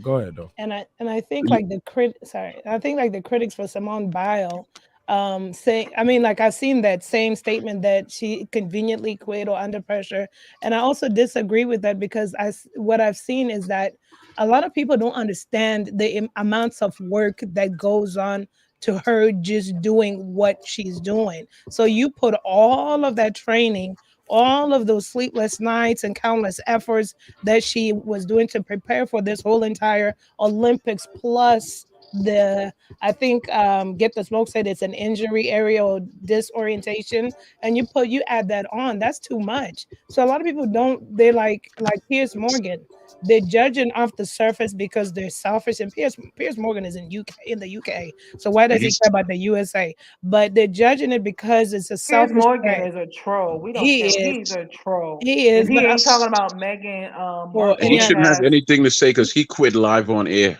Right, he did. He shouldn't have a damn thing to say at But all. Simone Biles also coached the girl who just won for America. She Yeah, coached the Sumi whole Olympic team even after she quit. Right. So and let me say this, right? When we talk about and had she the coach a too? head seizure. Yeah, like, she did help out that girl. You saw her. In Hold on, she's the coach though. She came down and coached them. All these people who be talking didn't watch the Olympics or watch the qualifiers or know anything about really what they're talking about because after she quit, she still coached them. You saying quit? I don't know if she quit or not, but you were mentioning her brother and all that. I mentioned her brother. Right. But I give you a current example that fits the scenario. Jared Hurd recently lost his father, and that has an effect on him. Behind closed doors, I've talked to two people that know him, and they're telling him he really should stop boxing for right now. Just get himself together because that's really affecting him. One, that's his father, and two, his father was a big part of his career. So you can't box, you can't do any sports when you just can't do it. That's a big loss for the brother. That's a big loss. I know a brother that was a professional boxer on his way to getting a championship fight, and then his father died, and he basically quit, and he was only 31. He was 31 years old. But a lot of times too, I get that too. But Jerry Hurt's father was his actual trainer and his coach. And his father. So, yeah. I'm saying, yeah. That's what I just said. His father was his trainer and his coach since he was a child. When you're at the Olympics, it's still not your dad, your coach and trainer no more. You know what I'm saying? And like these are different things. I'm not trying to say nobody struggle or pain are different. One is for the Olympics, one is your professional career. I don't even know what is a professional career for a gymnast after the Olympics? I'm not even sure. Many of them usually go and coach. Many of them may open up their own studio. There's no professional gymnast, right? I mean, eventually you retire. You get old and you retire from the sport. Like, look at the Magnificent Seven. Many of them retired. I think Amanda. Who's Borden. that? Enlighten us. Who is the Magnificent Seven? Okay, so the Magnificent Seven. I thought that was a movie by Denzel Washington when he was in the Western. No, that was a cowboy movie back in the. Oh, go ahead, Troy. What were you saying? You said it's a cowboy. I was just being facetious and making a joke. Troy was trying to give us some historical data. Oh, my bad. It was a remake. I know, Troy. It was a remake. It's a joke delivered in a Jerry Seinfeld tone. Sorry for the lack of energy, but I was just trying to invoke the sister to tell people who the Magnificent Seven were in gymnastics. Those are a group of gymnasts. Don't fuck up. Whatever. That's a group of gymnasts. Magnificent Seven, and I want to make sure No, I'm not struggling. It's Carrie Strong, Amy Chow, Amanda Borden, J.C. Phillips, Shannon Miller, Dominique Mucciano, and Dominique Dawes, which is Awesome Dawson. So That's the only one I know at the end. Dominique Dawes was the strongest, and she slayed all of them. She was that year. She was those years. First thing you said, let me jump in with my crush. Dominique. Yeah, Dominique Go ahead, Dawes give her slayed them flowers, all, man. killed Awesome them. Dawson. They had nothing for. I mean, Get the baby hair. You feel me? Awesome Dawson did kill it. Yeah, because you had Shannon Miller as well. So many of them is either when you retire. The only one I know is Amy Chow. She ended up going to school and becoming a doctor. Dominique Mucciano, she retired. Dominique Dawes works with the government in like a health thing, something with a health initiative. She leveled all the way up. She got her G5 classification. Go ahead. And sis. then Amanda Borden, she has her own gymnastics. Like Amanda Borden, I thought that was a horror movie. No, she's a retired gym. Oh my lord. Dominique Dawes lived in the same area as Maryland as I did. And Carrie Strong retired. Now the Hold only up, thing so she's struggling? She live in your hood, nigga?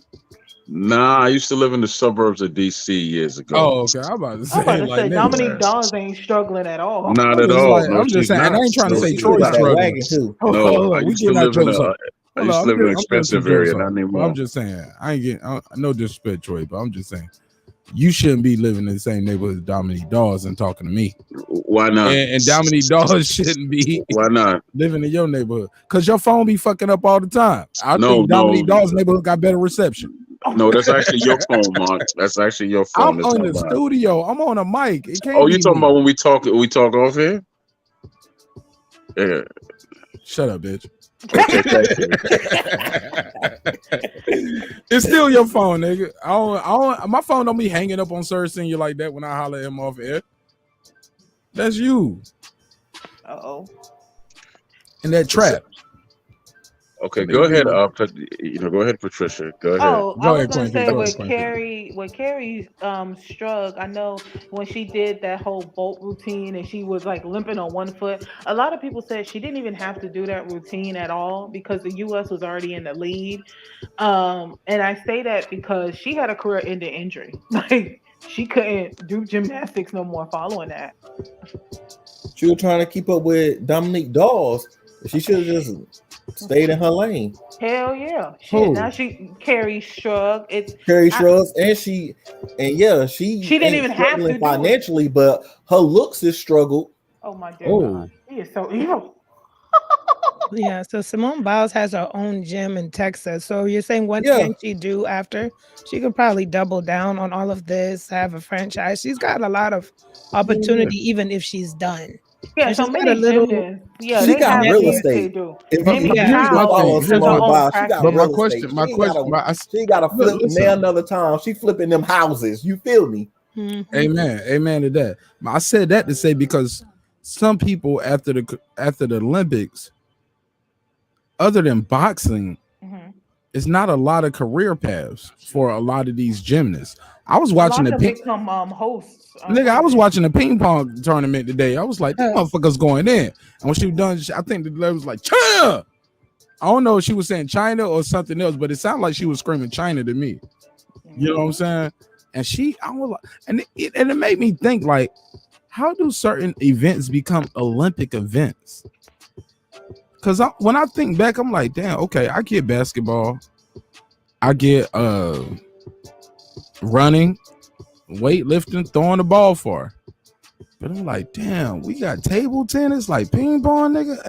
And no disrespect to ping pong gold medals. Because when you see it, it's some amazing shit. And you be like, I can't do that.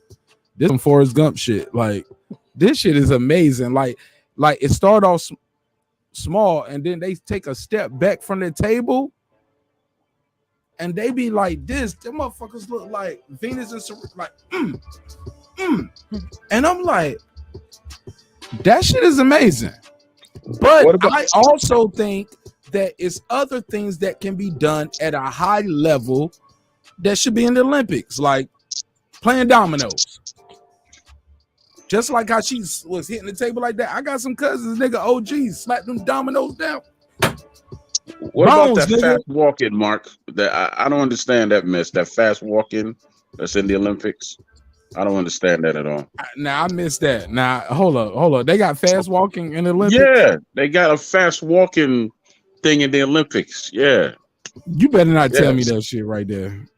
Y'all can Google it. It's fast walking, whatever it's called. Nigga, I'm about to qualify for the Atlanta regional next year, nigga. I'm about to qualify. Give me 4 years. I'm gonna be end up. It's called race walking. He's absolutely right, but it's a long. Oh, my camera froze. It's God called didn't like race that. walking. God didn't like it. It's called race walking. It's a long distance discipline.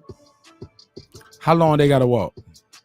This one says 5,000. What is this? 5,000 meters or m? It says 5,000 m.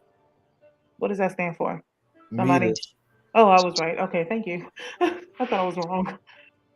But it's called race walking, so Troy is right. But it's how they walk. It's a whole lot of switching. I don't. It's 3 point. Look, 5,000 meters is 3.1 miles. Ah. So motherfuckers That's not a sport. No, that's somebody gay who want to watch you switch. Oh my god. They want to see that how that ass do. They want to see.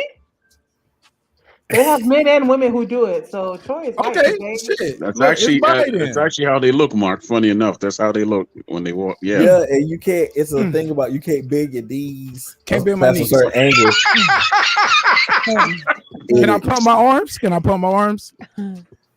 Yeah, but you Yeah, they can't pump really their bend your knees like You past a can't bend certain your angle knees. because they said that's jogging. It's not no longer fast walking.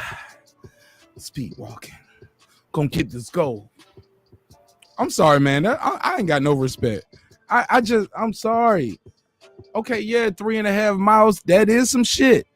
I don't think you get the same thing as the world's strongest man should get, or the world fastest woman, or the best basketball team. You the world fastest walker, nigga.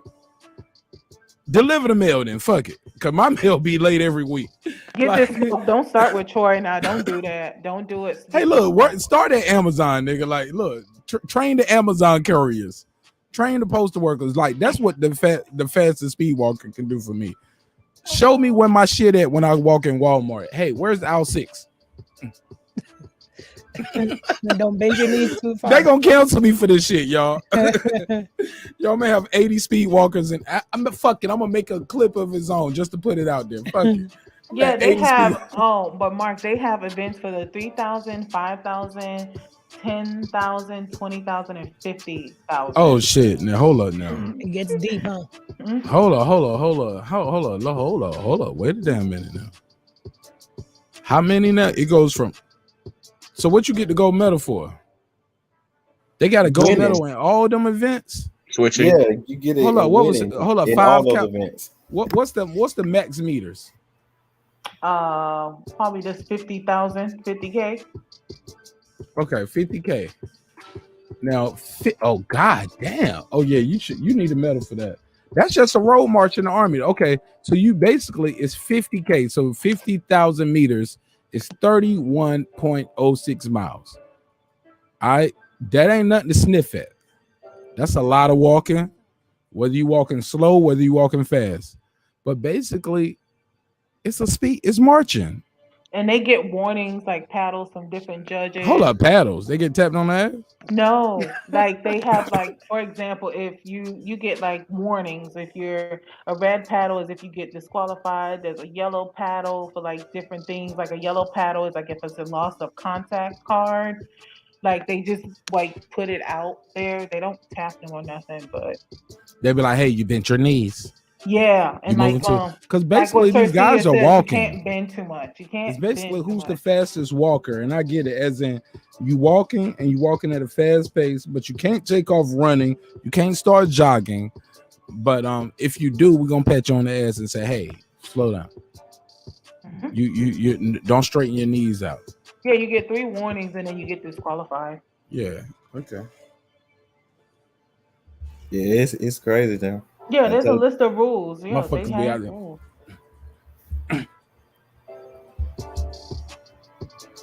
Hey, Meredith, what are you doing?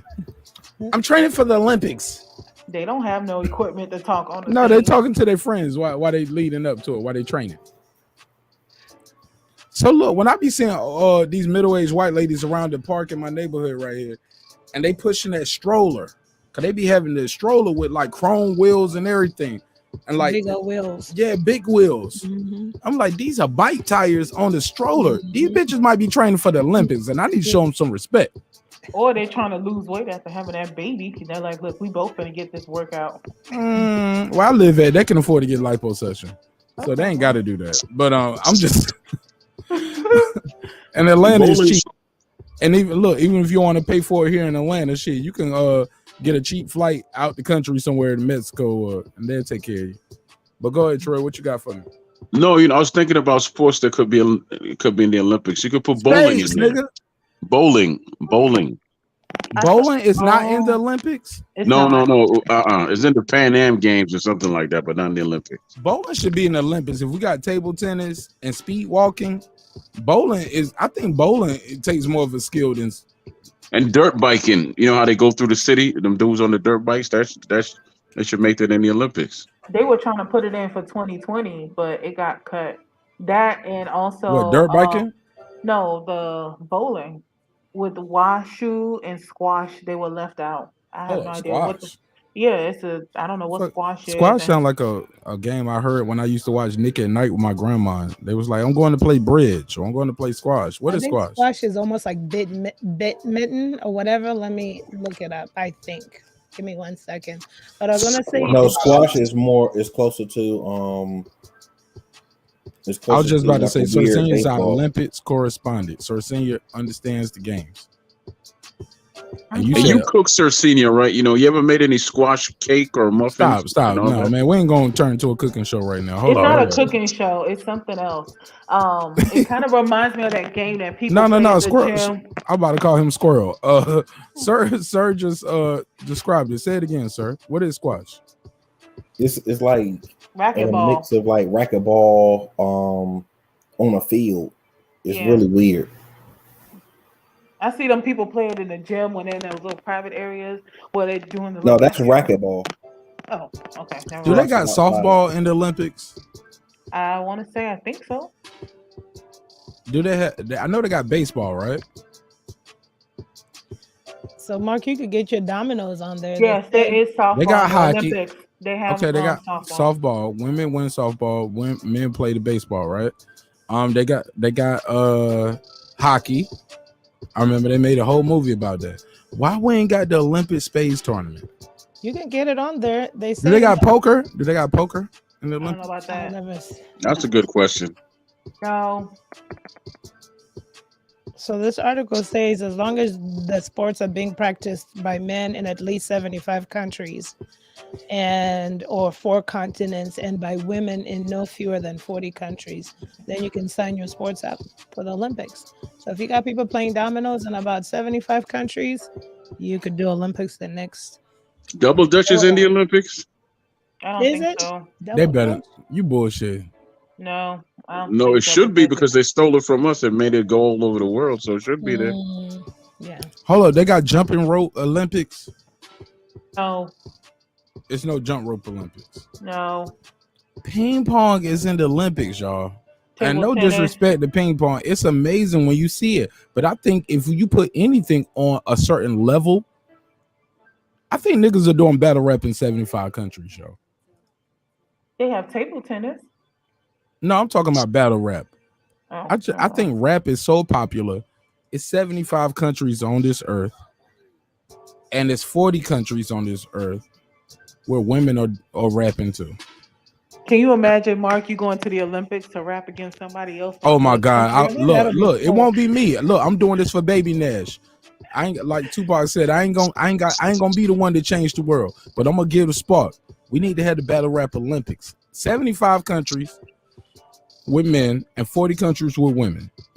We need to make this rap shit global. We need to have the rap Olympics in real life, yo. Why don't you start it on your platform? Because it fits what you do. I ain't got people from 75 countries up here. No. You don't need the 75 countries. Let's start with you get people from other platforms that you're cool with and break them up into groups and all that, and then just boom, Call it the Marq Nash mash or something. I don't know. Once I put my name in it, they ain't gonna want to be a part of it. Like, nah, You don't know nigga, that. I'd rather You don't steal know your that. shit. Oh Marq yeah, I Nash, already I know. think you might be irritated with this one. They have a sports climbing for the Olympics. A sports what? climbing's a sport in the Olympics. Hold on, say that again. Sports Handball. climbing. Like rock climbing, or Yes, you know those people that be climbing that rock on that, like they I doing know it it's indoor. less people in the world that are That are climbing rocks, nigga, Right. than that rap. I have a feeling. We can get 75 countries in here that's rapping, yo. You get 75 people to start. Yeah, you can. What's the I oratorical can get one thing? person. These are Look, about that's what I'm physical saying. sports. They be in the qualifying round all by themselves. Hell, surfing is in the Olympics. Sir, I can see that. It's 75 Yeah. countries that got ocean As well as like handball. beachside where they can compete Right. and get a qualifying, make it to the. It's more people than that. Handball is also. Yeah, that's why I was Hold saying up. So handball. this for the niggas who ain't. I can't even swing a racket. And badminton. I don't know if I'm pronouncing it right. So you got bad niggas wearing mittens. No, it's badminton. That's when they have like that little thing, kind of like tennis a little bit, but not really. It has a ball at the bottom and it's a net hooked to it. A small net held to it. It's like tennis. With help. Tennis with some assistance. It's like a bougie tennis. Yeah, pretty much. It's like You gotta be fucking kidding me. Like, It's so a we bougie can't get no spades. We can't get no domino game. We can't get no battle rap. I know It has it's to be stuff 75 that's physical sports though. No, it don't. It don't have to be too physical. We got speed walking, nigga. And that's a physical. They're physically Yeah, it's walking at a physical. very fast pace. Y'all walk 3 miles a day every day. But that trampoline joint is hilarious. Hold on, they got a trampoline. Yes, Hold they hold spin up, the man. little Y'all need to tube pull around this their shit up. body and stuff. It's Somebody send me the hilarious. dumbest Olympic shit that they giving gold medals for. Do they got one for who can hold their breath the longest? Like, all I'm saying No, is if they table have tennis, swim. ping pong They can have get an Olympic. Peloton. They have a Peloton. Really? Peloton's made it. What the fuck is Peloton? Yeah, exactly. What is it? It says he has a sword, he has to fight, he has a fight with a sword, shoot, swim, and run. So they have to do all of that. Hold up. So he In got a to pretend to be a knight in a damn movie. You can get a stunt man to win that Olympic. Pretty much Nigga- that's what it is. The nigga 'cause who you're played being a Van knight Diesel or in the samurai. last nigga who played Van Diesel. Shit, Tom Cruise could win a gold medal. If you saying that, I do my own stunts. Put Jackie Chan in that motherfucker. So basically, he ride on a horse, fight some shit with a fake sword, fight some fake shit with a fake sword, get off the horse, swim somewhere, and hit a bell. Yeah, you gotta swim, run, fight with the sword, shoot, ride a horse. Yes. That's a triathlon, similar, but Sound like it's almost like but you got to pretend to be a knight. They also have shooting, and he's right. There is a Shooting. trampoline sport. There's also a shooting one. There's Oh also man, trampoline. shit. All you got to do is keep putting black folks on the silhouette. Oh my God, no. Yeah, the white folks gonna win that shit every time. I tell people all the time. I was like, look, silhouettes need to stop being black. Maybe they'll stop shooting black people. You know why they? You know why they don't use? You know why green screens are green screens, and blue screens are like when the meteorologists get up there and do news. He use a green screen or blue screen because it's the furthest thing away from human skin and hue, green and blue. So with that said, why y'all don't use the targets that y'all shoot with as green and blue? It's the furthest thing from human hue, but it's still a target. I figure if you stop making the silhouettes black folks, they'll stop shooting black folks. This is my hot take on that. We keep the flow moving though. It's programming. That's called programming. Let me go back to the private chat because y'all That water polo kind of y'all fire. loading though. this private chat up. Y'all got some more shit for me in here. Hold on, let me see what's this. Olympics.com, all the news you need, and Tokyo. Queen P, you put a couple in here. Sorry. Well, No. I just want to know which one to play first. And I think it's- girl behind the mic got something in for me too. All those ones we already talked Oh, about. the one I Okay. put was just about race walking, just what is it? And then the term was badminton. I didn't know if I was saying it correctly, so I You spelled said it it right. out. I was just being an asshole. Oh, I and said, so they then got a bad nigga in here playing with mittens. I was also trying to give you like a link to all the different sports in general. Okay, yeah, I need Right? that. That's the last one. It has Yeah, I need that. all the different sports. It has you can click for the Winter Olympics. You can click for the what is it? Youth Olympics and Para Olympics too. Paralympic Games. I'm sorry. And speed rapping should be in the Olympics. Yeah. Right, because everybody can rap, but everybody can't go fast, right? Yeah, you get Buster and you get the other dude from Chicago. What's his name? I don't remember. Twister. Right. Yeah, and everybody else that could rap like that and hold their breath like that. Yeah. They What's got the a dude from staring New contest Orleans? in here. They got a staring No. contest. No. What's the dude from New Orleans? Mystical. Mm.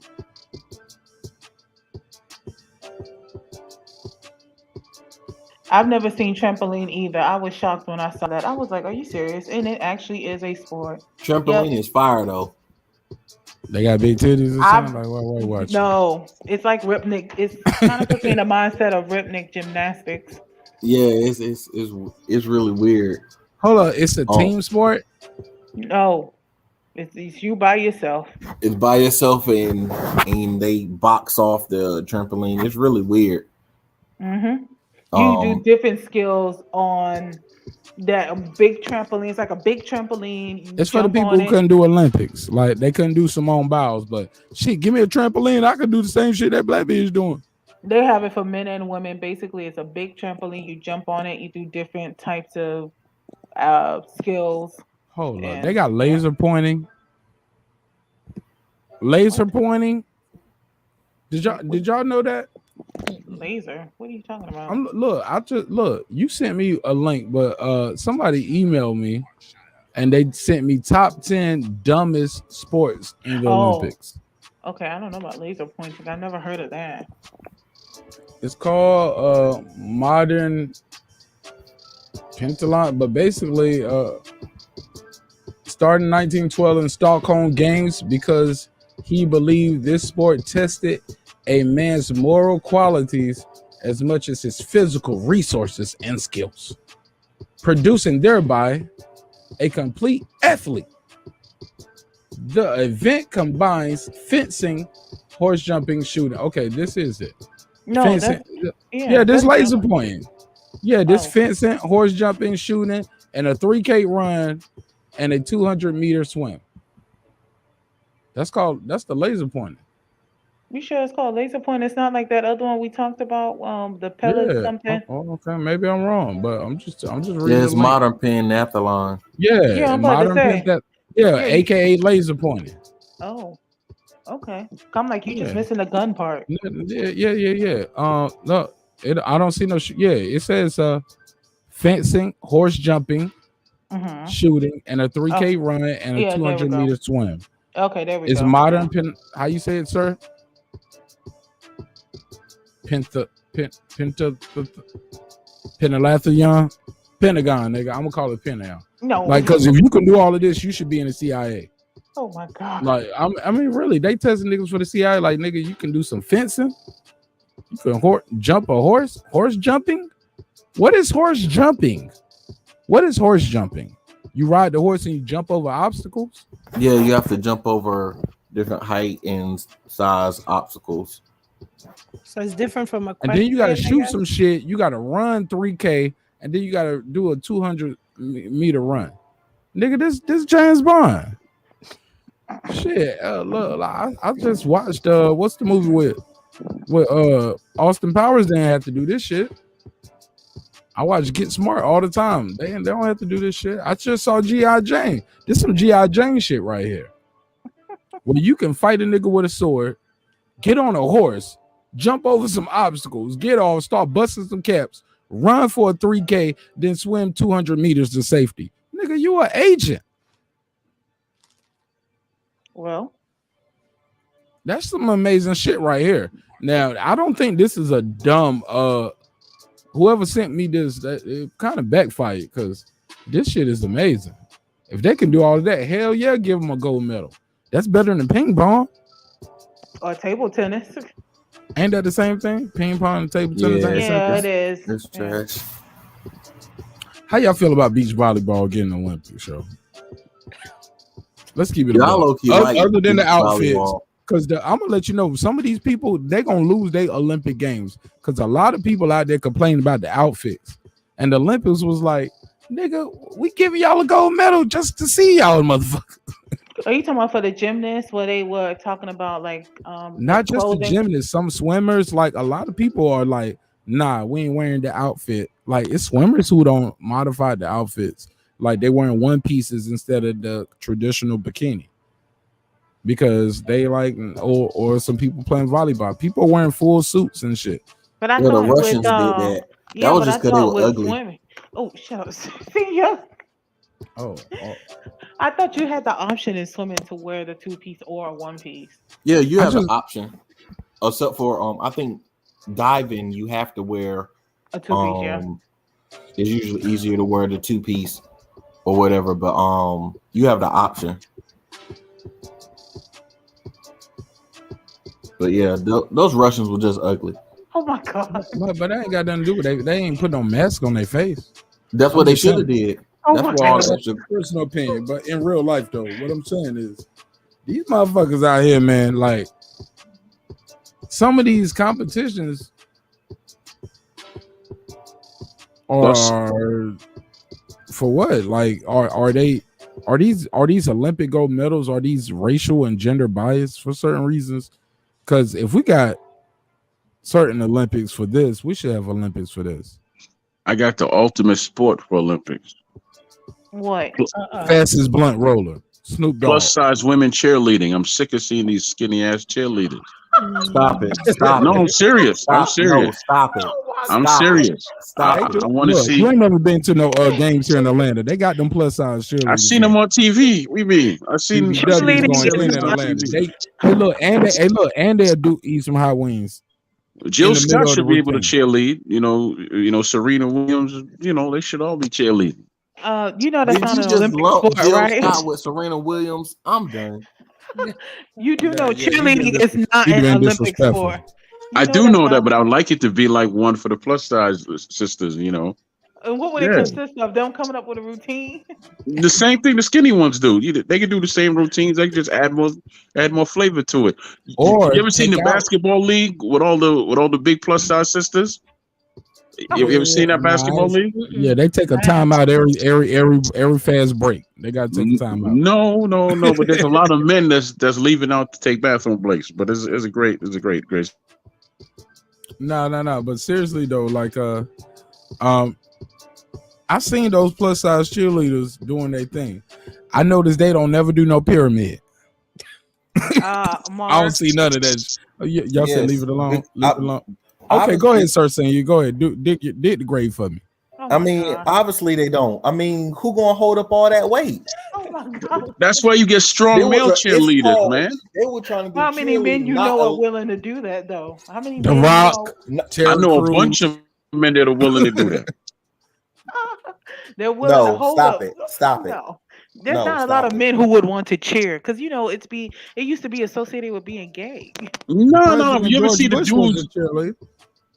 Yeah, now, but back then they used to be associated with being gay. You know, too many men cheerleaders. They used to kind of like hide that they were male cheerleaders.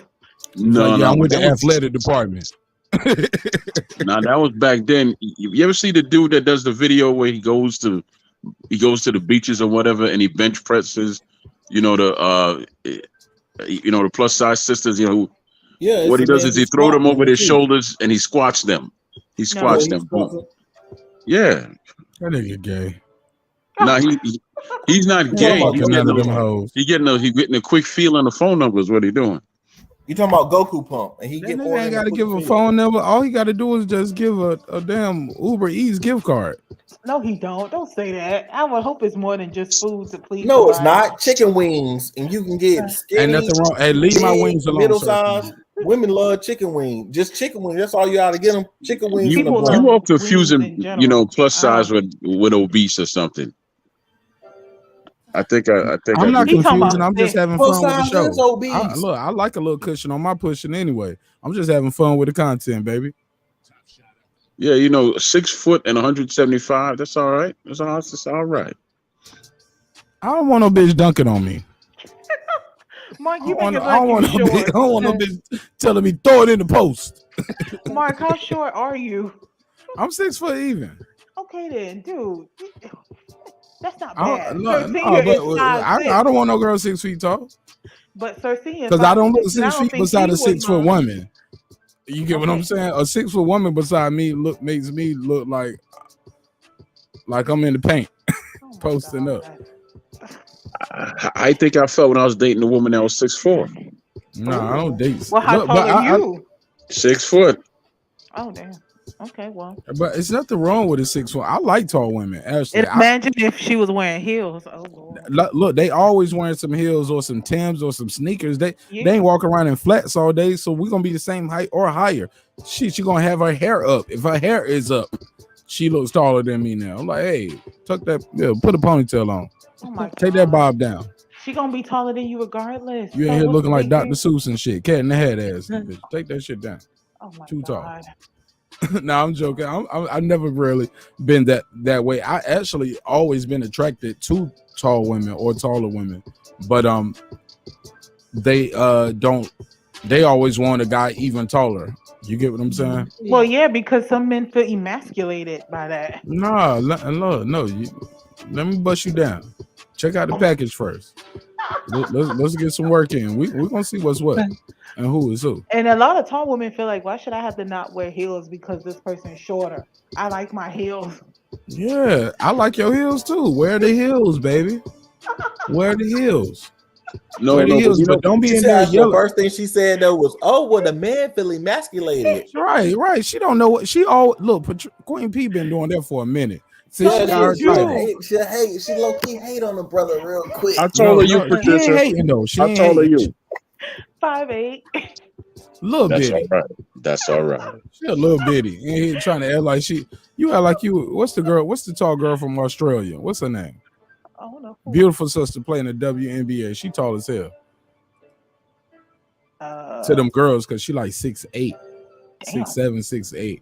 Jesus Christ, she is tall. What is her name, yo? Somebody in the chat gonna tell me. Her name is Challenge. Challenge. I take that challenge too. She pulled out the Olympics as well.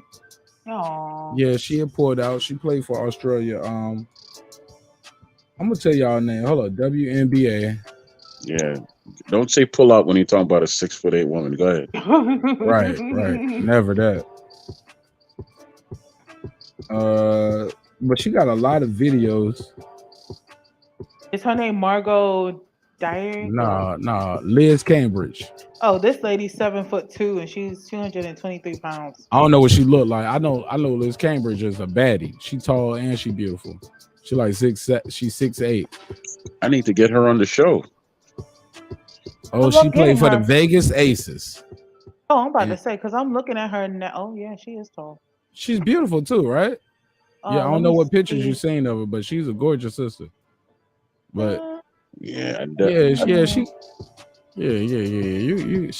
I don't know what picture you seen. I'm looking at the bikini picture right here. You might be looking at her posting somebody up. Dude, I am not. Now, if you're looking at her posting somebody else, she look like Queen Latifah and set it off. Yeah. The cornrows. That ain't the picture. That ain't the picture. What's her name again so I can look her up? You look like, give me the fucking money. Troy, it's in a private chat. Her name is Liz Cambridge. Beautiful. Like, just type in Liz Cambridge. I put the link like in her images. Yeah, I don't know what image you gonna put up. I can't. No, it's just images from have Google. Me looking crazy out here. No, it's different images. You could pick whichever one. And for the record, I find Queen Latifah attractive. I always have. And I think Liz Cambridge don't even like men like that. I don't even think she like me, but I'll try though. She hasn't met me yet. I wouldn't give up on her. I climbed that mountain. Queen Latifah attractive. Always have. Who? Say that Oh, again. he's talking about what Troy said that he finds Queen Latifah attractive. Always did. Oh, did you see that HBO movie she did? Mark. What's the name of it? So, Queen P, hook me up with that Queen Latifah HBO movie in the chat. And make sure her breasts are blacked out. I'm gonna put that on the screen. Oh, I know what you're talking When about. she's See sitting that one there. with a boob. She's Yeah. sitting there. Yeah, give me. I need I that. think it's for Bessie Smith. That's what it was for. It was for the documentary of Bessie. Queen Latifah has a beautiful face, but all these years it's like no matter She how the much, homie though. I don't care how. I'm sorry. Go ahead. no matter how much they try to feminize her, I just always saw like the tough, like she was just like I could just like she has a pretty face, but it's just like she had a hard exterior. I guess that's a gentle way to say that. I know what he's talking. Okay, I'm gonna put like the Google search image and Yeah. Well, what private you? chat. But I know what you're talking about. Girl behind the mic, say that again though. What you say about? Troy said he's always found Queen Latifah attractive, or I don't know. No. Yes, I do. I find her very attractive. Ever since I was 17. I say she has a beautiful face.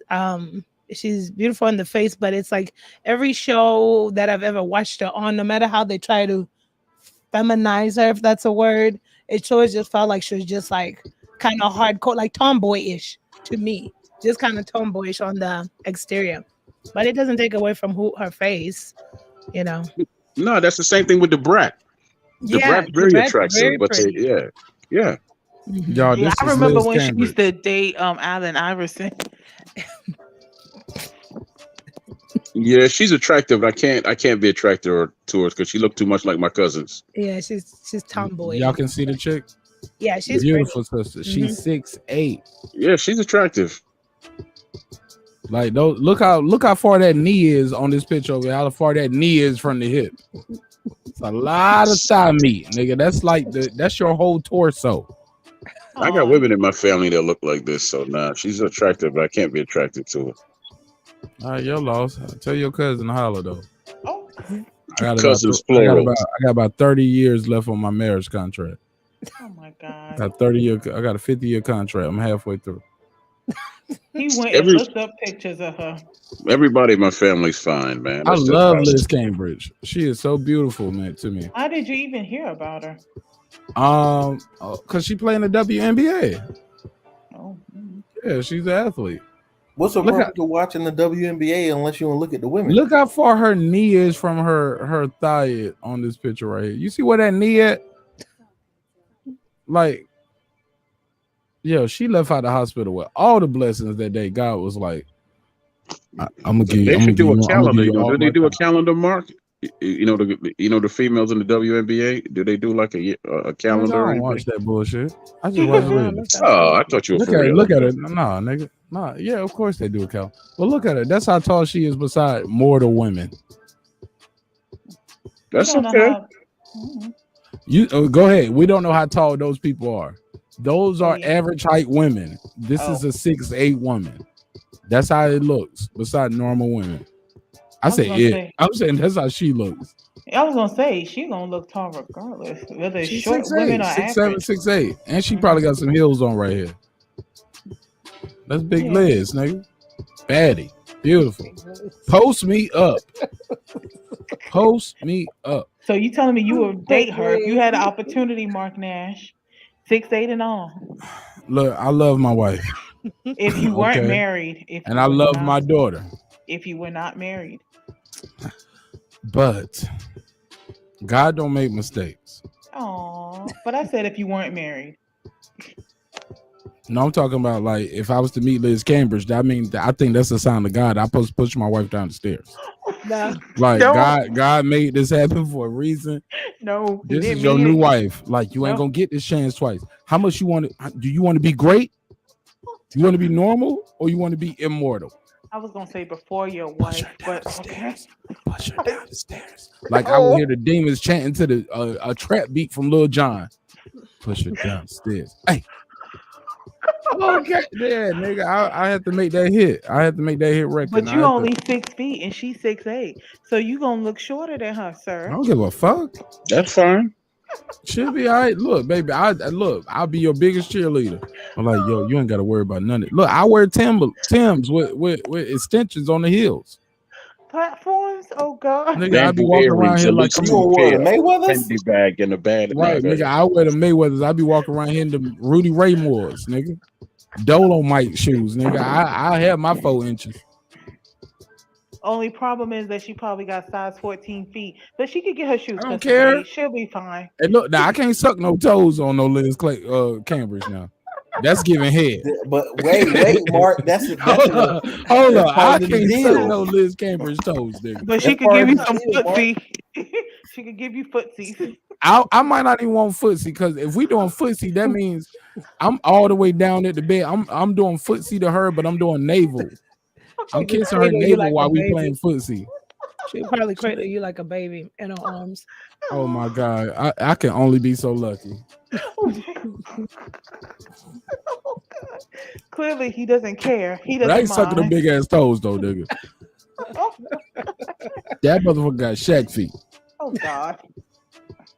Oh, did you see the Queen Latifah one? Each toe is a popsicle. Please don't do that. Each toe is a popsicle. Yeah. Go ahead and post some pictures of Queen Latifah. Don't do now, the Queen Mark. Latifah. Please don't do that. Yes, do it. Don't do that. No, stop. Y'all gonna give me cancer for real. No. Queen Latifah's always been my favorite ever since Coming to My House. Coming to My House. That's what I please first started being attracted to her. It doesn't show what you think it shows, Troy. Oh no! I can find some fine pictures of her myself. You see how his mic is messing up? That's God saying, please don't do it. Hear that. God, like, don't do it. It sounds clear to me now. It's people eating breakfast. Oh God. There's nothing wrong with Queen Latifah, man. She's very attractive. No, she's a very attractive woman. I'm talking about this movie business. No, I'm just hating on her. Yeah, she came out to put down Shahrazad Ali. That was her whole principle, and she took it and said, "Okay, I'll do it." Hold up, Sir Singh. You giving us some new information. You taking the conversation well. Go ahead. What you talking about? Yeah, that was part of her thing. They said they pushed her out to downgrade Shahrazad Ali. Who's they? And Queen Latifah said, "Okay, I'm all for it." Hold up, start over. You said they pushed Queen Latifah out to make room for Shahara Ali. To downgrade her.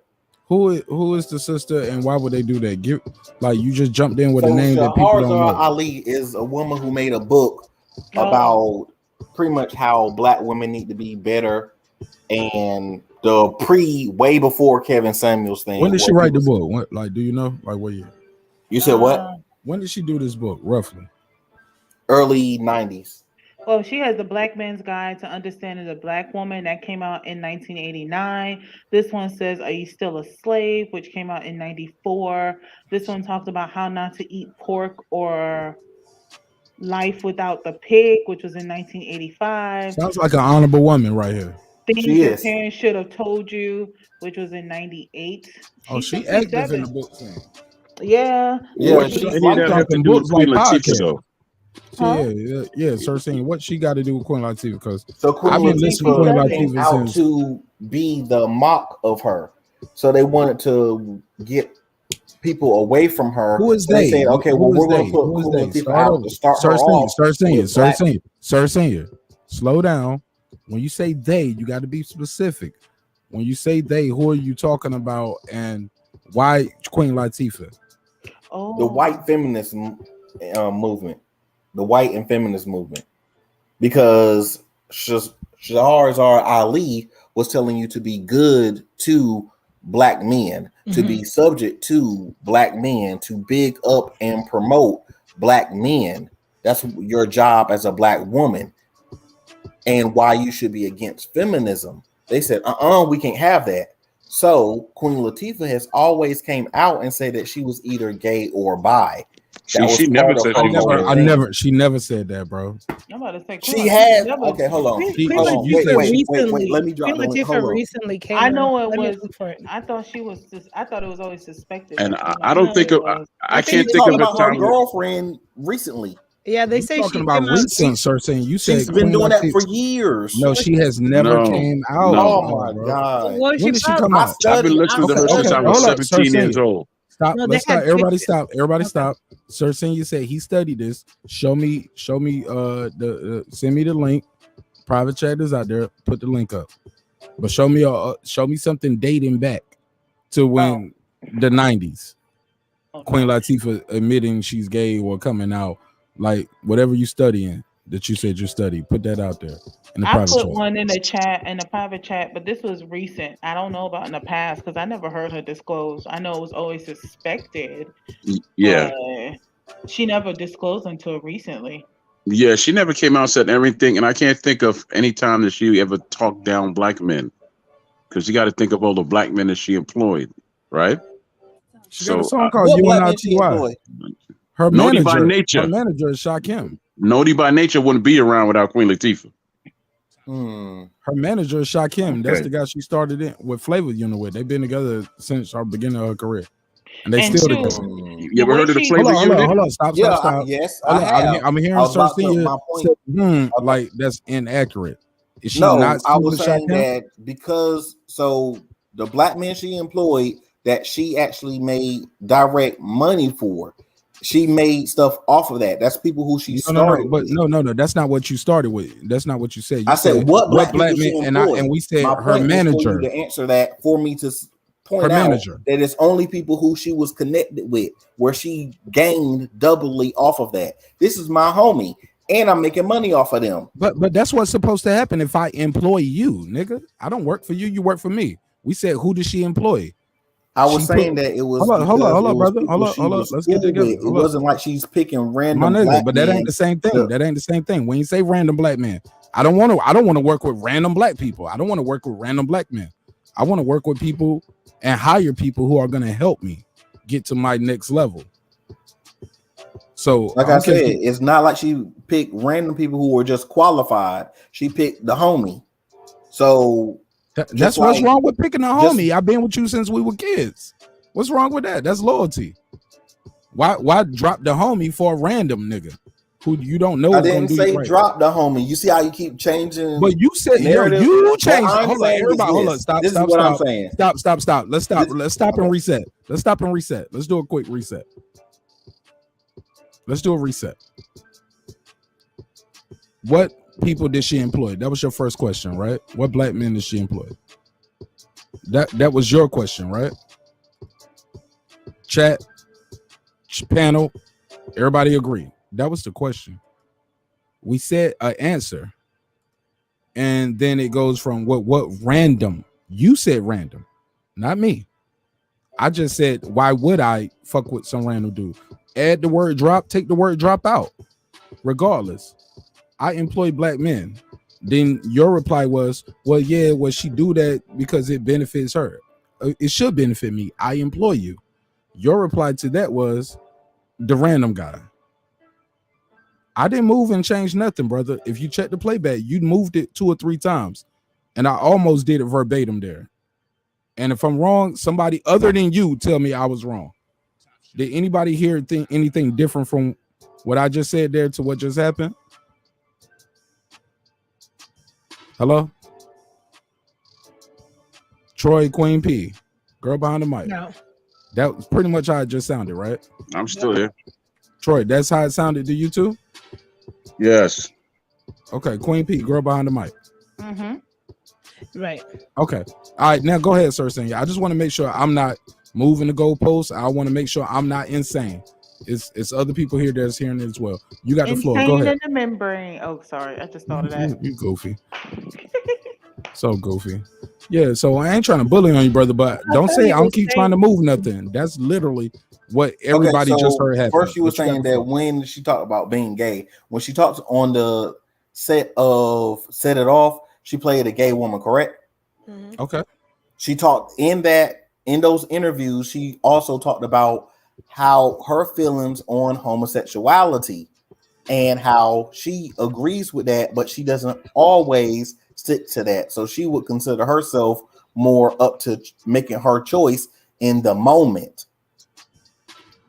Well, there's an interview that she That's did something with different from what Today. we said, though. Well, there's an interview she did for Today in 2009, and she said in regards to the gay rumor, she said they want to make up stories and make me gay all the time, and it's like keep running with it.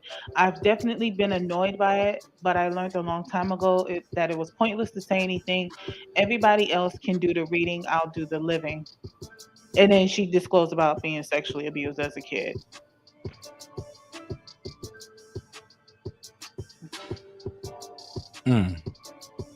And that was in 2009. That sounds about right. That's what we've always heard. It was always assumed. Go ahead, sis. Oh no, I was just saying that was just in an article from Today, when she was being interviewed, and that was in 2009. Yeah, and that's what I was saying, and I think that's what the panel was saying, Sir Senior. And it's okay if you might have made a mistake, and if you got something for that, we can pull that up. Or if you just getting your jokes off, that's cool too. Shit, fuck it. But she's up until recently, she never owned it.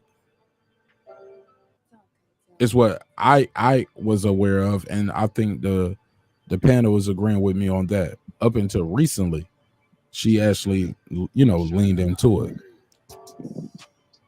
But you got the floor. Go ahead, big dog. Even in 2015, she said that being a lesbian is not a character flaw. Okay. But she won't say that she's completely a lesbian. That's what we all saying. She never leaned into it. She never said she was. The same way she said the same thing in 1996 when she played the gay role on Set It Off. She said that she wouldn't say that she's completely a lesbian. The same way that Oprah gave the parallel of she's way beyond gay. That's with what we Gail, all saying, her right? relationship with Gail, I can understand why people would assume that I am gay or me and Gail are gay, but our relationship is way beyond that. Yeah, don't they call themselves sisters? Yeah, but we ain't talking about Oprah and Gail though. We was talking about I was what using you the said. example. Yeah. But I was trying. Articles that they put together. But I'm trying to get find me the article where Queen Latifah, up until recently, admits she was gay, because that's how we got here. You was like, she didn't say that up until recently. She never came out. I know somebody. It was a big deal when she about, came out. That's what I'm saying. Yeah, you saying she's always been like that. Yeah, in 2014, there's somebody pulled up an article about her kissing her girlfriend. But yeah, they've been. Look, I think her girlfriend was like a trainer for a minute, right? But even still, like I said, she never. So how if she has a girl, if a woman has a girlfriend that makes her not gay? Look, she never came out. It was assumed the media was calling her girlfriend. People were saying it. People say all kind of shit. It ain't what they call you, it's what you answer to. And she wasn't answering to that. She's answering to it now, though. We kind of went all the way down a whole nother hill. That'll be a whole nother segment. That'll be fun. But yeah. So I think the whole thing was, I think a lot of people kind of knew. I knew ever since she played and Set It Off that she was with the other team. Ever since every other movie I watched with her, I think that's why it was hard for me to take her. She had this like heart. Her outer shell is just hardcore, but I just knew. I knew. But that's just my personal opinion and observation. Without her saying anything, and other than the articles like that where you see her on vacation with kissing another woman and whatnot. But I just personally knew. But she did come out recently. But you were saying that something with the feminist movement put Queen Latifah in there or something, and then they were coming.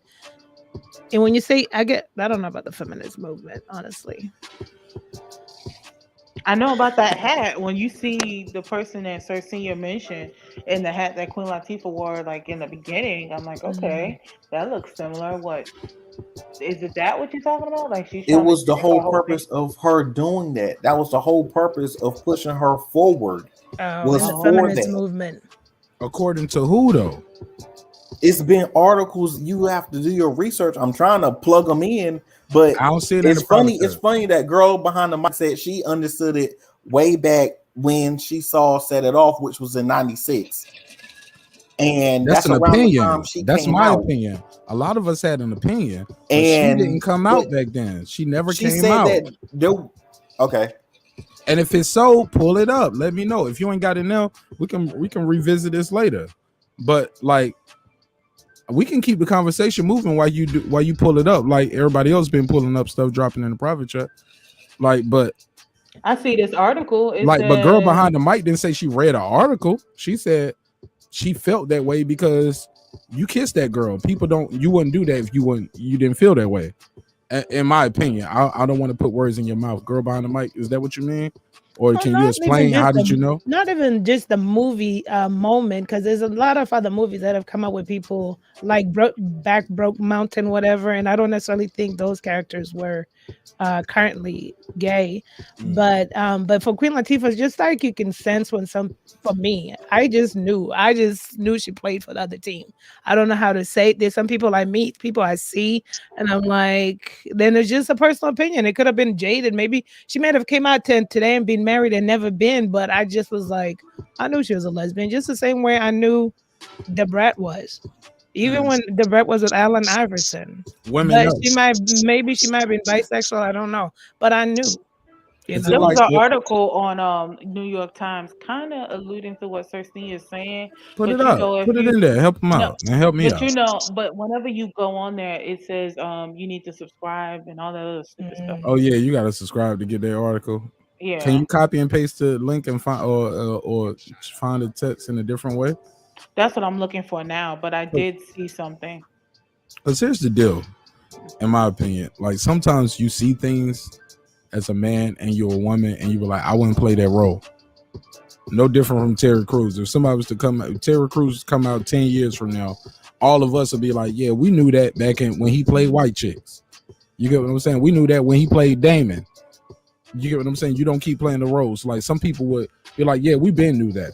But officially, he hasn't came out. I remember watching what was that movie?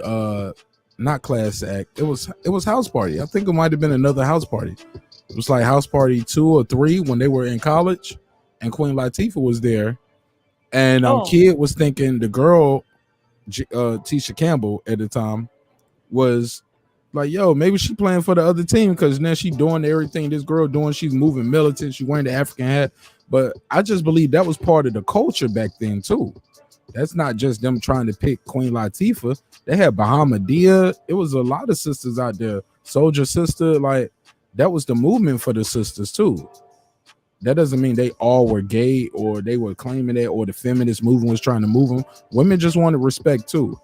They wanted equality, but not just Queen Latifah. I feel like a lot of black women were getting tapped to, hey, support the feminist movement.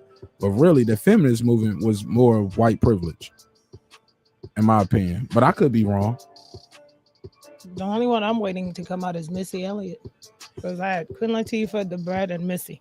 Not that they're actual business. Bisexual. The Brat said she's bisexual. She even said in her lyrics, I'm attracted to him, her, them, and you. What? The Brat? Really? I thought she was gay. But I mean, yeah, but niggas say they kill she niggas in their messed lyrics with too, and they ain't killing everybody, right? Yeah, I know she messed with Allen Iverson back in the day, but still. Yeah, she gave into detail about that. But Queen Latifah's been out since '88. I can't think of one time when you also mentioned that she tear down black men, and I can't remember one time she tear down any black men that didn't have it coming, I guess, that didn't come at her. And I can't remember any time she came out and said, this is my sexual preference. I know she's dated Debbie Allen and different things like that, but I don't, I've never heard her come out and say, well, I'm gay and this is my sexual preference. So you see her with a woman dating I didn't see her. I didn't see her. I also know that she dated the rapper, what's his name? Self-Destruction. Just Ice. She dated Just Ice as well.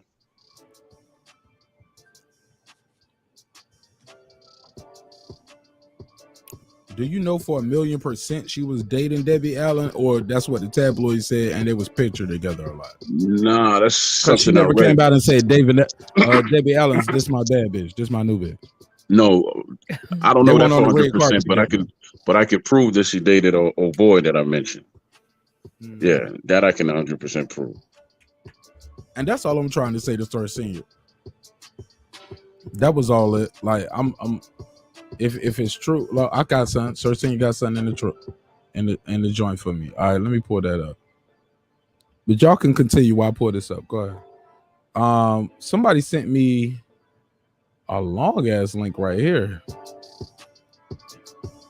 I don't even know where to start at. Like this right here is MCD Books. Sir, saying you sent me MCD Books.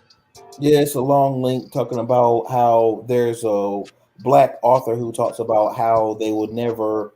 That was the first time they seen themselves depicted in TV was Queen Latifah, and how her being openly gay allowed her to express herself, and then she goes on through her story. And this is a story that if you look in the when was Queen Latifah openly gay? part, Tell me. Explain, but yeah, cause I can't read all of this, bro. Like I'm saying, tell me the part that I'm looking for so I can blow that up. It was her thing was approved by, if not Queen Latifah directly, her people, for her to mention Queen Latifah in that way. If you go through the links and all of that, and pretty much the quote unquote, as we used to say in school, the works cited page, it was approved for her to use that content. Where do I see that at on the article? Where can I find it? If you go all the way to the bottom and you go through all the links of showing where she got her information, what she's talking about, and the websites and all that kind of stuff, you'll see that Queen Latifah people approved her being used, especially when it opens up with talking about Queen Latifah. What part? I scrolled all the way to the bottom. I see follow, Twitter, Instagram, subscribe, FSG Originals, Farrar status. I don't see a site sorted. Like what part? Let me share the screen. So on the article, it reads, on the first 3 sentences, representation matters. I was 8 years old the first time I saw a representation of someone like me. It was in 1996 when Queen Latifah made her big screen debut as Cleopatra, Cleo Sims, in F. Gary Gray's Set It Off. It meant everything to me to see a Black woman living her life openly gay, openly mask presenting, with cornrows, baggy jeans, plaid shirts, and big breasts. I was 20. She's talking about the portrayal of the movie. She's talking about Queen Latifah's portrayal of that character. She's not talking about Queen Latifah in real life. She's talking about that role in the movie. But continue on though. Go ahead. You got it. Oh, and then it's just a few more sentences. I was 28 years old when Lena Waithe became the first African-American woman to take home an Emmy Award for her work on Aziz Ansari's Master of None, the episode of which she won the award chronicles a coming out story of Waite's character, Denise. So she kills that shit too. If you ever seen Master of None on Netflix, shout out to Lena Waithe. When you see that and you see that, okay, she's not just an actor in here, you find out how much she did behind the scene, you'll see why she got the shot. Okay. She got some stories. Is that the stand-up comedy or No. It's a show. It's on Netflix, and it got Aziz Ansari in it as the lead, and she's one of his homeboys or homegirls. Oh, okay. But a lot of people don't know how much work she did behind the scene, far as helping put the writing together. And she kills that shit up there. And it's almost, she does such a good job in that. It's almost funny seeing her on the show play a serious role. Or when somebody tell you, oh, this was created by her, the girl from that little Indian dude's comedy show on Netflix, she put this together. You're like, oh, this is pretty good. I'll check it out. But then a lot of gay shit start happening too. You be like, oh yeah, I get it.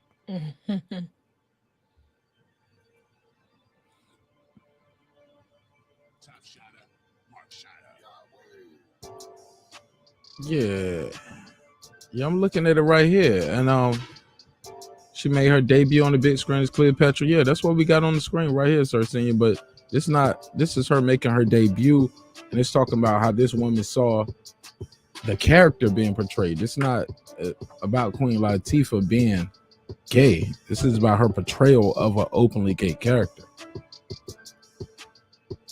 You feel where I'm coming from? Yeah, I hear what you're saying. I sorry, I was still on mute.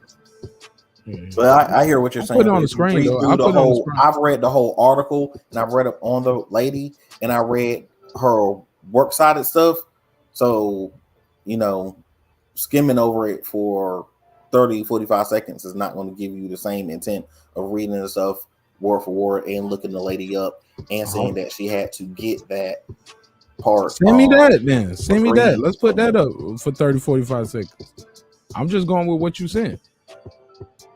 And it's this right here. And this doesn't say Queen Latifah being openly gay. It talks about the characters she played and set it off. She does not say she's openly gay because she don't consider herself gay. She considers herself whatever she chooses to be.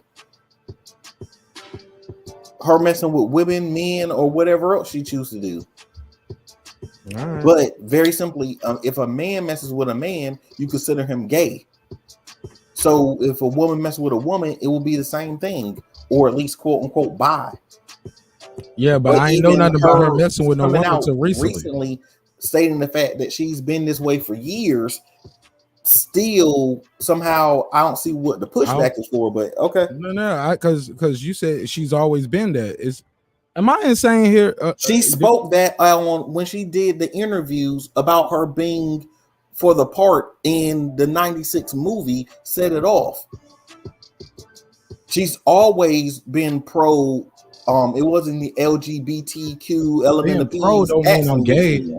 Don't mean being pro and letting niggas live their life don't mean I'm gay. Yes, but she partaked in it. I can say it's okay for you to, or I'm agreed that you should have a right to smoke weed versus me smoking a blunt with you. But yeah, that's different. Okay. Her dating, having sex with women, that's what technically gay is you have sex with the same sex.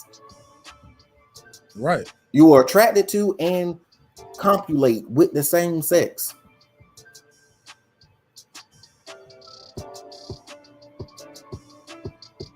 Okay. And her choosing to do that is still her choice, but her choosing to be a quote unquote tool or useful to tear down Shahrazad Ali is two separate things. And I feel that was my problem with Queen Latifah. Let's go back to that. I loved Queen Latifah, to be honest. I loved her in most of the stuff she played. I loved her as an actress. I loved her as a singer. I loved her as a rapper. I loved her in all those different aspects. Until she was gay. Until she turned out not the gay part, to be honest. It was the fact that she was willing to tear down Shahrazad Ali. Now, how did she tear it down? Give me an example. So remember at this time, around the time was Shahrazad Ali was out and popular and her book was out and everything of that nature. The point that they were using, even down to the In Living Color sketch on Shahrazad Ali, was to make her seem like she was a weird, crazy person because she wanted a black woman to be submissive to a black man and not choose feminism or the white masses over her black man. And yes, she does say some stuff like, oh, well, a man should be able to pop his or slap his wife versus beating her up. She would prefer him to slap her or pop her than him beating her up. Because she's the woman that's so out of control that she won't stop hitting him or fighting him or arguing with him or tearing up the house or blowing up their life, that she should be popped or slapped in the mouth. But she was saying that Queen Latifah said that. Queen Latifah said Shahrazad Ali. And Queen Said a woman Latifah should be used slapped that in the as mouth. another bridging point. Every chance she got, she pissed on Shahrazad Ali. Hold up, let me hold up, brother, slow down. Sir, I'm just trying to get some clarity here. Who said the woman should get slapped in the mouth? Shahrazad Ali? Shahrazad, if you read the book, it'll tell you that. And look at her interviews. I ain't got time to read it. I'm asking you because you brought it up. Mouth or slapped in their mouth. So Shahrazad Ali said that. Ali. And Queen Latifah said what in response? No. I agree with that. I don't think we should slap bitches in the mouth. What's wrong with that? Not saying you shouldn't slap the bitch in the mouth. What's wrong with that? It was in context and saying that it was in context. She took it out of context to prove and push a narrative and use that one statement in a book, one small passage in a book to pretty much piss on the whole book, the whole premise, and the woman. So maybe she misinformed, Cersei. Is it possible that she didn't read the book and somebody just came to her in the midst of studio time and tours and movies and writing cookbooks and being on TV and film, and they say, hey, some sister is saying, hey, bitches should get slapped in the mouth if they. Is it possible that she never read the book? Well, according to her own statement, it's not possible, but everything is possible. She could have been capping for, the media. So according to her own statement, she read the book and disagreed with it, and she said she knew who she was. She said that she's totally against her and what she stands for. Because honestly, at that time, what is her name? Fix My Life. Ayanna Van Zant actually went against Shahrazad Ali at the time, but then she's now slow down, brother. Hold up. Ivana Van, that lady just came out. She wasn't around in the 80s and 90s when Queen Latifah was getting popping. Yes, she was. She was around then. She just wasn't as known. People were asking her what she thought back then in reference to Queen Latifah. It wasn't Queen Latifah. I'm talking about Shahrazad Ali. Okay. All right. My bad. I might have been misinformed. I misunderstood. Go ahead. I thought you were saying I thought we were going back to Queen Latifah was feeling this way as she came out and she's been doing this since the late 80s, early 90s. She came in because recently Queen Latifah don't be wearing the little African garb shit with the little back to Africa hats. You know what I'm saying? So I thought you were talking about, because I thought that's where you started. She's always been against black men, and she's like, it started off with she's always. Right? So I thought that's where you were going with. And I'm like, I've fixed my life. That shit wasn't going on in the late 80s, early 90s. And that lady, as good as she might look for her age, she was a very young lady back then. She had to be in her early 20s, early 30s, her damn self back then. Actually, she had to be in her late teens, early 20s, because she's probably late 40s, late 50s. We can pull her age up. How old is Fix My Life Ivana, same lady? Somebody let me know. How old is she? I said that to say Cersei. I think she's in her early 70s. Let me look it up quick. Oh, damn. She look real good for her age. She in her 70s? At 68 or 70. Well, 1990 was her when she was on her show with on Geraldo, and she confronted Shahrazad Ali. That is 1990. That was Queen Latifah. That was Queen Latifah never pulled up on Shahrazad Ali in real life in person. So basically, but she had so much to say about her.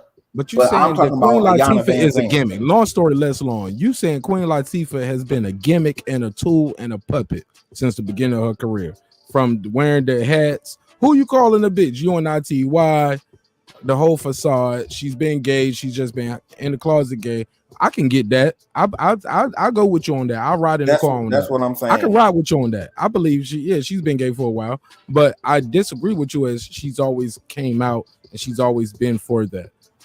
And that's a whole nother thing. We can debate that later. But what we're saying here is her whole persona is a facade, and she's been against black men. what black men did she work with, empower, and employ? And I'm here to tell you, I don't see that. I don't think that. I totally disagree with you. And also, you get to a point sometimes I can either empower and employ or send other black men to school, but in the meantime, I got a job to do. And this is the pool that the people have put in front of me to choose from to get the job done. I got FK Gary Gray. I got this black, what's the black dude that always worked with Denzel? You know what I'm saying? And then I got all these other white guys. You get what I'm saying? And then sometimes it's about chemistry, it's about budget, it's availability. I just don't get that from Queen Latifah. And I could be fooled. I could be a sheep. I'm open to being believed that, you know what, Marq Nash, you got this shit wrong. You all the way wrong. So I'm fair enough with it. I'm cool. I can take the fact that I can be wrong and I can move forward. I can keep the conversation move forward. Wow. I never heard that, didn't know that. I didn't know nobody thought that. And when I have one person on the panel saying this has happened and everybody else is almost blurting in at the same time saying I never heard that, I just feel like we should spend some little time. Like, let's look that up. Shit, because we all could be wrong. So I appreciate you indulging us, man. Shit got a little tense right there. I hope I ain't your enemy, though. You ain't gonna put out no leak conversations on me, are you? Still my homie, right? Maybe not. On mute. He's probably on mute. Nah, man. He said, "Fuck that nigga, Martin." I was fuck that nigga. He said, "Fuck you, nigga." You know what I feel. Senior, he can't. He said it on mute on purpose. Then he unmuted, like, "Oh, my bad." But when the mic was, he's like, "Yeah, bitch, you fuck ass nigga." Hey, brother. Hey, yeah, I'm back, baby. It's me. Hey, Marq Nash, Sir Senior, he can't upload YouTube videos. It has to come from like a news reporter. Like, yeah, I can't play somebody use YouTube video. It got to be like a CBS, CNN, your local news network. I can't play another YouTube channel. Because he has it. Even if it's news, I can't play. About. Yeah, even if it's from the news, I can't play another news station from a YouTube channel. It has to be like a news station because that's fair use. See, I just gave y'all a jewel right there.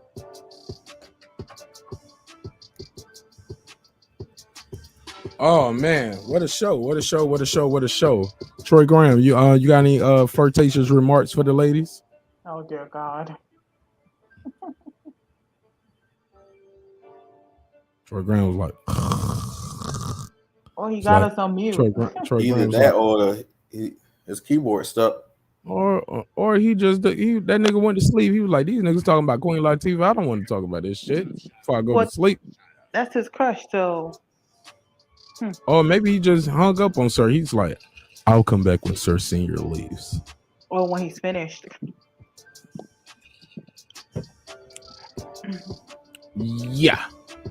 But look, man, I'm having a great time, but I don't want to keep everybody up all night. I appreciate everybody staying. I appreciate everybody who's like, shit. I think because it's Friday. Yeah, because it's Friday. Okay. On Saturday.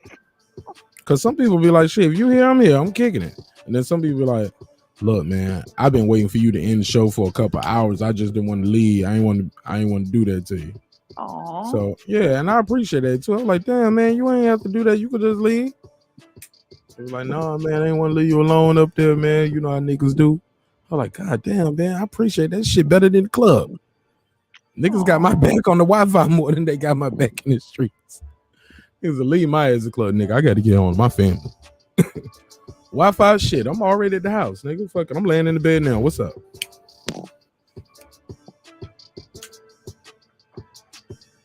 But man, this pretty much it for me, man. I ain't got shit else, man. I'll give y'all the floor. Anything else y'all want to clear up about Queen Latifah being gay or straight or best R&B groups? Did y'all get all of that out? Did all of y'all vote, right? Y'all voted on the community tab, right? For that round one I got up. Everybody voted. Who knows, Mark? Queen Which one? Oh, Queen P, you voted, right? On both of those that you put up on the screen on Wednesday. You better have voted. I did for part one. I didn't do part 2 yet. I was trying to figure out who to take off the list. I believe it's Bruce, I Ari know. Spears, P. Dam- Air. Damon Williams, Arnaz J. I'm like, who should I vote for? But I did part 1. Girl, you gotta get somebody off that list. You gotta pick your. Did you put the R&B list in order or the best storyteller in order that we got up here? I didn't do it in order, but I wanted to. Well, okay. My thing is this: I like all of the choices you had, but I would kick Eminem off just for the category. But I do remember Don't be scared of the white boy and the white fan base. You whispered that. I would kick Eminem off. No, I'm not scared. It's like I remember Stan. I remember the response and all. I remember the video at that. It was crazy. Beautiful, right? Yeah. Detailed. Oh my lord. Art. It's art. And everybody is getting him the fuck out of here. They was like, take him off that list. He shouldn't. That story shouldn't be with these stories. That's just because I don't want to get rid of the other 3, so I would just get rid of him for that reason. I've listened to Slick Rick's children's story. I listened to Biggie. I got a story to tell. Brenda's got a baby. I will put Brenda's got a baby at number 1. Okay, maybe I'll put Biggie. I'm not sure between Biggie and Slick Rick with number 2 and 3, but Brenda's got a Tupac gonna be first for me because that song really. I remember hearing it as a teenager, and I'm like, damn, listening to the words he's saying and seeing When how that that song happens first right heard now. you, and like, did it affect you? Did you know people dealing with that? Not that it affected me. It's something real. It's something that you see. Like, come on, we've heard the stories where you got that teenager who was over here being molested and abused, and they get pregnant, and you got the public making judgment. And I don't know. I just remember hearing it and just being like, damn, this is something that's happening in real life even now. Listen, the foreshadowing was amazing. What? It starts off with a conversation. I heard Brenda's got a baby, but Brenda's barely got a brain. A damn shame. The girl can hardly spell her name. That's not our problem. That's up to Brenda's family. But let me show you how it affects our whole community. Oh my God. See, Brenda never really knew her mom, and her dad was a junkie shooting dope in his arm. It's sad. Like you, are you kidding me? Are you fucking kidding me, man? I remember when I heard that these song. are 90s bars. What? These are 90s bars. I know. That's why I'm putting that at number 1, period. I just don't know between Biggie and Slick Rick. But once upon a time, not long ago, when people wore pajamas and lived life slow, lived life slow. Law was stern and justice stood, and people were living like they all too good. There was a little boy named, what was his name? I always used to put my name in there. What? Nah, that dude ended up getting killed. Yeah, but that was me. I didn't know better as a kid. There was a little boy, and Mark was his name. That little boy ended up getting killed. Look, I ran up the homie. This is what he said. Me and you, homie, we gonna make some cash robbing old folks, then making a dash. They did the job. Money came with ease, but one couldn't stop. It's like he had a disease. He robbed another and another, and a sister and a brother. Tried to rob a cop who was a DC undercover. Oh my God. Like this shit, this is amazing. Lyricism. Then you got Biggie when he was with the girl and she got a man. And that nigga Biggie said, I kick flows for you. Kick down doors for you. He had already did a song on this same album called Kick in the Door, Wave in the 4-4. And he had already told you that on the Junior Mafia song. Kick in the door, wave in the 4-4. All you heard was Papa, don't hit me no more. So he come in, I kick flows for you. Kick down doors for you. He made a joke about it because he really did get in trouble for that fake shit, right? Even left all my motherfucking hoes for you. They say that you pussy with. Nigga, picture that with a Kodak. It's the med tag. Who don't get down like that? I lay my game down flight fat. Sweetness, where you parked that? Petiteness, but ass fat. She got a body make a nigga want to eat that. I'm fucking with you. Like, even that right there, that shit was so special. That little pause, I'm fucking with you. That's the only reason why I would kick Eminem off, because the other three and then he jumps back in. The bitch official though. Dick harder than a missile, yo. Like, I'm like, yo, he is talking to us. It sounds like a story. Biggie is talking to us. And then when we find out years later, after he died, like, it was true. Oh my God. And this was a New York Knicks player. But the And he dude was is a big 6'8". He dude. ain't 6'5". Yeah, some 6'8" motherfucker. You know what I'm saying? He played for the Knicks. Yo, and Biggie tied the girl up, put the pillowcase over her head, and made the infidelity seems like a robbery. You don't even know that when you listening to the song. But once you hear it, you always know the ending, but you still want to watch the story or listen to the song. It's very, how many movies that have we seen that once you know who the bad guy is or you see the movie, it's hard. You don't even watch the movie no more because you're like, I can't unsee it. I already know this guy is the killer the whole movie, or this is what's going to happen. We know what's going to happen in that story. I got a story to tell, and we still love the song.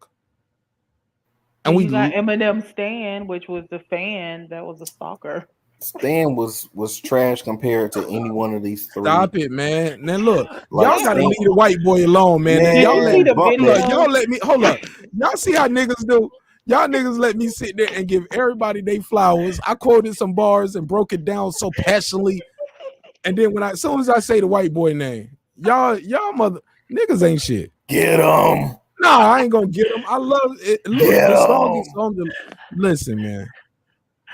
That song is one of the best written stories that I probably heard up until that point in my life ever. Like that shit was high on my list. Like it was amazing. It's never been done before and hasn't been done since. And if you disagree, like tell me. Like a stand is a it's a stalker. like it's a verb now. We turn stand into a verb. Like, oh, you standing for that nigga. Don't be standing for him. Don't be a stand. Like it's an adverb. It's a verb. Like almost like yo, he ethered you. He ethered you. We know what we saying when we say that. Yo, he ethered you. That's how you know Jay-Z won that verb. Nas won. We don't say, oh man, he came in and did the takeover on you. Man, Super Ugly was worse than Ether though. It was disrespectful. No, but it wasn't good though. It showed, that he got hurt by that Ether. Yeah, it hurt him. He shouldn't even reply. He should just left it alone. Yeah, for him to have to do super, he had to go real disrespectful. He said he skeeted in the Jeep, left a condom on the baby seat. Oh, disrespectful. Yeah, but we don't even know how me and the boy A got more in common than just balling and rhyming. Get it more in common. But even still, when you say that, did Allen Iverson fuck the girl too? Yeah. Oh, see, I didn't get that. See, I didn't know that back then. I didn't know if that was rumor.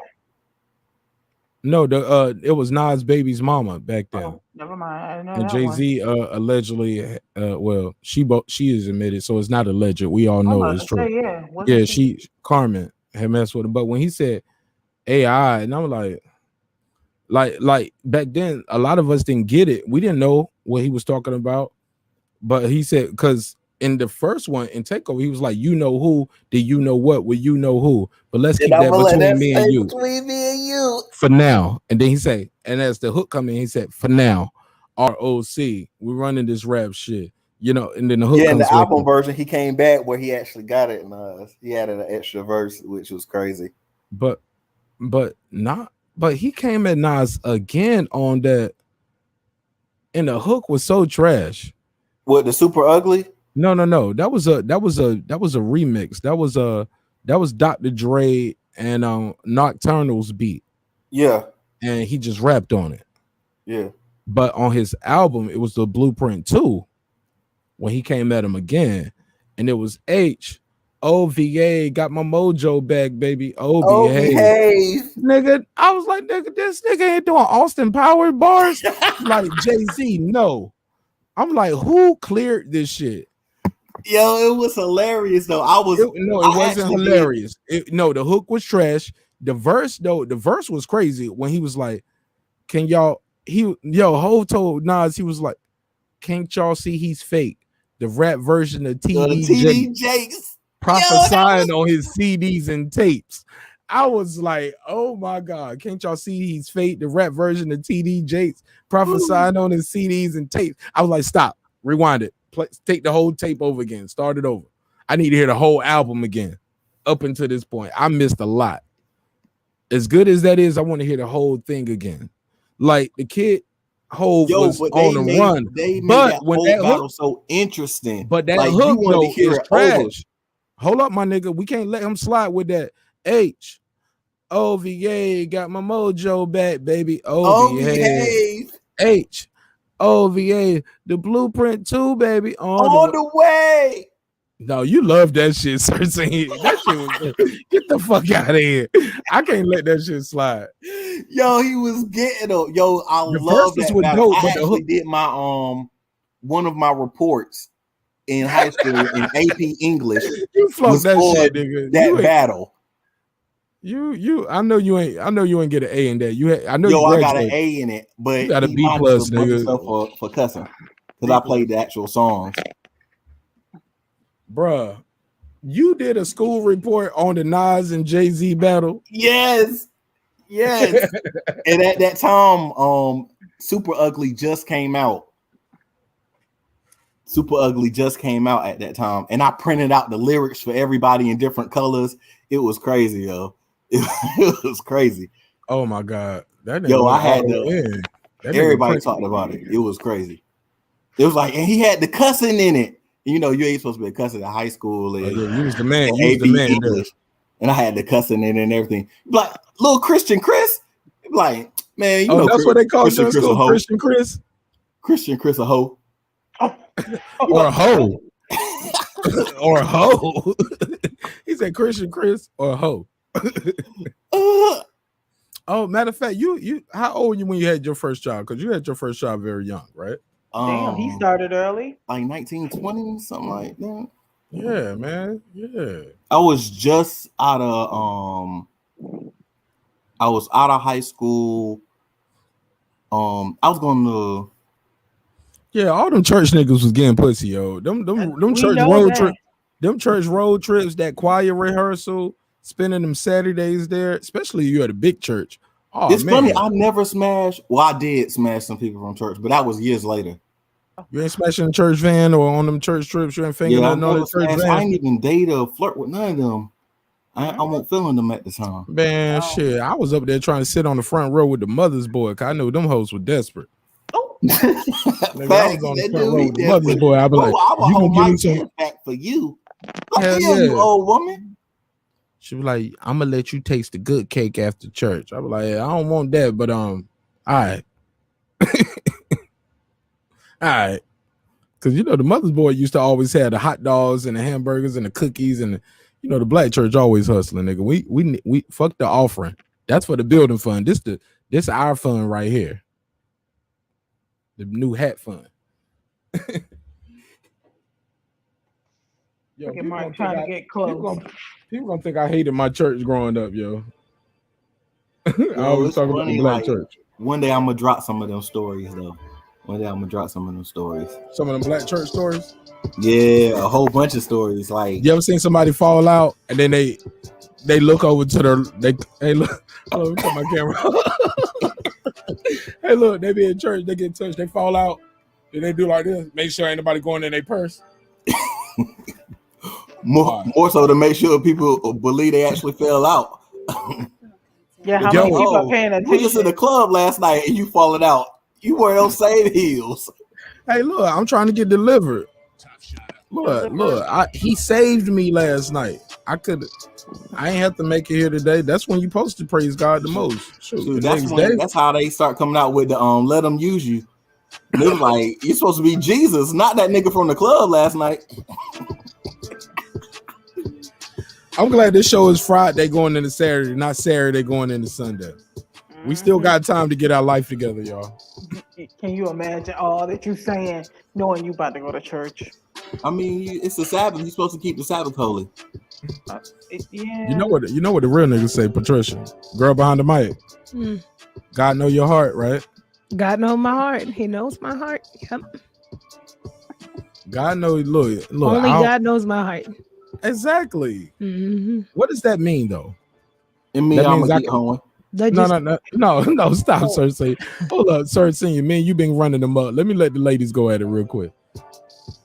Because I know y'all gotta go, man. It's been a hell of a night, hell of a show. Ladies, God know your heart, right? Mm-hmm. Oh, regardless of your action. Would you do y'all have children? Either one of you? Nobody has children, right? No. Well, besides you and Sir Senior. Mom, let me ask you something. All right, before I let y'all go, let's play this quick game. And I only can play this because the show's so late that ain't nobody gonna listen to a 7-hour and 30-minute broadcast. See, I'm a weirdo. When I see somebody got a long broadcast like this, I start backwards. Yeah. Really? I start backwards. I'm like, damn, that nigga was live for 30 minutes. Let me hear how this shit ended. I listened to the first couple minutes. I'm like, oh, ain't nothing going on here. Let me go to the end. Okay, shit, cool here. Let me go back a little bit. Oh my God. Like, let me get to the halfway point. What was going on here? Mark, do you read books like that too? I watch movies like that. I watch movies like that sometimes too. No. Yeah, I watch movies from. I watch a movie like this. I'd be like, I think I know who the killer is. Let me fast forward to the end. Oh my God. But then that means you're doing double work because you still have to. I just watched that last scene to see if I see him riding off in the sunset. Yeah, I'm weirdo like that. Yeah, but then you missed the middle, so don't you still have to go back to the beginning or whatever part you stopped at? No, I got my college credit and I passed my class. I'm good. Okay.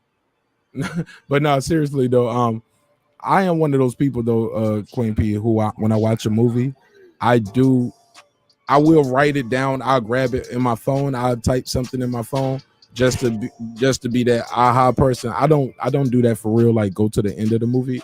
I'm just bullshitting with that. But in real life though, I'd be like, yo, the butler did it, and I'd send that to myself.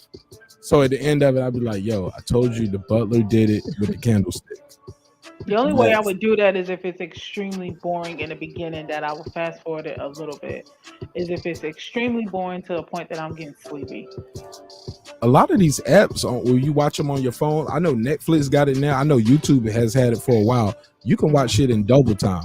Like a lot of people shows and podcasts, I don't even watch it in real time.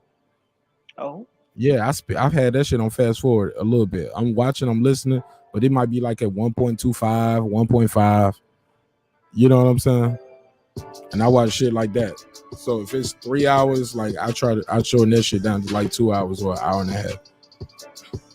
Or I do the double tap. Or even with when I'm watching movies and shows, like it might be a movie I've seen before, but I want to see it again just because I can't remember how the movie ended. Y'all ever had that before? Like, y'all seen this movie before, but I don't remember how it ends. Yeah, so you're giving yourself a refresher course. Yeah, I double tap through that. Double tap through with the dramatic music when they just walking in slow and the camera panning. Yeah, I don't need all that shit. Yeah, I've always been like that. When I was little, like we would go back to Blockbuster Video and we would get movies and I would watch the movie on fast forward and on mute. So it put me in a place where I could figure out a movie in the first 5 minutes. But it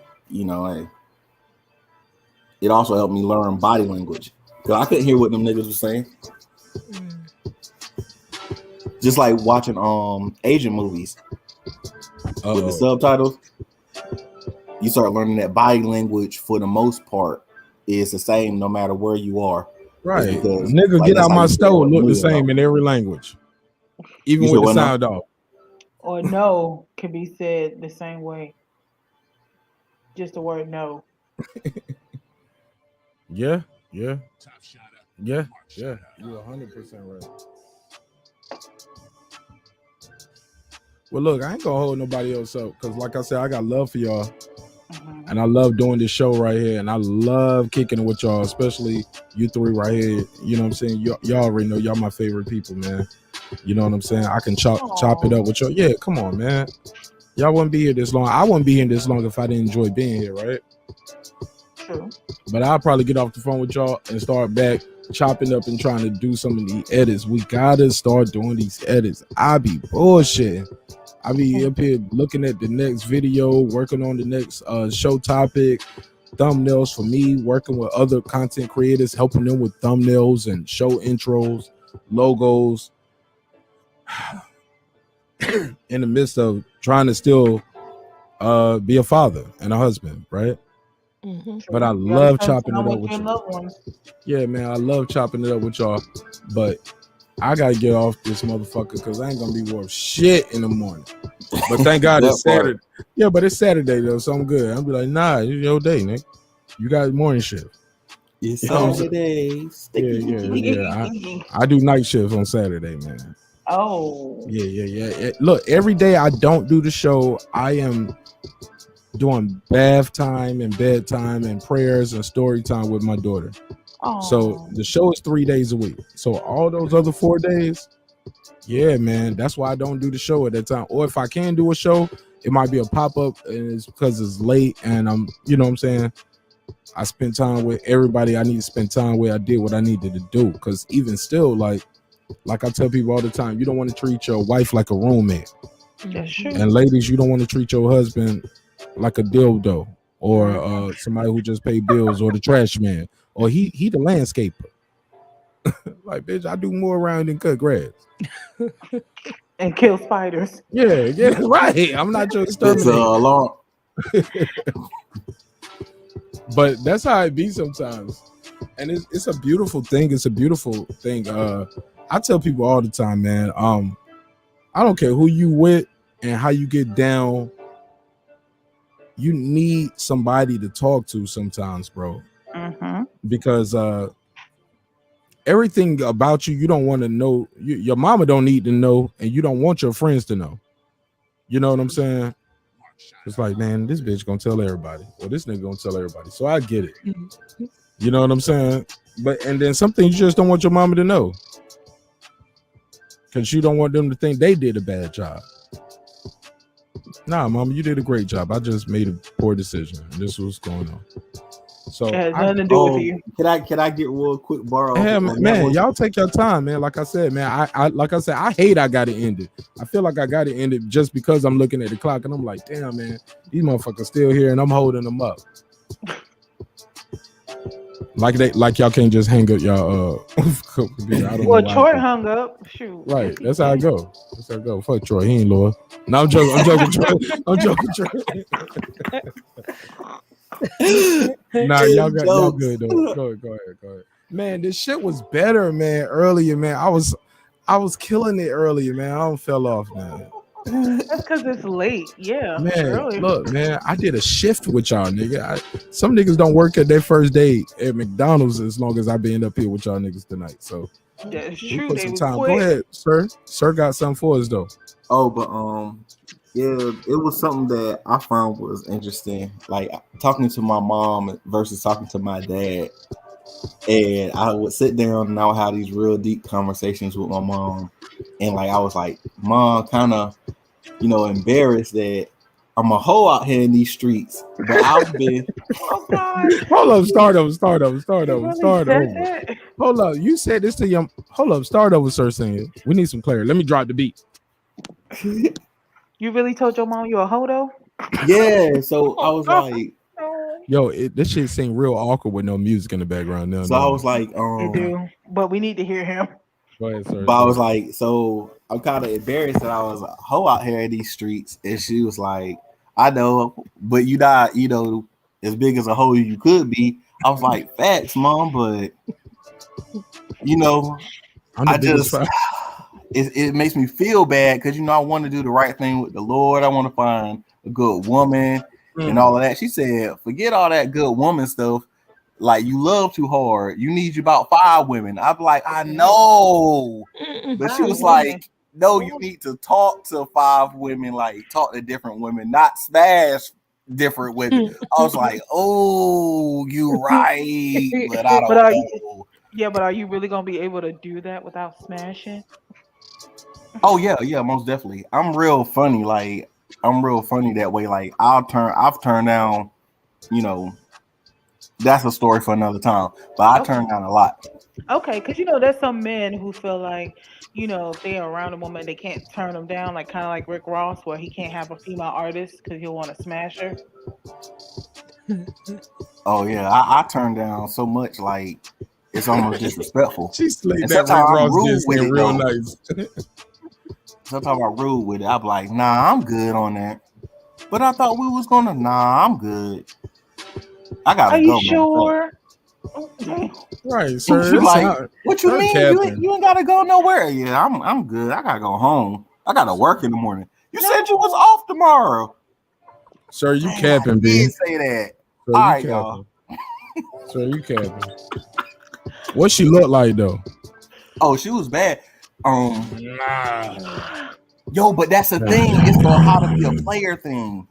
Remember that from the movie where you turn down, you treat the ones that look bad, like the really good looking ones. Sir. You kind of treat them like trash. Sir, you 5'6". Then you get though. all of them. You keep saying you 5'6" though, sir. Yeah, that same shit game don't work. impeccable. He might not be 5'6". What you say? Your Timberland? You say your Timberland game is it impeccable? No, my talk game impeccable. You say I keep that. I keep. You say I keep a fresh pair of Timbs on me, so I'm always 2 inches taller. That part got that fresh heel at the bottom. He said I'm 5'8", and you always let her sit down first. Yo, meet him in the car. I got a family member. She told me.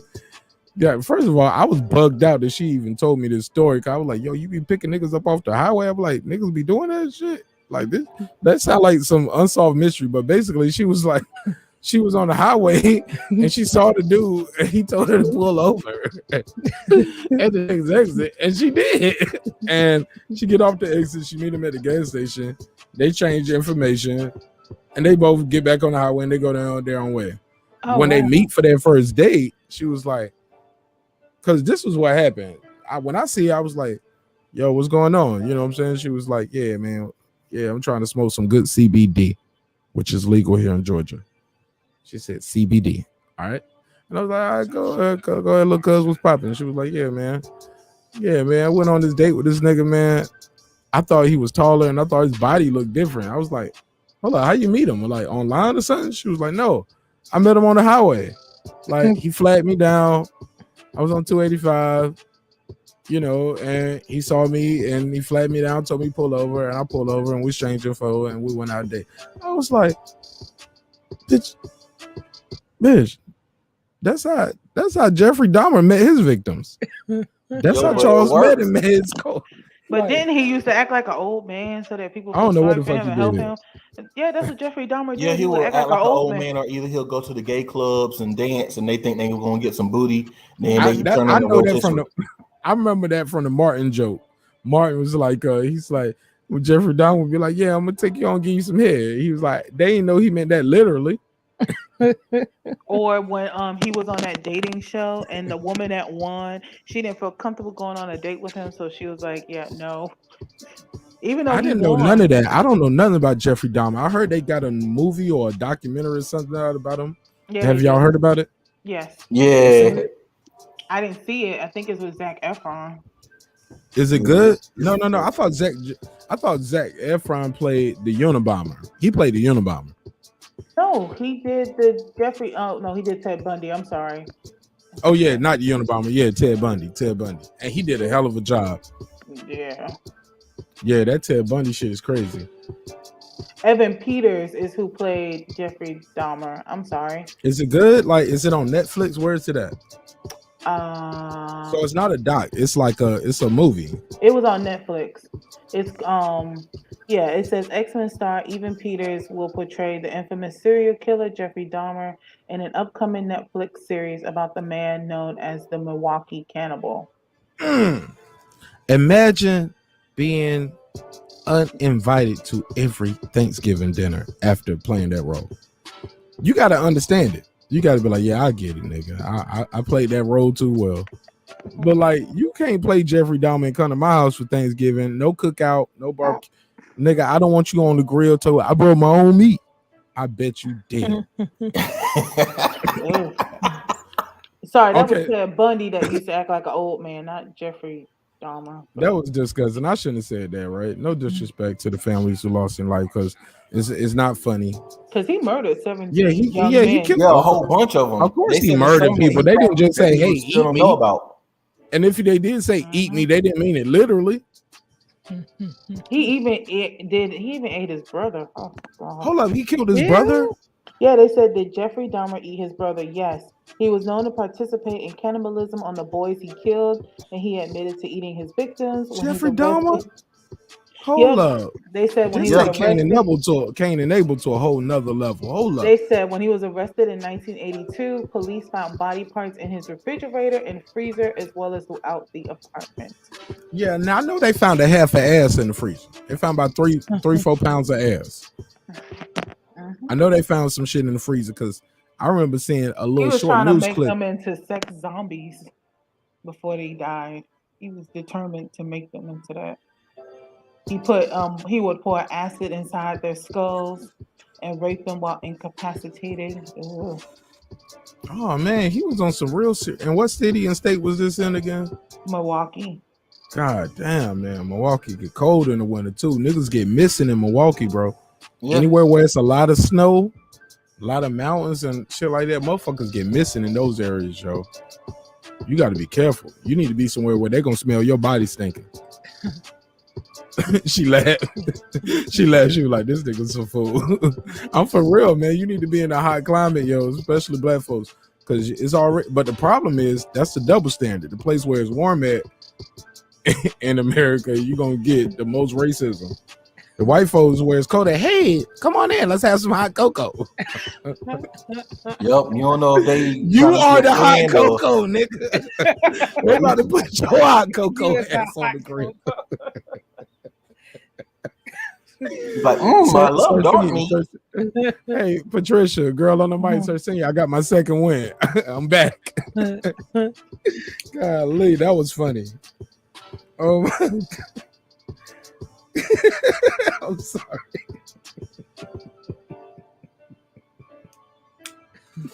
Did I tell y'all when we interviewed Buddy McGirt on Major Key's channel? I told him when Major Key said, "Hey, plug your channel," I said what the show and the episode was gonna be about. And I told him, I was like, yeah, basically we talking. I was like, yeah. What's poppin'? It's your boy Marq Nash. I do breaking beats, hip hop, political, sports show, the comment twist, business, blah, blah, blah, blah. I do all of that, right? And I was like, tonight we're gonna talk about if your lady finds a sex tape. I mean, no, I'd say, I did the sex tape shit. You find a sex tape of your lady with somebody else. Oh God. And I was just introducing the topic. I said we're gonna do One Gotta Go Denzel Washington movies, and we never did Denzel. We did do that. You never got your bars off on that? No. Why you? But don't that's okay. Why you don't tell me that? It was in the end, and let's be honest. Oh, let me correct myself. They said that he didn't eat his brother. His younger brother's named David. So what happened there is that he changed his name and he lives in anonymity. Like anonymity. Yeah, say that. Hold on. So he did or didn't eat? He didn't. His younger brother's alive. He just changed his surname. He lives just in the word that you just used. Anonymity. But but actually his brother at first, he tried to play like he was one of the victims. He took the name of one of the victims when he first got away. Oh, then you read into the long story. So they show that in the movie? Ate his brother.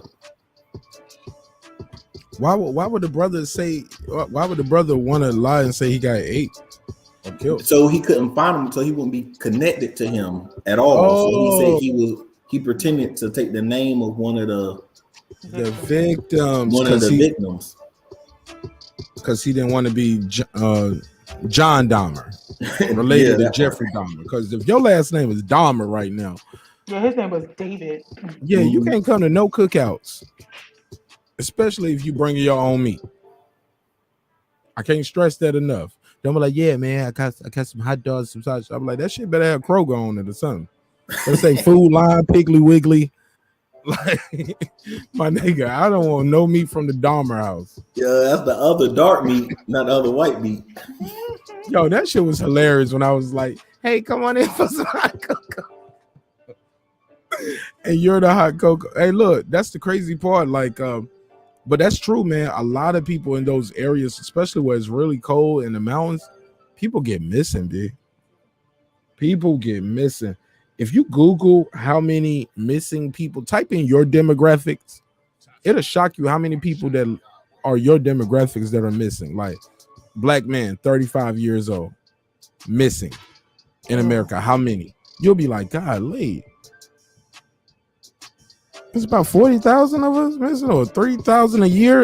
It'll blow your mind. Type in black woman, 25 years old, missing. It'll surprise you.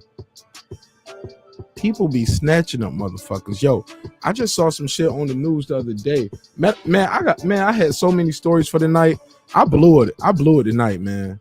I was just over here laughing and joking, and I never loaded up the pictures to put on the screen to go with the stories. And I didn't load up the videos because I needed a nap, and I didn't take a nap. That's why the show started at 10:15. And that's why I'm still here, because I got a nap in. So I apologize, but they just busted his house. They had it was reported that they had 50 people in there. The police showed up and caught 19 men, women, and children. And it was like a smuggling house. You get what I'm saying? So they trying to get deeper and find out, how did this person who rented the apartment, how did all these people get in the apartment? How was somebody able to rent an apartment with no real credentials? Because it's under a ghost name. So the people in the office about to get fired, because obviously there's some Breaking Bad shit going on. But it was a lot of motherfuckers living in the apartment. They was like, conditions were fine. The conditions were not, they were substandard, because there was no beds anywhere. Everybody's just in there sleeping and laying on the floor, And the people aren't talking, and the people who can talk English, they probably act like they don't speak English. They don't know nothing. They speak enough English, say, nah, we good. We all right. Like, no. Y'all aren't already. Got any ID? No English. But y'all safe? Yes. You know what I'm saying? The people, according to the police and the news report, the people just want to be left alone. But the police are like, nah, ain't nobody got no documents. And the other, which is kind of crazy and it's sad. The other shit that I saw was the craziest shit ever. I'm gonna pull this up on screen because I can't just freestyle this. Y'all got to see this. And it's a judge here in Atlanta. And she ain't even been in office for 6 months. Black judge too. They about to get her the fuck up out of here. And I'm gonna tell you why in a second. But how do y'all feel about that when we have undocumented immigrants? I know we got some people up here who are first generation. Their parents were immigrants, maybe. Or girl on the mic, she came here and immigrated. She did it the right way. Well, I hate when people say that. Do it the right way. I hate that shit. But I just saying as in you did it legally. Do you feel empathy and sympathy when you see people who are illegal immigrants, or do you be like, nah, struggle like I had to struggle? Like, it is what it is. Like, you got to follow the process. I'm very curious what girl behind the mic have to say. So that's a deep conversation that I typically shy away from, only because I'm biased, right? Because I'm an immigrant. And I understand the laws, I always say, I cannot speak because, like I said, I'm biased. I'm probably gonna ruffle some feathers. It's okay. because I'm an immigrant. Take your avatar off then, so they don't make a meme out of you. No, I'm joking. But go ahead. It's fine. But like I always say, if we talk about people crossing over the border, who took California from them? Who took Texas from them? So that's where my heart lies. I can't even comment on that. People get upset because they cross over a border that was put up, and their ancestors were also some of that land belonged to them. So there goes that.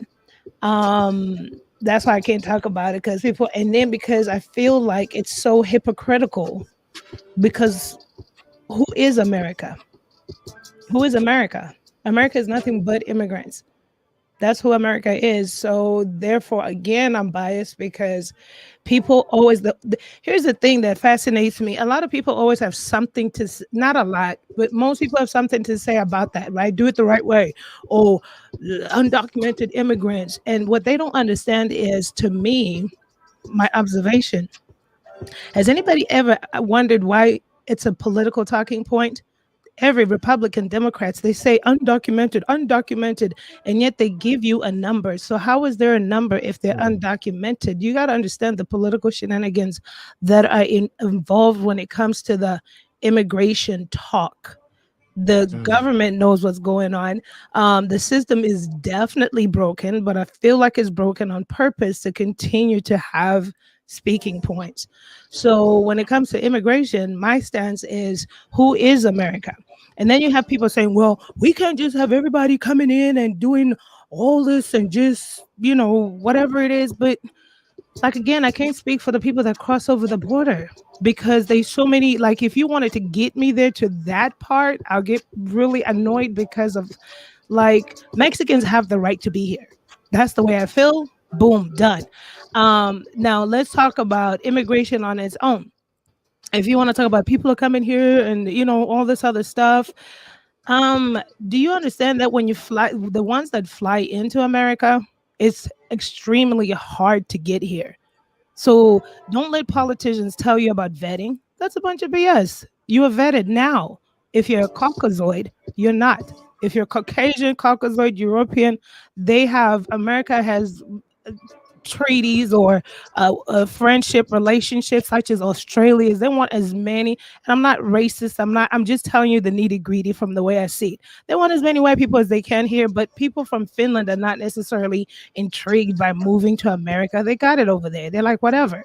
But visas are available, visas galore.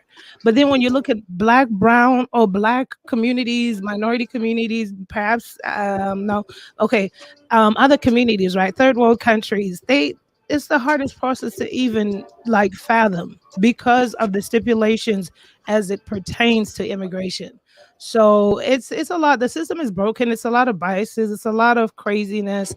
But you just have to look at the way they give out visas. Like I say, people from non-black countries, allies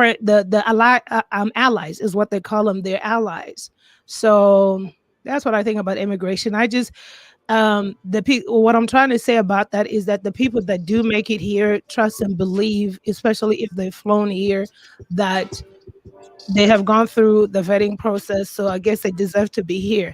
Immigration system is so backed up in the United States that some people, I've had friends go through that, are forced to be illegal. You've flown here, you've proven to the government that you can afford to be here, but if it takes 10 to 15 years for your sister's petition, your brother's petition to go through, then you're in a holding stage, and therefore the system says, you're undocumented, but you still got my paperwork. So it's really...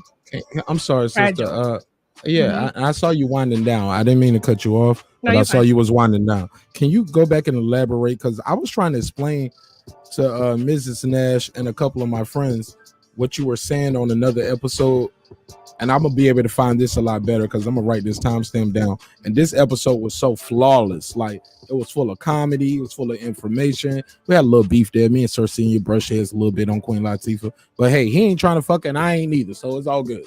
And she ain't trying to fuck us neither, so it's all good. But on a serious note, seriously, can you elaborate further on what you was talking about when you said I can prove I can afford to be here? Because last episode you was talking about a dollar amount, like 500,000, and I was trying to explain that to somebody, and what you just said now about the amount of visas that are allotted per country, and America has certain visa deals with certain countries. Can you explain that a little further?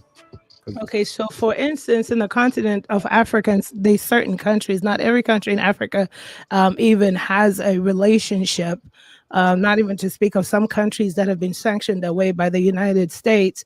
So the few countries or some of the countries in the continent, if you go to the embassy, the consulate, you have to show a substantial amount of financial support. If you are and then you have to tell them why you're migrating to the United States. And each country that has a United States consulate in these African continents have certain visas. So for instance, Senegal could say your fiscal cycle is 100 visas, 50 student visas, 25 family visas, maybe 10 visitor visas, or so forth. So each of those few countries will have a stipulation.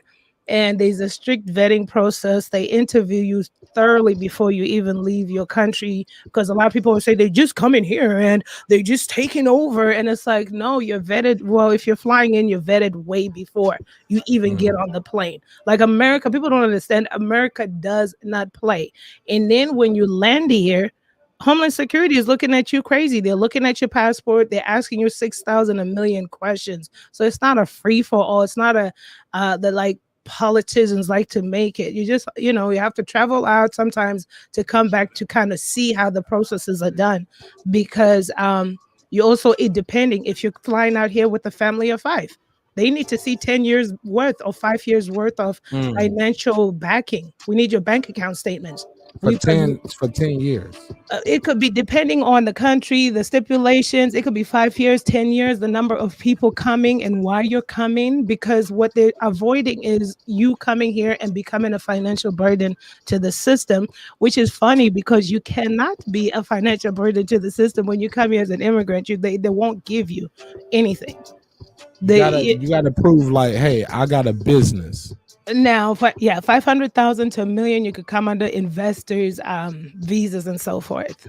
And so when we see Africans here, from like when we see our African brothers and sisters here in America, right?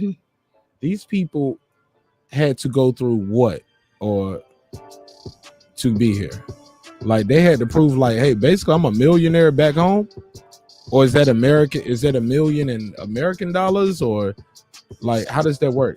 Like, so depending on the countries as well, it'll definitely, especially out of the continent of Africa, if it's an investor's visa, you have to prove that your financial records, your bank statements. So according to the website for Homeland Security, it's 500,000 to $1 million. It say that in writing. Right. So your statements have America, home, land of the free, home of the brave, but no broke niggas. No broke, exactly. So you have to be bona fide in your intentions of coming to set up a shop and so forth. So, and they definitely like scrutinize and look through all of that information with a fine-tooth comb. Definitely. I never knew that girl behind them. Oh yeah, that's why I'm always. So what did your family do, like, for them to get over here? And if I'm asking anything. Right now, this seriousness, this ain't comedic Nash, right? How? Like, what was your family's, I guess, claim to visaship or claim to fame? Like, what did you guys do? So my mom owned a business, and my dad was like in I was going to say corporate America, but my mom owned a business, and my dad was in an executive position back home. What kind of business did your mother own? Like, did she own? It was like you could say she could do hair braids. She could run her own oil company. Like, what did your mother do? It was an international import and export business. And so it found footing over here, and then she liked it over here, and then she spent time coming back and forth for like a year and so forth, and then getting all the paperwork and all that other stuff and getting us over here. Can you tell us what your mother did without telling us like the name of the company? We don't want to expose her to this ratchet shit we doing over here. We ain't gonna never get no podcast deal. That's okay. It was what did she sell? Sure, import and export, mainly cars. So at that time, what happens is your mama imported, exported cars. Because at that time, and even now, our country doesn't manufacture the cars, just like America manufactures the cars. Everybody could get a car. So at that time, it was a lucrative business, because then you're getting all these cars in, as well as, and it was different. We had foreign brands like German brands, Japanese brands, Chinese brands. So brands that local people couldn't necessarily get their hands on, if that makes sense, because we didn't manufacture any cars. And that was one of the ways of getting the cars in and so forth and selling them out of the country. But I wanted to answer a question that's always being asked, or that I always hear a lot from Sir. And it says, what do you say to the families that were born here but got put out their job, field, or neighborhood by immigrants? So this question is always interesting to me, right? And I'm sorry if I'm offending anybody. I'm just always a straight shooter. Um, so people always, it's not, and that, so let's start off here first. I don't watch the news because it's a propaganda tool used in the Western countries. What I've learned is that they fill people up with information that's not based on actual factual stuff. That's why I like to, when I get this moment like this, is try to go in depth as I can, especially about immigration, to let you know exactly what's going on. Because when you watch it on the news or TV, they act like people are just walking on over, and it's a takeover, and it's all just said and done. So the other rhetoric that is always posed on mediums in the Western countries is immigrants are coming over and they're taking our jobs. And I had this conversation about 2 weeks ago again, and I said, you know, just out of curiosity, I've always wondered if farmers say they would pay you $30 an hour to pick oranges or cabbages in the dead of summer, how many people would do it? I just want to know. And then I've always said that people complain working at Amazon. They say it's hard. But so now I wonder, would you work in the dead of summer, picking oranges, picking grapes, doing the minor jobs? And then the other thing, like I said, I'm a straight shooter. Sorry to offend people. I just don't sugarcoat. But I said, if somebody that doesn't speak English is coming into America, being allowed by America to come in legally, I can't speak for people crossing over the border. Like I said, some of their land was taken. So I cannot speak for those people. But if people are coming into your country legally, being allowed by Homeland Security to come fly in, and if they can't speak English and they're taking your job, your career, something is not right, right? I'm not trying to be facetious. I'm just being real. Think about this for a second, because I get tired of this propaganda and the narratives that are put out there. Majority of the people that I know that I went to either primary school with back home, they're like mechanical engineers. They have taken they come here on student visas. They get into careers that America itself is already sourcing. So like if you look into, they call it STEM, STEM, and if you look into especially like engineering, there's a scarcity of engineers in the United States of America, whether it be mechanical, chemical, whatever engineering part. If you look into that, there's a shortage. So I've had a lot of friends that went into engineering, computer engineering, mechanical engineering fields, and the minute they graduate out of high school, they're getting hired. And when they get hired, these companies are begging them to stay and doing their paperwork, and then they're starting their legal citizenship path through their employers. So they stay here and they do these jobs that are paying, starting off at $100 and something thousand a year. So my question again to born Americans is, and let me just break this down. These are some of my friends. So when they come here on a student visa for about 4 to 6 years of schooling, bachelor's to master's programs, they're paying, if you go to a state university, you might pay like $30,000 a year in your state. So if you come here as a foreign student, you have to pay about double or 3 times over that. So they're paying out of pocket. The immigrants do not have FAFSA. Immigrants don't have Pell Grants. Immigrants don't have the liberty to even sometimes work. You cannot work. You have to come here just to go to school and figure it out. So given the opportunity in America that everyone, if you can't afford school, you do have FAFSA, Pell Grants, you have programs that could help you to go to college to obtain the same engineering degrees, then is it fair to say immigrants are taking your jobs? They're out for grabs. And what I tell people is, I've never met an employer that's ever solicited at a job fair, we want immigrants only. Never. So that's all I say is just dig deep inside. There's nothing that immigrants come here and take that's anybody's. Everything that's in America is actually absolutely 100% at every American's grasp. Everything. Like you could literally reach for this. People could get student loans. We cannot, as immigrants, get student loans when you come here, especially under a student visa. Are you crazy? No. You've told the government you can afford living here, so you better fund your way to school. And then you better make sure you're doing all your semesters on time. You're maintaining certain grades. Otherwise, you will get kicked out. You will go. So therefore, I go back to that thing that if you're talking about minor jobs, and I'm not degrading anybody's career field or anything like that, but I'm talking labor jobs, picking oranges, picking lettuce, and so forth. Are you willing to do that?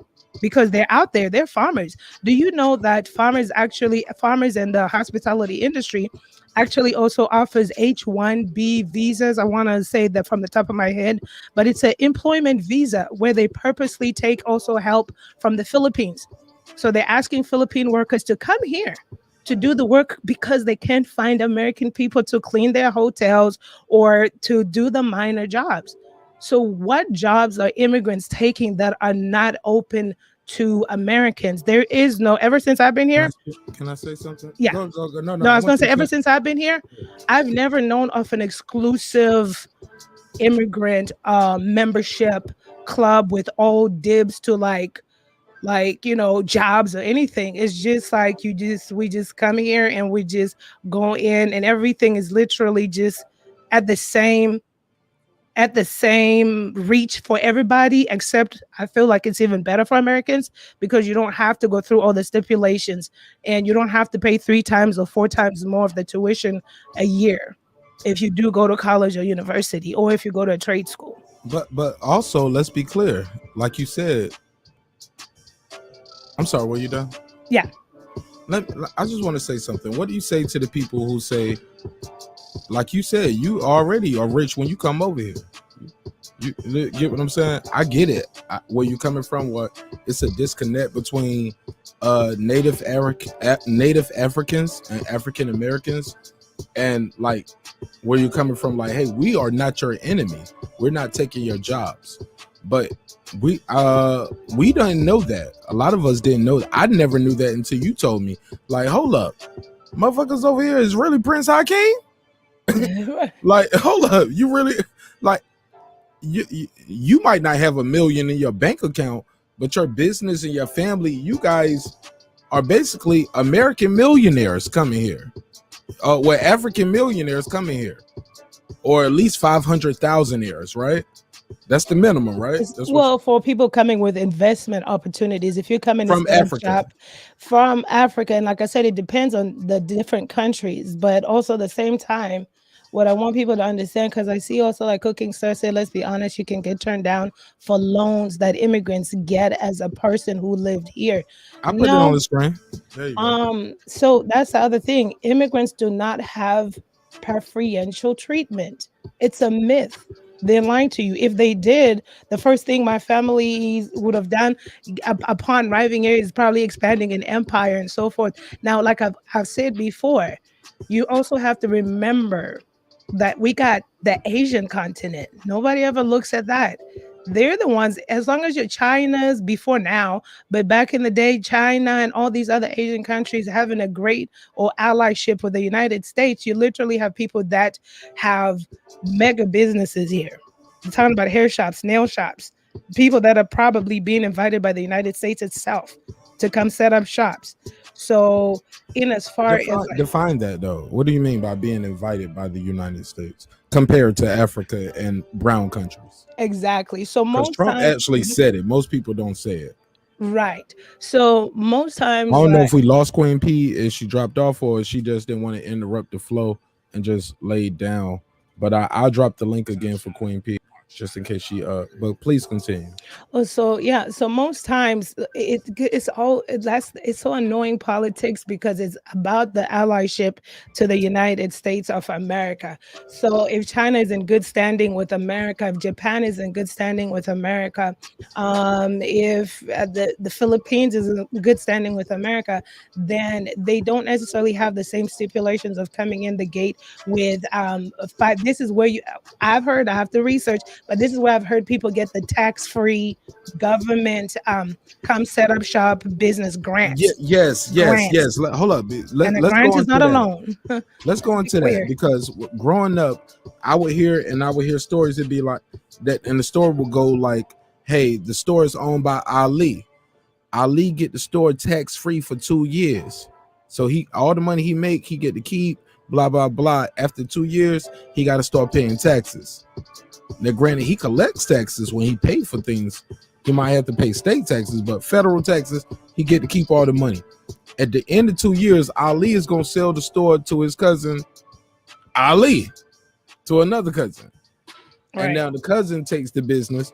He gets it for 2 years tax free, and you just break me off something nice. You know what I'm saying? Just give me my little 2-3%. You know what I'm saying? You do me right, and I'm letting you set up shop here, and now I'm on to the next whatever my next business venture is. Right. Is that a myth? Is that true? Talk to us. So, and again, like with people like Ali, I'm not sure what part of, let's say, Africa they're coming from, if that makes sense. And as far as I've always known, there'll probably be like 1 or 2 countries that may even have allyship with America where you can get a grant. I know that business tax-free loans are generally given to the Asian population. And now when we come out of Africa, I know that you could come under the investors where you already have your money and saying to America, you're coming to put something into the economy, if that makes sense. Yeah, you got to have some money already. You got to have a shop. You got to have a store. Like, you're going to come here and build a grocery store. Like, I got an African market, basically. Right. And Cooking with Sir said he has proof that it's not a myth. That's fine. But what I'm saying is, tell me which country as it pertains to Africa. There are countries that get grants. Just for example, Australia. And this is what's always interesting because a lot of, and I'll say Black people, not because I'm Black, but you know, a lot of Black people don't understand is you got, like I said, the European countries that are in great allyship with America are throwing work visas at people. In Sweden, wherever, depending on the allyship. They used to be back in the day, I didn't check lately, but like Australia had a great relationship with America. If you're an Australian citizen, you could come work here. So that's why I want people to understand that it's not people crossing the borders. It's not people flying over from a third world country. There are people that are being thrown visas to come and work here. You just don't see them as different because they look white. So they're Russian, they're German, they're Norwegian, they're Australian. Right. Exactly. Austria. Exactly. Because then the delusion of immigration per media propaganda is Mexicans, which is not necessarily always the fact. There is European immigrants that come here, migrate, and work. But you have people talking about because people that are crossing over the border, really, like I said, I can't get into that politics because it's very finicky.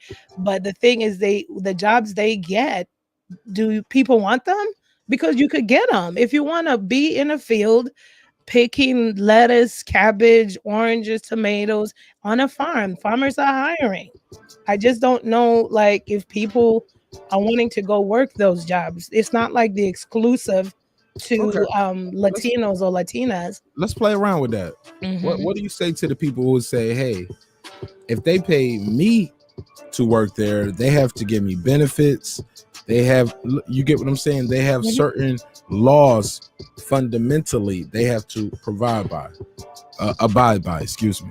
Versus if you hire an undocumented immigrant, hey, look, yeah, if I get caught, yeah, I'm gonna have to pay what I gotta pay. But shit, if you got fake documents, we gonna let that shit slide. We gonna, you know what I'm saying? Some people pay people under the table, and they pay them that way because they don't have to pay certain taxes to the state for as unemployment. They're not required for health benefits. Hell, I can pay you less and I can treat you terrible because what you gonna do? You know what I'm saying? You essentially, I can expose you. Yeah, I can fire you and then expose you. Like, hey, look. Jesus, don't come in tomorrow. And you be like, all right, Jesus be like, yeah, man, all right, I just got fired. But really, I can fuck up Jesus' whole life and his whole family just by snitching on him without even blowing my job up as the boss. So you find a lot of undocumented immigrants getting abused by employers and not even just by employers. Shit, motherfuckers get raped, robbed, mugged, and everything. They don't go to the police. Right. They ain't got no ID. Right. And absolutely, I mean, there's disadvantages and advantages. And for Sir, 4 different Mexicans. And like I said, I'm staying away from the southern borders. No. But look, address my part though. Okay. Ignore that part. I just want to make sure but you can address that later. But for far as what you said, when you say, hey, well, if I was able to come here and take your job, that means like you're not doing something right. No, sometimes people are hire people who are undocumented because they can pay you less. They don't have to give you health benefits. They can give you $3 an hour to pick strawberries for 12 hours a day. Yeah, but the question is, do people want to pick strawberries though? Even if it was, we would pick strawberries for the right people price. can't even work at Amazon. Amazon hiring at $18 an hour, and people call it a plantation. And I think that's a good come up if you're like, wanting to hustle and work. And they complain about Jeff Bezos. It's 15. It's 15. Well, last time I heard. In some places, but out here it's $18 an hour to work at Amazon. And I live in the Midwest. And if I was like 19 or 20, I work at Amazon for $18. That's an apartment out here. Apartments are cheap, a car note. I mean, what state you live in? Well, don't say your city, but what I live in Missouri. I live in Missouri. And so you're from the show me state. Yeah. And so that's the thing. It's like it's always the same thing. It's like people, and I understand what you're saying, but it's like, well, if we got an opportunity, if they gave us benefits and if they give us a $30 an hour, perhaps at a farm, I'll pick strawberries. Will you really in the summertime? I'm not being facetious, but will you, even with the benefits and everything, will you really? We're complaining about Amazon. Jeff Bezos has made a platform nationwide for people to work with benefits. But in majority of the people that are in those warehouses are immigrants. So what, Amazon? Especially out here. And when I've gone into those warehouses, yeah. And it's a bunch of ratchet hoes that know my Amazon dad 3 over here by me. I'm in Atlanta, South Side. Yeah, no, so the ones out here, that's where I see the most diversity. Bonnet gang. Oh no, out here it's like I see the most diversity there. And so I'm just saying that, and I'm not trying to demean or minimize anybody's capability, because maybe somebody likes nature and they want to do gardening and so forth. But honestly, I understand what you're saying. If the farmers or the minor jobs are paying at a low wage, low balling, then the American doesn't have competition. But the American has so much more too. You don't have to settle for people that are not giving you benefits. You could go to places where, like, America it's got so many opportunities. Like what, baby? Where we need to move to? I've been telling my wife to move to Canada. Well, no, you don't have to move. Just so many opportunities. Because the thing you're right about the points where people have said, well, if they're picking strawberries for like $3 an hour, where does that put me? But what I'm saying is, like, we don't just always have to focus there. We can focus nowadays IT. Technology. You brought up the strawberry, sis, and I said that, and I ain't picking on you. All I'm just trying to say is this. That's the argument that the people in America are complaining about. Like, I don't want to brush that off like that's nothing, as in, like, well, will you still do it? Well, look, y'all got to do the right thing. You got to pay workers what they worth. It's not fair to the immigrants here have to do that, because you can't live off of $3 an hour. You're right, and that'll be the business. That's abuse. It's abuse, and that'll be the business owner. And that kind of abuse has been happening since all immigrants have been moving here. Italians, Irish, and so forth. And that's how unions came about, right? You cooking now. Right. And don't think that the government doesn't know. Heck, they farm on some government land too. But that's neither here nor there. So that will be the business. And America is a capitalist country. It's a beautiful country, and I love the fact that it's a capitalist country, right? You ain't got to say that. They ain't gonna deport you. No. You ain't got to say that. You ain't got to kiss their ass. Come on. It's I'm joking. I'm joking. I'm joking. I just got a nice cash out, and I got a shout out to Gary. Okay. Gary Chandler. Thank you so much, Gary Chandler. Gary Chandler sent me $85. Awesome. He said it would. He said, and I want to send more, but my paycheck hasn't hit my account yet. He said, but I love your show. I'm a friend of the show. Awesome. Gary, I don't even know if I'm saying it Chandler or Chandler, whatever it is, but thank you. It's CH. And so that's the thing. It's like, see, he says Amazon treats people like trash. And like you said, it's immigrants getting $18 an hour. That's exactly the same analogy, right? Because we go back to your question where you say, what about immigrants taking your jobs? But like Amazon is up for grabs. But Americans are like, oh no, it's trash. But Amazon gives you benefits. Oh no, it's trash. Amazon's $18 an hour. Oh no, it's trash. Immigrants are like, hey, I just want to work. Who's going to hire me? So that's why I say, when you reevaluate the statements of mediums that are saying that, or people regurgitating the information of immigrants are taking our jobs, this has just proven the point here, because that's exactly where we started off. What do we say to immigrants that are taking the jobs in America? But we bring up a good point like Amazon, and people say it's trash, but it's a place of employment. So, that anybody could go fill out for, and it's fine. And that's the thing about America. You don't have to go work at Amazon if you don't want to. But if you see immigrants working there, they haven't stolen anybody's job or taken anybody's job. They just fill out an application. Heck, Amazon hires felons. They hire everybody over there. You see what I'm saying? So that's how I'm always saying it's interesting, and I like to clear that up. And it was a perfect example that jobs are out here for everybody. There's no preferential treatment. There's no shorter line if you're an immigrant. It's actually a longer line if you're an immigrant. Trust and believe before you even get anywhere far in some of these jobs and careers and stuff like that. It's actually a longer line. We don't have I know from my experience and so forth, we've never had a shortcut. Never had any of that. It's all ground up. So okay, sir. So you want to get in real quick? Sure. Not real quick. I ain't gonna rush him. I'm gonna let him take his time because he was very patient. And Gary is liking the show. Gary, I put it in the private chat. I don't know how you found the show or how you listening, but brother, I appreciate you. Thank you so much, brother. Email me. We got to send you something, bro. Email me your address so we can send you some stuff, man. If you don't want me to have your address, email me your bitter baby mama or whoever you know, or shit, whatever. I'll send it to your job. Cause wherever you working at, they're gonna pay you, they're gonna bring that shit to your desk. Cause I appreciate that. That's a real donation right there, my brother. Like, you did not have to do that. And goddamn, bro, you ain't even been in the chat. I don't even know this nigga, but brother, thank you so much. That motherfucker just paid for the show. Cause I'm about to get the StreamYard account for the I'm gonna go and pay for the year. Cause I see myself doing this for a year. We ain't even hit a year yet doing the show, but people tell me they love the show, they like hearing the show. I have people tell me it help them get through their day. Even the truck drivers were like, yo, I love the long episodes. Yo, the 8 and 9 hour episodes, those shits be my favorite shit. And then you'll take them down sometimes. I'll be like, yeah, I don't like to look at 8 and 9 hours. Like, what the fuck was I talking about?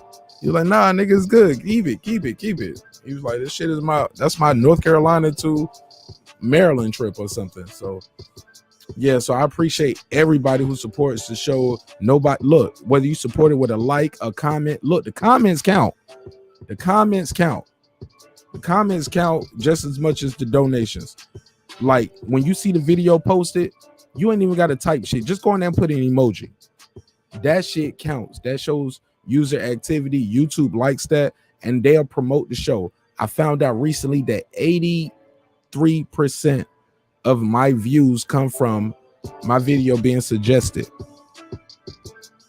to YouTube. So that means I'm doing something right with the thumbnails, with the likes, with the comments, but also that Shakira Richardson video I did earlier this month. When I did that Stephen A. Shakira Richardson video, YouTube was like, hey, you hot right now. We did like 25,000 views on that shit. You know what I'm saying? That was and we did that fast. That first 20,000 came real fast. These last 5 been a little slower as the month been going, but I appreciate everybody discovering the show from however you discover the show. But yeah, man, we got to keep the conversation moving. Go move the conversation forward. Shout out to Gary, man. Golly, bro, like I can't express the joy that made me feel like when you just saw, hey, bro, I need this shit. I appreciate you. That motherfucker heard me about to end the show. He was like, no, stay a little longer. So goddamn, I'm a hoe for the money right now. But well, we having fun with the show anyway. If the shit wasn't fun, Gary, my nigga, if I didn't like Girl Behind the Mic and Sir Senior, if I was up here with a bunch of goofballs, I promise you, God couldn't pay me enough to stay here. Other than life credits, right? I guess I shouldn't say that. God be like, really? You want to try? But in a major way, I appreciate the donation, my brother. Send me your address so we can send you some merch and send you some gear, send you some hoodies, send you the album. Yeah, man, we're gonna bless you real major for that blessing. Because like I said, StreamYard got this thing they're doing right now, and it ends tomorrow at midnight, where you can pay for the whole year for $16 and some change. It's like $16 and might be some devil shit like $16.97 or $16.66. Sorry, StreamYard, I didn't mean to put that on you, but you locked in for life. So which lets me believe they're going to change their prices because they have created new features. And I'm like, yeah, they offering all these new features and you can test them out now. And I'm like when we do the big show, y'all, we can space the panel out. So let's say somebody later, I can go in and edit individual audio for any guest on the panel. How about that? So I can take people audio out without having to do a full edit to the show, or we can take certain things off, or it's up for the post-production, right? But also we can add more locations, and it's for life. And I'm like, damn, I'm gonna spend that $200 in 8 months. Might as well pay the $200 for the year and every year going forward. Even I've switched back to monthly. So it's a good deal, and it ends at midnight. Shout out to StreamYard. Got to plug them because that's how we doing it. I ain't got to plug them. Fuck it. Why did I do that? But I'm just telling y'all what's going on behind the scenes. Like, that's a great deal, and it's a good deal, and it ends at midnight. So if y'all use StreamYard to do your content, if you're a content creator, got $205. I think it's $205 on the dot. Should be $205 on the dot. That'll get you locked in for lifetime. So even if you want to go back to monthly, you ain't paying $25 a month. Pay that $16.97 a month. That's what your boy about to do. But I might get that other plan, man. We're going to upgrade that shit, man, because of people like Gary. Golly, this motherfuckers believe in the show. Can't believe it.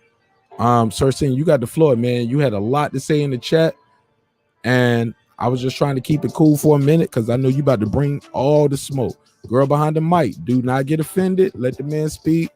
You already can tell by the chat he don't agree with you on everything, right? They never do. It's all good. Let's go. Oh, but don't say they. Mm-hmm. Who is they? You know when people say they, you know that always spark me. Majority people, but it's okay. I'm ready. I'm triggered by the word they. Sir, saying you triggered me earlier. Don't say they, because I always tell people. Well, majority people do. Majority people do. Yeah, because and they don't have to. They don't have to agree with me. I'm eyeballs from the outside, and I understand. It's different. It's your truth. You lived it. Yeah. Also, remember, they said it was okay to have slaves at one point. They said you should sit in the back of the bus. Mm-hmm. They said you can't vote. So whenever people say they, I always be like, who is they? Which they? Be specific, because they be like, yeah, they say it's the best toothpaste. Who is they? So, but with that, I digress, Sir Senior. I'm gonna fall back, man. Shout out to Gary, man. Gary Chandler, bro. My G, man. I fuck with you. Go ahead, sir. Yeah, I just had a little pushback. Because it was like, oh, well, nobody's stealing jobs.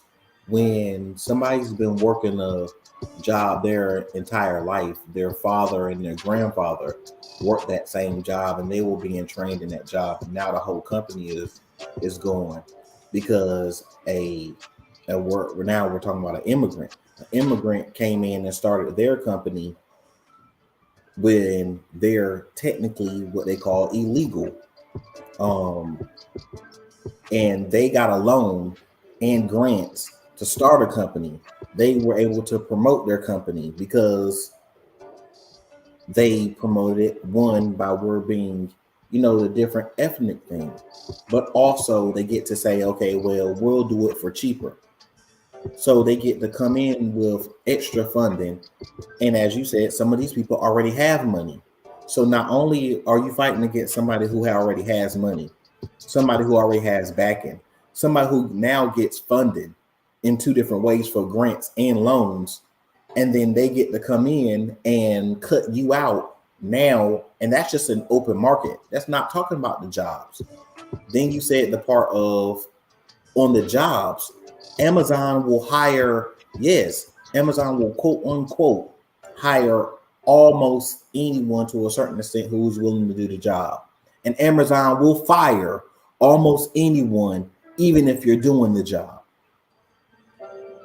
So if they can, because especially Amazon is also hired through contractors.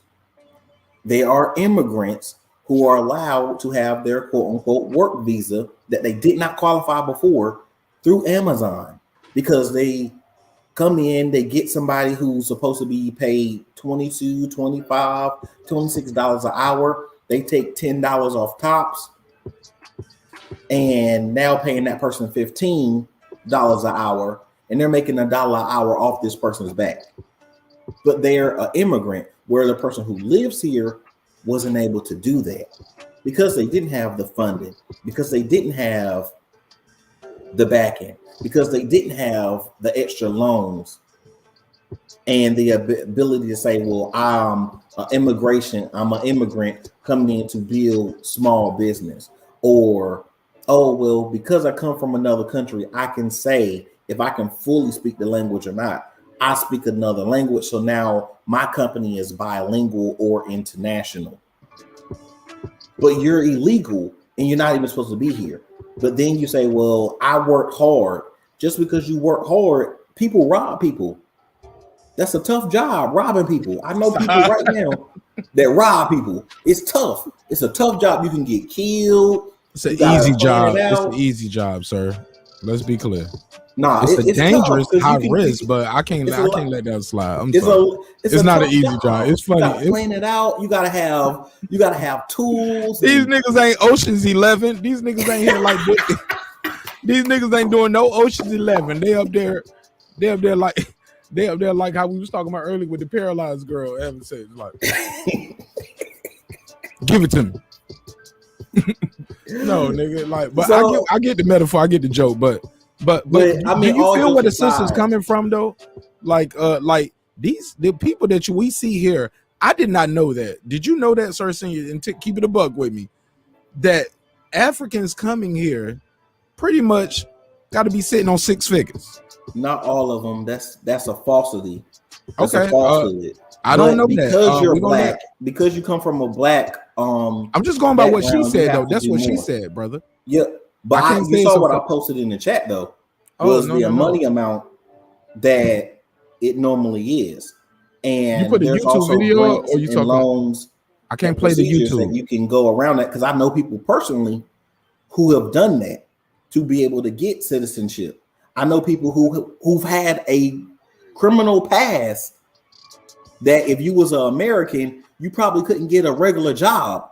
Came from their country, came here, and was also able to get a loan. I know them personally. I'm not going to snitch their name at this time because I didn't ask them. But very simply, now they paperwork together because they put 5-10 years. Some of he's been 15 years, so 15 years into it. Another person, his dad, 20 years he put into his company. At this point, 20-30 years now. But his dad came here. Those 3 people I know that I'm talking about specifically would have passed. One of them on the paperwork, they didn't know his past until he was already in his company for a few years. Okay. Right. And all of these are ethnic people. I'm not talking about the ones who got the complexion for protection. I know some of those too.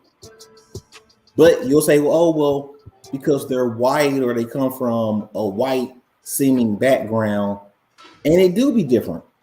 And I'm not pushing that and saying that it's not different. It is different. But I'm talking about these are black people. These are African people. A Jamaican dude and a Haitian dude. The African family, a Haitian family, and a Jamaican family. And he come from not vacation Jamaica. He come from, as Chris Rock say, knifey Jamaica. But he came here and he was able to build his company simply off of knowing the right things because somebody else, another friend of his family, did the same thing. So people can miss me with that. Just like people who got a whole bunch of money and say, well, you need to get off your back and pull yourself up by your bootstraps. When you walk in with 500,000 and you flip that to 50 million, oh, that is great. That's amazing. But you came in with 500,000. You didn't come in with 500 pennies. The average person in America makes barely 50,000. So when you say one thing like, oh, well, we don't understand numbers, that's easy to talk, big money when you got money. It's easy to say, well, I can miss a meal if my refrigerator full. But you can't say that when you're trying to chew chewing gum to get you through 2 days till you get paid. So you can buy another pack of oodles and noodles for the month. All right. Well, look, let me say this. Let me let the girl behind the mic, MV Mosley, get in. Start send your put your Cashapp out there, or your you got PayPal, Cashapp. Put your social media out there so people can follow you. Please, please, please. I tell people all the time when you come on these kind of panels. I know it say 5 people watching now. I looked at my shit a while ago. It just said 12 on my phone. At one point tonight, we had as many as 35 people in here. Use your light to promote your shit, and also when people go to your channel, have something there for them, because we're gonna lift you up here and we're gonna support you here. Like, it's been a long ass show. If y'all watching now, I appreciate it. Smash the like button. But I see why. Look, girl behind the mic, I know you might not want the money, but some people might want to support you. All right, you didn't tell me tonight that your mama sold cars. She imported and exported cars. You don't think your mama moved some cocaine in them cars? All right, whatever. I'm joking. But I said all of that to say on some real shit. Look, we didn't know Africans had to have so much money to come here. When we see Africans here, like, these people aren't here to pick strawberries. That's for the other people that's coming from the other border, is what you're saying, right? And not all Africans. So those are the monies. 500,000 to $1 million could be an investor's visa. America's I mean, what the fuck that mean? Like, we look, 500,000 to $1 million investor is an investor's visa. America is not reaching out into the continent of Africa begging us to come here and invest. Put it like begging to let us invest. No, they're begging other people that they're in allyship with. But for the who is Africa? Like, who is Africa in allyship with? Probably other. With Russia, I know some of us, so the opposite, the people that are not in allyship. But America is their first choice. So they're actually, in essence, saying, America, hey, I got a business. Let me come here. Let me put my business here. Yeah, and by all due respect, we still get. They don't just say, "Okay, great, come." There's a lot of loopholes. I mean, a lot of hurdles to jump, right? Because in the continent, they're not going to let all. Because if we could, we all would. A majority of us would have been here. This is the dream.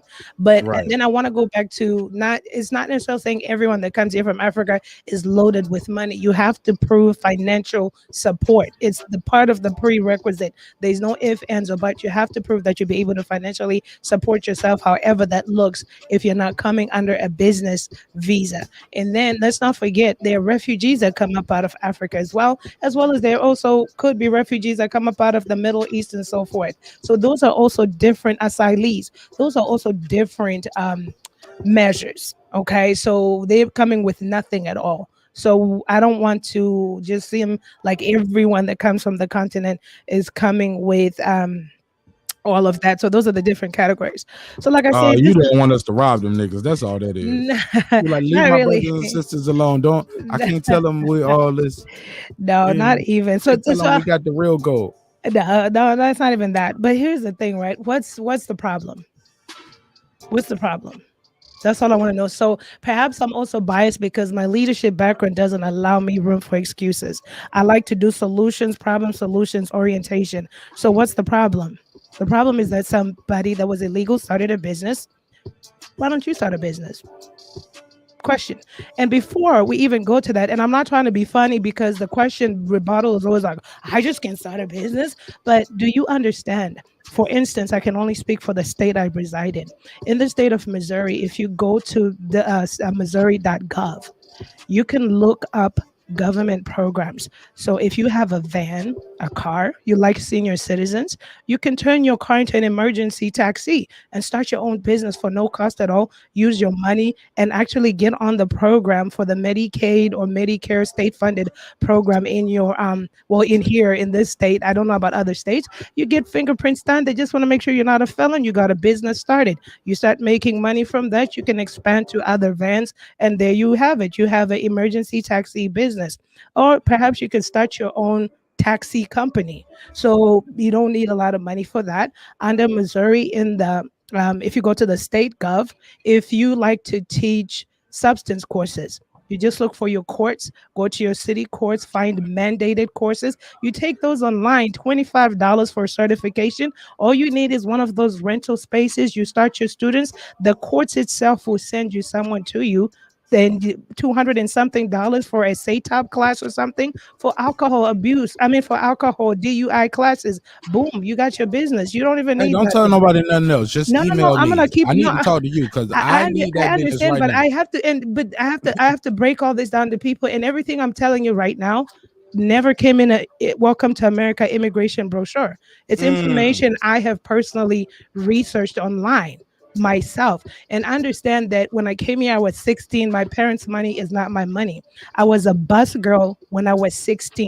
I bought my first brand Hold new on, what's a bus girl? Like you busted wiping down on the down the bus? tables. Nope, wiping down tables in a restaurant.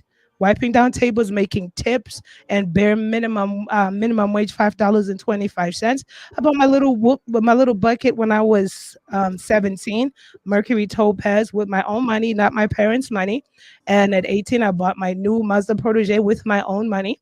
I put myself in school with money from a restaurant, minimum wage, where I was wiping down tables. I was not even a food server. I took myself to an allied health school with my own money. As an immigrant, I could not get FAFSA. I could not get government loans. I had to pay. And then I had two other jobs I had to work for. And I finished the course in radiology, in sonography. And you could Google it, look it up as a traveling sonographer. Layman's terms, it's an ultrasound tech coming out the gate, making six-figure a year, $99,000, depending where you go, $100,000 a year if I want to work the full year. This is a lifetime skill. This is a trade school. This is nothing that came in a Welcome to America brochure. My parents never helped me. I never had any of my parents' money. It was not my own money. I was a minor. So after I did Your that, parents had money though. Your parents they didn't had get money food to stamps. they Your had money parents didn't to come from slavery.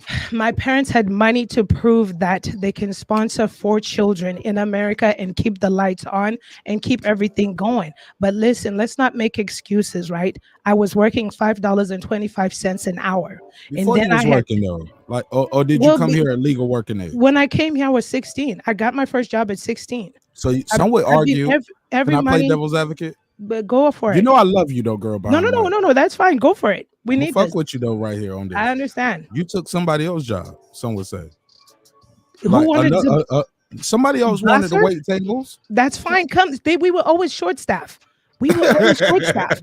So Look, come. They I came. can't even pick a girl behind the mic. That's She's so fine. real. She was like, It's "Nigga, I needed help."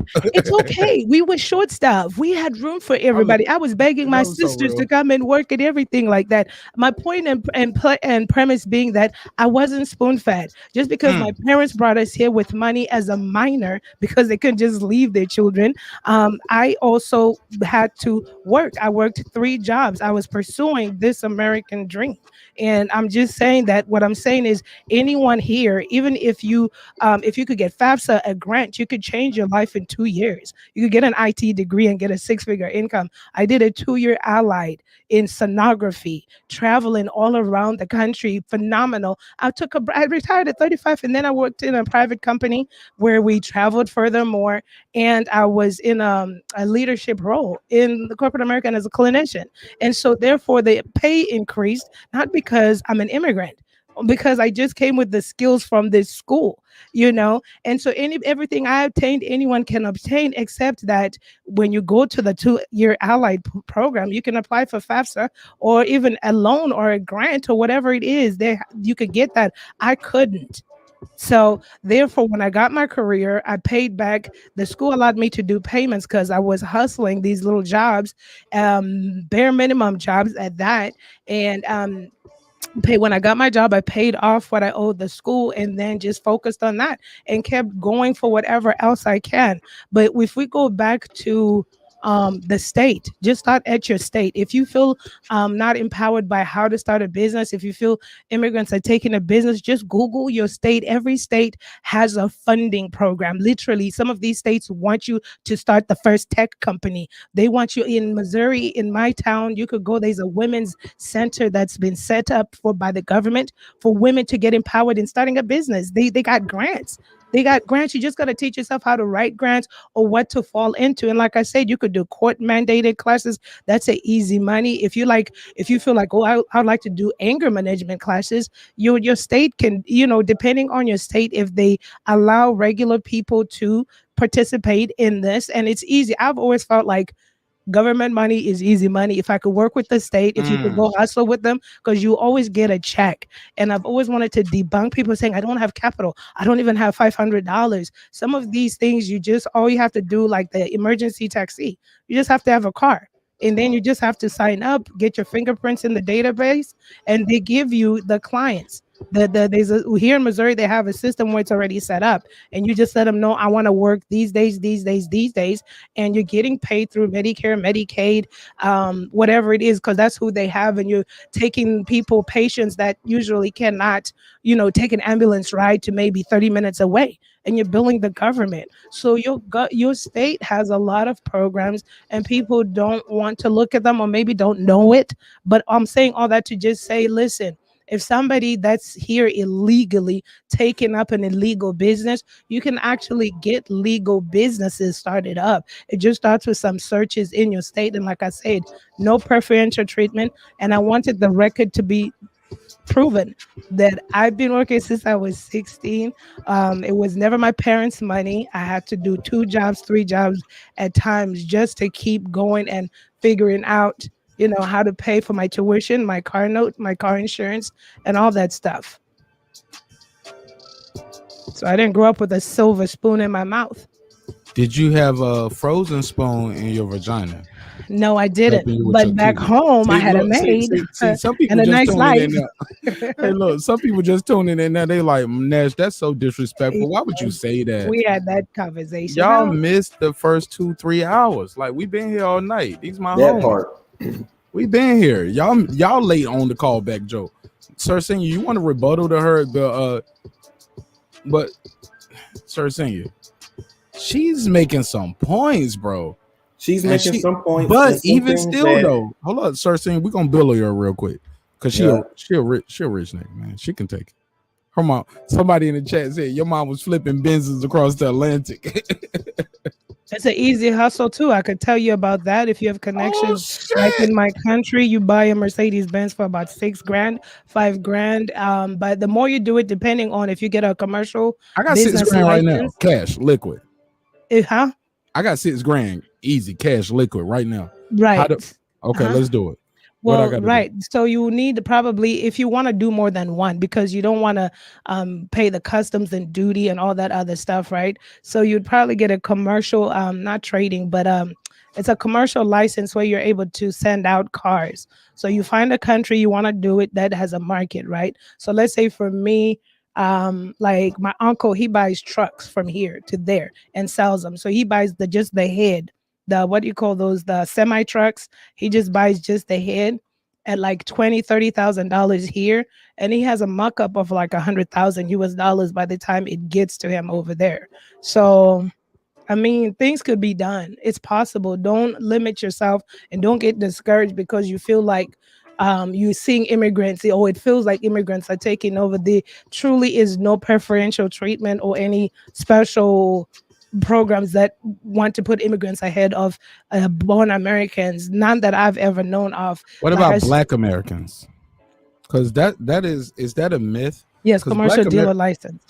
Okay, yeah. Shout out to Chandra. She's never pulled up on the panel, but every time she's pulled up, we never had women here. I don't even know if that's a real woman or not. Could be a dude.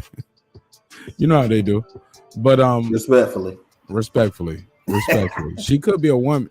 Hey, look, you know how I go, Sir Senior. Look, Sir Senior said it best. He said, you got bitches to watch the show, you got niggas to watch the show, and you got bitch ass niggas to watch the show, and you got niggas that act like bitches to watch the show, and there's bitches that act like niggas to be on the show. But he said all that without saying bitches and niggas. That's my version of it. Just to keep the show X-rated. I want to keep it X-rated. No kids allowed. But he didn't say that. But sis, like, so is it as simple as that? Like Chandria said, I gotta have a commercial license. That's it. I can ship and then a Benzes across the connection. Atlantic. It's not that simple. Well, Like, you gotta have a connection. when a person- See, don't limit yourself to believe. Hold up. Has he done it yet? No. I want to hear what you was about to say. Because even what you said still sounds like red tape. I gotta have a connection. It's not just having $6,000. Yeah, you got. If you're gonna sell them, so which country do you want to sell it to? You see what I'm saying? I want to be in Africa coming to America. I got $6,000. I got a Benz. Or I want to be in America going to Africa. Well, I think it's always. I heard somebody tell me that all the time because I traveled. And, I traveled even before I was out the army. I traveled in the army. Got out of the army, moved around, traveled, and everywhere I go, they treat me different because I got that American passport, and they automatically assume I'm rich. They're like, "Nigga, you staying here? You, nigga, I need a tip." I told the nigga in Jamaica, I was like, "I'm gonna tip you on weed." He said, "I already got that weed that you got me. That was the weed I was gonna sell you. Just give me some cash." I was like, "God damn, nigga, you aggressive with the tips." But I was trying to tip him in weed. And he was like, "Nah, man, I got that same bullshit weed you got. Give me some money. You got it." I was like, "No, I'm broke, man. I ain't got come on, man. You staying here and you're American? We got some people that stay here, but you are an American staying and you black. You got money. What do? You work for MTV? You're a rapper or something?" I was like, "Well, since you brought it up, yeah, I was Grammy nominated a couple times." She's like, "Where can I find it online?" I was like, "Oh, you got the internet?" "Oh, never mind. I'm joking.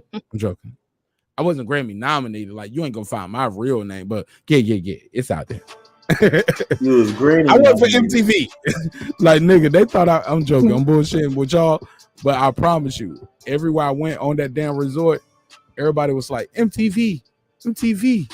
When me and Mrs. Nash walked around, I was out there big dog flexing. Dr. Seuss, big cap, cat in the hat cap. Like, yeah, he worked for MTV. I was like, but shit, y'all said it, so I just ran with the shit. Cause I had the camera with the gimbal, I had the drone and shit. They was like, "Yo, what are you filming for? MTV?" I was like, yeah, MTV. Yep, you said it. But go ahead, Cersei. You got the mic. Let's debunk some of the things that she said that you disagree with. I don't have a dog in this fight. I love both of y'all, and both of y'all know that. Girl behind the mic, Cersei, you put his Cashapp out there. If you have a Cashapp, please put your Cashapp out there. If you got PayPal, put it out there. Let me make a small donation. If nobody else wants to, I'll be the first one to set it off. Y'all can please match my donation for these people spending their great time. Patricia won't let me pay her. You know what I'm saying? Cersei was like, "Fuck that shit. Send me her cut." Cersei said, "Send me her cut." But in the meantime, in between time, I'm not gonna send him her cut. But I want to just support you guys and lift you guys up. I know you have a dope ass channel. Please, before you leave this night or this morning, you gotta plug your channel, because I love what you're doing on your channel as far as dream interpretation. And I think that's something we need more of. With your permission, I would love to do an episode one day, because that's something we can do real easy, where you can just talk to people about their dreams. I would love for you to sit down and do that with us. Same thing with Sir Senior. I would love you to give people some recipe advice one day. So both of you guys, I respect you as content creators, and more than importantly, I respect your time, and I want to donate to you for your time, for you spending your time over here. It ain't a whole lot. You can buy you some pizza or get some gas, but you can't do both. But you rich though, so you probably don't even need a girl behind the mic. But no, you came over here with a half. You came over here hanging out here. You said you don't what? It's a labor of love. Okay, so, see, look, she just like Patricia. She was like, nah, you and Patricia, y'all, Cersei, these are high value women. High value women. They ain't asking for a dime. Cersei, you be nice with your soliloquy and your rebuttal, but these are high value women. These ain't Bowen Homes. Wait, are they This high ain't value or high earning? Respectfully. Oh, I'll say both because they ain't asking me for none of my bullshit $5 or $10. They're like, nigga, keep your $10. I'm over here because I ain't got shit to do. That's why they here. They ain't over here for the paper because we ain't getting the paper like that. She was like, nigga, what? How much? How much? You said I can buy a pizza or get some gas and some Black and Miles, nigga. No. I'm good. I'm good. I'm good. Yeah, bro, you keep that. You need it more than me, Marq Nash. Bro, these girls be jumping me off with my little Cersei. I be trying to donate to the house. I be trying to tell the chat, hey, let's support the ladies, man. Let's give them put y'all Cashapp out there. They be like, my nigga. I don't take money that jingle. Right. And we ain't got nothing to fold over here.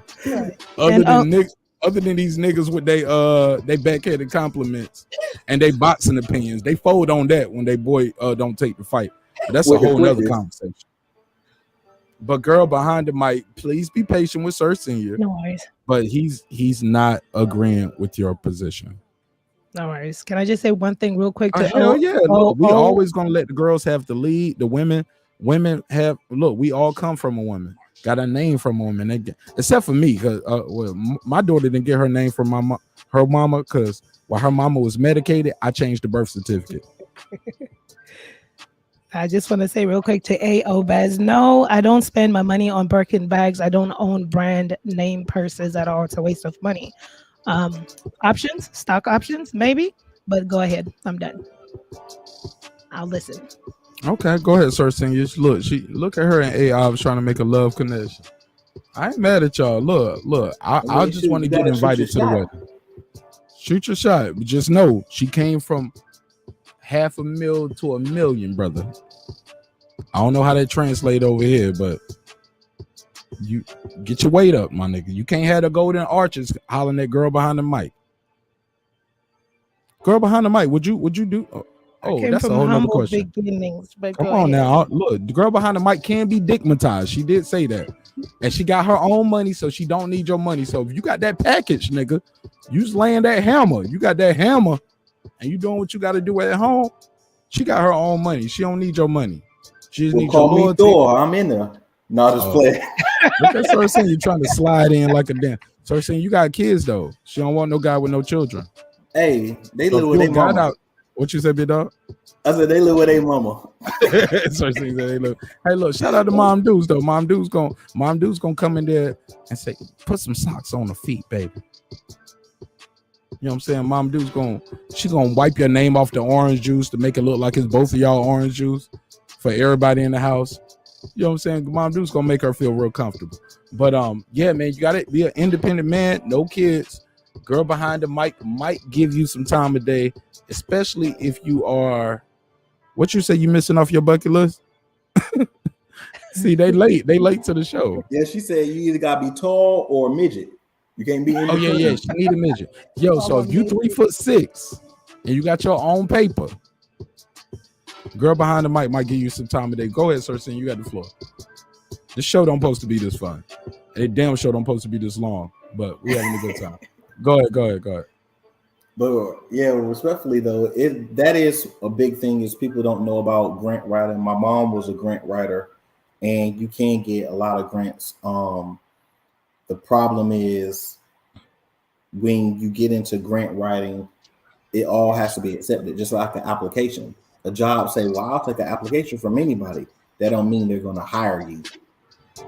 If I know somebody who's already on a job, it's more likely I'll be hired than somebody who don't know anyone, even with the same resume. So I will have a little pushback on the thing of, oh, well, Amazon will hire anyone, or you can do anything, or you can go downtown and become a taxi person. Not in every state. And then also even though you can technically do it, don't mean that they'll actually let you do it. Who's they? Whose permission are you looking There for? we go. The Thank you, government. baby. Hold on. You were talking about Hold government jobs when you were Yeah, saying thank that. you. The Y'all know I hate government. they. I hate they. And then in that office, the government might say, okay, it's okay. Like, since I'm from North Carolina might say, okay, by the law, you can be able to apply. You fit the qualifications. But that lady behind the desk says, no, nigga, and throw your paper straight in the trash.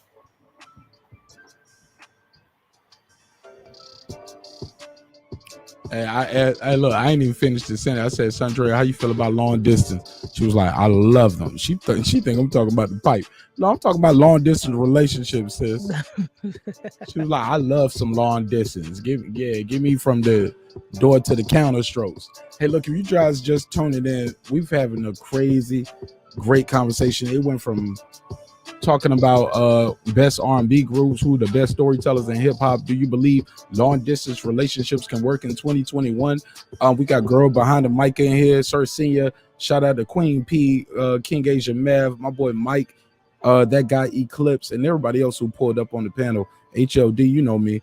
My boy Troy Graham. Shout out to Major Key Boxing. He didn't pull up, but I'm disappointed in you, Major Key, but you're still my boy. You missed a hell of a show. And we ain't have to talk about boxing one time tonight. And we're going to do good numbers and we're going to have a good time. And we did. But girl behind the mic, you have the floor. Please do a rebuttal for anybody who's just tuning in. To let them know what you and Sir Senior talking about. And what do you guys have to discourse as far as immigration and the jobs being taken? I don't even have a rebuttal. I think I've said it all. I mean, this conversation typically dead ends here. I mean, it then becomes a back and forth. Like I said, I'm biased, and my leadership doesn't allow me to see past an excuse. So if we have a problem, what's the solution, and what's the execution, and how are you willing to execute?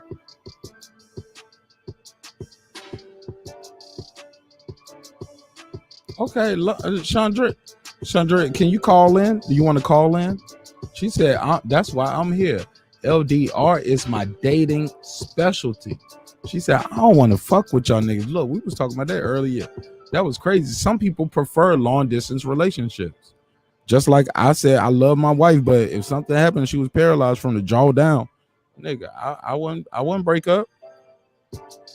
That would be my specialty. I'll be in there like this. All right. Don't move. Look, I can bully her and everything. Like, she was like, turn that towards the TV. Okay, close it out. No, we ain't leaving. We're gonna have the best sex ever. I can just tie her leg up here and there. Yeah, man. So I get it. But we got another story I want to get into before I let y'all go. And this is a probate judge in Atlanta. She look like Lil' Kim on the stage right here, don't she? Yeah. This looks like Lil' Kim. This is a probate judge in Atlanta. Her name is Christina Peterson. And Christina Peterson has been a probate judge for about 6 months. And they trying to get the sister the fuck up out of here. Somebody ask me why. Somebody please ask me why. Like, damn, man. Mark. Young black sister, I'm like, beautiful why? sister. She's gorgeous. What happened? Yeah, right. She knows she's gorgeous too. She look like she got that Kardashian nose work too, don't she? That look more like the Lil' Kim nose. Yeah. She looked like the Lil' Kim nose. It looked like the Jackson nose. But this lady, Ching. This lady is a probate judge. Let me give you some background. So basically, this is the one, she won the primary, and basically she got her seat because nobody competed against her. This is right down the block for me, so I should be careful because one day I might have to drive through Douglas County, but she's the probate judge, so I wouldn't see her. Probate judges, if you don't know, they usually handle things like your wedding license, your gun permit, birth certificates. And also, I don't know if this is nationwide, but the probate judge in Douglas County gets the money for the fees. Yep, the judge gets the money for the fees. So this lady, gets the job, and she says, I need to be paid more than the previous probate judge. Somebody please, I ain't got Queen P here. Queen GBTM, Queen Mobley, Queen Yes. M. If I say Queen M, they're gonna be like, oh, they're gonna think the Marq Nash and Queen M go together. Yeah, whatever. But Queen Mobley, ask me, why is she thinking she deserves more money than the previous probate judge? Why does she deserve more money than the previous probate judge? Y'all ready for this? Oh, she better say what I'm thinking. She better. I already know, but go ahead. Okay, hold up. I'm gonna blow your mind with this. Pause. But you tell me first, and then I'm gonna drop the beat. You tell me, why does she think I want your comedy effect. No. I want you to tell me first, because that's gonna lead to something else. Please tell me, why does she deserve more money? Go for it. Come on. We don't want people to drop off. Come on. Sir Senior, why does she deserve more money in her opinion? Please. Oh, damn, he dropped all the way off? Okay. MB Mobley, in your opinion, why do you think she thinks she deserves more money? You know, I'm hoping that she's asking for more money because she's more qualified than the last candidate. I'm hoping that's the case. You're right. You're 1,000,000% right. She deserves more money to be the probate judge because she's actually a lawyer. She's a lawyer, which is crazy to me. First of all, she's right. She should get more money because she's actually qualified to do the goddamn job. Hold up, y'all got probate judges who ain't even lawyers? I didn't know that. That's why I'm confused. I'm like, You wait a don't minute. have Wait to a be minute. a judge that went to law school in certain places in America. Did y'all know that? So I guess the magistrates, let me look them up, but I didn't know that. Did y'all know that in America, you do not have to go to law school to be a probate judge in certain counties and cities? I didn't know that. You just got to get elected. Wow. So the sister is 1,000,000% right. That's some to say, hey, I should get more money because I'm a lawyer. But you didn't tell us that when we elected you, hey, and you ran unopposed. Because somebody could have opposed you and said, hey, look, y'all ain't got to pay more money for me to do the job. I'm going to just sign the paper and keep it moving. She was like, nah. Nobody opposed her. Yeah, nobody opposed her. And once she got elected, she was like, I need more bread, nigga. What the fuck y'all talking about? Right. Now, I wonder if she knew. That's sad. You know what I'm saying? If she knew before you say campaigning, right? I'm sure she know what the job paid. I'm sure she... Okay. You got to know what the job get paid. But that's not Right. why she's in hot water.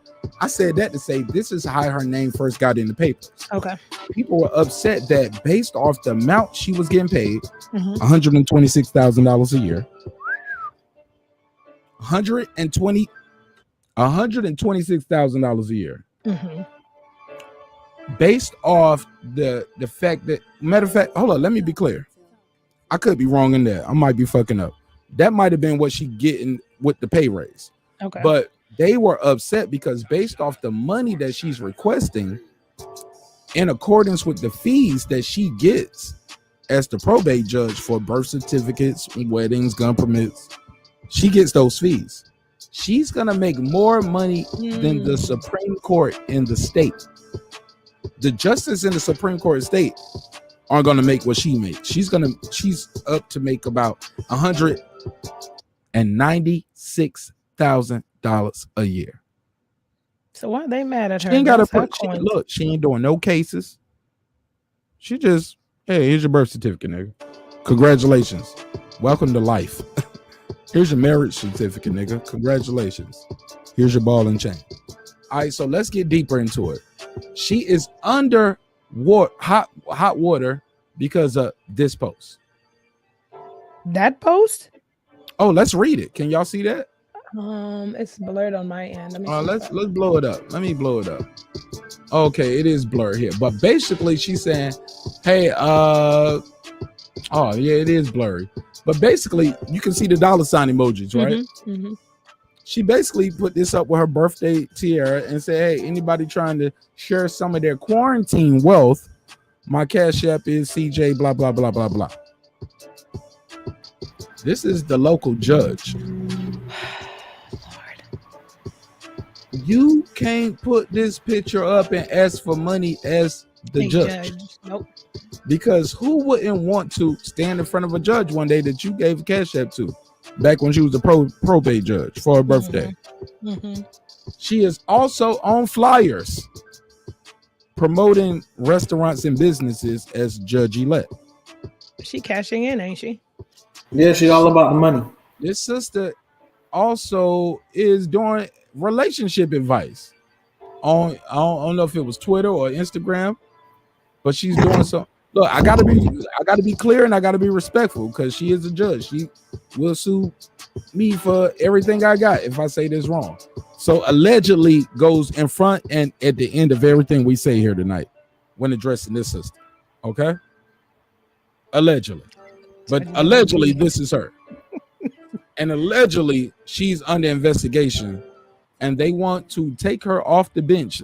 They calling her the rookie judge who made a rookie mistake 6 months into the job. She's on flyers promoting the 2 restaurants. She's on this account right here asking for Cashapp donations for her birthday. She said it was a mistake.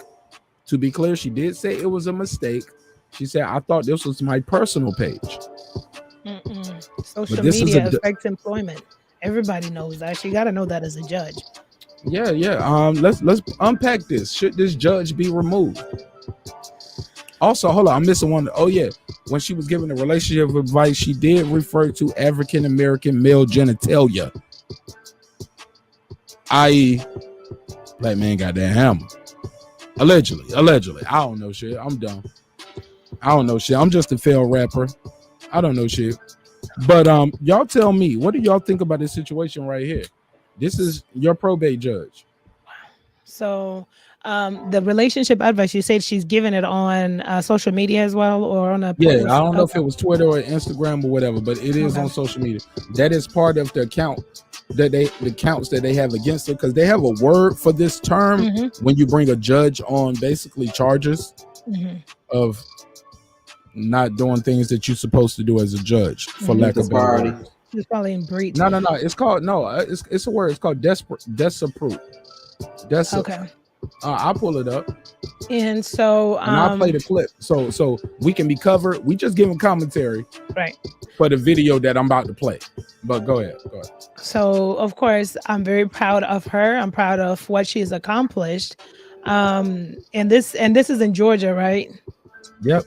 Okay. And do you know if her incumbent, the one she whose seat she took, I'm just asking for need detail for context, were they black or white? I don't know, but Douglas County is very white. White. Okay. All right. So it's very white, and it's not too far from where the black dude named Kendrick, the young black man, I don't mean to say the black dude like he's insignificant, but the young black man was found upside down. And his body was stuffed inside some some gem mats rolled up. Oh yeah. And then when they did, his organs are missing to this day. And so allegedly people might have killed him, and allegedly those people's parents work for the FBI. Allegedly. Kendrick Johnson, y'all do your own research. Allegedly.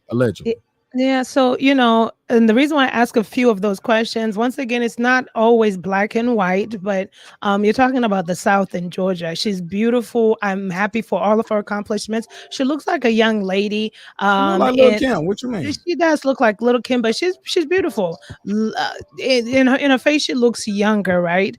And she has made a couple of mistakes, but who hasn't made rookie mistakes in your first couple of months in a position? She should have known better. I want this to be my judge right here. God, look, pint size too. Look, we got our little person, Sir Senior. So she should have known better, but she did, and she's fessed up to some of it. But the reason why I wanted to ask all that information, it harkens back to the fact that I've always been one of those loud people about women in in either corporate positions or positions where the spaces are not Black friendly. I wish you would have done more observation and checked the room temperature, because what happens when she obtained this position, she might have ruffled some feathers of some people that didn't want her to be in there. And I've witnessed this with my own eyes, where people will move mountains to get you off. So any little thing that you do, they want to get you off. They're not get you off the position because they're not happy with that. So she should have really, usually they say wait till you get in there real good. As she's been in there for 5-6 years, then you can do all of this. But definitely not a cash app, because it could be misconstrued as a bribe. Look, but don't remove her. They shouldn't remove her. I was distracted with Lord forgive me. Oh yeah, man. Look, she's a beautiful. Look, she had looks all like her yams out, and girl behind the mic kept talking about if you just make a little move, any little move you make, she trying to get you off. I was like, dang, is she tricking too? Look, let me find out, Judge. Now, let's be clear. The titty lighting don't match the knee lighting. The lighting on the face and the titty meat ain't matching the thighs and the knees. The thighs and the knees look like they don't been through some work, but that's okay. I'm just saying they could have spread that lighting out. That's all I'm saying. Is she light skin, dark skin, brown skin? I don't know. Both. Is she a good girl, or did them knees really do what they had to do? Man, ain't no good girl in that. I just know she got this little Kim face right here a little bit though. She do got a little Kim Kardashian face going on right here. She's naked in almost every picture where she don't got you don't put up Judge Christina. Look, I did before. Hey, look, Judge Christina, I ain't hating shit. I mean, she nice looking. I'll fuck my way out of jail if I had to with her. I mean, like this is your sentence. I need an hour of doggy, an hour. Hey, look, one guy. Hey, look, next week we doing one gotta go sex positions. We need the fourth one. Doggy, missionary, cowgirl. Give me that fourth position in the chat. One gotta go. 69. Okay, or 69. One gotta go. 69, doggy, missionary, riding. All right. That is for next week. No, wait. Was regular riding or reverse cowgirl? You can put it. Look, she on top, or regardless, she on top. Look at her saying. He said regular riding or reverse cowgirl. He said he didn't want to let go of his regular reverse cowgirl. He said, I don't want to let that go yet. It's something about the view. I get it, sir, senior. They can stir grits up at the same time while they're doing reverse cowgirl. If they talented. You got a footstool or some cheese on my grits. Yeah, you got not high enough bar stool kitchen set up. Oh yeah, you can do some reverse cowgirl and cook and get her to cook dinner right there in the kitchen. Okay, we went too far. We went backwards. We got to be moving the conversation forward. We're going backwards. Y'all got to check the first 2 or 3 hours if y'all want to go back there. Let's keep it moving. But this is the clip of what's going on with Judge in Douglas County, Georgia, Christina Peterson. Beautiful sister, but let's talk about it. County judge faces trouble for some social media posts she made before she took office. The state's Judicial Qualifications Commission charged probate judge Christina Peterson with violating the Code of Judicial Conduct. Fox 5 team reporter Randy Travis says the allegations involve then-Judge-elect Peterson asking for cash gifts, promoting private restaurants, and making, quote, inappropriate sexual commentary. I, Christina J. Peterson, do solemnly swear or affirm. do solemnly affirm. Christina Peterson has only been a judge 6 months, but already she faces allegations. She's brought, quote, disrepute upon her office. In a filing from the Judicial Qualifications Commission, the group that investigates complaints against judges, Peterson is accused of using her social media account to solicit cash donations for her birthday. Public solicitation of gifts to a judge is extraordinarily problematic. Michael Broyd teaches professional ethics at Emory Law School. I would like to have a case in front of a judge who I've made a cash gift to. Wouldn't you? Peterson qualified to run for probate judge in March 2020. She won the primary election in June and had no opposition in the November election. According to the JQC complaint, on her birthday last August, Peterson posted this on her official Christina J. public Instagram page, a picture of herself wearing a birthday tiara and listing her Cashapp account. Quote, if anyone feels like sharing their quarantine wealth. When JQC investigators contacted the judge this year, the complaint says Peterson explained she thought that post was to her private personal page. And I was wondering on that day why I was getting Cashapp from people I didn't know. The JQC said in her Instagram bio, Peterson called herself judge-elect. If it was done in public, it's a cardinal violation, which is an intolerable activity for a judge to do. A judge cannot stand up and say, I'm a judge, send me money. Even if she wasn't on the bench yet when she made that post? Yes. The complaint also says Peterson used her judge-elect status to encourage people to visit 2 restaurants. And on her Twitter page, she recorded a video offering relationship advice, calling someone a, quote, homeless sexual, and making reference to, quote, African-American male genitals. The JQC called it, quote, inappropriate sexual commentary.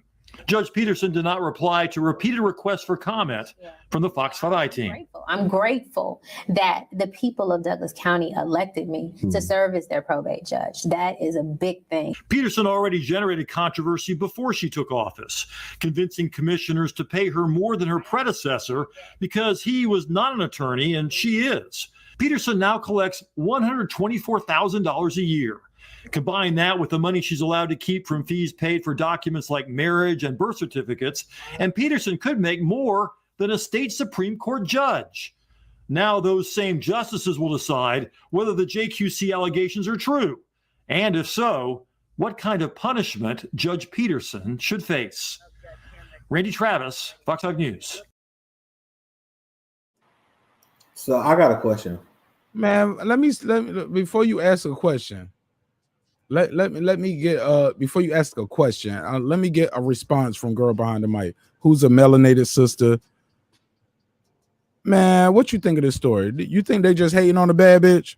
It's called retaliation. She knew what she was worth. She asked them folks for what she was worth. They're mad that she's going to be making as much as a court supreme judge. They keep putting that in their language. That's all that is. And when they become meaning the majority of non-black people that are pissed off at her for even obtaining that seat, will work at everything and anything to get her off that position. So by finding fault in a social media and all this, most of this to me is forgivable. As a rookie, you could say you can't do it, next time, blah, blah, blah, blah. It's not, she understands that. But they're finding anything and everything as retaliation because she asked for more money because she's worth it, her experience, and the fact that she'll make more than a Supreme Court judge. And most of the Supreme Court judges there or judge is probably not black, just saying. But okay. Probably some white old man, but that's my 2 cents on that.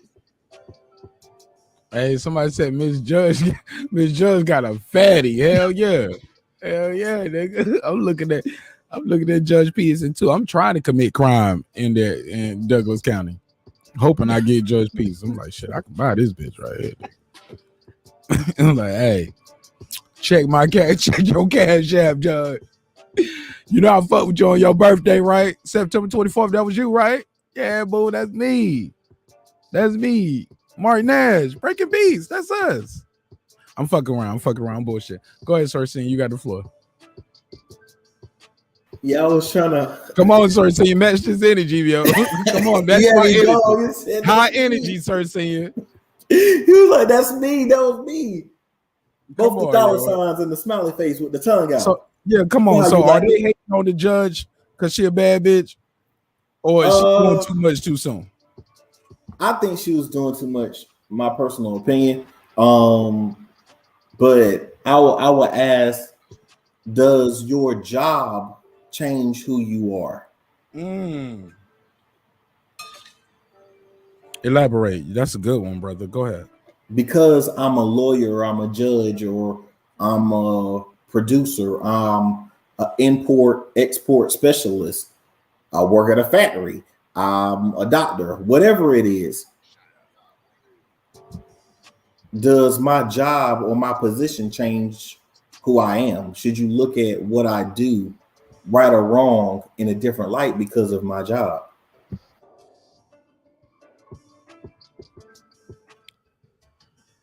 Yeah, look. I love when the audience is smiling, like, because I know that's the easiest thing to type in them LOL emojis. And when I see those shits lighting up the chat, it bring a tear to my eye. I be like, oh, y'all get the jokes. Y'all having fun with us. That's dope. Oh man, God is amazing. According to my analytics, man, we broke 1,000 views a long time ago. So this is amazing.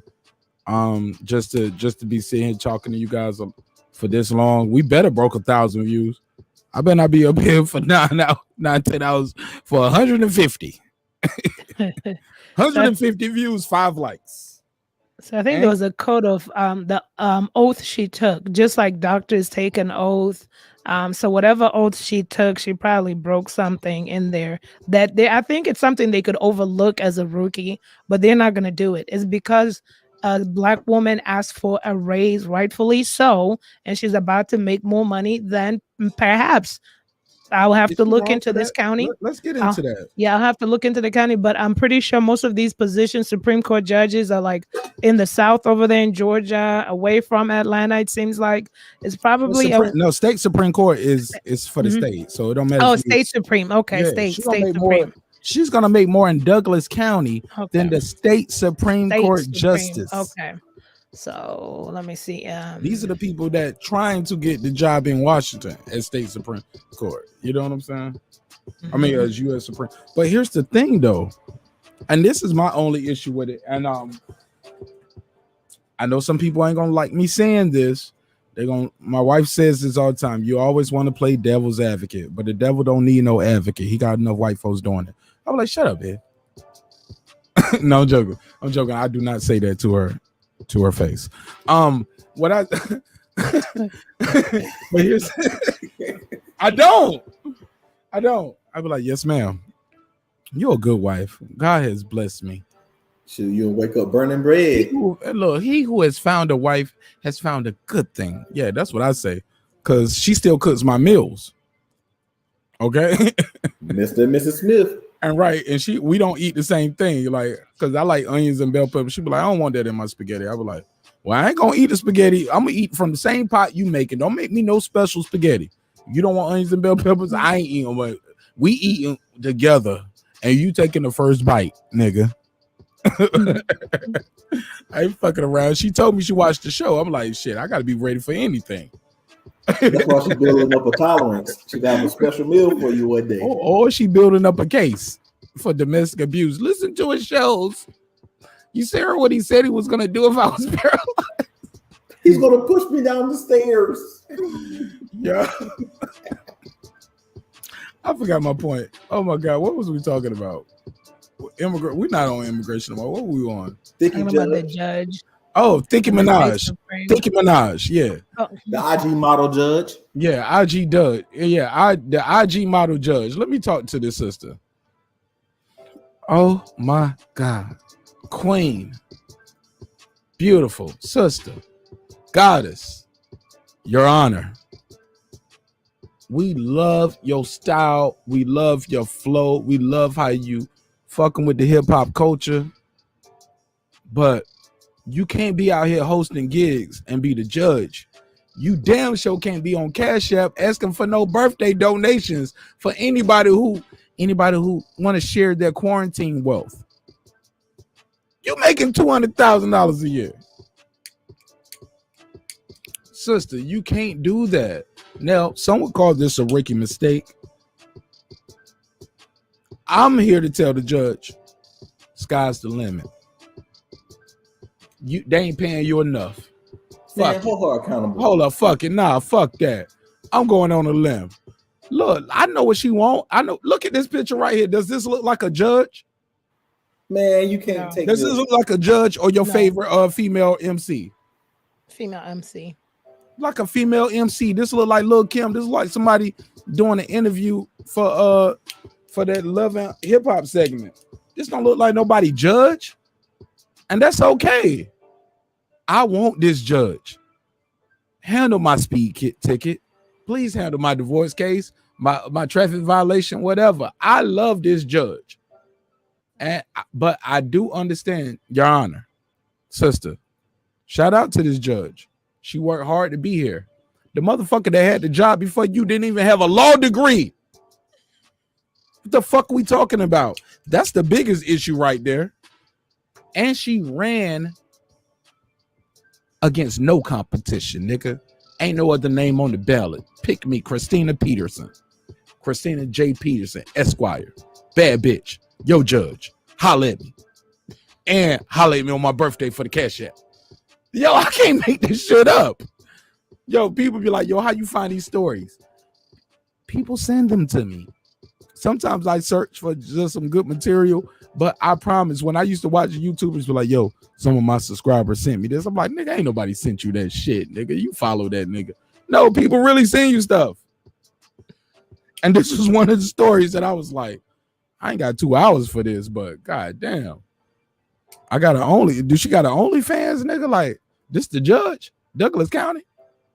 Shit, I gotta drive through that anyway when I go pick up my re-up.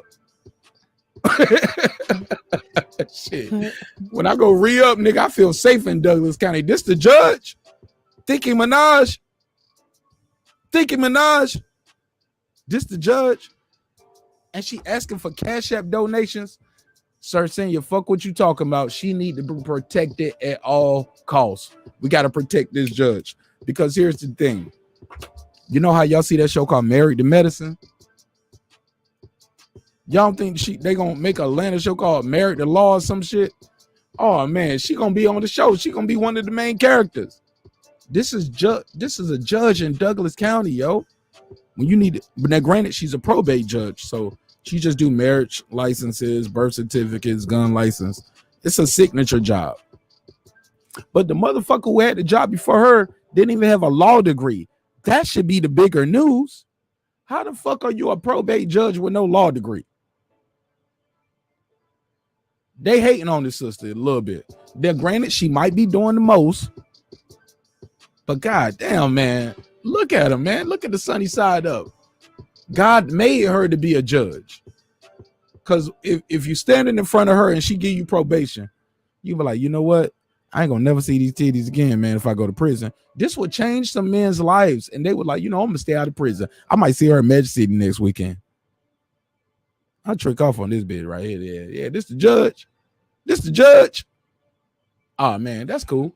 I'm gonna straighten up, Your Honor. But if you're looking at some old wrinkled up white man, like, you're like, man, fuck you. You don't know my struggle. You can get that off with him. She up there, baby. I'm gonna give you one more chance. Yeah, I don't want to see you in my courtroom no more. Like, man, I don't know. You know what, Sir Senior? I might allow me to retort. Nigga might commit more crime just to go see the judge. Fuck it. I had it all the way wrong. These niggas are gonna commit more crime if this is your judge. She got the Cashapp out here. She was like, man, fuck this 200,000 that I gotta pay these niggas. You know what I'm saying? Like, fuck that. I got 200,000 in salary. I gotta pay half that in taxes. She looking for a boss ass nigga. Level up. She trying to be on Real House of Lawyers. And she got the nose work already done. Or am I tripping, sister? Is this contouring? Or is this her nose job? It'll be some really good contouring. This look like a nose job to me. It looks like a nose job, but it'll be some really good contouring. I mean, she's ready. It looks like she's wanting her own show or something. But you said what now? I'm sorry. I said it's looking like she's wanting her own show or something, but maybe that's just assumption. But they're trying to do her dirty though. The Cashapp is a stretch. I'm sorry. The Cashapp is a stretch. That's the biggest indictment, sister. You can't ask for no money. No, not if you making $200,000 a year and you asking. You can't ask for no money though, so as a judge. Hold on. Got a code. Hold on. Let her make this make sense, Sir Senior. Ain't that the new shit the kids be saying? Make this make sense. Mm-hmm. Sis, you are fucking judge. Mm-hmm. You putting up a picture of yourself with a birthday tiara saying basically if anybody want to send, I need to put this up on the screen because that's not doing no justice showing it that way, right? Let me put the actual image up. But basically she's saying is if anybody want to share their quarantine wealth, i.e. niggas bullshitting with the money.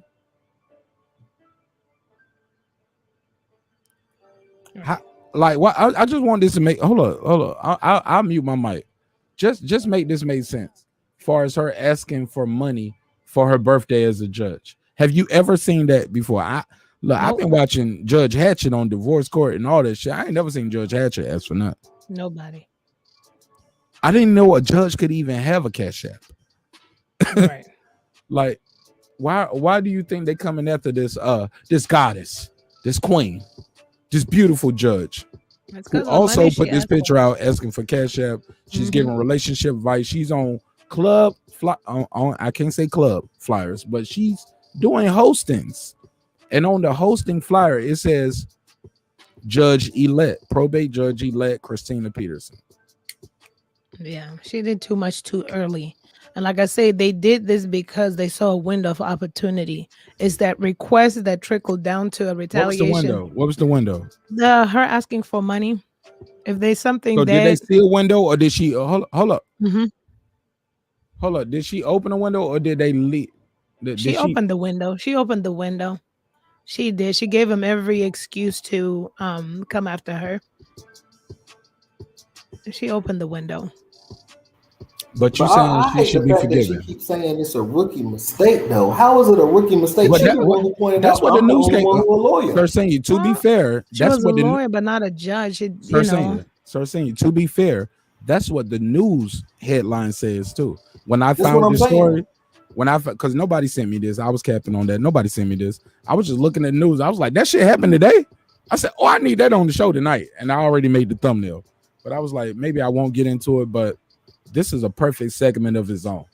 But this is breaking news. And regardless, that's how they labeling it. They're calling it a rookie mistake.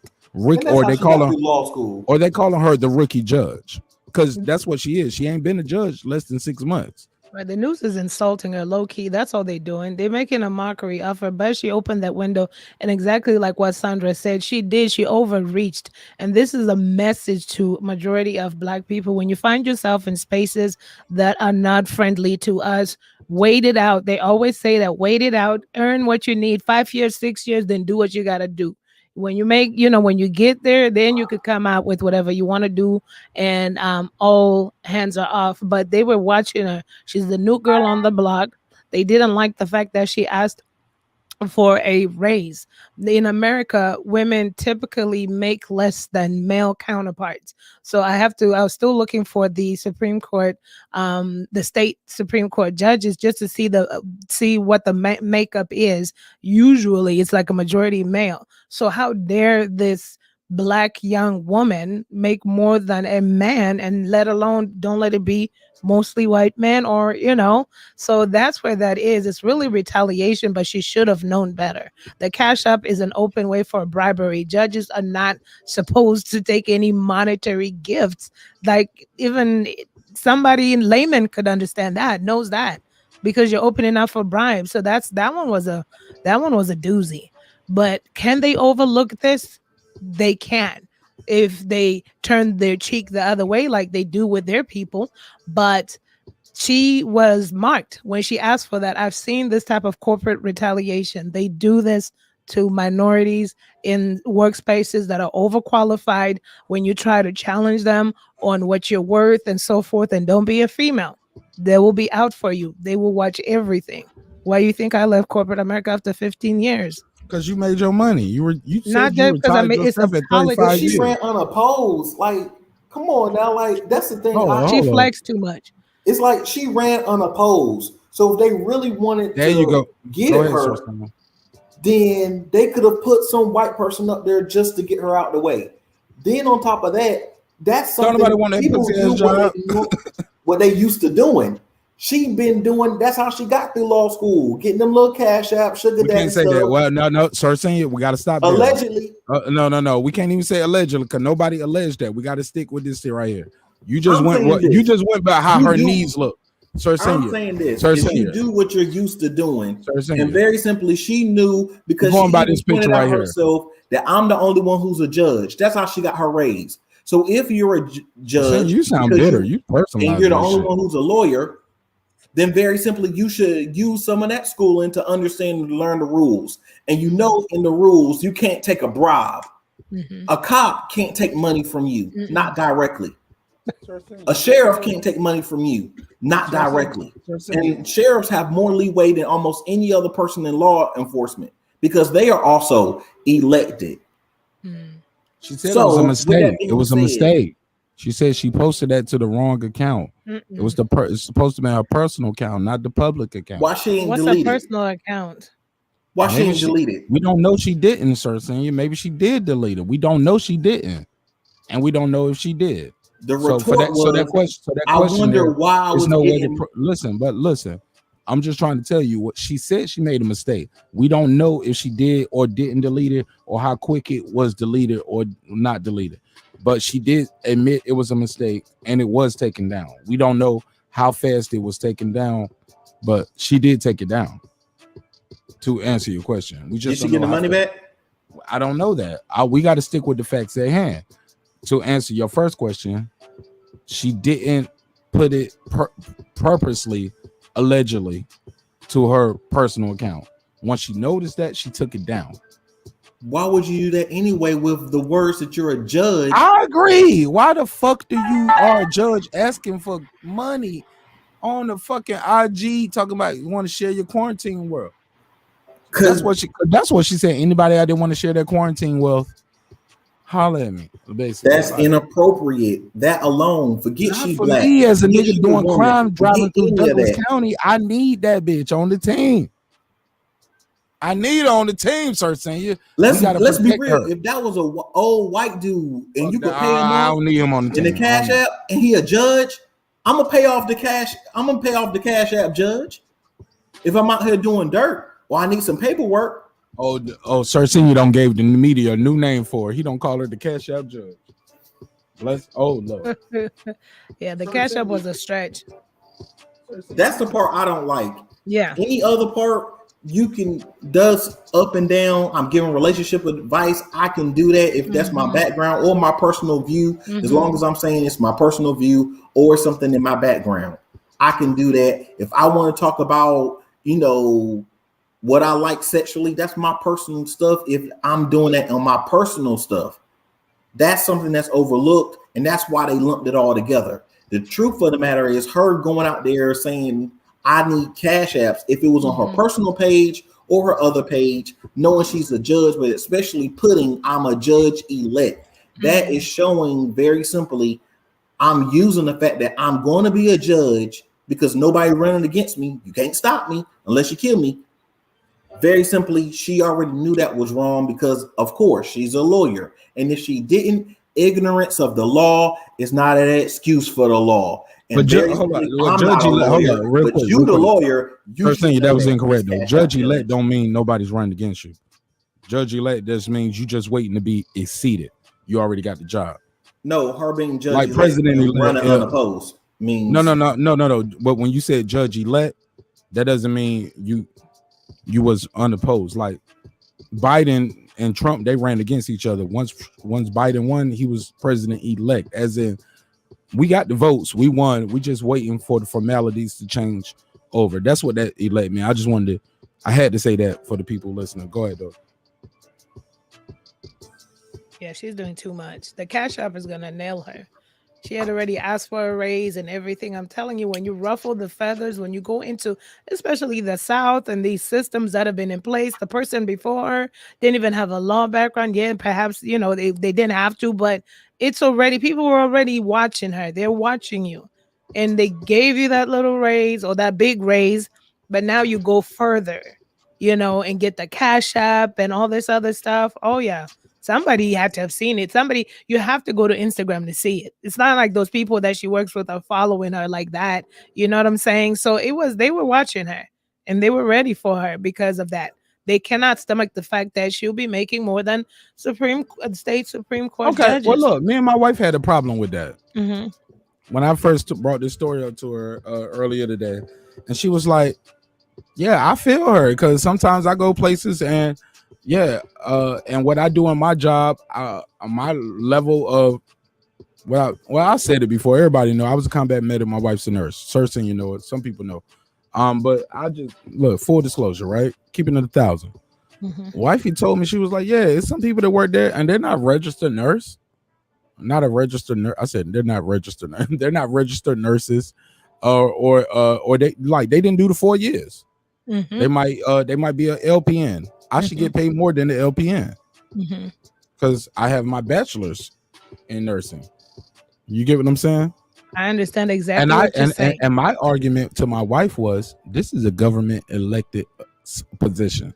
Example, when you bring a president in there, you don't tell a president, hey, well, look, Barack Obama, you're a lawyer, so you get paid this much.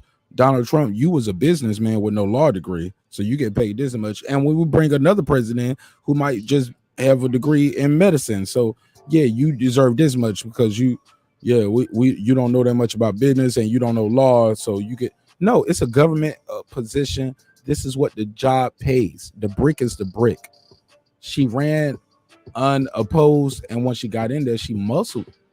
Some would say, like, as in now I got the job. And this is what my fee is. Well, we gotta pay you, bitch. Like, who else gonna do the job? And it's because of her experience, and this is something that you will find. That's why I said I understand exactly what you're saying. No, hold on. Let's be clear. Her experience was a lawyer. Her background and is she law. knew the fact. She knew the fact. Once you guys got me here, you guys got to explain to the people why they voted for me, and I'm not doing the job. That's also lawyering. That's also being a politician. That's also hustling. Fuck it.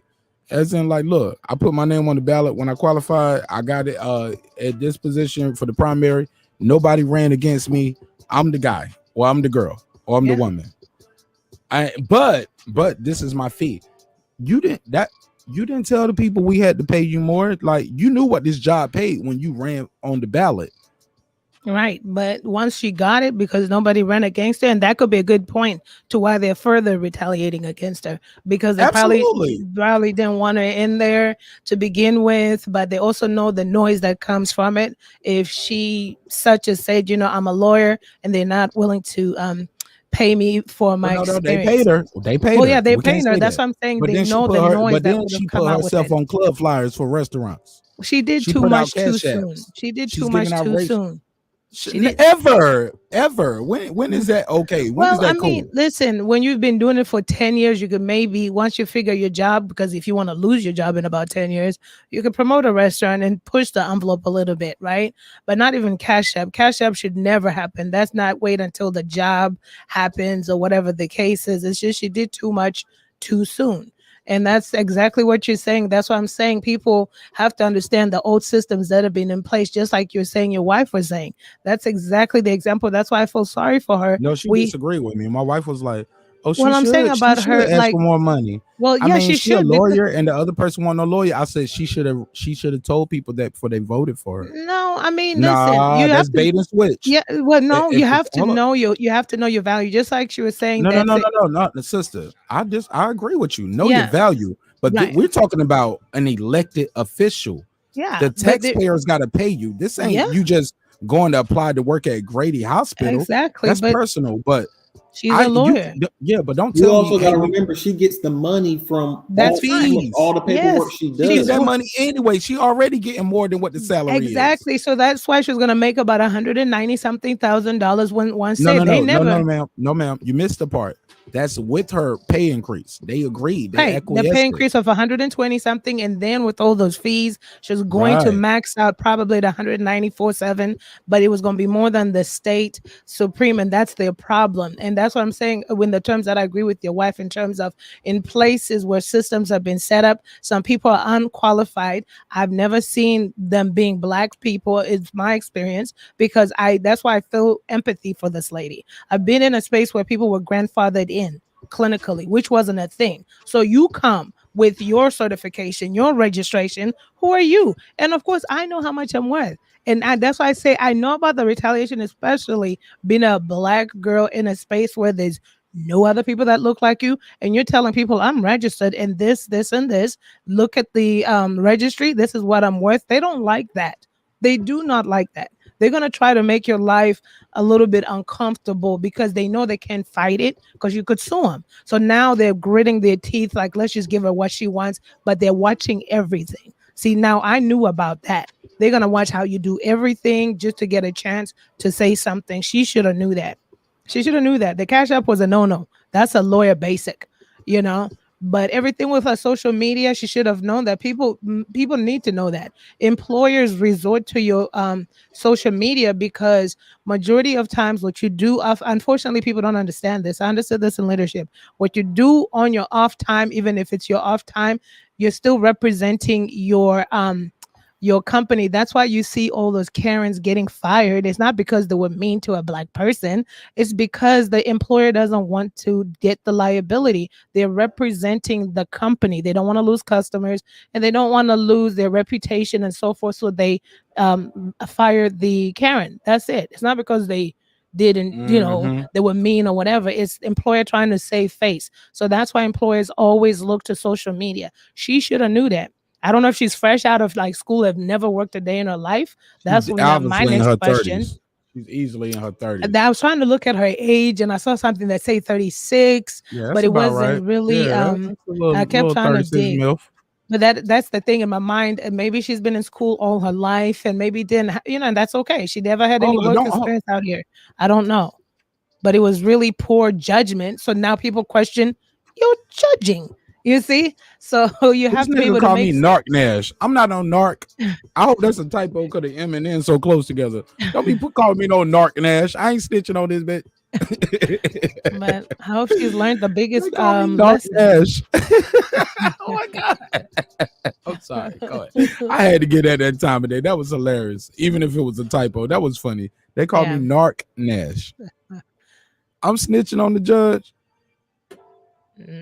I'm definitely going to be following up to see what they're going to do. They don't like the fact that she's going to be making a state supreme, everything. They're asking off Is it. she wrong for even asking for a No, higher she's pay not. raise? She's not. Okay, is she wrong for not disclosing to the people who elected her, like, hey, if you vote me, you are going to be paying more? Nope, she's not, because they voted her in. That's not her fault. Because if she had somebody running alongside her and she won, it'll still been the same scenario. If that makes sense, she'd have been asking for more. All right, let me play with it. Let's play with it. Let's play with it. And there's no pause because I'm talking to a woman. Let's play with it, baby. Barack Obama elected the first black president. Some people don't want to give him that. It was like, well, he was biracial. He was raised by white people. He black, man. Fuck what you talking about. I'm drafting him to the Black Olympics. That's our president, black man. Here we go. He's elected. How would you feel if Marq Nash was? I'm saying Marq Nash. I'm reading my name in the chat. That's why I don't look at it, because I start reading it randomly. I would be mad if Barack Obama was elected the president and he's like, but fuck that bullshit y'all paid George Bush, nigga. Y'all got to pay me because he was a dumb white boy. I'm a smart nigga. I went to Harvard, top of my class. I'm that guy. Y'all got to pay me more. Like, it's a government elected official. This is the price for the job. You shouldn't win the job and then tell the people they got to pay you more. This ain't coming out of, it ain't no imaginary bank. Taxpayers are paying you. And if we knew you was going to charge us more to do the job, we might not have elected you. Is that fair? Go ahead, girl behind the mic. No, I mean, listen, right? It's two different things, right? The office of the president, it's a set price. They're at $400,000 a year. They don't pay for anything at all, not even for their school's best tuition. It's set. But when the presidents come out of office, they're rich. They're making book deals. They're making all kinds of things. Barack Obama's net worth is like at $70 million. So she can't do all that extras right now, but Barack can. When he was in office, all them books he's writing and all that other stuff. And then when presidents come out, their speaking fees. Bill Clinton back in the day, it was at $250,000. Sister, Yeah. you moved the golf post.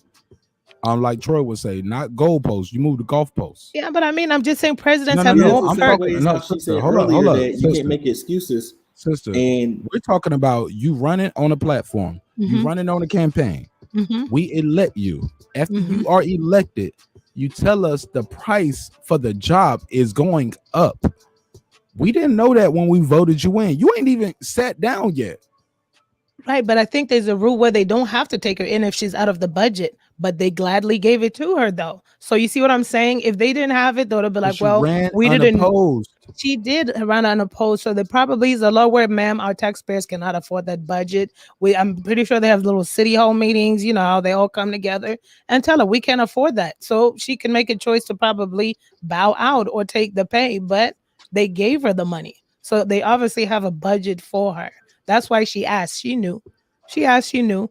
Because if it was an issue, they wouldn't have given it to her. They didn't, they were not obligated to make room for her, right?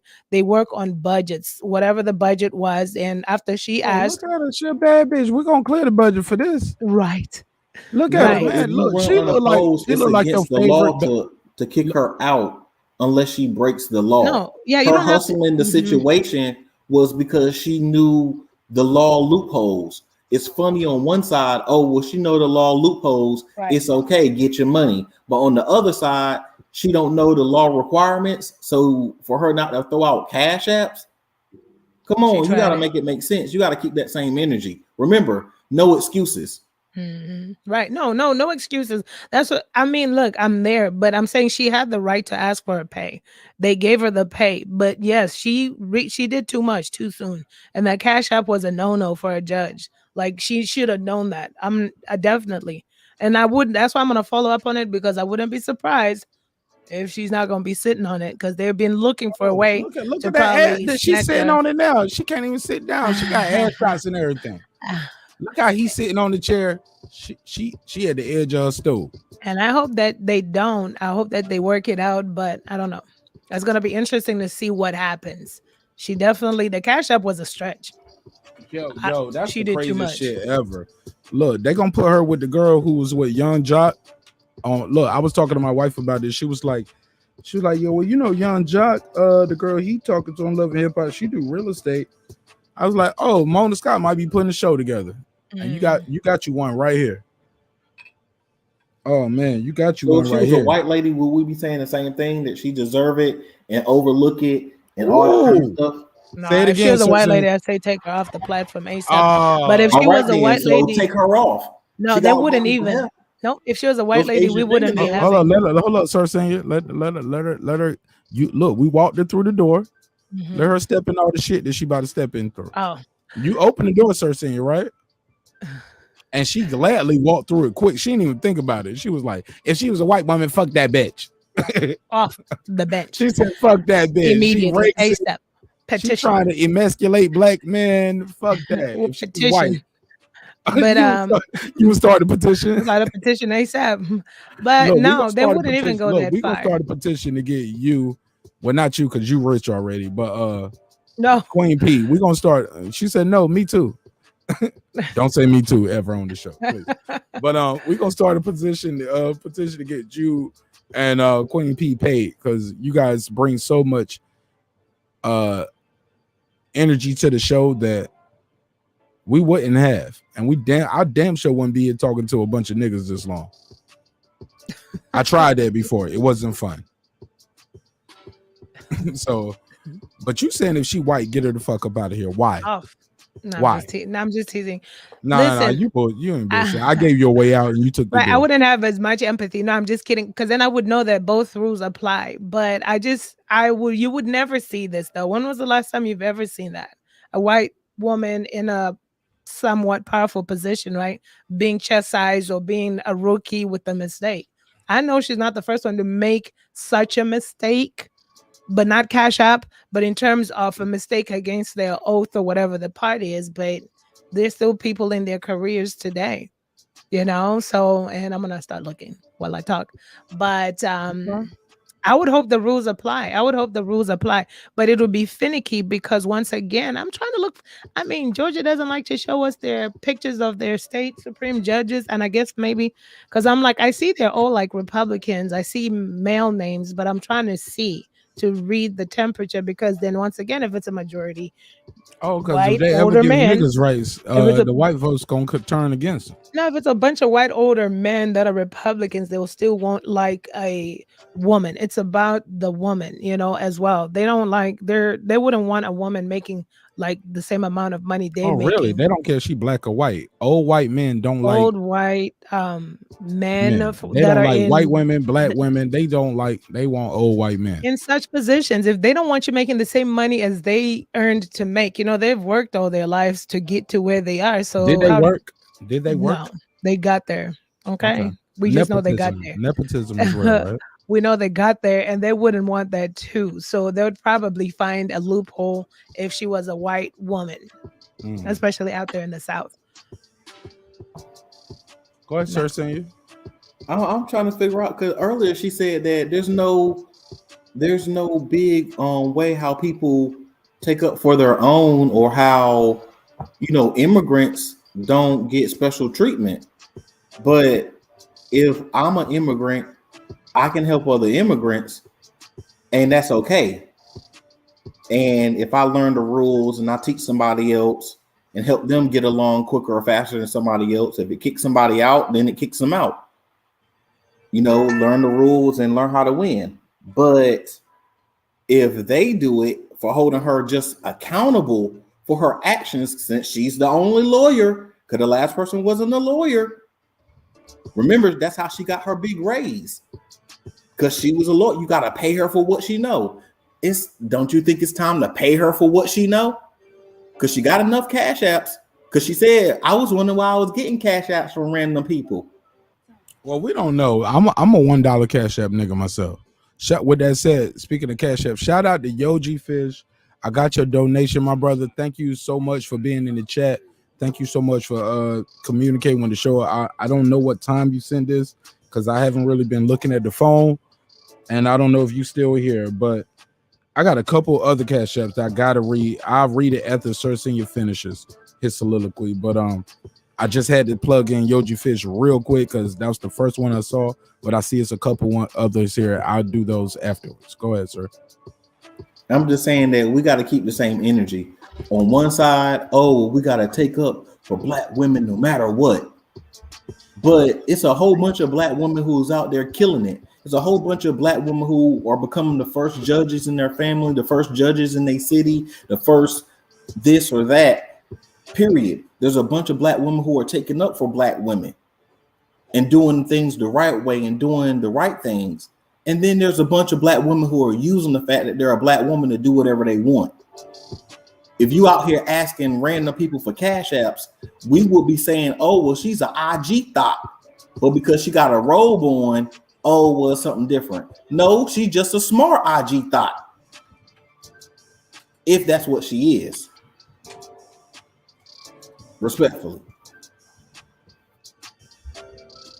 Listen, respectfully, I support everyone, females and males that are black, but I don't subscribe or co-sign to foolishness. She messed up with the cash app. She should have known better. Like I said, to me, there's a lot of agendas behind this, but I could be wrong. That's why I'm going to follow up and see how this plays out. It's everything behind it, representing who she is, and that's the reason why she's in the situation she's in today. That cash app was a no-no, but they were going to find something to get her off that seat. But that cash app was a no-no. There was definitely bad decision-making process on her end. And I hope she stays, because I don't ever want anyone. I mean, if it's solvable, but I don't know how far they're going with it. She shouldn't have done the cash app. The cash app is a no-no. It's a bribe, Right. And look, the guy who did the news clip, he was just saying so much shit. And I'm like, nigga, your cats are taking over your office while you on. Like, he had a blanket on the floor. Can we show this clip again for the people who just got here? Like, nigga, you can't comment on this, sister. You a hater. You hating ass. This old motherfucker who was here sitting there hating. This motherfucker was straight hating. He was like, I'm sitting here with my cats taking over my apartment. This bitch making how much? Oh yeah, bring me on the show. I got something to say. Yo, $200,000 a year. Beautiful sister. She has to be brilliant. She has to be smart. Because we already know how it goes at the job for us. Got to work twice as hard, be twice as smart. Especially if you are a woman.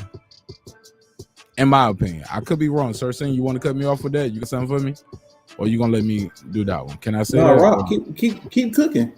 But she does look like Nicki Minaj. She look like She look like in this clip right here, like she about to spit your favorite battle bars. She look like yo, tell Jazz to rap. I said, what up? Yo, Smack, holla at me. Yo, I got the illest 16 ever. But she is a probate judge. She's not a battle rapper. Yeah, she looked like a rapper here. But this is a probate judge asking for cash apps and donations. And they got her under fire. She is possibly gonna lose her job. I want to know what y'all think about it in the chat. I'll open the phone line up 678-381-1938, 678-381-1938. The number's on the screen.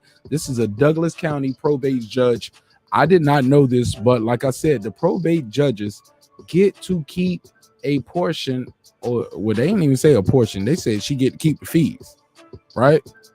They didn't say a portion. I added that, but I'm sure the state gonna get their money. But the probate judge gets the money from the marriage licenses and bullshit like that.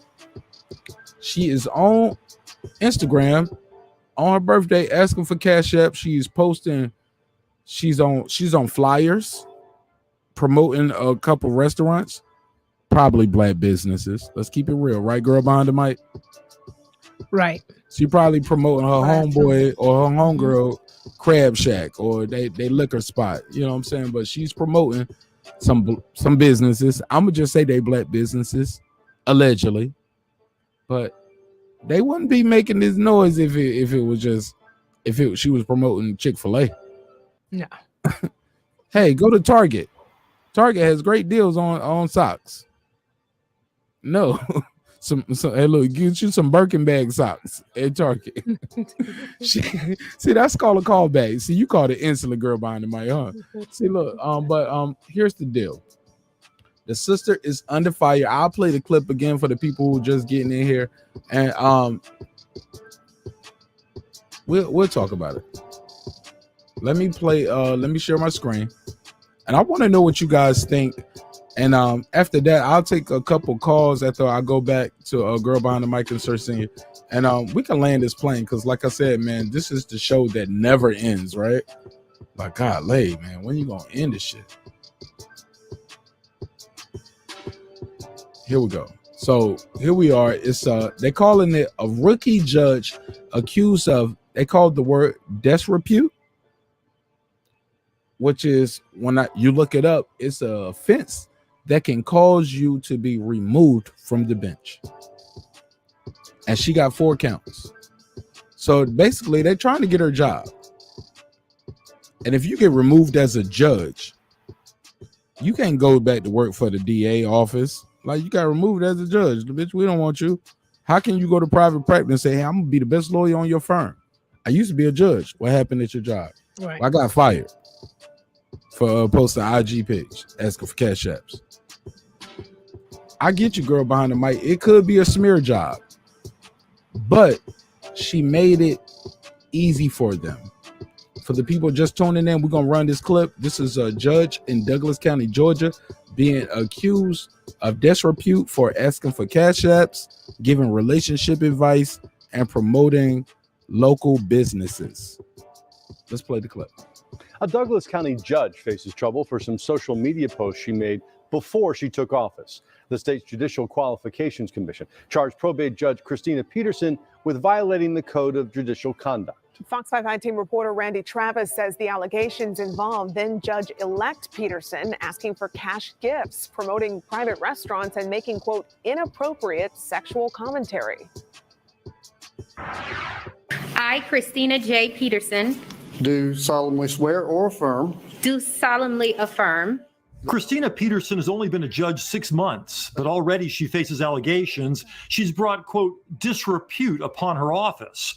In a filing from the Judicial Qualifications Commission, the group that investigates complaints against judges, Peterson is accused of using her social media account to solicit cash donations for her birthday. Public solicitation of gifts to a judge is extraordinarily problematic. Michael No. Boyd teaches. Your living room is problematic. Now let's rewind this back. Why does he have this this little blanket right here going on? And what's going on here? He got what's going on in his background right here? Looks like a what do you call them? Sleeping bags, camping bags. In the hood we call it a pallet. We call it a pallet where I'm from. Sir Senior. Anybody in the chat, whoever had to go stay with grandma's house, go stay with their cousins, and grandma say, "Hey, look, go make you that's a pallet because the pillow is right there in the middle. Go make you a pallet on the floor, nigga. Who know about that pallet? That's the pallet. What it is. And his shoes is kicked off on the side. He was sleeping there. Look at his shirt. It's wrinkled. I think that's a cat. I think that's a cat. I think those are cats in the background because they're gonna move. They're gonna move. He got 2 cats. He the cat man. You know, you got the cat lady. No, because look at it right there. If you look, I'm telling you, they're gonna move. I watched this video before. Those aren't shoes. He got 2 black cats in the back. That's the cat bed. Why he trying to be on shoes? I think he gonna see the shoes. I'm telling you, those and are his cats. shirt wrinkled too. Look at how wrinkled his shirt is. It's extraordinarily problematic. He spent the night there. Teaches professional those are cats. at every law school. I would like to have a case in front of a judge who I've made a cash gift to. No, you would like to have somebody to come over there and give you a blowjob and help you clean up behind them cats. I bet you would love to pay off the judge. Look at him. He looking off. He looking over, looking at Judge Peterson. I know she a bad bitch. I would like to have a case in front of a judge who I've made a cash gift to. He got lint on his forehead. Peterson qualified of a judge. How you got dandruff on the bald head? Who I've made. Look at what's going on right here. Can y'all? I don't know if y'all can see my mouse, but right above his glasses, on that right eye. If y'all looking at it, while I'm looking at his right eye, he got dandruff on his forehead. All right, we're going too far. He said, I would give he a birthday present. Yeah, Chandra, you know what I'm talking about. Who know about that pallet game? Who had to go stay with grandma and make a pallet? Let's keep this clip running. So we got a female judge, black woman, sister, beautiful too. Definitely look like she went to the same surgeons as Kim Kardashian and Lil Kim, but that's a whole nother conversation. Let's keep it moving. A cash gift to. Wait, pause it. It's AOBZ. He was right. That's what I was thinking the whole time. He done sent her the Cash App and she ain't come through. So he was like, oh, so that's what you doing? So you taking bribes and you not gonna actually follow through with it? That's false pretenses. Look at him, man. He's salty. Man. He said you taking money on a false pretense. She beautiful, but she do got a big face. Money and this little wonka. He probably the one to snitch. Yep, because he got no pets on. You can see he ain't got no pets on. Yeah, tell him, Bill. That's what's up. He ain't got no pets on. He had that baby lotion. He had that baby lotion to that. He was like, dang, she thick. If y'all still using baby lotion, y'all niggas need to step y'all game up. Y'all better go get y'all some Astro Glide and enjoy y'all time with yourself. But the baby lotion. Fuck what first thing you talk about. First thing you be calling, no, I don't rate myself. Yeah, molest yourself. yeah, molest myself. You say I don't do self molestation. I'm like, nigga, you better love yourself. It ain't molestation of yourself, it's loving yourself. And the right. What else? What my cousin used to say. All right, let me self-love. Let me get this play button. Let me get it. Run for probate judge in March 2020. She won the primary election in June and had no opposition in the November election. According to the JQC complaint, on her birthday last August, Peterson posted this on her official Christina J. public Instagram page. A picture of herself wearing a birthday tiara and listing her Cash App account. Quote, if anyone feels like sharing their quarantine wealth. Pause. Go ahead, sis. Make this make sense. She like, fuck it, man. I tried to say this, bitch. It is what it is. But she didn't have to do this, girl behind the mic. She didn't have to do this. Girl behind the mic might have lost connection. I think you lost connection, sis, but she didn't have to do this part, right, Sir Senior? Yes, that's the part out of anything she did, even promoting companies, her baiting and switching and asking for more money once she got in and was elected and seated and all of that. I mean, that was hustling, that was tactics. You could say that's politics. But the fact of you going back and asking for Cash App money after you're already promoting companies, you already got a raise. It's like you all about the money. She milking the system. Yeah, like you're doing too much, and then you did something illegal. You cannot ask She for deserve money. it though. Look at her, man. I don't care how good she look. You gotta treat that. them good looking hoes like the ugly hoes. If she was ugly, you would be like, nah, get that ugly hoe out of here. Exactly. That's some tricky stuff. That's the $40 girl talk. I got the money, sir, senior. I got the $40 for the bitch. Fuck it. Leave me alone. Don't judge me and don't judge her. I don't even live in Douglas County, but I would donate to her. Judge. I hope that Cash App's still up. I'm about to send a donation tonight. And I'm gonna say, just in case I'm driving through Douglas County. It's your boy Marq Nash. I gotta judge her because she a judge. No. You can't judge because you're not a judge. Hey, girl behind the mic, it said you ain't connected no more, sis. I'm trying to bring you back in the conversation, but it said you're not connected. Oh, girl says she know her worth. Chandrea says she know her worth. Fuck it. Said fuck y'all niggas. We hating. I mean, she know her worth and some extra. She wants some tips and everything. She might as well go ahead and shake it. Hell yeah, Derek Lincoln. I'm gonna send her a donation. I'm like, hey, it's your boy Marq Nash breaking beats. For justice. You know, yeah, money for justice. Yeah, we riding with you, sis. But she is an attractive young judge. I would not expect to see this lady to be my judge. Okay, maybe this picture right here. Maybe this picture. Not this one. Now, I've seen some nice looking judges. Not this one. It give me All Rise vibes. I feel you. He said America can't say anything to this woman. America put Donald. No, America put Donald, but Douglas County. But we didn't change his pay. Donald Trump got paid. Hold up. Donald Trump got paid the same thing all the other presidents got paid for. This woman got in office and said, y'all got to pay me more. They acquiesced and they paid her more. And then she made this post for her birthday asking for Cash App. She made posts promoting restaurants and other businesses.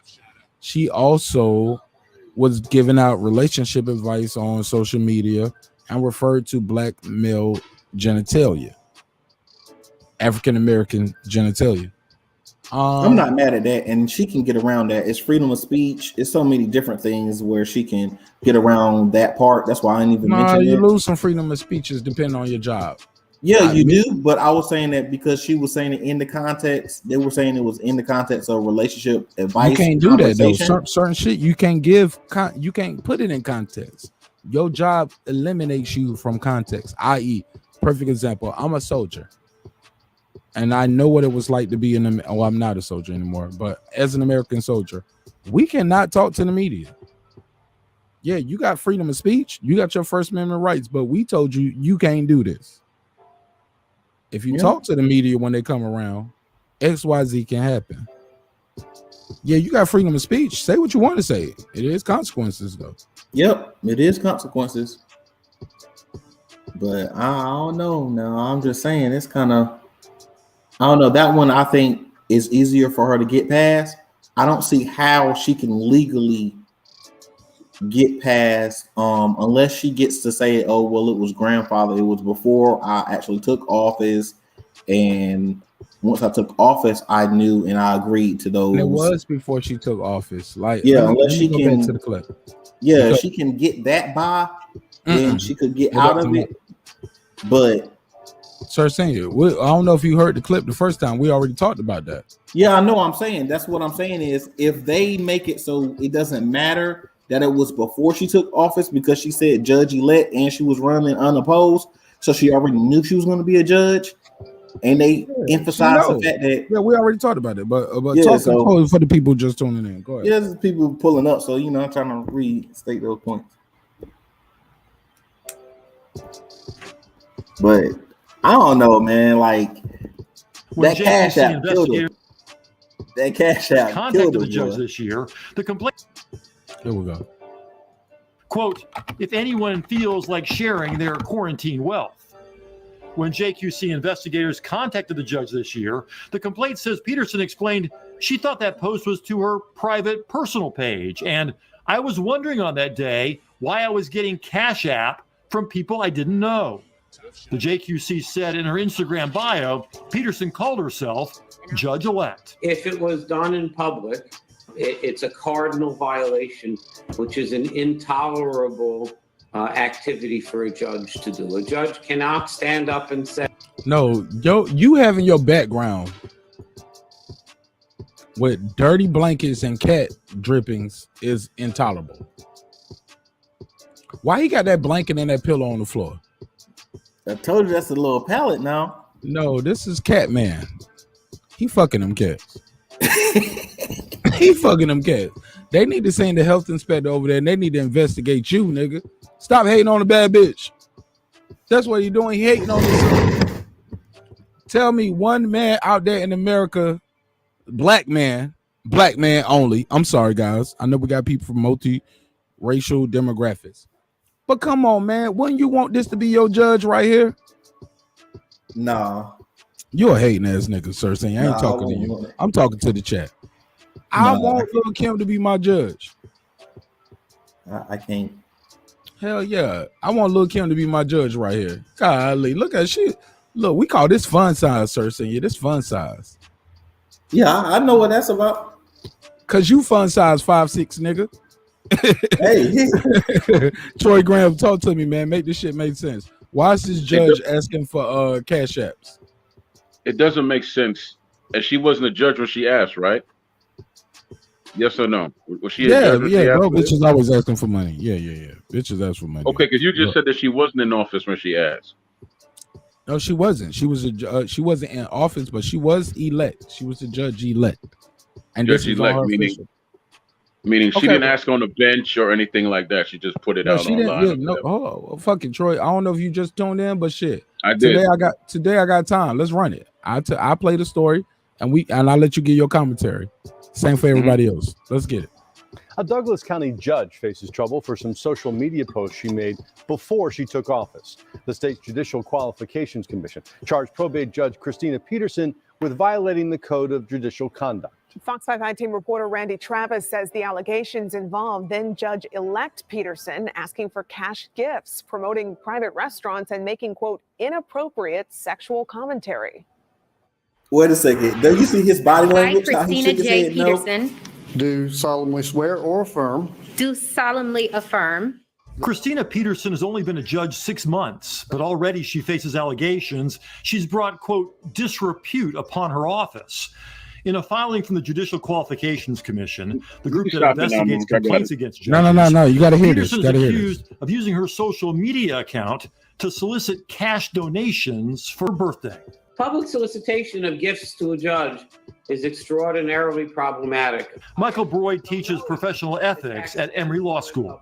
I would like to have a case in front of a judge who I've made a cash gift to. Wouldn't you? Peterson qualified to run for probate judge in March 2020. She won the primary election in June and had no opposition in the November election. According to the JQC complaint, on her birthday last August, Peterson posted this on her official Christina J. public Instagram page, a picture of herself wearing a birthday tiara and listing her Cashapp account. Quote, if anyone feels like sharing their quarantine wealth.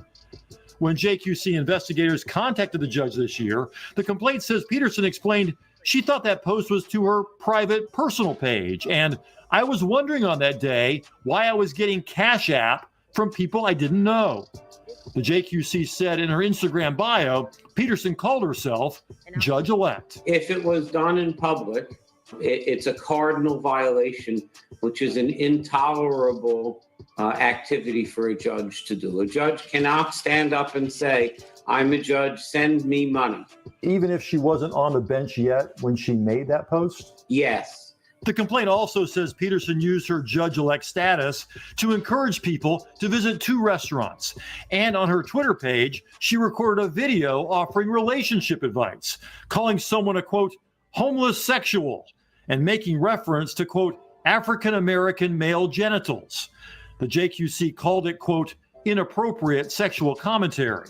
Judge Peterson did not reply to repeated requests for comment from the Fox 5i team. I'm grateful that the people of Douglas County elected me to serve as their probate judge. That is a big thing. Peterson already generated controversy before she took office, convincing commissioners to pay her more than her predecessor because he was not an attorney and she is. Peterson now collects $124,000 a year.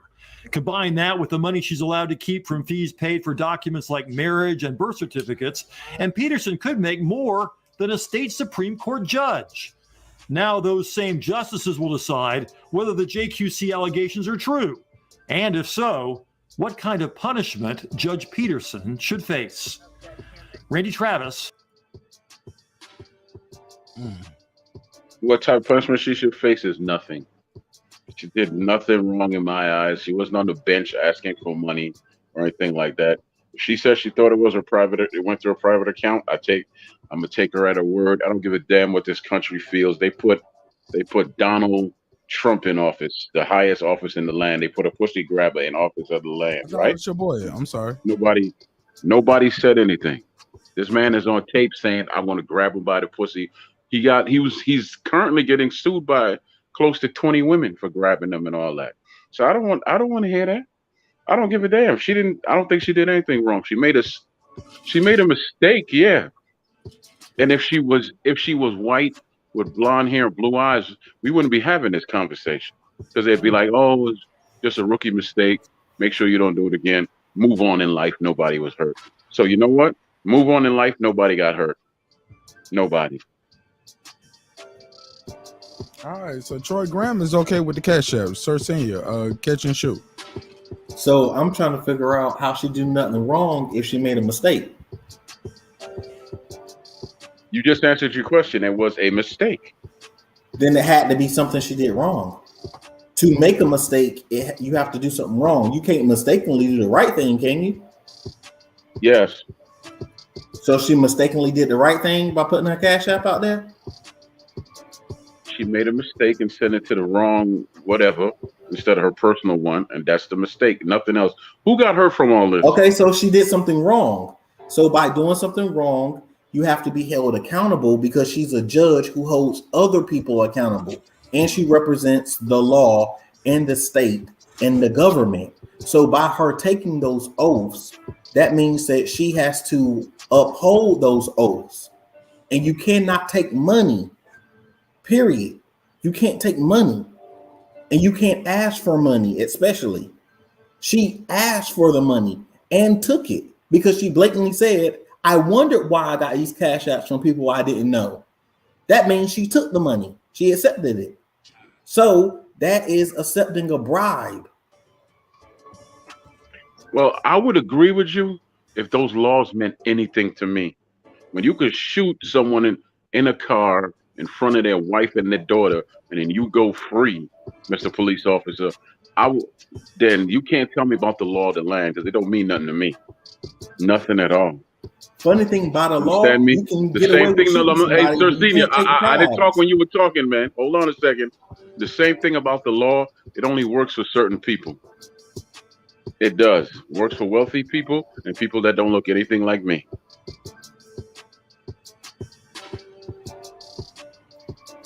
But under the law, you have a reason and or excuse to shoot someone. There is no reason and or excuse to take a bribe under the law.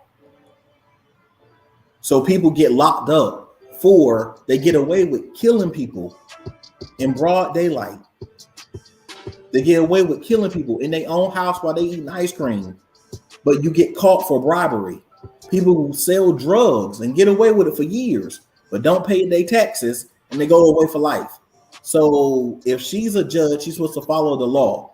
As she used the fact that her knowledge and title made her worth more, so they had to pay her more money, even though she already took the position and knew what the position paid.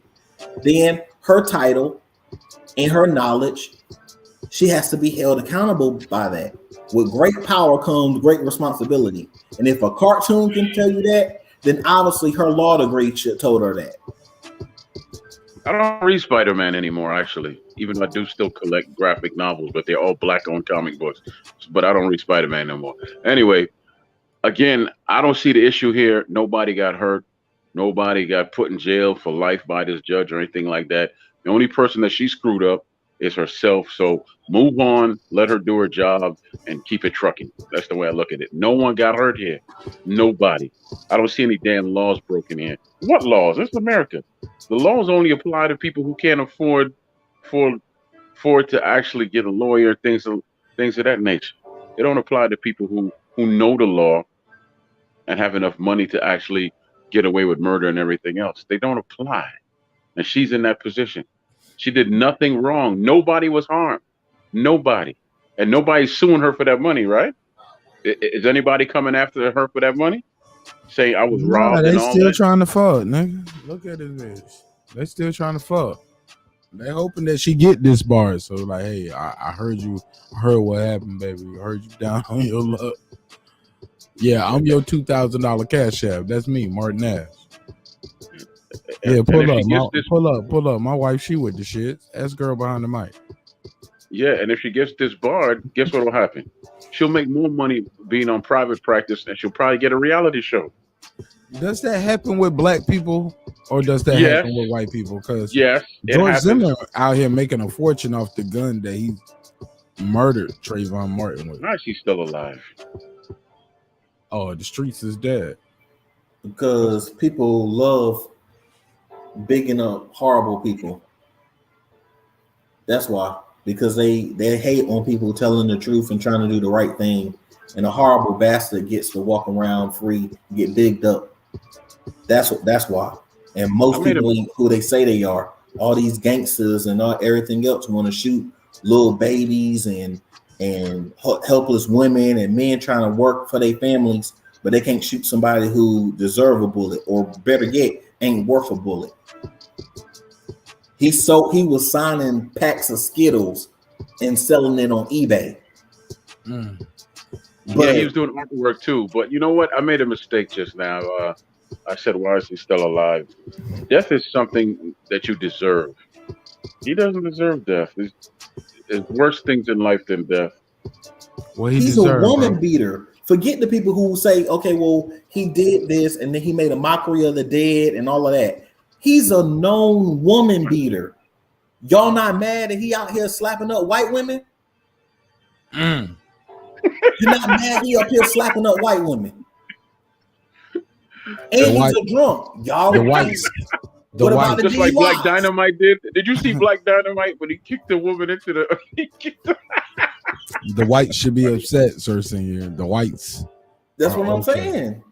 Y'all should be. Well, he killed a little black boy or a black young man. Well, yeah, he might have deserved it. Okay. Well, y'all love the rainbow. He wasting Skittles. Oh my God. Come on, LGBT. Hold on. So you telling me, Sir Senior, hold up. The LGBTQIA, right? Is LGBTQIA. How do I say symbols, yeah. They should be at George Zimmerman's neck for. I gotta cut my camera off. My shit froze. I can't be over there with the frozen face. Hey, look, they should be at George Zimmerman's neck for like misappropriating their culture. Yes, he's a culture vulture. Yeah, culture vulture, and then on so top he's of a that, murderer. He's slapping up white women. He's a murderer, a domestic violence abuser, and he's a culture vulture. Yeah. So hold on a second. You said, is he slapping up women or is he slapping up tranny women? Because I'm lost as to how he's slapping up all of them. He's slapping up tranny women, real women, and they white. Come on now. He's slapping up white. You can't slap up white women now. Wait, and he cheated on his wife. You forgot that too. He was cheating on his wife. Y'all hate a man to cheat on his wife. He was beating his wife too. Beat his wife and his girlfriend. He said, "I'm gonna slap both the hoes." Let me ask you guys this: is George Zimmerman still a problem? Is he still causing you guys trouble in 2021? No. Is he the problem or what he represents? No, what he represents. Honestly, hold on. Let Let me say. Hold on. Let me get the question all the way out. I know it might sound like I'm done sometimes, but that's just my dramatic reading and my dramatic pauses, letting the beat play in the background. But George Zimmerman, or George Wimmerman, or George Killerman, whatever you want to call him, this man is a murderer. It's clear to any and everybody, even though he got found not guilty of murder, we all know he killed that boy. He killed that young man. I didn't mean to call him a boy, but he killed that young man. He murdered that man, and he got off. If you follow the case, you know his father comes from a judicial background. Judge, right? I don't know if it was his stepdad or the guy who adopted him, but basically the guy he looks at and called daddy was a judge. If I'm wrong, y'all correct me in the comments. Kill me in the comments. I ain't got all the answers. I'm gonna stop saying kill me in the comments because I don't want to wish death on myself, and I don't want to invite people to bring that on me. So let me stop saying kill me in the comments. Holler at me in the comments. Let me do that. But here's the deal, and this is the question to the panel and the channel.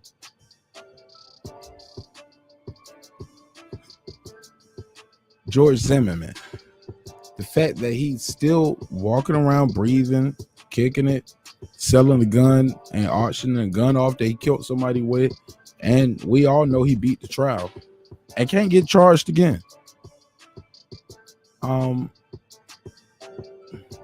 Does he leave the door open for more Zimmermans to exist? Or is it possible that people are like, hey, look, I don't care how much money he sold that 9mm for. I don't want that dirt on my name. Floor is open. Go ahead. Look, he's really not the problem. We are. Because in all honesty, we black people, if we could just come together and we could police our own communities and take control of our own communities, you ain't got to worry about no damn George Zimmerman. You don't. You really and truly don't. Give you a perfect example. There's a place in Baltimore called Park Heights. Half of Park Heights is a ghetto. The other half is plush and it's a Jewish neighborhood. I used to have to go to the doctor in the Jewish neighborhood, and I thought my tire blew out, so I pulled over, which was in the Jewish neighborhood. And there's no sidewalks. I pulled over to the side just off to the side. Within 3 to 5 minutes of me pulling over with my grandmother in the car, because she's the one I was taking to the doctor, 4 police pulled up. 4. And they asked me, why am I here? What am I doing here? 4 police cars or like 4 police cars pulled up and surrounded me. Yes. Why am I here? My grandmother was in the car. They were even talking to her. That's what got me angry. Now, if we could police our community like that, we wouldn't have to worry about no damn George Zimmerman. Because obviously somebody was looking out their window, one of those wonderful houses, and was saying he does not belong here. All I was doing was checking my tire, nothing else. And I was about to drive off. Her doctor's office was a mile down the street.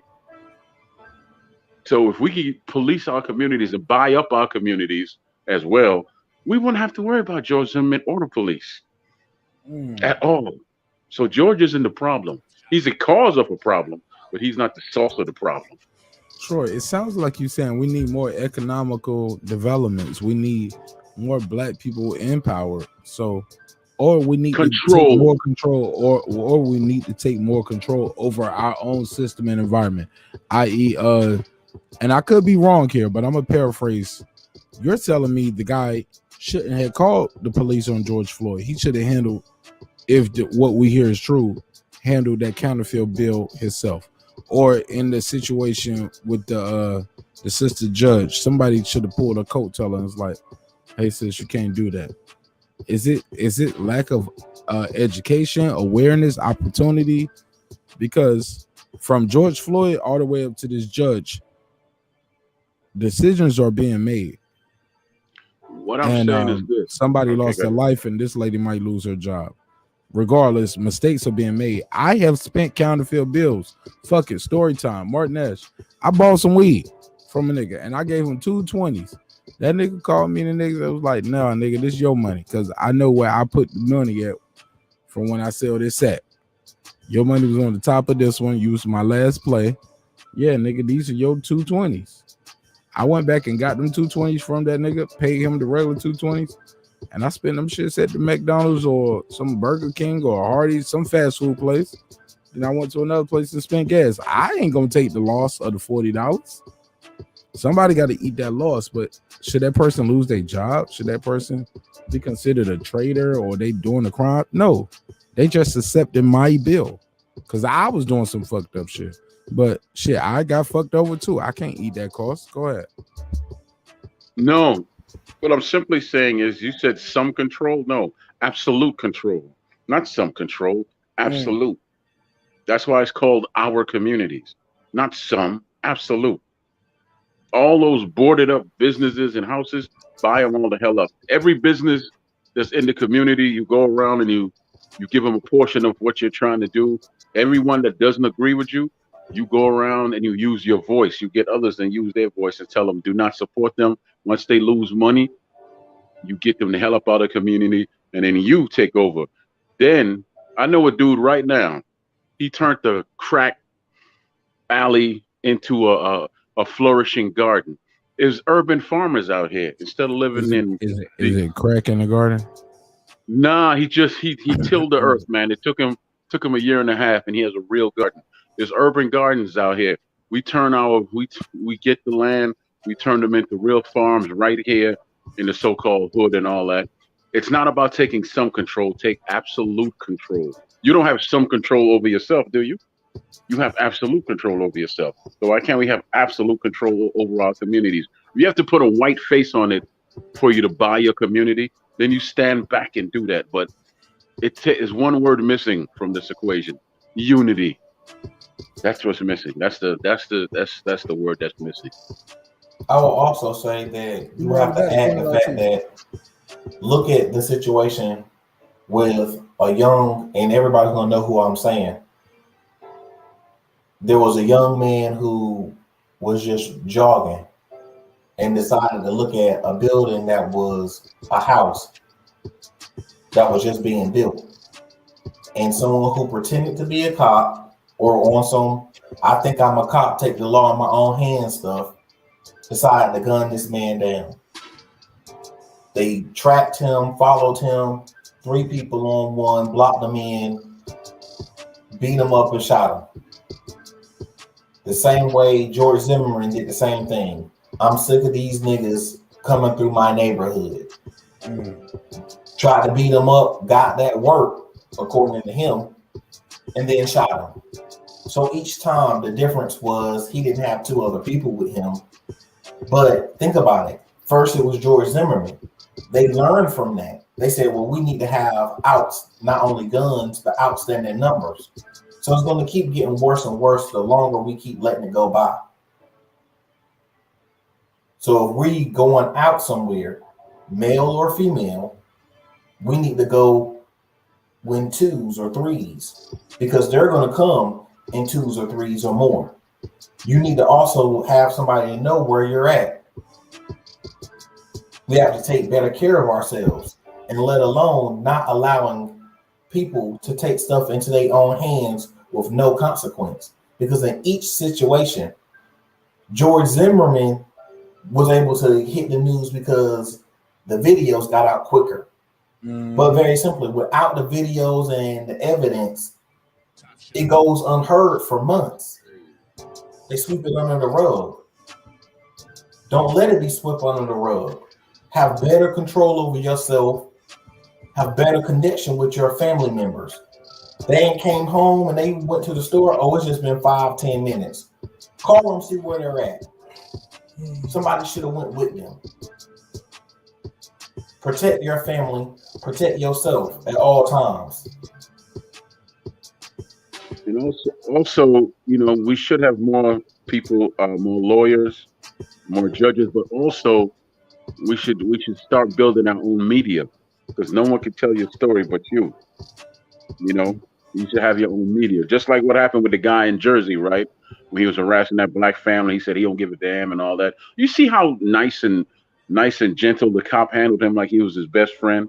Then he turns around like 500,000 people were in his front yard, and now he wants to apologize. Nah, you don't get to apologize. You get to move. You get to suffer. You don't ever get to apologize. Leave it up to me, and let's not leave it up to me. But you don't get to apologize. No, and that's the power you want. That's the power you want with the media to say, okay, there's a problem here. We're gonna send X amount of people there. Malcolm X had that power. He called on 30 men anytime he wanted to. I don't believe in. Yeah, I'll follow the law, but I'll also use it against you. You don't have to really be forceful. You can show force, and if it comes down to force, oh well. Just understand that you need a certain type of people to do that, a certain mindset to do that. Because that's. Let me shut up. Yeah, I'm right. Well, that's all we got for this one, man. Anybody got anything else they want to plug before we get up out of here? I almost forgot we was live halfway through right there. I was about to say some other shit, but we are live. This has been my longest live ever. We broke a record tonight. But I also got a couple of the biggest cash apps I ever got. Shout out to Gary Chandler. Thank you so much. Sir, you got anything you want to plug before we get up out of here? Most definitely, you can find me at Cooking with Sir Senior. I'm always cooking something if it's home cooking or food for thought. You got any rebuttal on anything Troy said? I ain't want to cut you off. Oh shit, you got something cool. Let me grab me some ice. But you got the floor. I didn't know if you had nothing or where we was at. Go ahead. Yeah, only thing I want to rebut is the fact that it shouldn't be one person standing strong. It should be a group of people standing strong. And you first, as he said, you got to stand strong together with and without violence. Violence should be the last result, but it is a result. No, I wasn't talking about one person. The truth is, the so-called leaders, there shouldn't be a leader. I can tell you who the leader is going to be. The actual ideas that you built and are fighting for, that's your leader. This way, if they chop off the head of this snake, someone else who has that knowledge of the actual plan can step up and say, okay, this is where we're going to go. And every time one of them falls, somebody could just step up because you know what you're fighting for. Like they say, you can kill the dreamer and all that, but you can't kill the dream. You can't. So no, I agree with you. You don't need one person unless you just want to put a target on them and use them. Sure, I would volunteer for that mess. You want a target? You can put it on me. This way, all the action, you're gonna miss because I'm gonna be so loud and agitate that you're so focused on me that you're not gonna see the action that's actually happening. By the time you figure it out, whoops, too late. I'll be dead and gone by then. But things happen. Exactly, because if we sit here and we put one person up, they're going to find a way to destroy that person, at least for the moment. But if we put 100 people up and keep building each time I get on, I help somebody else get on, and then they help somebody else get on, and then they help somebody else get on, and we keep moving forward as a unit together. That's the army. Oh, I'm gonna end with this, man. A lot of times we get wrapped up in these conversations that people have all these 1,000,001 ideas. No, everybody has a different role to play. People like me, I can't be a soldier anymore. I can't be on the white front line anymore. But why not? I have some physical issues that won't allow me to do that. Okay, I respect. But more importantly, you need eyes and ears. I know how to blend into any crowd and just listen. No one even pays attention to me when I'm around. If I don't open my mouth, nobody does. I could be the biggest dude in the room and disappear. I was that cat that used to go to the club with my friends. All of them would go in first, and 5 minutes later, I would go in after them. Then I would blend into the dark somewhere. This way, if something pops off, they're focused on them, but they'll never see me coming. Never. Okay. So, people like me never get remembered. I'll probably end up getting killed and all, but it's for a purpose. Let me find out, sir, is the bodyguard. I'm but sorry, also, let Troy me is say the this as well, bodyguard. right? Let me say this as well. We can't all focus on being leaders. Everybody, some people could be builders, some people could pass on information and all that. Some people could do this and do that.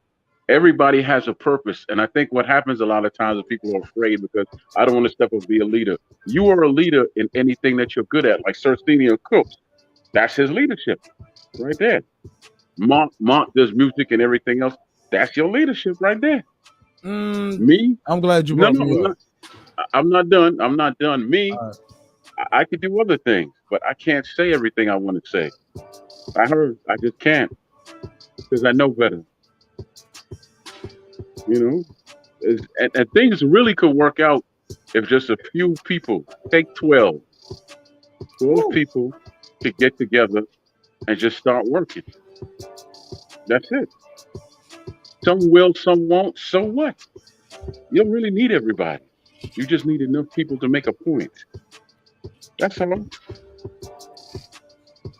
I used to tell people all the time, I wish I had 11 men or women that thought the same way I did. We could run a full fucking business. We could run a full fucking business. If I had just 11 like-minded people, even if I gave you the tools and resources, I got this line I say, shout out to my album, Edith. Shout out to me. I put that on me, my G. I said, bro, I can give you the skill and the work. I can't give you ambition. Y'all know what I'm saying when I say that? My nigga, I don't care how much dope I got, how pure it is. I can give it all to you. I can give you the skill, tell you how to bag it up. I tell you how to rock it up. I don't know if y'all seen Snowfall when the RZA came in like the wizard and taught that nigga Franklin how to become a fucking kingpin. My nigga, you can be bigger than me. This the recipe. People still don't want it, bro. I can look. We all look, for lack of better analogy, I can lead you a horse to the water, but I can't make it drink. I can lead you to the ocean. I can't make you swim. Some niggas don't want to swim. They want to just float on the boat.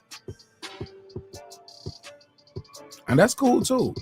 The Titanic is beautiful. It's a big, beautiful boat. Looks great. Got lights, got bands, got, man, strip pole, strip club and everything. I can lead you to the ocean. Can't make you swim. Look, I can teach you how to build a boat, but you might not want to build your own boat. Like, nigga, I want to ride on this little paddle boat, this little canoe, nigga. I want to get on the Titanic. And Mark, you know what? I was doing a dramatic pause, but go ahead. Oh, I thought you were done, man. But Yeah. Sometimes I do those dramatic pauses, but I say that to say this, and I'll land the plane quick. We all know how that ended for the Titanic. That's all I want to say.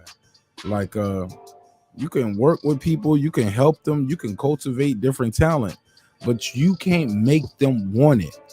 I can give you the brick, I can give you the work, I can give you the scale, I can give you the baggies, I can give you the block, give you the corner, I can give you everything you need to succeed. If you do not want to do it, you won't do it. You won't do it. Go ahead, Troy. That's what I want to say, though. Yeah, well, like I said, some will, some won't. So what? But I stopped watching Snowfall and shows like that anymore because I put Snowfall and all the other shows about drug dealers and so forth in the same category I put slavery movies. I just don't want to see them no more because I'm sure there's other movies out there like, okay, this one here, Life of a King with Cuba Gooding Jr. You ever saw that movie? Life of a King. No. Yeah, it's about him teaching them to play chess. Yeah, but he was a drug kingpin and he went to jail. Then he came out and he was a janitor of a school. No. I gotta watch that. I gotta watch it. Don't spoil it. I'll watch it. Hey, look, man. I think I'm a miss Monday, man. Y'all can do a show on Monday. Y'all want to hold it down, or do I need to run a repeat episode? Because my other option is that's a part of the reason why this episode was so long. I'll just chop this shit up in some pieces and just let the second half of this episode. Look, I can pick a 2-hour spot from anywhere in this episode. Somebody ain't heard it. You get what I'm saying? But I am going to be in Vegas. So when I go to Vegas, I will not be broadcast.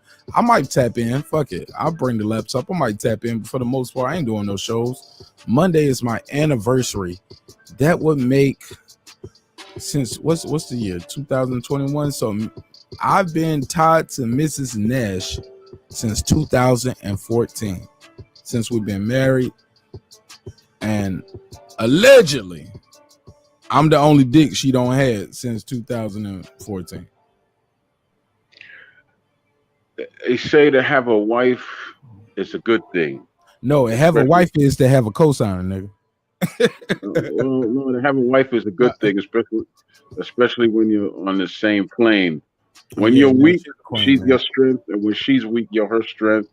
And when you can finish her sentences and all that wonderful stuff is nice. Oh, you gonna make me rub her feet or something? I gotta go wake up and rub her feet. Like, hey, baby, why don't you wash her face? Wash her face. Wash her face and hands and serve her breakfast in bed. Oh, okay. When you said I thought you said wash my face, and I thought that was a metaphor for me doing No. Trust me, the whole washing the face thing, it's just like what brother was doing, in what's his name, in Best Man, kiss him on the frontal lobes. Oh yeah. It's the forehead kiss. Okay, that's enough. It's the forehead kiss. I see you, Troy. Hey, look, us brothers with those gaps, we got to stick together.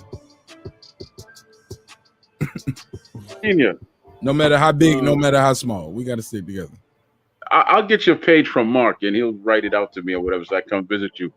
I don't know if he's been showing you that cooking that some of my food that I've been texting him. I ain't showing that shit. I ain't showing that shit. Nah? I ain't showing to him. I've been looking. Look, Sir Senior. Remember you and I and Troy had talked backstage, and we was talking about starting the cooking show. Troy has been auditioning with his plates. He's been sending me his presentation, the ingredients, how he got it there. Looking food. You say what? You said he was sending you his prison looking food. I knew he said that. I was. Bing. Oh shit, he taking shots, nigga. Oh shit, he taking shots. Pow. I said no. No. That nigga sent some pictures of some food for real. He said some steak cakes and swole. Hold on. Look. We got some people come back in here. Please smash the like button on the way in the room. Good morning. Good Saturday morning to everybody's tuning in.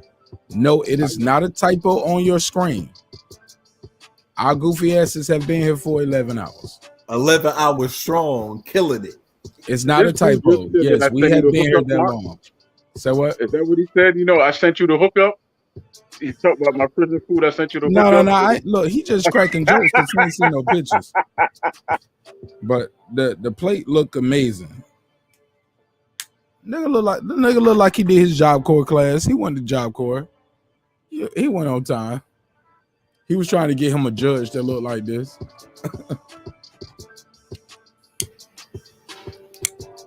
Yeah, I did hear he mention that when we had 3 or 4 women on the panel the other night. He was like, "Yeah, I do. I cook a little bit too. I know I cook with Sir Senior, but I cook a little bit too." Yo, Troy always be trying to get the pussy with the cooking, right? Always. I'm like, man, that's how you gonna steal half of my name talking about cooking? And his picture look like the Uncle Ben's. Look, boss, look at this nigga. He look like he can cook. I got that beans. He and look rice like for the you. cook. Nigga look like he got the head made for the chef hat. I'm so mad at Troy. Troy always up here trying to get the girls with his cooking. Ain't send out no brownies. Troy, I need to holler at you. Cause I got a P.O. box. P.O. Box 126. Let me make sure I say this right. Y'all know I'm new to this YouTube shit, right? Been doing this real nigga shit for a long time. But I had to create a phone number for the show. And just how y'all see the phone number at the bottom of the show, I will put the address up because I'm going to go on and just pay the P.O. Box for the year. Because I was like, man, am I going to keep doing this? Because I don't like how my Marq Nash shirts look. If you order it from the site, that's cool. But the shit that I get from Trey, my brother, like the vinyl, the quality lasts better. It just, you get a lot of washes out of it. It can be the same fabric. This is the problem. The graphics that we put on the screen, for some reason, When I get that shit from the company, and I bought other graphics, but this message right here, drinks require sleep, goals require effort.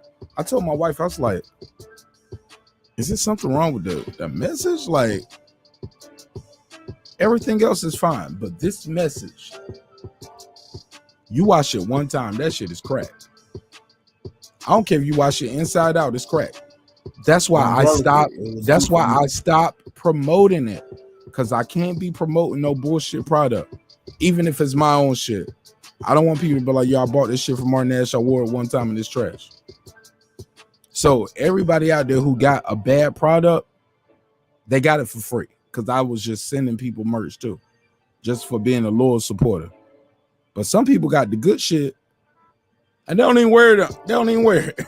And then some people got the bullshit and they be like, nigga, I ain't washed this shit since January. I just wear it for your show. I take it on, take the picture. Hey, what's up, man? Take it right back off, hang it back up. I appreciate y'all, because y'all see what I see too. Hey, that other shirt that I sent y'all, this shit is I gotta fix it. I'm gonna get with the company. Hopefully the company will see this. According to the analytics, we already did well over 1,000 views, well over 1,500 views. So I'm gonna make this a clip of its own and let them see the power of us and say, hey, y'all gotta do better. The quality gotta be better, yo. I can't promote that shit. I ain't rocking with that. What Michael Blackson say, I can't get jiggy with this shit. And I want to ask y'all that. So that's why I send out free shirts, because I don't give a fuck about some of those. And y'all stop hearing me saying, yeah, and you can get that hoodie at marqnash.com, because I want to stop people from going there. I want for the merch. I want to be able to send it there and you can get it direct from me. But if you have merch or you have a product that you want to promote, you can send it to the P.O. box that I will put in the description box, because I'm locked into this shit, man. Y'all fuck with me, I'm fucking with y'all. I'll be here next year if God wills it. If God wills it. But go ahead, man. I just had to say that because I gotta promote that, because a lot of people want to send me their merch. I ain't giving y'all niggas my address. No, nigga, we got a P.O. box for that. I'll put it in the description block. But if you got some merch or you got a product you want us to promote, I'll support you. But nigga, don't be asking me where I live at. Yeah, I got a hoodie for you, nigga. Fuck your hoodie. I'm gonna disagree with you about one fighter, and you gonna get mad, and you gonna be trying to put my address out there. Man, I'm gonna have to kill you and all your little soldiers. So we don't want to play that game. But if you got some merch or some shit you want to send me to promote, or you want to talk some business, want us to test your product, that's cool too. I'll put the P.O. box out there. That'll start being right under the email address. I got to get the zip code right. I know it's P.O. box 126. I forgot the zip code because I don't give it out. I just put it on that package for shit I send my subscribers. So if you are a loyal subscriber and you trying to support the show, like, hey man, I'm gonna pull up one day. Let me get my Marq Nash t-shirt. Hey man, I'll bless you with one. Fuck it, I'm cool. I'm gonna let you know right now though, the ones that we got, they are not the best quality. That's why I ain't even trying to charge y'all niggas for it. Because it, like I said, I don't know what the fuck is going on, but you watch that shit one time, your letter's cracking. I don't like that. I can't support that, and I can't push it. And that's just me trying to have some integrity and some brand recognition and keeping it a buck with y'all, because I didn't have to say that. But shit, that's all I got, man. Like I said, I love y'all niggas, man, and I love doing the show, especially when we're having a good time. You'll look up, you be like, damn, he was on that long. I could have drove to North Carolina. Or I could have drove to New York and still been listening to the show. Yep, sometimes we do those. We're going to start calling these super long episodes the road trip. The road trip episodes. Because that's what these are for. These are definitely great for a road trip.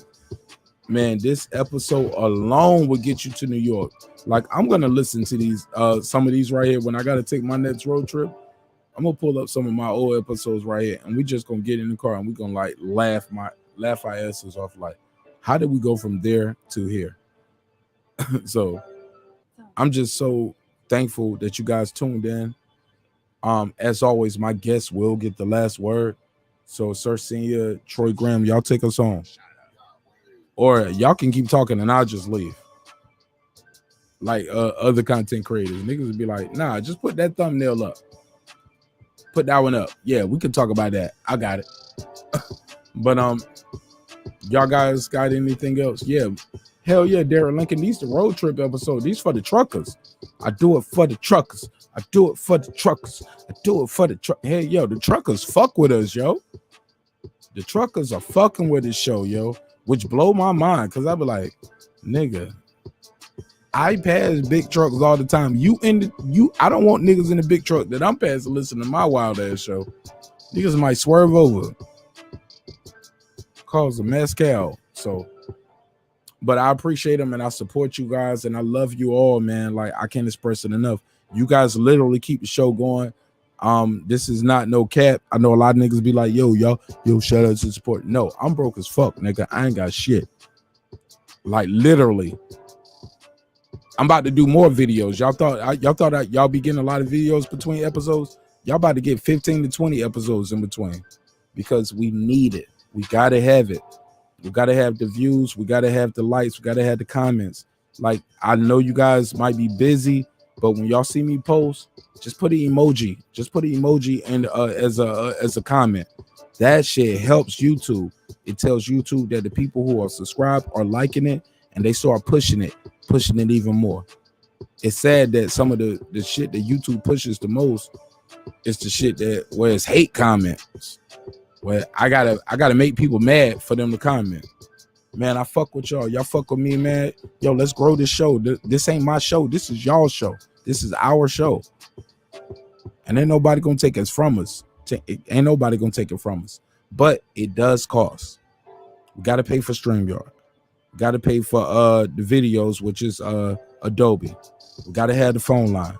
Gotta have the phone line, even if we don't get no calls. Gotta have the phone line ready and available. So like I tell you, I put all the money back in the show and I donate. So if y'all know me like y'all know me, y'all see Marq Nash on Mad Channels. I do what Patricia do on my show to another level. You get what I'm saying? I'm sharing that shit on the channel. I'm sharing it in Mad Groups.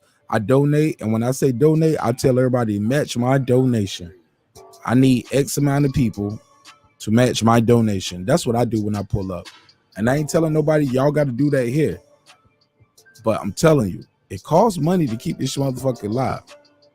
So if y'all like the show, man, I appreciate it. It's not required. But what you can do is copy and paste the Cashapp. Copy and paste that shit. So you can lie in the chat. I wouldn't even get mad. I won't call you out. Darren Lincoln. A-Obs. Be in the chat. Be like, hey, I need 5 people to match my $5 donation. I ain't gonna tell people you ain't gave nothing. I ain't gonna tell them you lying. I'm like, hey, yeah, shout out to AB for that. No, my brother. Maybe it'll come tomorrow. Maybe you ain't got it yet. I get it. But promote your business. That'll help. Promote your business. You got a business, you got a channel, you got anything you're trying to do to be great. Let us help you be great. We here to help you. We working with a lot of channels. Shout out to Tay Jones. Tay Jones getting well over 1,000 views every time he go live. We made that intro. So if you need a show intro, you need a logo, you trying to get some help done with your channel, trying to understand monetization, graphics. If we can help, we are here to help. Let us know how we can help. All right. With that said, I would be remiss. This is a perfect time. I gotta run my 25-second ad. I have not ran this ad all night. And we do have a sponsor on the show. It's my boy Grim. Shout out to Grim. Shout out to his beautiful wife, beautiful queen. They have a business. It's called Extensions of You. And yeah, they're gonna get your bitch looking good. Let's play this ad real quick and we'll be right back. Since our first day in business, Extensions of You has been offering our customers the best selection of products at unbeatable prices. Our online store has been synonymous with quality, and we ensure our continuous variety of fantastic merchandise along with unique limited edition and seasonal items that fit any budget. Check it out and start shopping today.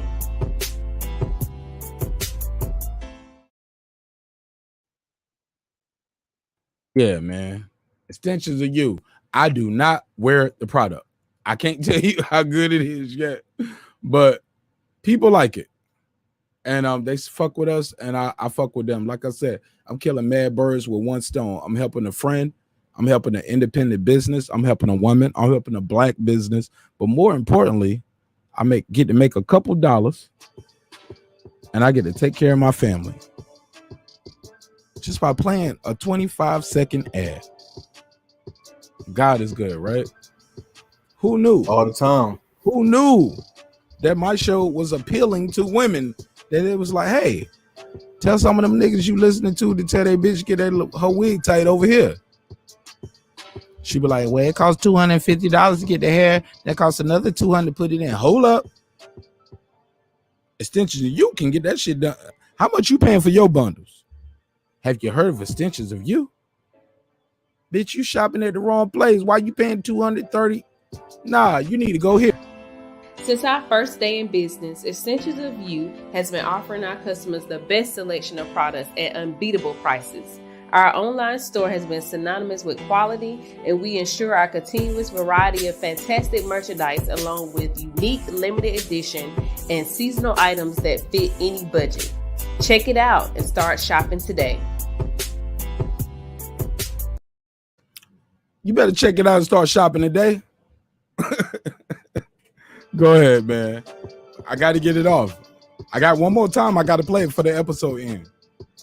I've been here 11 hours. I ain't played this shit once. I'm wilding, nigga. I'm fucking up over here. I'm about to lose all my endorsements and sponsors. And I only got one. Marq Nash, hair weave killer. That's why they hollered at me. Oh, y'all ain't got shit to say? Fuck it. Let me run it again. Since our first day in business, Essentials of You has been offering our customers the best selection of products at unbeatable prices. Our online store has been synonymous with quality, and we ensure our continuous variety of fantastic merchandise along with unique limited edition and seasonal items that fit any budget. Check it out and start shopping today. You better check it out and start shopping today, goddammit. Go ahead and start saying you got the floor. Yeah, I just wanted to hit you with a quick story. You know, we always want to break something.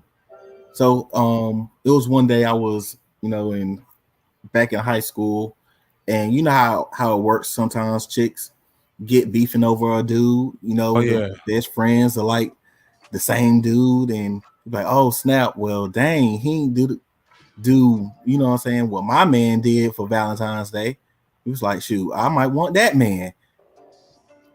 Sometimes that man be me. So then all of a sudden, they beefing, and then all of a sudden names get called, things get thrown around. Next thing you know, after school, they pulling out each other hair. Oh, and Lord. Next thing you know, they need some of that. Since our first day in business, Essentials of You has been offering our customers the best selection of products at unbeatable prices. They need it. Our online store has been Cersei. synonymous with quality, and we ensure our continuous variety of fantastic merchandise along with unique limited edition and seasonal items that fit any budget. Check it out. Seasonal item. Hold on. What are seasonal hair weave items? Can any of the ladies let us know? Like, is it a winter weave and a summer weave? Yeah, that summer weave keep it, it's flowing. The wind can come through it.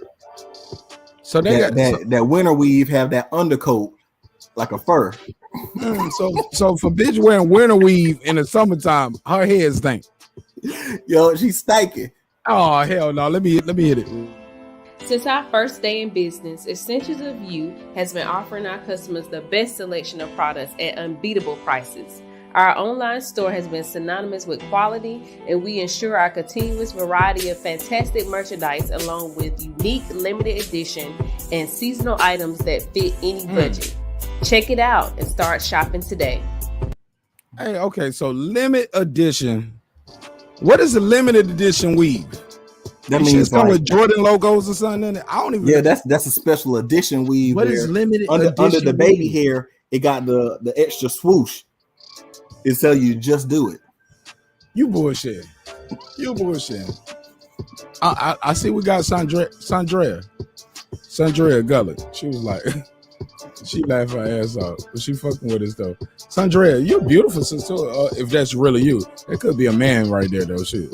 You're a handsome young man, brother. Like Juvenile said in the vex, he was like, "You're a handsome young brother. You should vex that thing up."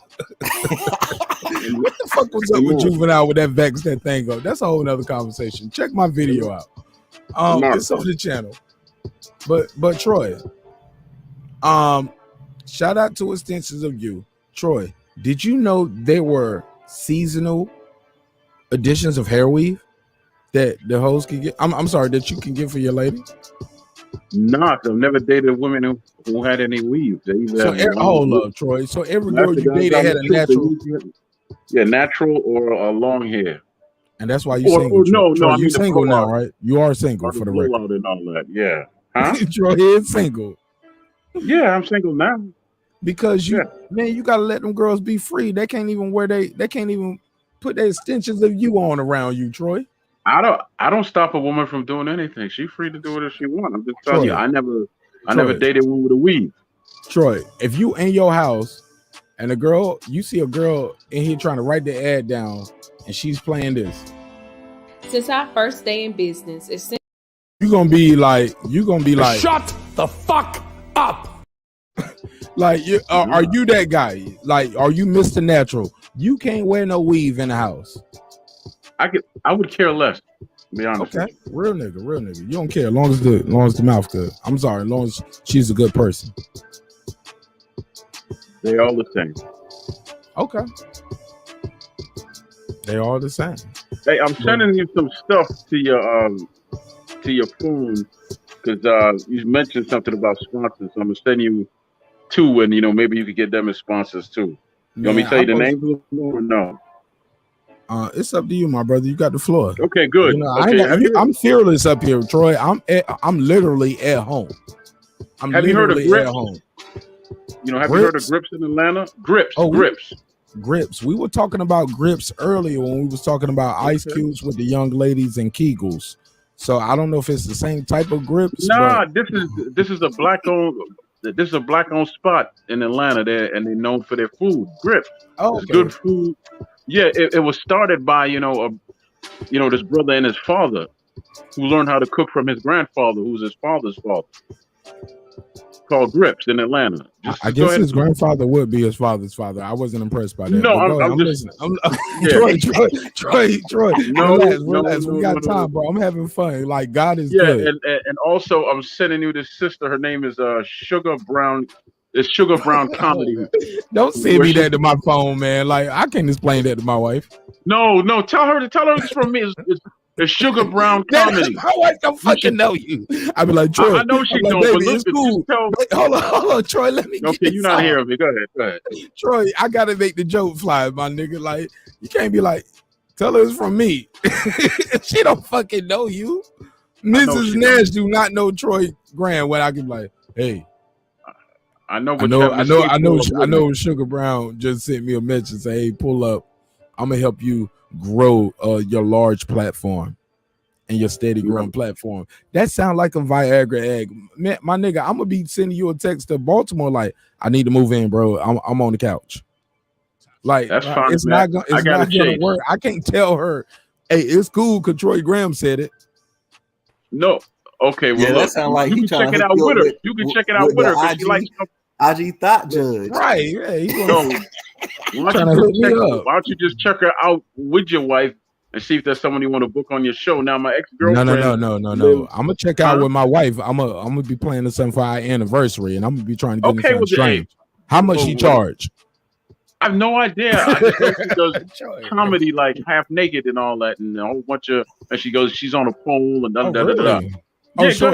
Put the link in the private chat. Let's put it on the screen. Let's get this woman. Let's get this queen. Okay. The time that she deserves. This is a queen. Troy, this is a queen, and she deserves this platform. He said, wait a minute. I don't know who she is, Mark, because I never met her before. But, oh my God, we about to all get familiar. What's her name? Let's put please. Sugar somebody. Brown Comedy, man. Just go ahead and Google Sugar Brown Comedy. She said half-naked comedy. Somebody, what my moderators at? Where the moderators at when you need them? What's the point of all They these all left wrenches? already because you've been on too damn long. I got some wrenches still out here. There's some wrenches still out here. Yo, Oh, you my said show put in is- the private chat. Okay, I'm sorry. No. But if you got a wrench, you can put links in the regular chat. If you don't have a wrench, you can't do that. But if you got a wrench, you can put a link in the chat. But is it okay? It's saying that it's in there now. All right, in the main chat or the private? Yeah, it's in the main chat. All right. But Troy, you are on the show. I can't click yours. Oh, I can okay, so I click gotta yours put and in put it private on the chat. screen, but I can't even copy and paste this link. But if Okay. you are on the show, put it in the private chat, then I can actually share my screen with what you put. I can do that. Let me see. how I Yeah, do but it. the link in the main chat is for the audience just to see what the fuck we about to see and enjoy the show. Like, so this lady Yeah. is a marriage counselor. She's a dietitian. She I don't know do what- hula hoop. She's a She juggler. does comedy but more and all of that. importantly, Then she has a she big make us lesbian laugh while following. she's stripping. Did she strip?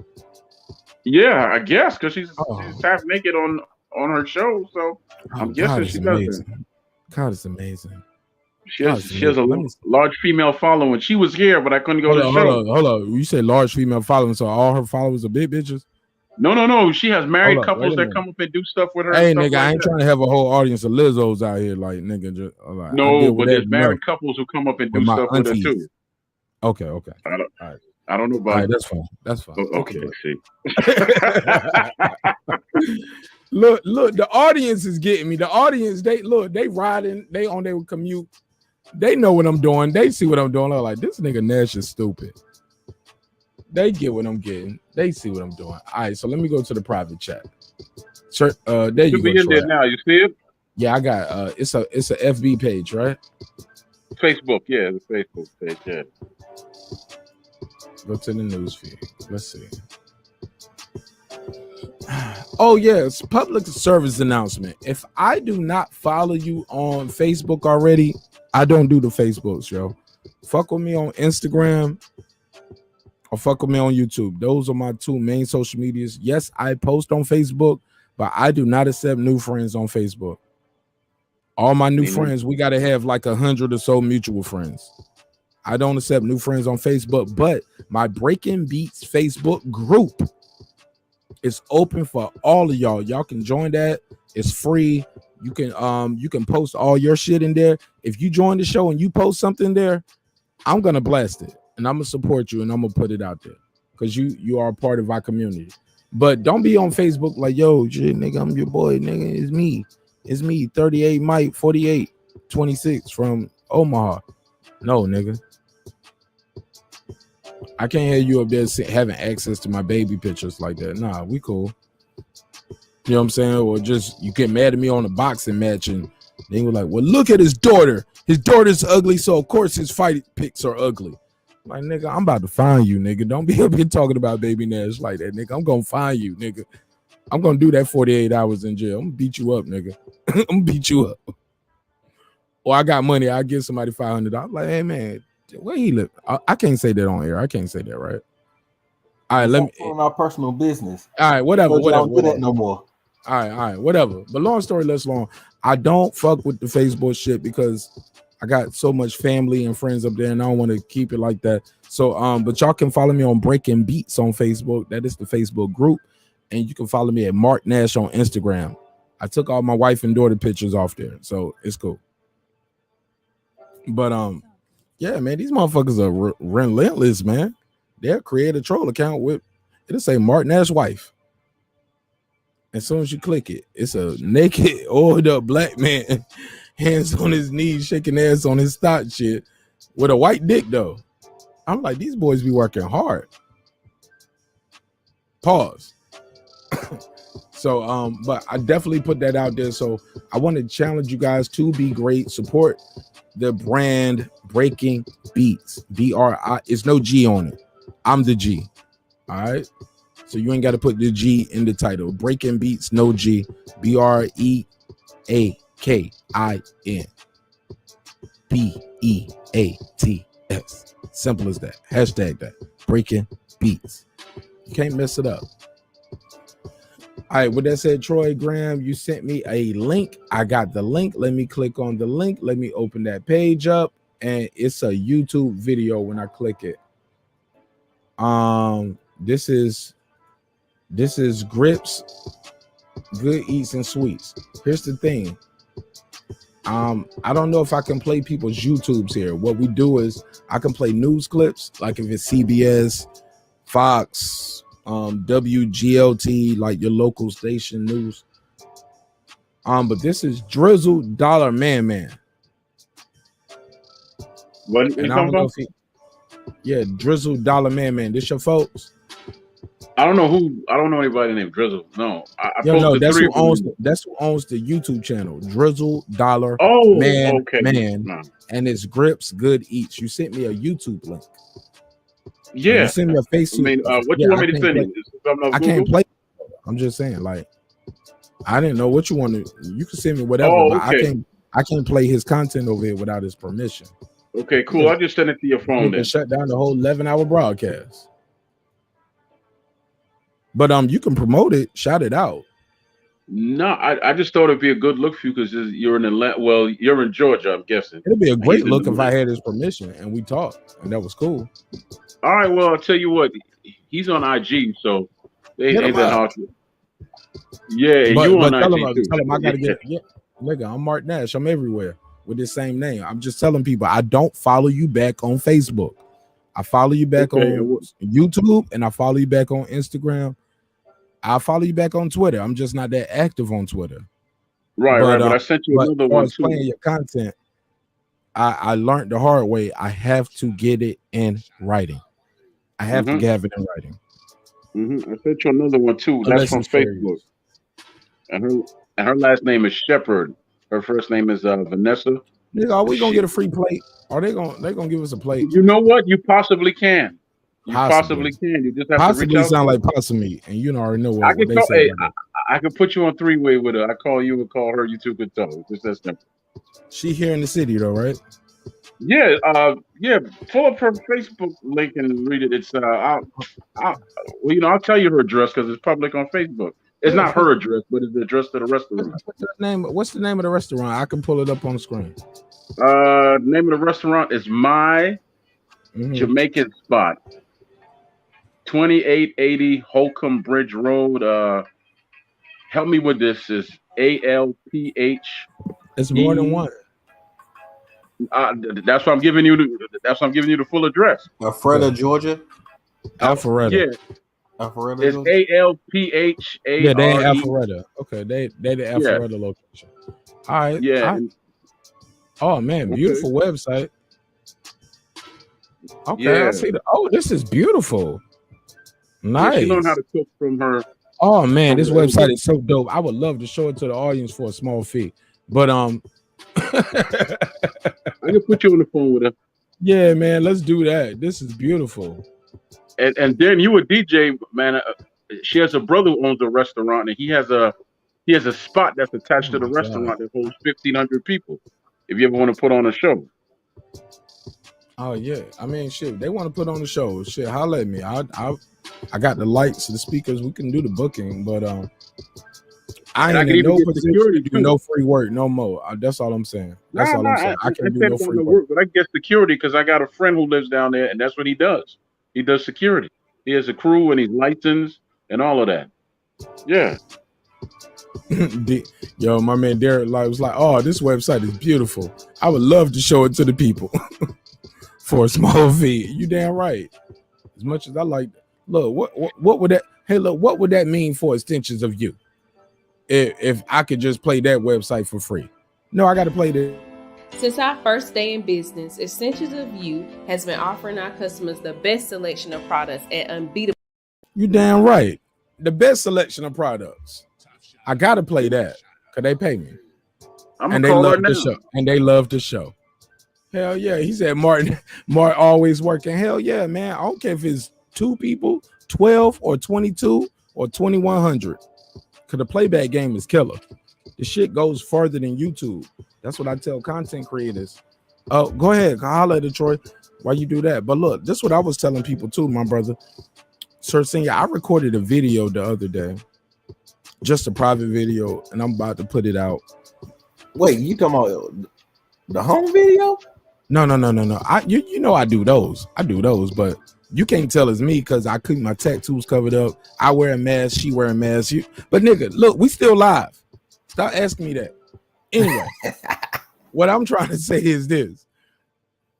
I did a video and it was so powerful.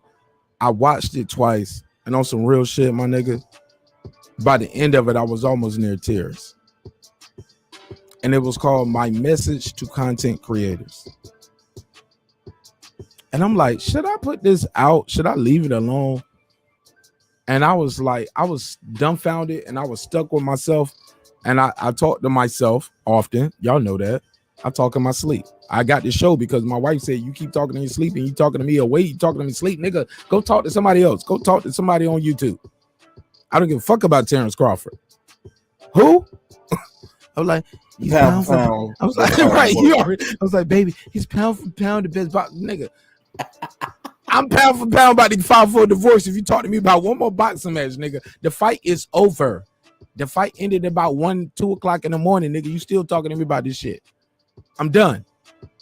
I'm joking, but I'm serious. So I said all that to say, man, I sat there and I was reflecting on the journey up until this point. And I was like, wow, man, I just want to talk to people who on their way to that 1,000 subscribers, who on their way to 2,000 subscribers, or might have more subscribers than me and want to feel like quitting sometimes, or they don't know the next step. Because I've talked to people who had less subscribers than me, like Major Key, who gets way more interviews than me. Then I talk to people who have more subscribers than me, who don't do no interviews at all, and they're wildly successful. But also, I seen those same people feel frustrated. Like, it's a lot of things going on in this community. If you listen to people and listen to them talk, and I was like, you know what? Let me give a message to people. My version of what I've seen on my road to this 1 year of just straight being consistent. Like, yo, this is my platform that I'm gonna work for a year. Y'all gonna see me y'all remember at one point we was doing 5 days a week, then we switched to 3 days a week when New Year's hit. But from New Year's to now, we have been consistent with 3 days a week. If we missed a day, we doubled up the next day. You get what I'm saying? And you got one of these type of shows where it's like, God damn, that nigga was in for 11 hours. Yeah, we was making up for yesterday. You know what I'm saying? I said all that to say that shit is so impactful. It's so powerful. And I was almost near tears listening to it. Like, yo, should I put this out? Should I edit it? How should I do this? And I was left with this, Sir Senior. It's too short. It's too short. Everything you said there was right. It was 100% honest. You were thought-provoking. You didn't lie to the people. You telling them everything they should and need to hear. If they already started the journey or they middle, like, it fit everybody. And I was like, I need to do part 2 to this. And I was like, yeah, I'm gonna make part 2, 3, or part 2 might be the end of it. I just know I stopped recording after 15 minutes. And I told myself, I'm not going to do that next time. I'm not going to put a limit on myself like, yo, 15 minutes is long enough. But I didn't think about it. I just said how I felt, and I thought it was truly inspiring and motivational. And I hope it inspires and motivates a lot of you guys out there, even the present company. Like, you don't choose your audience. Sometimes, they choose you. Simple as that. I didn't say that on the shit before. I thought of it right now, but that's the simplest way to explain it, to do the summation. You don't choose your audience choose you. And it's always going to be that way. You can try to choose your audience by being something you're not, but it's only so long fake thugs can pretend. Who said that? Anybody who said that? Chat, panel, anybody know? It's only so long fake thugs can pretend. Anybody know who said that? First person tell me that. I got a $2 Cashapp for you. $2. It's only so long fake thugs can pretend. Let me know. I do that. See, even little shit like that. I love to do little shit like that. I ain't no rich nigga. I ain't got it like that. That's why I say $1, $2. Just to keep people engaged. Have fun with the audience. Somebody gonna Google it. They don't know it, but they gonna Google it. They gonna put their Cashapp up and they got it right. And we're gonna send them their $2. You know what I'm saying? I love that shit. I don't want to answer all the questions. Yeah, not you, because you here. Let somebody have some fun with it. But you get what I'm saying? I love to do that shit. I think that's what makes this show unique, what makes this show special. Because I'm willing to put my dollars behind it. And I sacrifice for it. But yeah, I totally went on a tangent, but that message to content creators, that shit is up there with the album Edith, yo. If y'all like the album Edith and y'all thought I would spit some bars up there, y'all gonna really love this shit right here.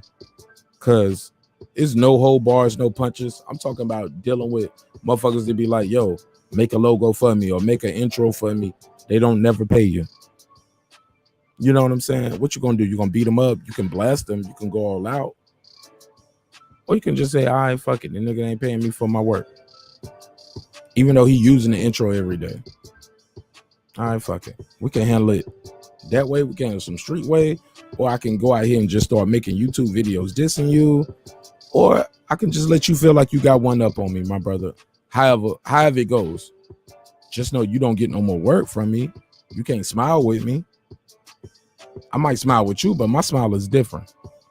I'm smiling like the lion who just captured the gazelle. You smiling different. I don't even want to go too far down this road. That'll make me have to take the video down. I might say too much. I might have to take the video down. But I'm just saying, man, I love everybody who's out there who is a content creator or just a person who loves to listen to motherfuckers like me who ain't got shit to talk about other than some hip hop, some boxing, some graphics. I don't do unboxing videos.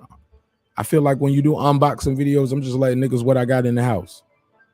I can't be up here just, hey, just got a new Mac. Hey, and I got a new camera. And I got a new lens. This lens costs $3,500. Like, nigga, you are giving people a shopping spree for breaking in your crib. Nah, so I don't really do the unboxing videos, but I love talking to y'all about boxing. I love talking about relationship. Y'all already know. I do the sex talk all night as long as we got some girls here. When the girls leave the panel, no more sex talk. I'm sorry. For obvious reasons, right? But I'm here to tell y'all, look, dreams require sleep. Goals require effort. We trying it. We living this shit out day by day.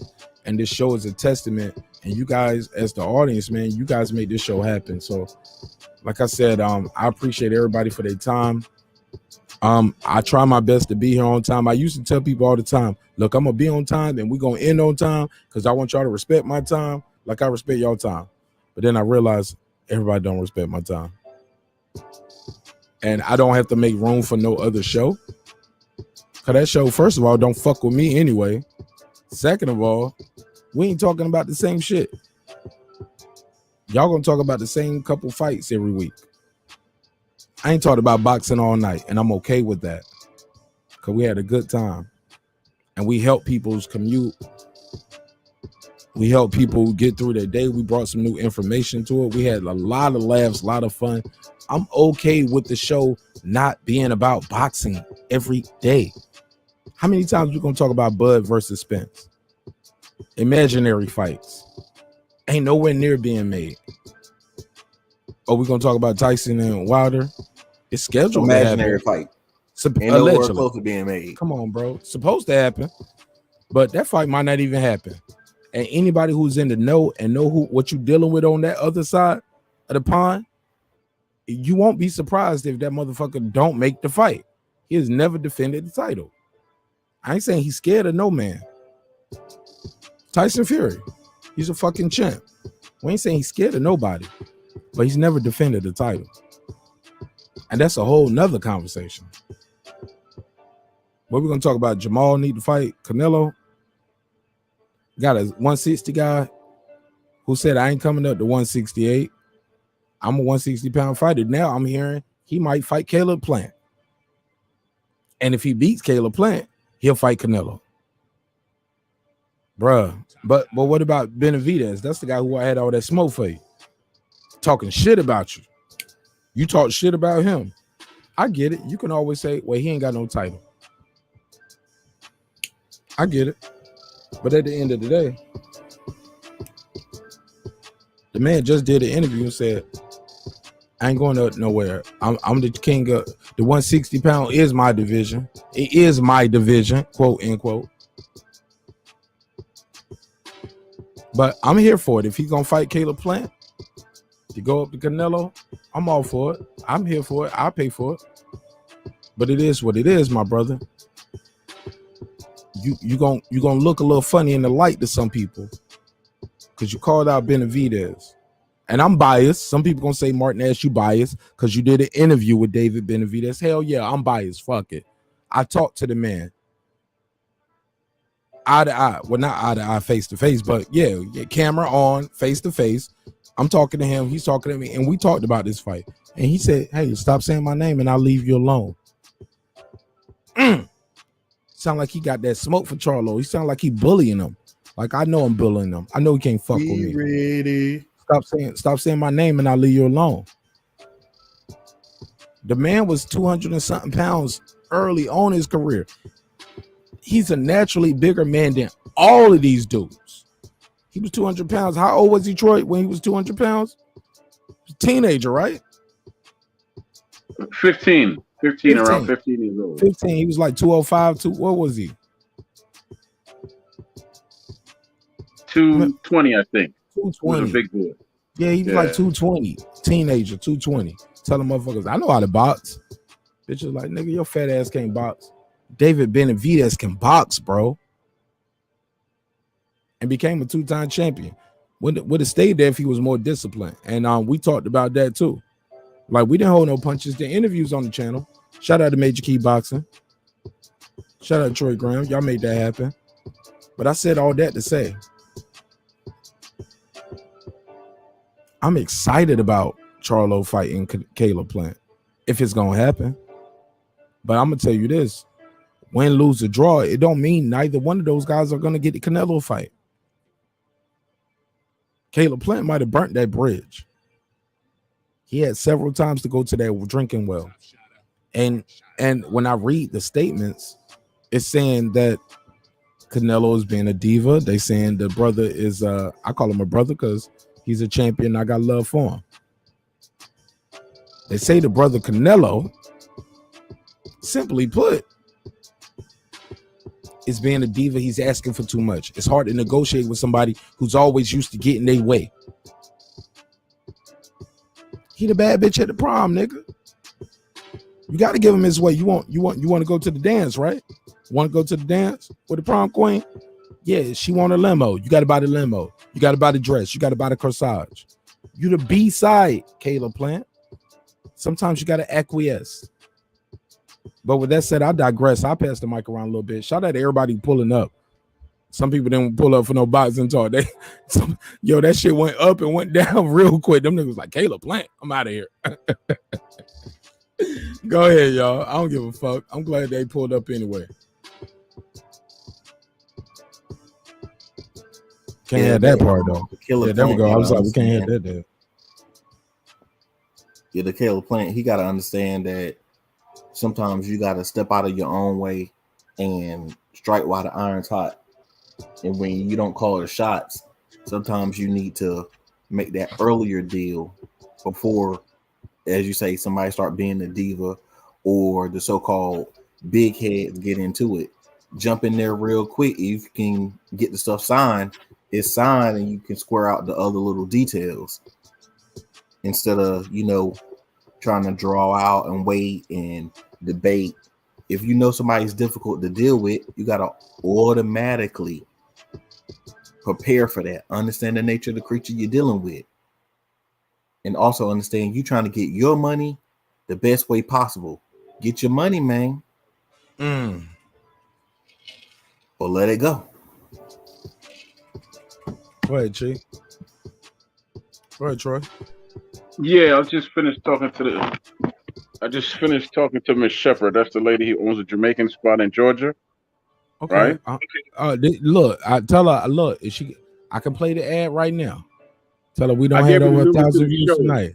I just I need a gave her the gift number. certificate for I just want a jerk plate. Just want a little jerk plate with rice and peas, cabbage. No, but she's driving to a restaurant, so I gave her the number to the show, and I'll let her know you're on the air now. So she may call in, and y'all can talk on the back end. She just has a few questions. If she was Am I asking gonna me get a plate for that? you can No, ask I'm, her that. I'm joking. No, I'm joking. But seriously, I'm about to plug them real quick. Seriously, let's No. plug But a quiet mouth don't get fed. No. But I will show this real quick, because this does. Let some get hit. Yeah, hell yeah. But this is a beautiful website. Shout out the company again, Troy. My Jamaican Spot. Go ahead, Troy. All right, okay. Troy don't want to do it. I'll do it. Shout out to My Jamaican Spot right here in Atlanta, Georgia. Beautiful website. And we'll give you the address and let you know how you can get tuned in and get one of these fine plates and fine dining. But I definitely need more rice than that, though, sis. Hold up, don't give me that little cup of rice like that. Don't do my rice like that.